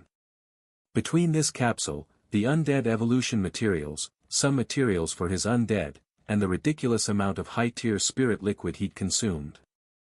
His finances were in ruins. Again. He leaned his head back and stared up at the ceiling, expression unreadable. I guess I'll have to go, express my gratitude in some dimensional cracks. He didn't even mean that sarcastically. It was, at this point, practically a ritual. Whenever he needed fast cash, or monster materials, he'd go on a spree. Crack hunting. He'd go share his love with some very unlucky monsters. I kill them. They give me their bodies. Then I sell the bodies. Fair trade, he said dryly. He glanced around the inside of the capsule again. It was scorched. Barely intact. The mana circuits would need to be rebuilt from scratch, assuming they hadn't been completely fried. Which was a shame. Because the capsule had other features, too. Aside from high-level isolation, it was equipped with integrated VR compatibility. Aurora's tech was generations ahead of Earth's. Michael had bought the capsule not just for himself, but for his sister. She would use it to practice her spearsmanship every evening, exploring simulations and honing techniques against AI opponents. Michael frowned slightly. Next year would be her first awakening ceremony. Her chance to see if she was one of the lucky few to be chosen by fate. Not everyone awakened. Most didn't. And while Michael tried not to get his hopes up, he still wanted to be ready. Giving her the opportunity to awaken a dual class was his purpose, and even if she didn't awaken, he hoped she'd already lit her life seed and become an official knight. The VR functions had been a gift. A way for her to train safely and build muscle memory, even if she ended up never awakening. After all, the Cultivation Academy existed. Now, it were gone. Michael ran a hand through his hair, exhaling. Well. I'll get her a new one, he muttered. Eventually. After he sold enough monster parts to cover the debt he didn't yet owe. His lips twitched in the ghost of a smile. Being powerful is expensive. Michael stepped out of the capsule at last. He turned back toward the battered pod, eyes narrowing as he studied the damage from the outside. Shaking his head, Michael raised a hand and reached out to his personal storage space. With a flick of his fingers, a spatial ripple shimmered around the capsule. A second later, the entire structure, glass, scorched plating, and all, vanished into his personal storage, sealed away for future repairs, or maybe just as a memento. That morning, the scent of fried eggs and toasted bread filled the small kitchen as sunlight streamed in through the window blinds. The clatter of utensils and the occasional burst of laughter added warmth to the quiet home, something rare, considering how their lives had become recently. Michael sat at the dining table, dressed, chewing thoughtfully on a piece of buttered bread. His presence was unusual, not because he was there, but because he wasn't rushing off anywhere. Just. Michael. Calm. Present. Aunt Mia eyed him over the rim of her cup, suspicion thinly veiled. You're awfully relaxed today. Across the table, Lily, his younger cousin, raised a brow, poking at her half-eaten fruit bowl. Did you finally decide to take a vacation? Michael chuckled softly. Maybe. In truth, it wasn't that he had nothing to do. Today marked the start of the practical entrance exams at Bright College, the temporary academic institution Michael had registered with weeks ago. What shocked his family was that Michael wasn't acting like he had no time for them. It was different from his usual relaxed demeanor. This time, he was present, not just physically but mentally. Subconsciously, gaining the ability to operate in both Aurora and the land of origin had shifted something in his mindset. A subtle change, but a meaningful one. They ate in relative silence for a few minutes. Aunt Mia glanced at the digital clock on the wall, then leaned forward, her expression softening slightly. Michael, how confident are you, really? She asked, voice quieter than usual. I know you're powerful now. But these exams, they're not about power. They test knowledge. I'm just wondering if I've spent too much time busy to remember algebra. Michael offered, giving a faint smirk. Aunt Mia didn't smile. Though Aunt Mia was neither a cultivator nor an awakener, she had taken the college exams in the past as well. Regardless of one's supernatural status, this part of education was mandatory. Michael's eyes softened. I understand, Aunt. But I'm confident. Though high intelligence didn't make Michael a genius, it did give one thing, speed. He could read fast, remember faster, and learn faster. Give him a textbook and a few hours, and he'll know it front to back. Aunt Mia still looked worried, but she nodded slowly. Instead, she turned to observe Michael silently. And the longer she looked, the more she realized something had changed. Not just in his presence or behavior, but in his very appearance. The Michael sitting across from her wasn't the same boy from 3 months ago. His once short, cropped hair now flowed well past his shoulders in silky black waves. His physique had lengthened, becoming tall and slender, with a sharpness to his features that hadn't been there before. There was a grace to his movements, subtle, refined, but it made her uneasy. And then there were the earrings.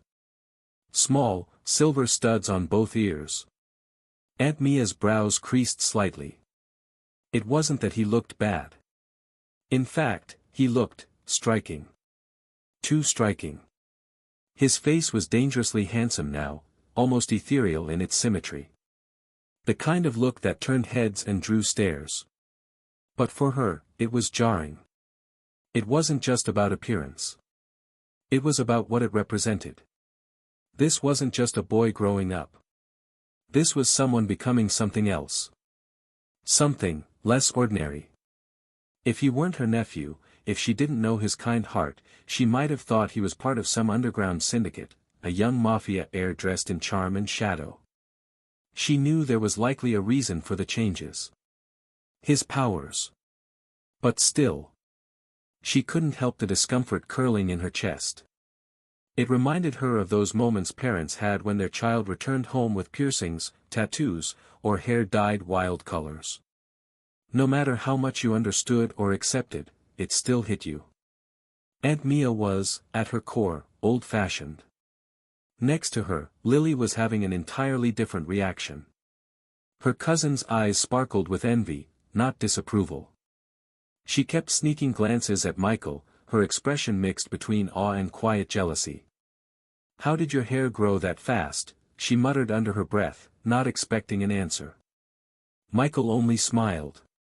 She didn't know yet, but if things went well, he planned to evolve her too. Not just into someone stronger. Into something more. A high human.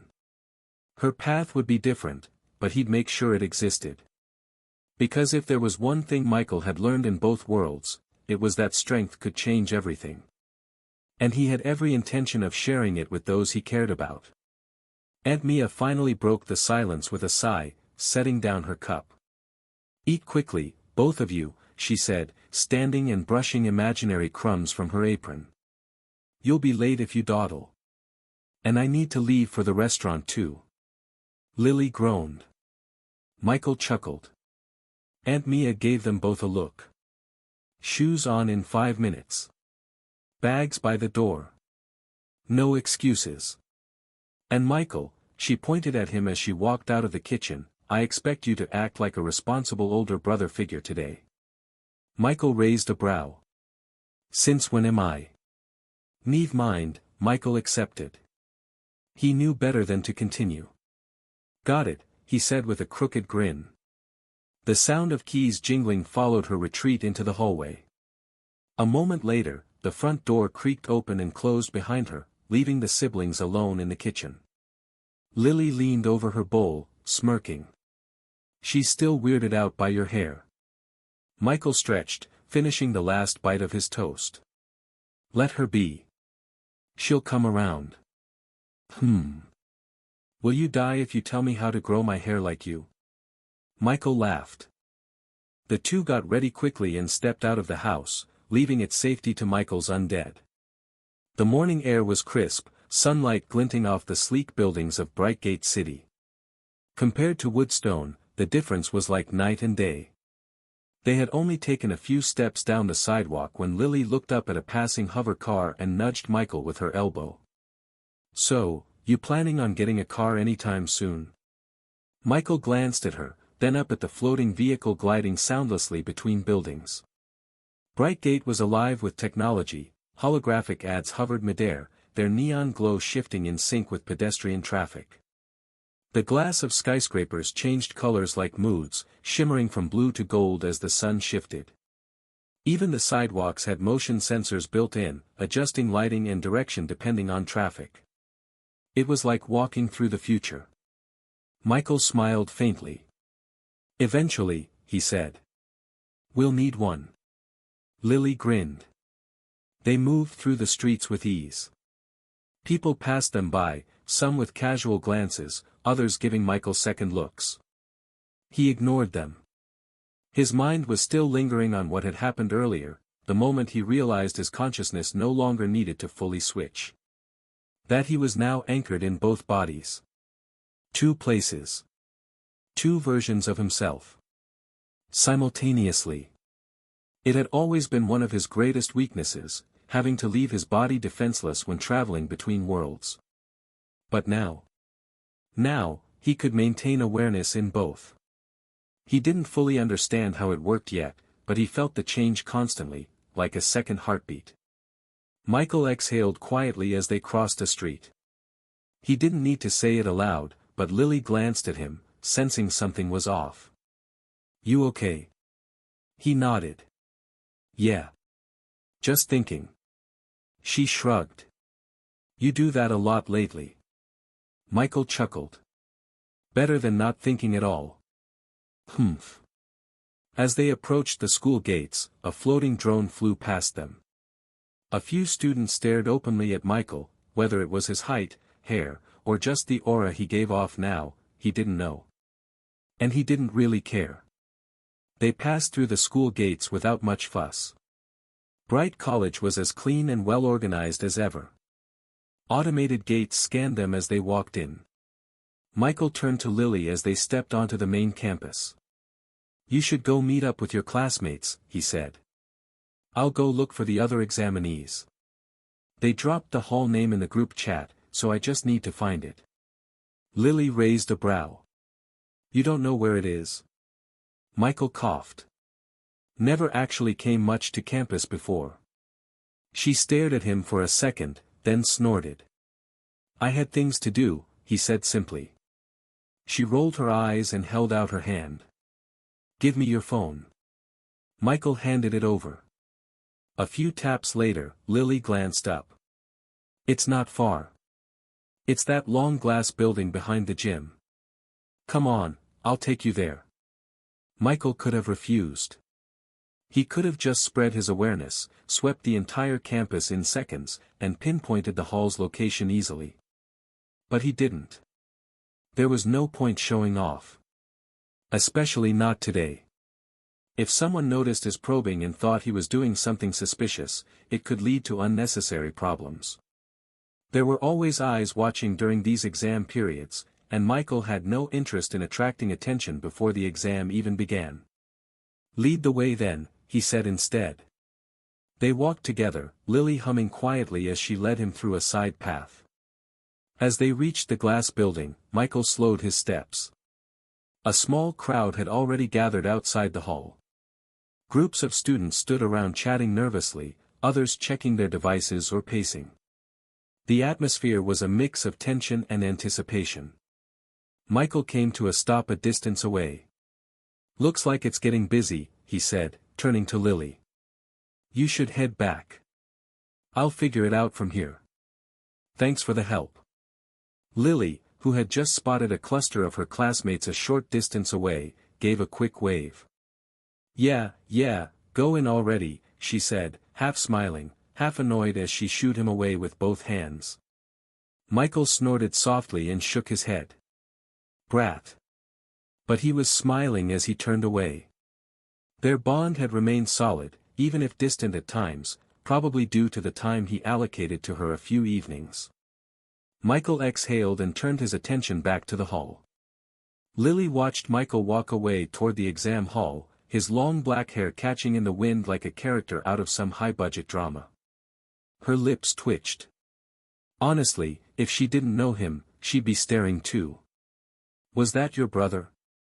The question came almost immediately from behind her. Lily turned to find 3 classmates watching her with wide eyes, their uniforms slightly rumpled, bags slung over their shoulders. They weren't from her class but were definitely from her year group. "Cousin," Lily corrected instinctively. The tallest girl let out a low whistle. "Cousin, huh? Damn. Lucky you. Is he single?" Lily blinked. "He's almost 19. Age is just a number," one of the other girls muttered, clearly only half joking. Soon, more classmates began gathering around, a few recognizing Lily from shared classes and whispered friend group gossip. "That's the cousin you live with? I thought he was older. He looks like a model or something." Lily gave a strained smile. Truthfully, Lily didn't talk about Michael much in school. She wasn't the type to brag, and even if she wanted to, half the time she didn't know what he was up to. She hadn't even posted a picture of him on social media since middle school. The most her classmates knew was that she lived in a nice part of Brightgate, her mom owned a booming restaurant, and her cousin, Michael, was some sort of powerful awakener who helped support them. They'd asked before. She'd always played it down. Said he was busy a lot. This was the first time they were seeing him up close. And wow! Michael had pulled on that subtle thread of presence and snapped necks with it. "Are you sure he's not in some idol group?" one girl asked, whispering like they were in the presence of royalty. "Like, maybe he's undercover." Lily rolled her eyes. Lily turned to go. She didn't want the attention, didn't care for the half-joking questions or the speculative glances. Michael was family. And while she didn't go around singing his praises, she didn't talk behind his back either. He was hers. In a way. Not in the weird possessive sense. Just, he was the only person in her life who made her feel like her future didn't have to follow someone else's script. And right now, everyone was looking at him like he was some shiny prize. Not the guy who made sure she had never lacked anything. Not the guy who stood up against numerous monsters in a sea of blood just so she and her mother were fine. Not the guy who once carried her home when she scraped her knee when they were younger when he was under the weather as well. They didn't know that Michael. They just saw a fantasy. She turned her head slightly, catching one last glimpse of him as he disappeared into the hall. Her chest tightened a little. He looked like he belonged to a different world now. And maybe, he did. Lily inhaled sharply, then squared her shoulders. But so what? She wasn't planning on being left behind. Michael stepped toward the hall, briefly scanning the crowd. He frowned. He didn't recognize anyone. Not a single familiar face from the Bright College Awakeners chat. None of the profile pictures matched the people here, and not one of the few awakeners he'd seen during his earlier visits to campus stood out. But before he could dwell on it, a stern voice echoed through the school's public address system. All examinees are to line up outside the designated testing hall, *. Michael's thoughts settled as students around him began moving into formation, assembling in rows as instructed. He didn't hesitate and joined a line. Just as expected, general knowledge was the first test. Michael exhaled. This wasn't combat. No monstrous skill or high-tier evolution would help him here. Michael soon walked into the hall and found his seat. The room was sleek and spacious, designed like a modern lecture hall with individual learning pods instead of shared desks. Each one had privacy barriers, light-dampening tech, and anti-cheat wards. Michael took a seat. A moment later, the room dimmed slightly, and a calm synthetic voice sounded through the hidden speakers. Welcome to Day 1 of the Universal College Practical Entrance Exams. As of now, together with students from the 20 countries under the Federation rule, today's assessment will begin with a 3-hour general knowledge evaluation. Subjects include world history, political dynamics, supernatural affairs, logic, and core mathematics. Please log in with your mail and click on the link sent to you. Michael tilted his head, slightly amused. His intelligence stat gave him fast comprehension and excellent memory, but it wasn't magic. It was still his mind, just enhanced. The tablet lit up with a soft chime. He signed it. Start. Michael's fingers moved quickly that he read each question once and already had the answer forming in his head. Even if some of the historical context was different from Earth, he'd done his reading. Most of the core knowledge, physics, politics, logic, was universal, just layered with extra supernatural elements. He moved smoothly from question to question. There were some particularly disgusting questions though. Physics, a bead of mass m slides on a frictionless circular wire of radius r, which rotates vertically with angular velocity omega. A vertical electric field E acts on it, and the bead has charge q. At equilibrium, it rests at an angle theta, derive theta in terms of m, q, e, r, and omega. Determine when this equilibrium is stable, and if it starts at theta equals pi/3 with a small push, calculate time to reach pi/2, though small angle approximation won't help.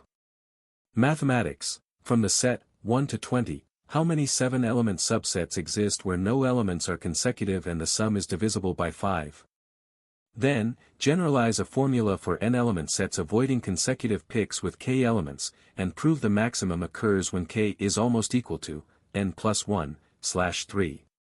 Economics, given a utility function u, x, y, z, equals x caret 0.3 plus y caret 0.3, caret 0.5 times c caret 0.4, with px equals 2, py equals 3, pz equals 4, and income equals 100, find demand functions using the Lagrangian method.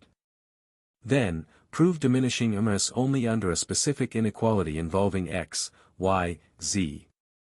Finally, with a 50% tax on z, analyze how demand shifts, showing both substitution and income effects. Any of this could cripple most students, and there were still 997 more questions to answer. Michael wasn't fazed. These weren't easy questions by any means. Most weren't even questions, they were intellectual gauntlets. Michael's fingers moved quickly across the digital interface, formulas and structured reasoning unfolding with practiced ease.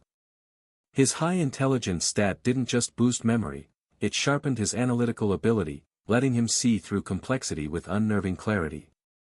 He was already deep into the test by the time most others were still getting through their first dozen questions. This wasn't to say the test was unfair, quite the opposite. In Aurora, education had evolved alongside humanity. Since the body had improved due to advances in medicine and supernatural exposure, so too had the mind.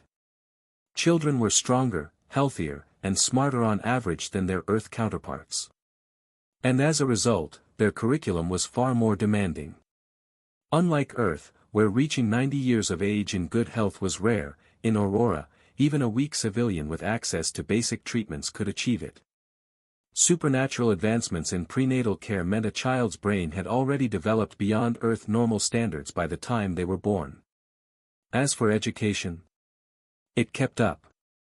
Specialized subjects like art, science, and engineering weren't locked into departments until university. Before then, everything was modular and broad. Each student picked unit-based courses, 2-unit, 3-unit subjects based on difficulty and credit. This flexible model allowed high school students to build a strong foundation in multiple disciplines before finally narrowing down their field of study later. And it worked. In 20 years, some of what was once university content would likely shift down to high school, simply because the human capacity was rising. The downside? It made exams brutal. Michael didn't slow down. If anything, he sped up. Time ticked on. 1 hour passed. Then 2. Outside, students were sweating. Groaning. A few had even dropped out already, disqualified for accessing external aids or failing behavioral checks. It didn't matter the era. Some things were still going to happen because the world didn't lack daring people. Michael remained steady. At the 3-hour mark, the system chimed. Test complete. Thank you for your participation. Michael sat back in his seat, stretching slightly. He closed his eyes briefly and waited for the instructor's signal to dismiss as several thoughts flashed his mind. Michael wasn't just stretching his limbs, he was organizing the flood of information in his mind. As the overhead voice confirmed dismissal row by row, Michael was among the first to leave. He stood and exited quietly. Outside, some students looked dazed. Others were frantic, comparing answers or checking forums. A boy leaned against a railing, muttering, "I only got to question 620. Another girl snapped, "You're lucky. I only reached 450. I blacked out during the logic matrix." Michael didn't linger. He already knew most students wouldn't finish all 1,000 questions. That wasn't the point. The exam wasn't designed to be finished. If you could, good. If you couldn't, just do your best. It was designed to measure you. All you needed at the end of the day was to get a good mark to enter a university. There are 3 different university tracks and how one's score affected them. Liberal academies, for civilians and supernaturals with limited potential. Minimum score was 500. It sounded low, but the difficulty of the questions made it far from easy. Cultivation academies, primarily for cultivators and secondarily for awakeners who couldn't qualify for the elite awakeners academies. Minimum score was 350. Awakeners academies, the top tier. Only for awakeners. The minimum score was also 350. These weren't just names. Your placement determined the techniques, resources, and reputation you'd be exposed to for the next years of your life. A good score could get you into a university. It could even grant a scholarship which was valued by anyone. Michael's steps slowed slightly as he exited into the main courtyard. Thanks to the Supernatural Association forums, he had learned all this even without interacting with people as of late. By the time the exam ended, it was already past 2 in the afternoon. The sun had begun to dip slightly westward, casting long slants of golden light across Bright Academy. Michael stepped out, ignoring the noise of students buzzing with questions and self-doubt behind him. According to the officials, exam results would be released later that night, perhaps even earlier if the system's auto-grading finished ahead of time. More importantly, those seeking entry into a supernatural academy, awakener or cultivation, had been instructed to return tomorrow for the second round of testing. Of course, they needed a good score to even think of coming. Michael didn't know what the second test entailed. Part of him also wondered if this would be the portion broadcast publicly. But for now, Michael had no reason to remain at school. Michael stepped out the school gates. Had this been before his advancement to rank 2, he would have returned home, found a quiet place to lie down, and transferred his consciousness to his body in the land of origin. But now, even as he walked beneath the clear afternoon sky of Aurora, another version of him, his other self, was currently seated on a crude wooden chair inside the town hall of Thornvale, listening to a long-winded owl talk about shiny things while reading a document with one hand and feeding it fruits with the other. Michael could feel both realities like parallel tracks running side by side. It was subtle, like background music in a different room. But it was constant. Michael ordered an artificially driven cab and gave the address for the local Supers Association branch. Since he had the time, he might as well register his new Awakener rank officially. Doing so would update his records and increase his access level within the association's internal system. It would also open the doors to new information that were previously restricted. And besides, it was better to get it done early.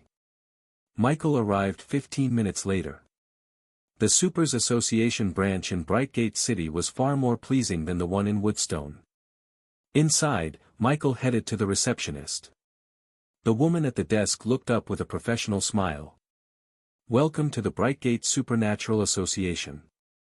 How may I help you today?" Michael returned a polite nod. "I'd like to update my Awakener rank." Her smile brightened. "Of course. Please proceed to the verification terminal at desk 4. Michael followed the direction and approached a middle-aged man with gray streaks in his short black hair. The man looked up, then gave a casual nod as Michael stood before him. "You here to update status?" he asked, eyes already scanning Michael's appearance. Michael gave a short yes, and added, "I just advanced to rank 2. The man raised a brow, slightly intrigued. "Awakener or cultivator?"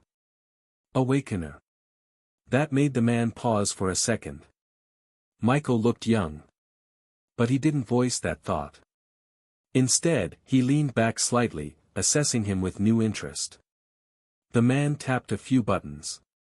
"All right, let me get your ID token." "You have it." Michael passed it over. A short pause. The man glanced at the terminal. Then again. Then squinted. "Huh." He quickly checked the awakening date. It clearly showed, 3 months ago. There was a flicker of disbelief that danced across the man's face before he covered it with a neutral expression. The man let out a low whistle and muttered, "Now that's some speed." Though the man was just a clerk, he wasn't ignorant. He knew what it took to push through 2 ranks that quickly. Unless someone was carrying you, giving you full support, or you had monstrous efficiency, it just wasn't normal. He gave Michael a look that was a mix of admiration and curiosity. "Are you taking the college exams too?" Michael nodded again. The man leaned back and let out a soft breath. "Damn. Guess you're aiming for the Awakeners Academy, huh?" The man scratched his chin. "Well, I suppose it makes sense then." He probably focused everything on rushing his advancement just to meet the benchmark. That would have drained his combat edge, but that's not my place to say. He smiled faintly and didn't press the topic. Still, he couldn't help but marvel internally. 3 months. 3. The man tapped a few more buttons, syncing Michael's ID token with the system. "Well, your request for rank update is valid," he said. Now, normally, the system can verify cultivation rank directly through internal mana or physical scans. But when it comes to Awakeners, he gave a helpless shrug, there's too much variability. Michael tilted his head. "Because of different classes?" "Exactly," the man said. "Different classes. Different stats. Some can fake power readings. Physical or special type classes barely give off mana at all. So it's hard to measure the rank of Awakeners." He reached under the desk and pulled out a sleek, palm-sized device. It looked like a black box with a glowing silver seal on top. "That's why we require verification from another registered Awakener of at least the same rank. They don't need to know you personally. They just need to confirm your level." Michael frowned slightly. "I didn't bring anyone." "No worries," the man said. "We have standby examiners. It'll just take a few minutes." He tapped a panel beside him. A moment later, a chime echoed across the lobby. Rank verification examiner requested to desk 4. Please respond. Michael folded his arms, waiting silently. After about 2 minutes, a side door opened, and a woman in a dark blue uniform stepped through. She was tall, lean, and wore fingerless. Her eyes landed on Michael. Is this the candidate? The desk clerk nodded. Rank 2 Awakener. Needs verification. Please, follow me. Michael followed her through a corridor that led to a private room.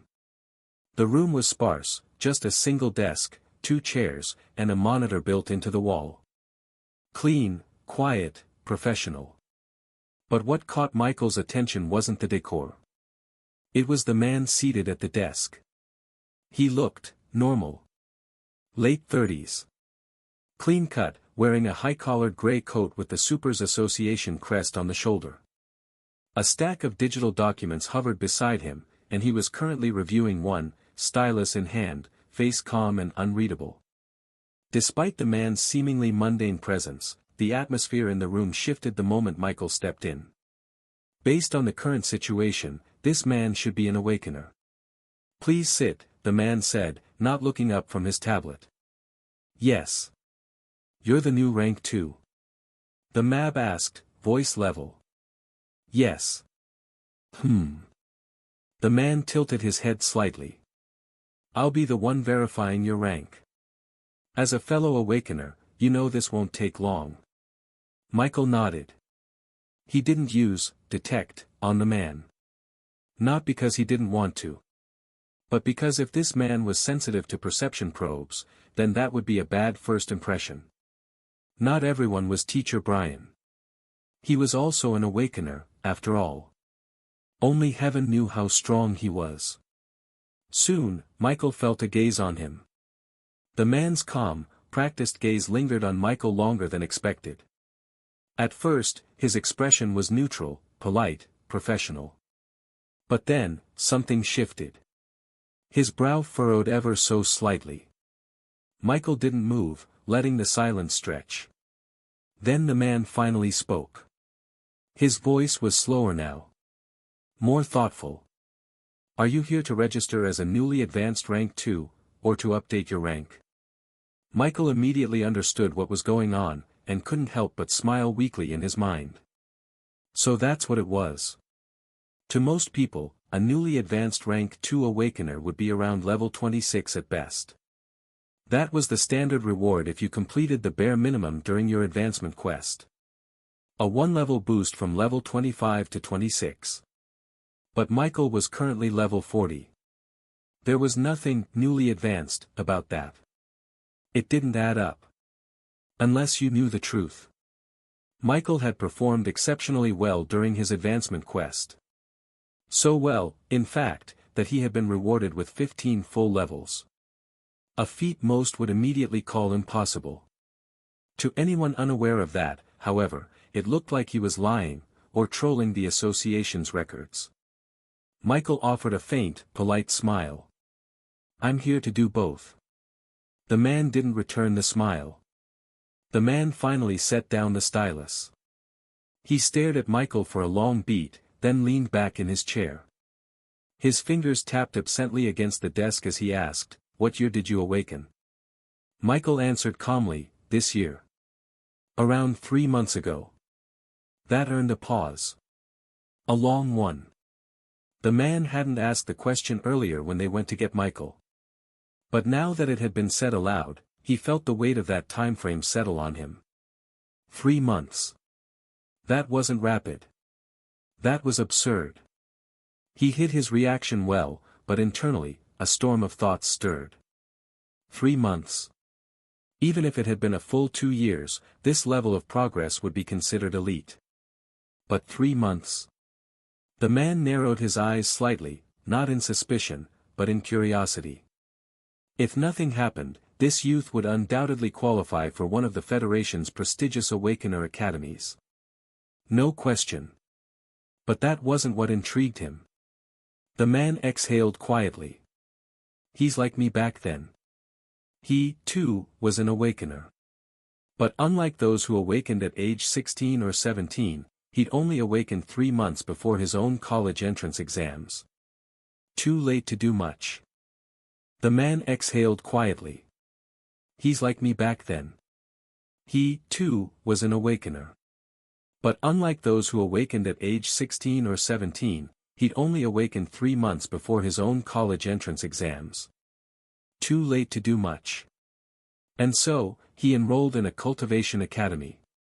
A slower path, yes. Even now, he was still stuck at comprehending the law. But going there had made him stand out. In a school filled with cultivators, he was a dragon among snakes. He'd flourished there.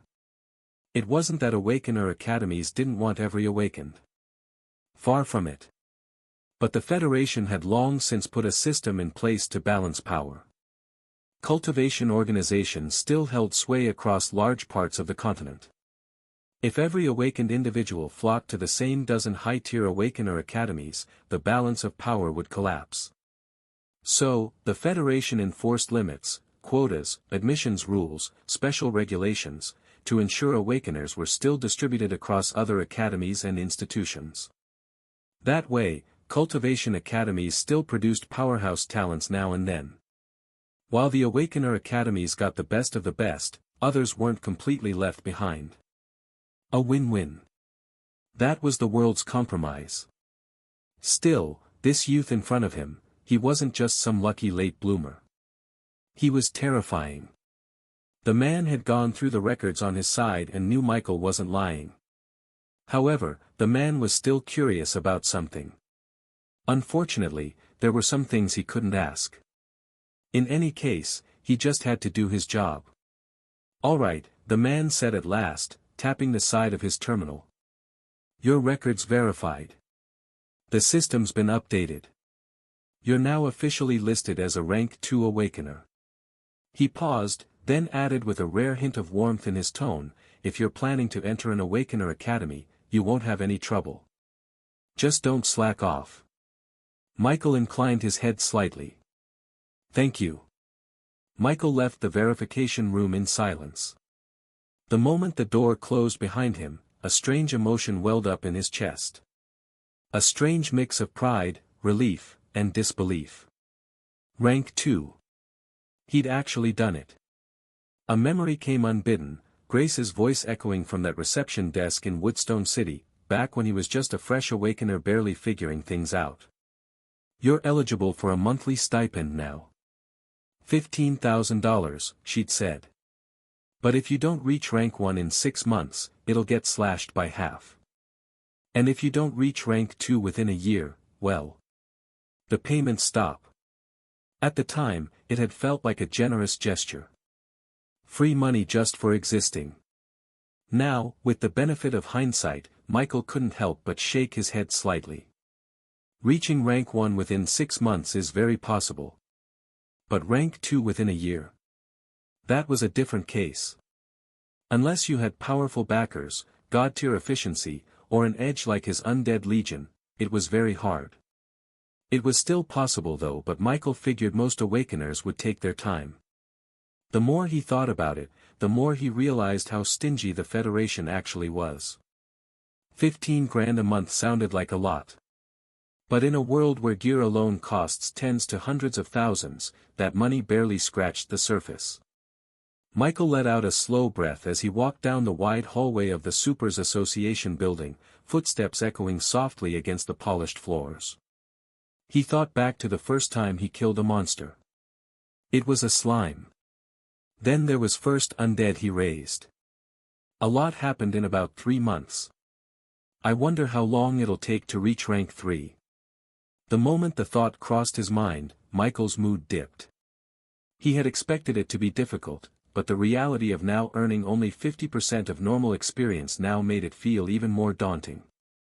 Fighting monsters above his rank was the only way to gain decent EXP, but even then, the gains were a far cry from the generous boosts he used to enjoy. "Feels like I've switched to hard mode," he muttered. Still, Michael shook the negativity away. For the first time in a while, he had nothing pressing to do, no monsters to kill, no urgent plans to execute. The freedom felt strange. Almost uncomfortable. He stood up, brushing dust off his clothes. Guess I'll head to Aunt Mia's restaurant. Might as well check in and see how things are going. And after that, I still have that mind-controlling monster to revive. He paused. What am I saying? I could do it right now. He smiled faintly. In the land of origin, his other body stirred. Even Wisdom, his owl companion, tilted its head as if sensing the shift. Michael glanced at the document still in his hand, eyes narrowing slightly as he scanned a long list of requests and shortages. It wasn't just a matter of poor management, it was blatant negligence. Thanks to a certain corrupt steward who had been in charge for nearly 2 years, doing whatever he pleased and exploiting the territory's resources for personal gain, the cleanup process was far more difficult than it should have been. Records were either incomplete or deliberately falsified. Supplies had been redirected, guards underpaid, and several of the outer villages hadn't received proper rations in weeks. The previous steward had essentially treated Thornvale as his private goldmine, one where the people were left to fend for themselves while he lived in comfort. Now, that burden fell on Michael. Thornvale needed more guards, disciplined ones, not just bodies in armor. It needed more horses, proper training, better communication between outposts. More food, better distribution channels. Even the roads needed repair. The infrastructure had decayed, and Michael could see that this wasn't going to be a simple fix. He sighed, fingers tightening around the edge of the parchment. There was a long road ahead. He was already a rank 2 master necromancer with a growing army and great power, yet now he had to deal with the most exhausting thing of all, bureaucracy. Michael couldn't help but wonder just how much stress he'd be put through in the coming weeks. Dealing with monsters, he could handle. But dealing with people? That was another kind of battlefield. Still, Michael wasn't without options. In fact, he had already come up with 3 potential solutions. The first was the most obvious: ask for assistance from Duke Everoon. Michael grimaced at the thought of this. It wasn't that he hated the Duke. On the contrary, the man had been fair, even generous. But the reason Michael had chosen Thornvale was because of its distance from the capital. He wanted freedom, room to grow and act independently. Asking for help now might deepen their ties. And while that wasn't inherently bad, it also meant more attention. Michael was already satisfied with the current relationship. He wasn't eager to promote it unless needed. The second solution was to dip into his personal wealth. Michael still had a little over 5 million gold coins. It was more than enough to get Thornvale back on its feet. This option was far more appealing. He controlled it, and he could allocate resources however he wished. But, once gone, it might be difficult to recover. The third solution was the most complex but arguably the most efficient. It was to use the combined logistics of both the land of origin and Aurora. Some materials would take weeks to procure within Thornvale, if they could even be found locally. But in Aurora, thanks to the supernatural association, they were easily obtainable. Likewise, food could also be sourced from his origin world. In the end, barring the first option, Michael would still have to spend a significant chunk of his wealth. But if Thornvale was managed well, it could pay off tenfold. After all, Thornvale wasn't poor. It was rich in resources. The problem wasn't a lack of resources, it was mismanagement. Handled right, it could become a thriving territory. A true power base. A profitable territory. And not just here. In both worlds. Aurora and the land of origin. Michael's eyes flickered. Some people would think Awakeners only used the Supers Association to buy items. But there was another side. They could also sell. Monster corpses were valuable, yes, but rare materials? Priceless. And Michael had plenty of them here. After they were harvested again, that is. Michael could already envision it, using rare materials from the land of origin to sell in Aurora. Establishing trade routes between the worlds. Building networks, forming alliances and so on. If he played this right, Thornvale could become more than a territory. It could become a hub. Of course, this would need careful planning so he doesn't end up implicating himself. A smile tugged at Michael's lips. Michael folded the parchment and leaned back in his seat. But even as his eyes swept the room, his thoughts weren't here. He hadn't shifted the majority of his consciousness there just to attend to the suffocating bureaucracy of Thornvale. The real reason was unfinished business. One monster. One that had haunted him in the past. The only creature that had made him feel helpless, truly helpless, since awakening. He could still remember the chilling moment. The one time he was closest to death after transmigrating. He could still remember it clearly. His thoughts weren't his. His limbs didn't move when he willed them to. And worst of all, his system, one that he thought then could not communicate and only showed stats, had actually recommended him to commit suicide to avoid death. If it hadn't been for Lucky and Prince who attacked the newly awakened monster, he might have actually died. If that monster had existed in Aurora, in his origin world, he wouldn't have been as disturbed. At least there, he knew it was possible to truly die. But in the land of origin, where he assumed he was safe, showed him he wasn't. It showed him that death could come anywhere, even in a place designed for growth. He had almost developed a trauma, but fortunately, the monster that caused it was dead. And ironically, it had even contributed significantly to his current growth. Just as Michael was about to stand up and find somewhere he could have a moment to himself, a knock came at the door. He sighed. "Come in." The door creaked open, and in stepped Ace and Leah. The two boys who had once tried to rob him back in the capital city. And yet, somehow, they were now his personal assistants. Assistants to a noble. Michael blinked slowly, the irony never failing to amuse him. They had chosen it themselves, of course. After that failed robbery and the series of events that followed, they had followed him across worlds. Michael had developed quite a bit of emotion for them. Now here they were. Of course, it's definitely not because he liked how they worked for him and found himself too lazy to start again with someone new. Though it had barely been 2 days since their arrival, they looked like they'd been through hell. Disheveled hair. Eye bags. Wrinkled clothes. A visible layer of dust and frustration clinging to them like a curse. All this because Michael, Lord Mike, as he was now known in the land of origin, had given them their first assignment. Run the manor. Not just tidy it up. Run it. Coordinate, record, command. Manage staff. It didn't take a genius to understand what Michael was doing. Anyone with 2 eyes could see it. He was testing them. And they didn't want to fail. They couldn't fail. Because they both knew, this wasn't just some errand. It was a chance. A real chance. One they would never get again. But heavens, the manor was a mess. It would have been one thing if the old steward had kept things running properly before Michael detained him. But he hadn't. The man had treated the estate like his personal playground. One that he didn't particularly treasure too. And as Ace had shouted earlier that morning, there's a whole storeroom filled with receipts for nothing. Who the hell keeps a receipt for air? Now, standing in the doorway of Michael's temporary study, the two boys looked like they had aged 5 years. Ace stepped forward first, tone clipped but respectful. "Apologies, Lord Mike.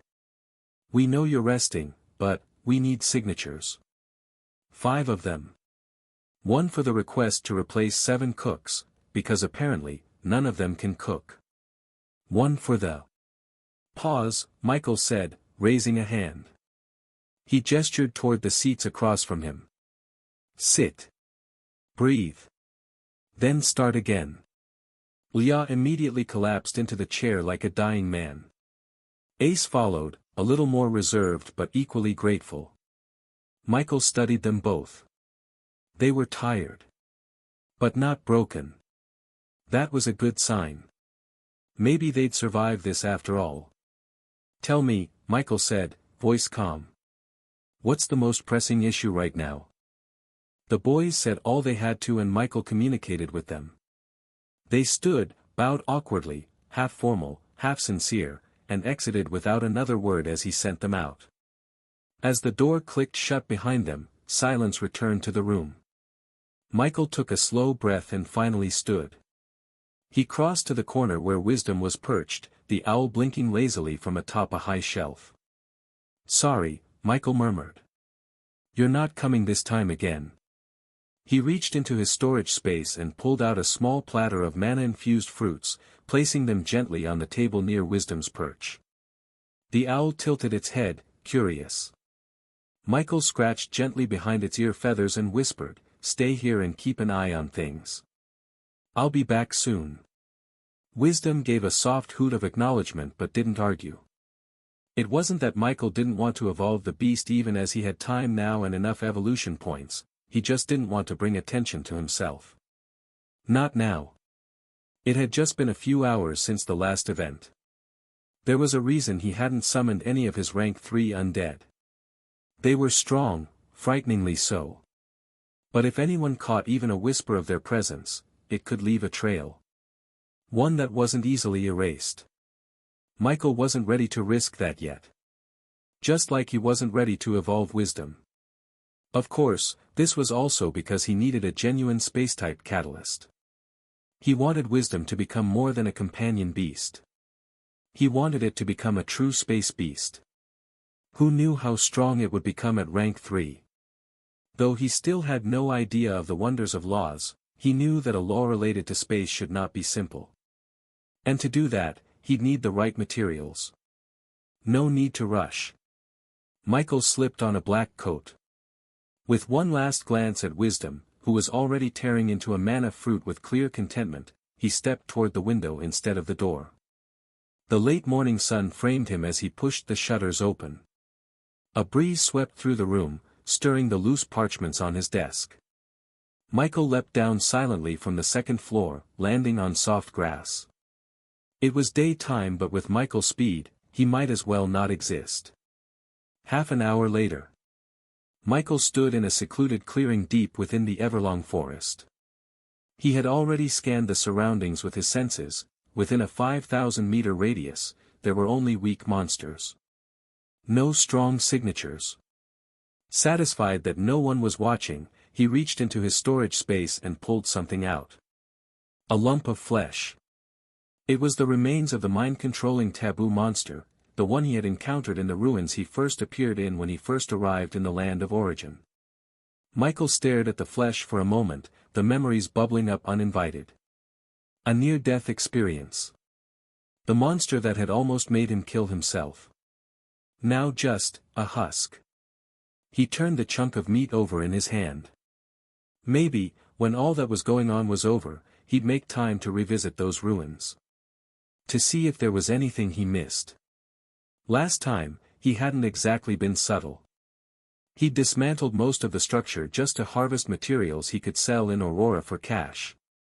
Still, there might be something left.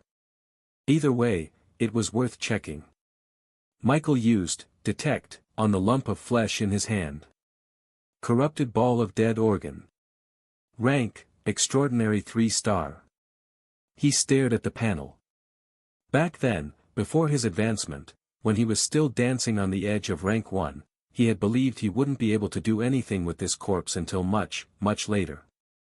After all, before its death, the monster had been level 43. 3 levels above his current self. And close to 20 levels higher than he had been back then. Not to mention the rank. It had been a solid extraordinary rank monster. It had a bizarre ability to override minds from a distance, whether its target was alive or dead. This alone made it invaluable. But the truly terrifying part was its second ability. The ability to kill an awakener. Permanently. Even in the land of origin. Michael still remembered the message his system flashed back then, urging him to self-terminate to preserve continuity. That alone had scared him more than anything since transmigrating. That was why, at the time, he had made the decision to keep the corpse preserved and hold off until he reached an Awakener Academy. There, he'd learn proper rituals. He didn't want to risk reviving the creature with instinctive methods, not when the cost of failure could be permanent degradation. He had thought his advancement would maybe push him to level 30 if he got lucky. Not level 40. Now.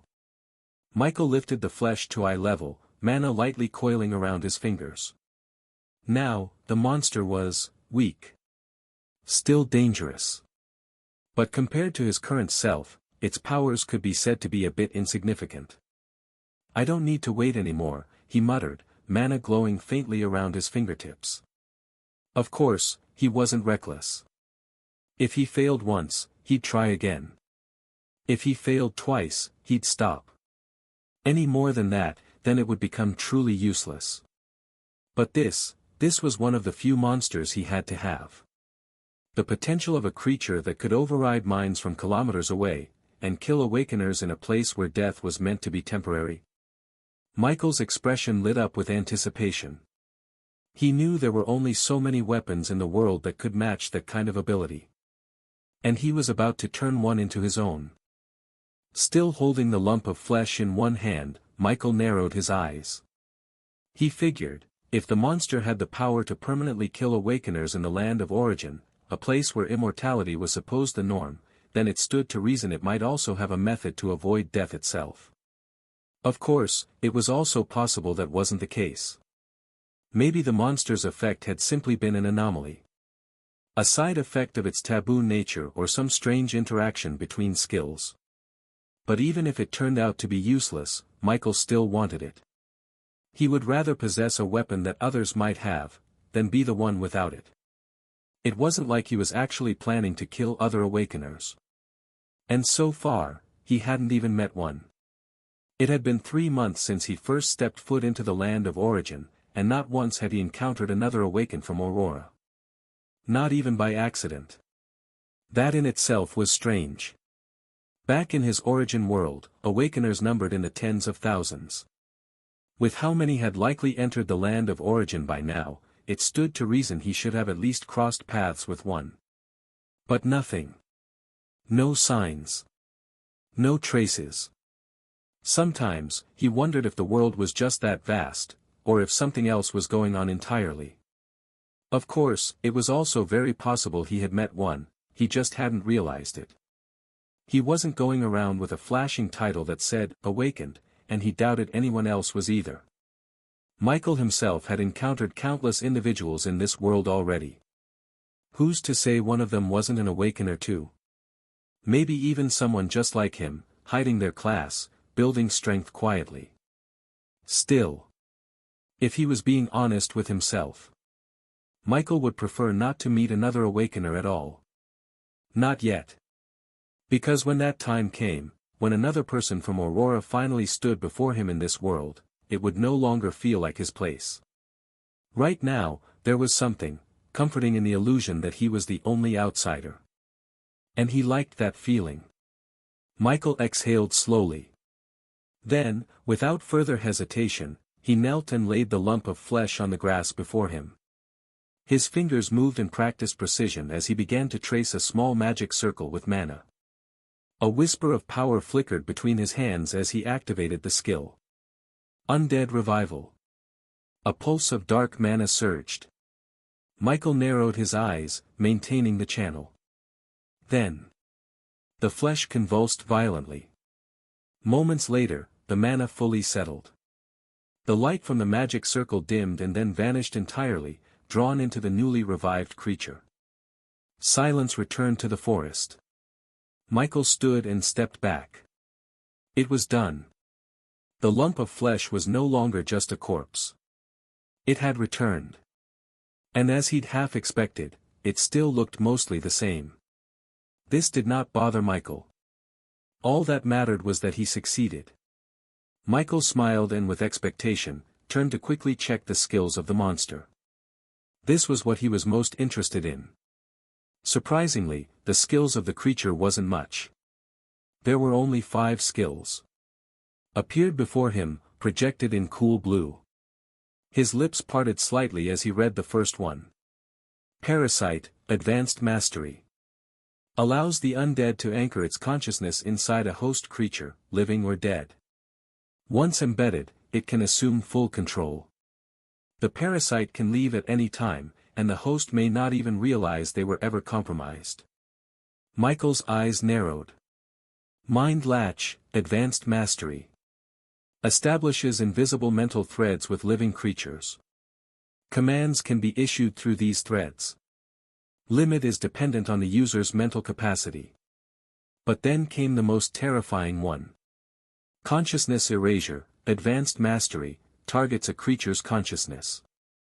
At Advanced Mastery, upon success, the victim's consciousness can be wiped clean, rendering the body an empty vessel.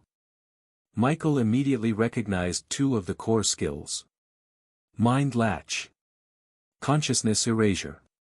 His heart clenched faintly at the sight of them, not from fear, but memory. So that was it. That was how it worked. Reading the detailed descriptions now, it all made sense. Mind Latch was how the monster had manipulated others. As for consciousness erasure, that was what it had used to create puppets. No wonder the system had screamed at him to self-terminate. This skill didn't just kill the body. It deleted the self.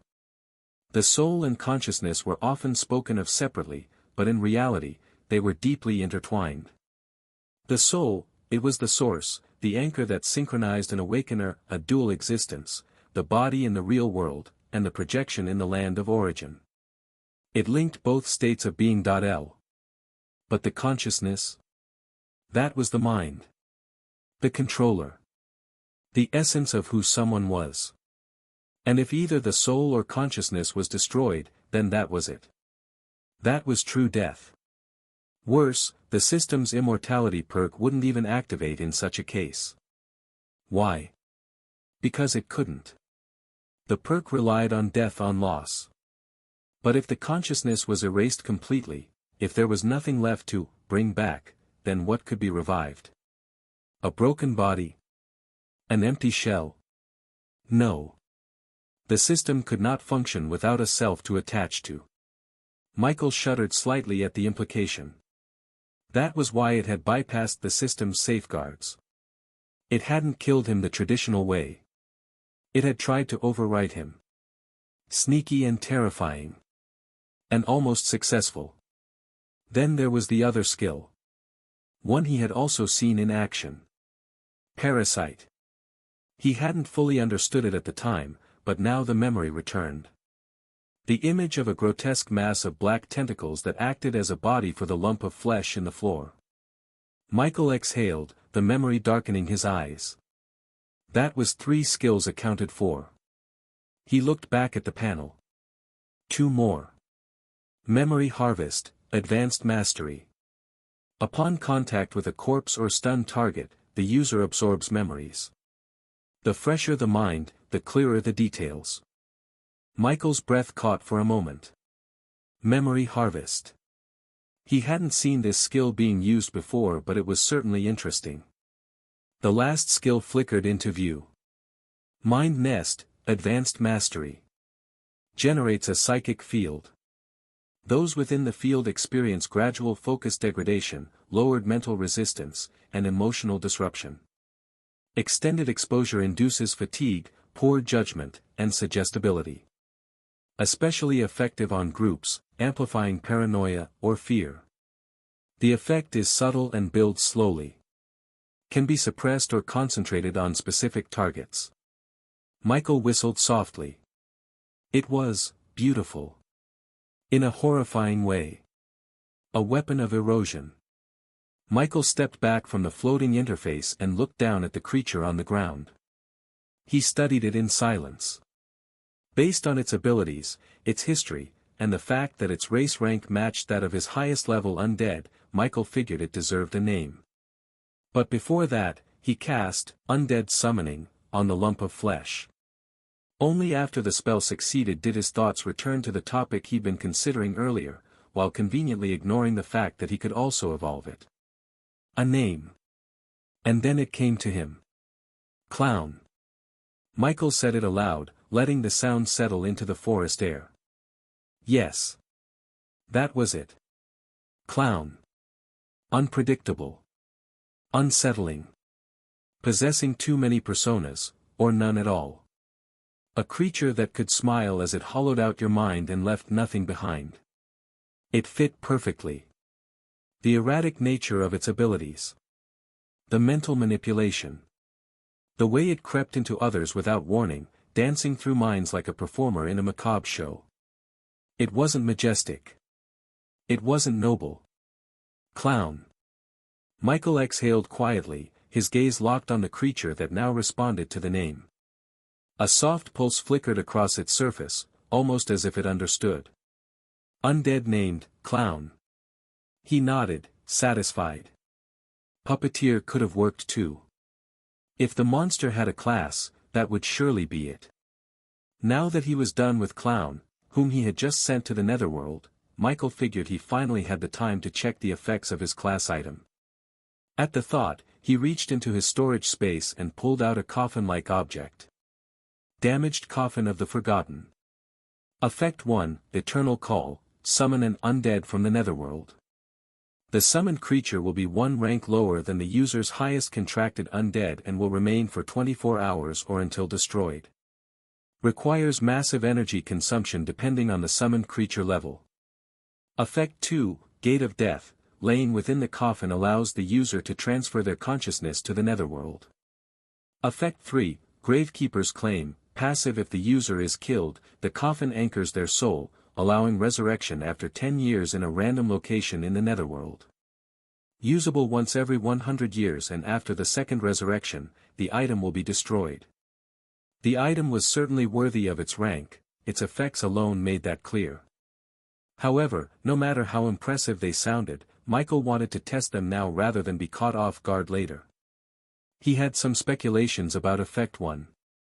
A rank lower than his highest undead, which was currently a 3-star extraordinary rank, could mean either a 2-star extraordinary undead or a 3-star rare one. If it was the latter, then the effect would be nearly useless to him. He didn't exactly lack high-rank undead anymore. But if it was the former, and especially considering the description mentioned the word consuming, then the item might allow him to choose what kind of undead to summon within that limit. If that were true, then the effect was still quite valuable. Without wasting any more time, Michael decided to try it out immediately. He placed his hand on the coffin-like object and activated the effect. The object of consumption, Michael decided was his own mana. He didn't hesitate, he pushed in at least 80% of his total pool. And one shouldn't underestimate what that meant. Maybe he needed a direct comparison to truly understand, but Michael was confident that this amount of mana already far surpassed what most rank 2 mages could produce in total. His mana pool had always been abnormally high, and with the recent evolutions and boosts from his class advancement, that gap had only widened. So when the item responded, its surface glowing with layered runes and pulsing softly like a living heart, Michael stepped back slightly, eyes fixed on the result. Now, he just had to see what it would create. The netherworld. It was a realm of death. The sky above was a stagnant sea of swirling grey mist, thick like oil and churning without wind. The land below was uneven and jagged, formed of black stone and bone-white ash. Monolithic structures, broken statues, skeletal trees, and rotting ruins, jutted from the landscape like forgotten grave markers. And the creatures. Ghosts drifted without destination, translucent and whispering. Skeletal beasts stalked through the fog, locked in silent battles or simply existing. Giant centipede-like horrors slithered in the far distance, dragging mounds of flesh behind them as offerings to something unseen. And amidst it all, were undead. Thousands, millions. Some were mindless, hunched over in endless procession. Others stood tall, regal, remnants of long-dead kings and generals, their souls too stubborn to fade. This was the netherworld. A place for the dead. In a certain region of the netherworld, where the mist curled lower and the ground cracked with every silent step, an event unlike any other occurred. A gate appeared. It did not roar or tear reality apart. It simply opened. A shimmering tear in space, black at the center and lined with slow-turning runes. It hovered inches above the ash-covered ground, pulsing with the rhythm of a heartbeat that didn't belong to this world. The moment it did, everything changed. Undead, scattered across thousands of miles, froze. Then, as if pulled by invisible strings, they turned. Some were beasts, hulking abominations of bone and sinew. Others were soldiers, still wearing rusted armor from wars long forgotten. Even the floating wraiths that had no true form seemed to hesitate, and then drift forward. Toward the gate. A compulsion surged through the netherworld like a silent bell only the dead could hear. It was like a summon. Millions began to move. Stumbling, gliding, crawling, marching. An endless tide of death converging from every corner. But not all responded. In the shadow of a crumbling obsidian fortress, a figure stood unmoving, his long white hair fluttering in defiance of the stagnant air. His skin was pale. His eyes were dim coals. Dead, and yet thinking. Li Yang. Among the countless dead, he was different. He remembered. A fragment of a life-long past still clung to his spirit like a dying ember refusing to go out. He did not move toward the gate. He simply watched. An anchor has opened, he muttered. His voice was hoarse, dry as wind over tombstones. So, someone dares to breach the world of samsara. He didn't move. Not yet. But his fingers, long since dulled to sensation, curled faintly at his sides. 100 years. He hadn't kept count at first. But over time, the emptiness of the netherworld had turned into something familiar, something quiet. The silence dulled the memories, but never enough to erase them. The pain. The sect that hunted him down like a beast for what they called a sin. Was it really so hateful? He said under his breath, eyes never leaving the pulsing rift in the distance, to kill me just for killing their holy daughter. His lips curled. Not in a smile. Something smaller. A twitch of restrained madness. After having a taste. The memory flickered like a dying lantern flame. Moonlight. Her fingers in his hair. The promise of eternity. They pretended I stole her purity, he whispered. But she was the one who begged for it. He chuckled. A hollow, bitter sound that echoed faintly through the broken ruins around him. They always rewrite the story once the blood dries. The rift pulsed again, stronger this time. A tug, subtle but firm, brushing against something deep within him. Li Yang stared at it. The gate wasn't just any portal. He could feel it. This one, it might lead back to his world. His real one. Xianyan Great World. A place of spirit rivers and sky-reaching sections. Of divine beasts and golden palaces. If the gate truly linked to Xianyan, then the world had just made a mistake. Because he was here. To those self-righteous bastards at the heaven-lit Lotus sect. Li Yang whispered, his voice rich with ancient venom, pray your foundations haven't crumbled yet. His hair rose slightly, caught by unseen wind. Because if I make it back, I will bury you beneath them. Li Yang took a step forward. Then another. The moment the coffin began to glow, a strange tension filled the air. Michael's brows furrowed. The coffin pulsed once. Then again. Then the lid cracked open. A low hiss escaped from within. Michael narrowed his eyes and instinctively cast, detect, the moment the lid opened. A blue pane snapped into existence. Evil Cultivator, level 49. Rank, 2-star extraordinary rank. Michael's expression froze. So it really was a 2-star extraordinary rank. Exactly what he had hoped for. He let out a low breath.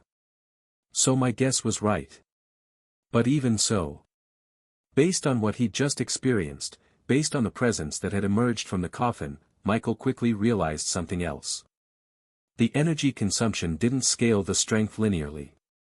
Dumping 80% of his mana hadn't guaranteed this level of undead. It had simply given him a greater chance to summon something at the highest end of the range. He was sure of it. The skill wasn't, the more you put in, the stronger it is. No, it was a lottery. A rigged one, yes, with better odds the more he invested, but not a promise. Michael narrowed his eyes. A risk-like item, then. One that could burn him out without even delivering something useful, if luck wasn't on his side. And his luck, well. Still. He wasn't disappointed. Quite the opposite. Because there was one more thing he noticed. A faint tether from the bond he shared with the coffin. I could summon it again, Michael realized. And next time, it wouldn't cost nearly as much. It wasn't a permanent contract. Not like his undead legion. But it was an imprint. A marker. Something the coffin had carved into the netherworld when it pulled the undead out. As long as the item remained intact, Michael had the option to recall the same undead again. Still, he hesitated. Evil Cultivator, level 49. Evil Cultivator. Sounded a bit too shady. Li Yang opened his eyes. The transition was jarring. To him the world was still shades of white and black. But this world was filled with abundance of energy. His breath stilled. He inhaled deeply, and his already dead nerves tingled faintly, almost like they were remembering how it felt to be alive. The very air in this place was rich and dense. Alive with spiritual energy. It rolled across his skin like silk and soaked into his very bones.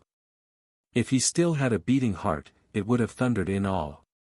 This, he muttered, eyes narrowing, is ridiculous. The spiritual energy here was so thick, it felt like the entire realm was built atop a spirit vein. No. Not a vein. A sea. Even in the Xianyan Great World, sacred lands this saturated were rare, and fiercely guarded by ancient clans, sects, or divine beasts. To a cultivator, even a demonic one like him, this was paradise. Li Yang chuckled, almost forgetting his current state. If I'd been born here, I might have become a god.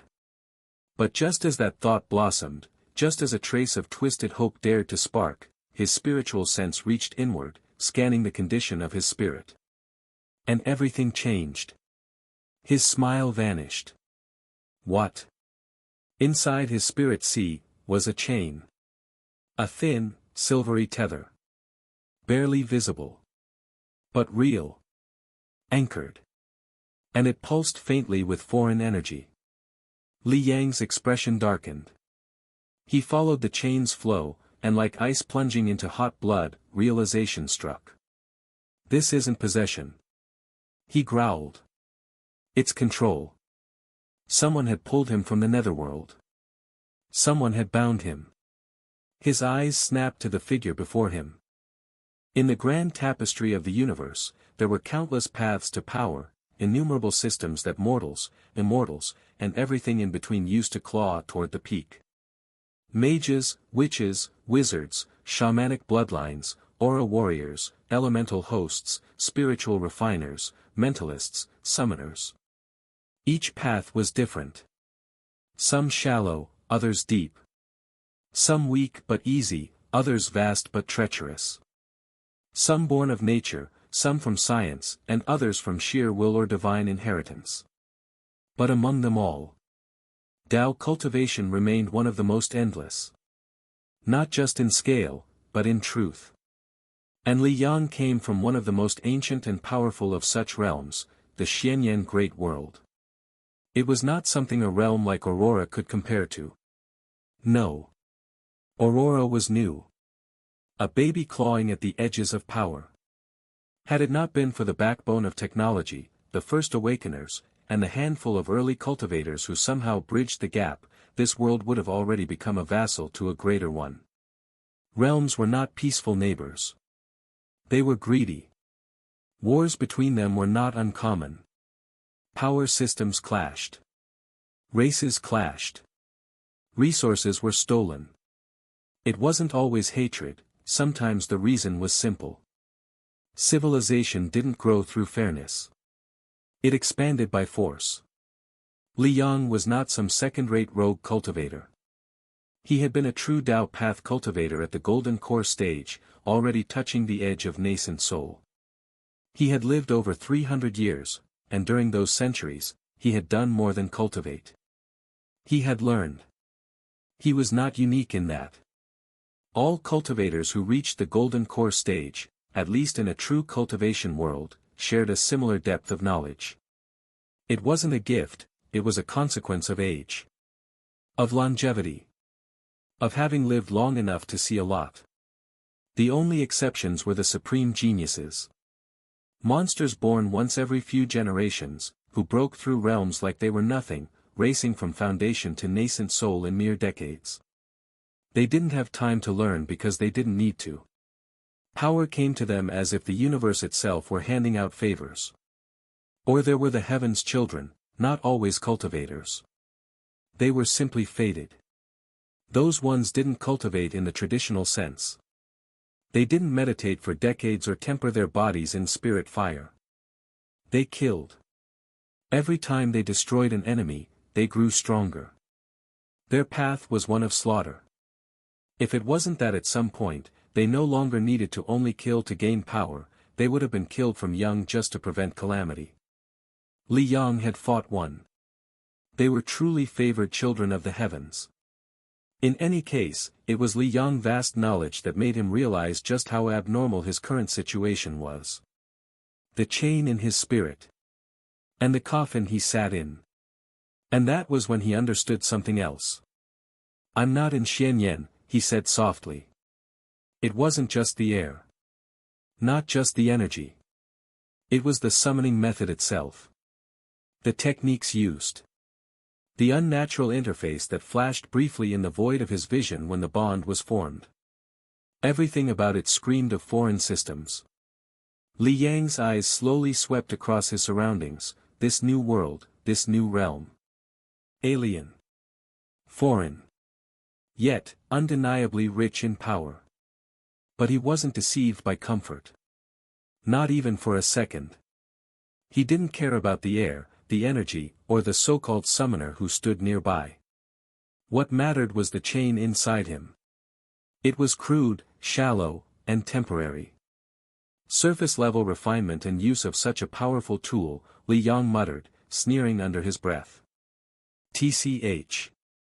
You've pulled me across realms and dared to bind me, but you don't even know what you're holding." A flash of killing intent flared in him. He wasn't here to be some corpse soldier on command. He wasn't a tool. He had ruled as a king in the netherworld, even while dead. This bond, this summoning, was nothing. If the youth had thought he'd summoned a mindless beast, he was wrong. Li Yang had no intention of obeying. He turned inward, tracing the spiritual chain. It was like someone had tried to place a leash on a dragon using straw rope. Foolish, he thought. Then, with centuries of experience behind him, Li Yang began to attempt breaking the chain. It would only take a few seconds at most. In the gap of that time when his summoner did not command him, he casted a body protection spell on himself. Michael's gaze narrowed as he studied the new undead. Something about this one was different. It reminded him of Spartan. No, more than Spartan. This thing radiated a certain presence. Michael extended his senses through the bond he shared with the damaged coffin of the forgotten, to see if there was anything wrong with this undead when suddenly. Ping. Michael's body stiffened. Warning, summoned undead is attempting to sever control link. His eyes snapped to the creature. The undead, this so-called evil cultivator, was already weaving something around itself. Thin, silver lines of energy, so faint they were almost invisible, spiraled around its form, wrapping around its spirit like armor. A self-cast spell? Michael muttered, his expression darkening. He could see the intent bleeding through the bond. This wasn't just some random energy circulation. No, this was precise, deliberate, like it was actively trying to cut through the coffin's connection. Michael clenched his jaw. Undead weren't supposed to do that. A low pulse traveled through the coffin again, almost as if warning him that the link would snap if he didn't reinforce it. Michael's mana surged reflexively, flooding the chain to strengthen it. Not on my watch, he growled inwardly, pushing his control tighter. But as he did, he felt something strange. The undead wasn't fighting with brute force. It was unraveling the bond from within, as if it understood the mechanism of the summoning itself. Michael's eyes narrowed dangerously. You're not just intelligent. You know what you're doing, don't you? For the first time, he considered the possibility that this undead wasn't like his others, not a hollow shell of memories, but something with its own history. The spell it was casting flared briefly, a protective layer of energy fused into its dead flesh, as if to shield its body and spirit. Michael's grip on the coffin tightened. He would have to decide, right now, whether to tighten control further, or risk letting this thing see how much freedom it could take. He chose none and commanded the coffin to undo the summoning. However, it's not working,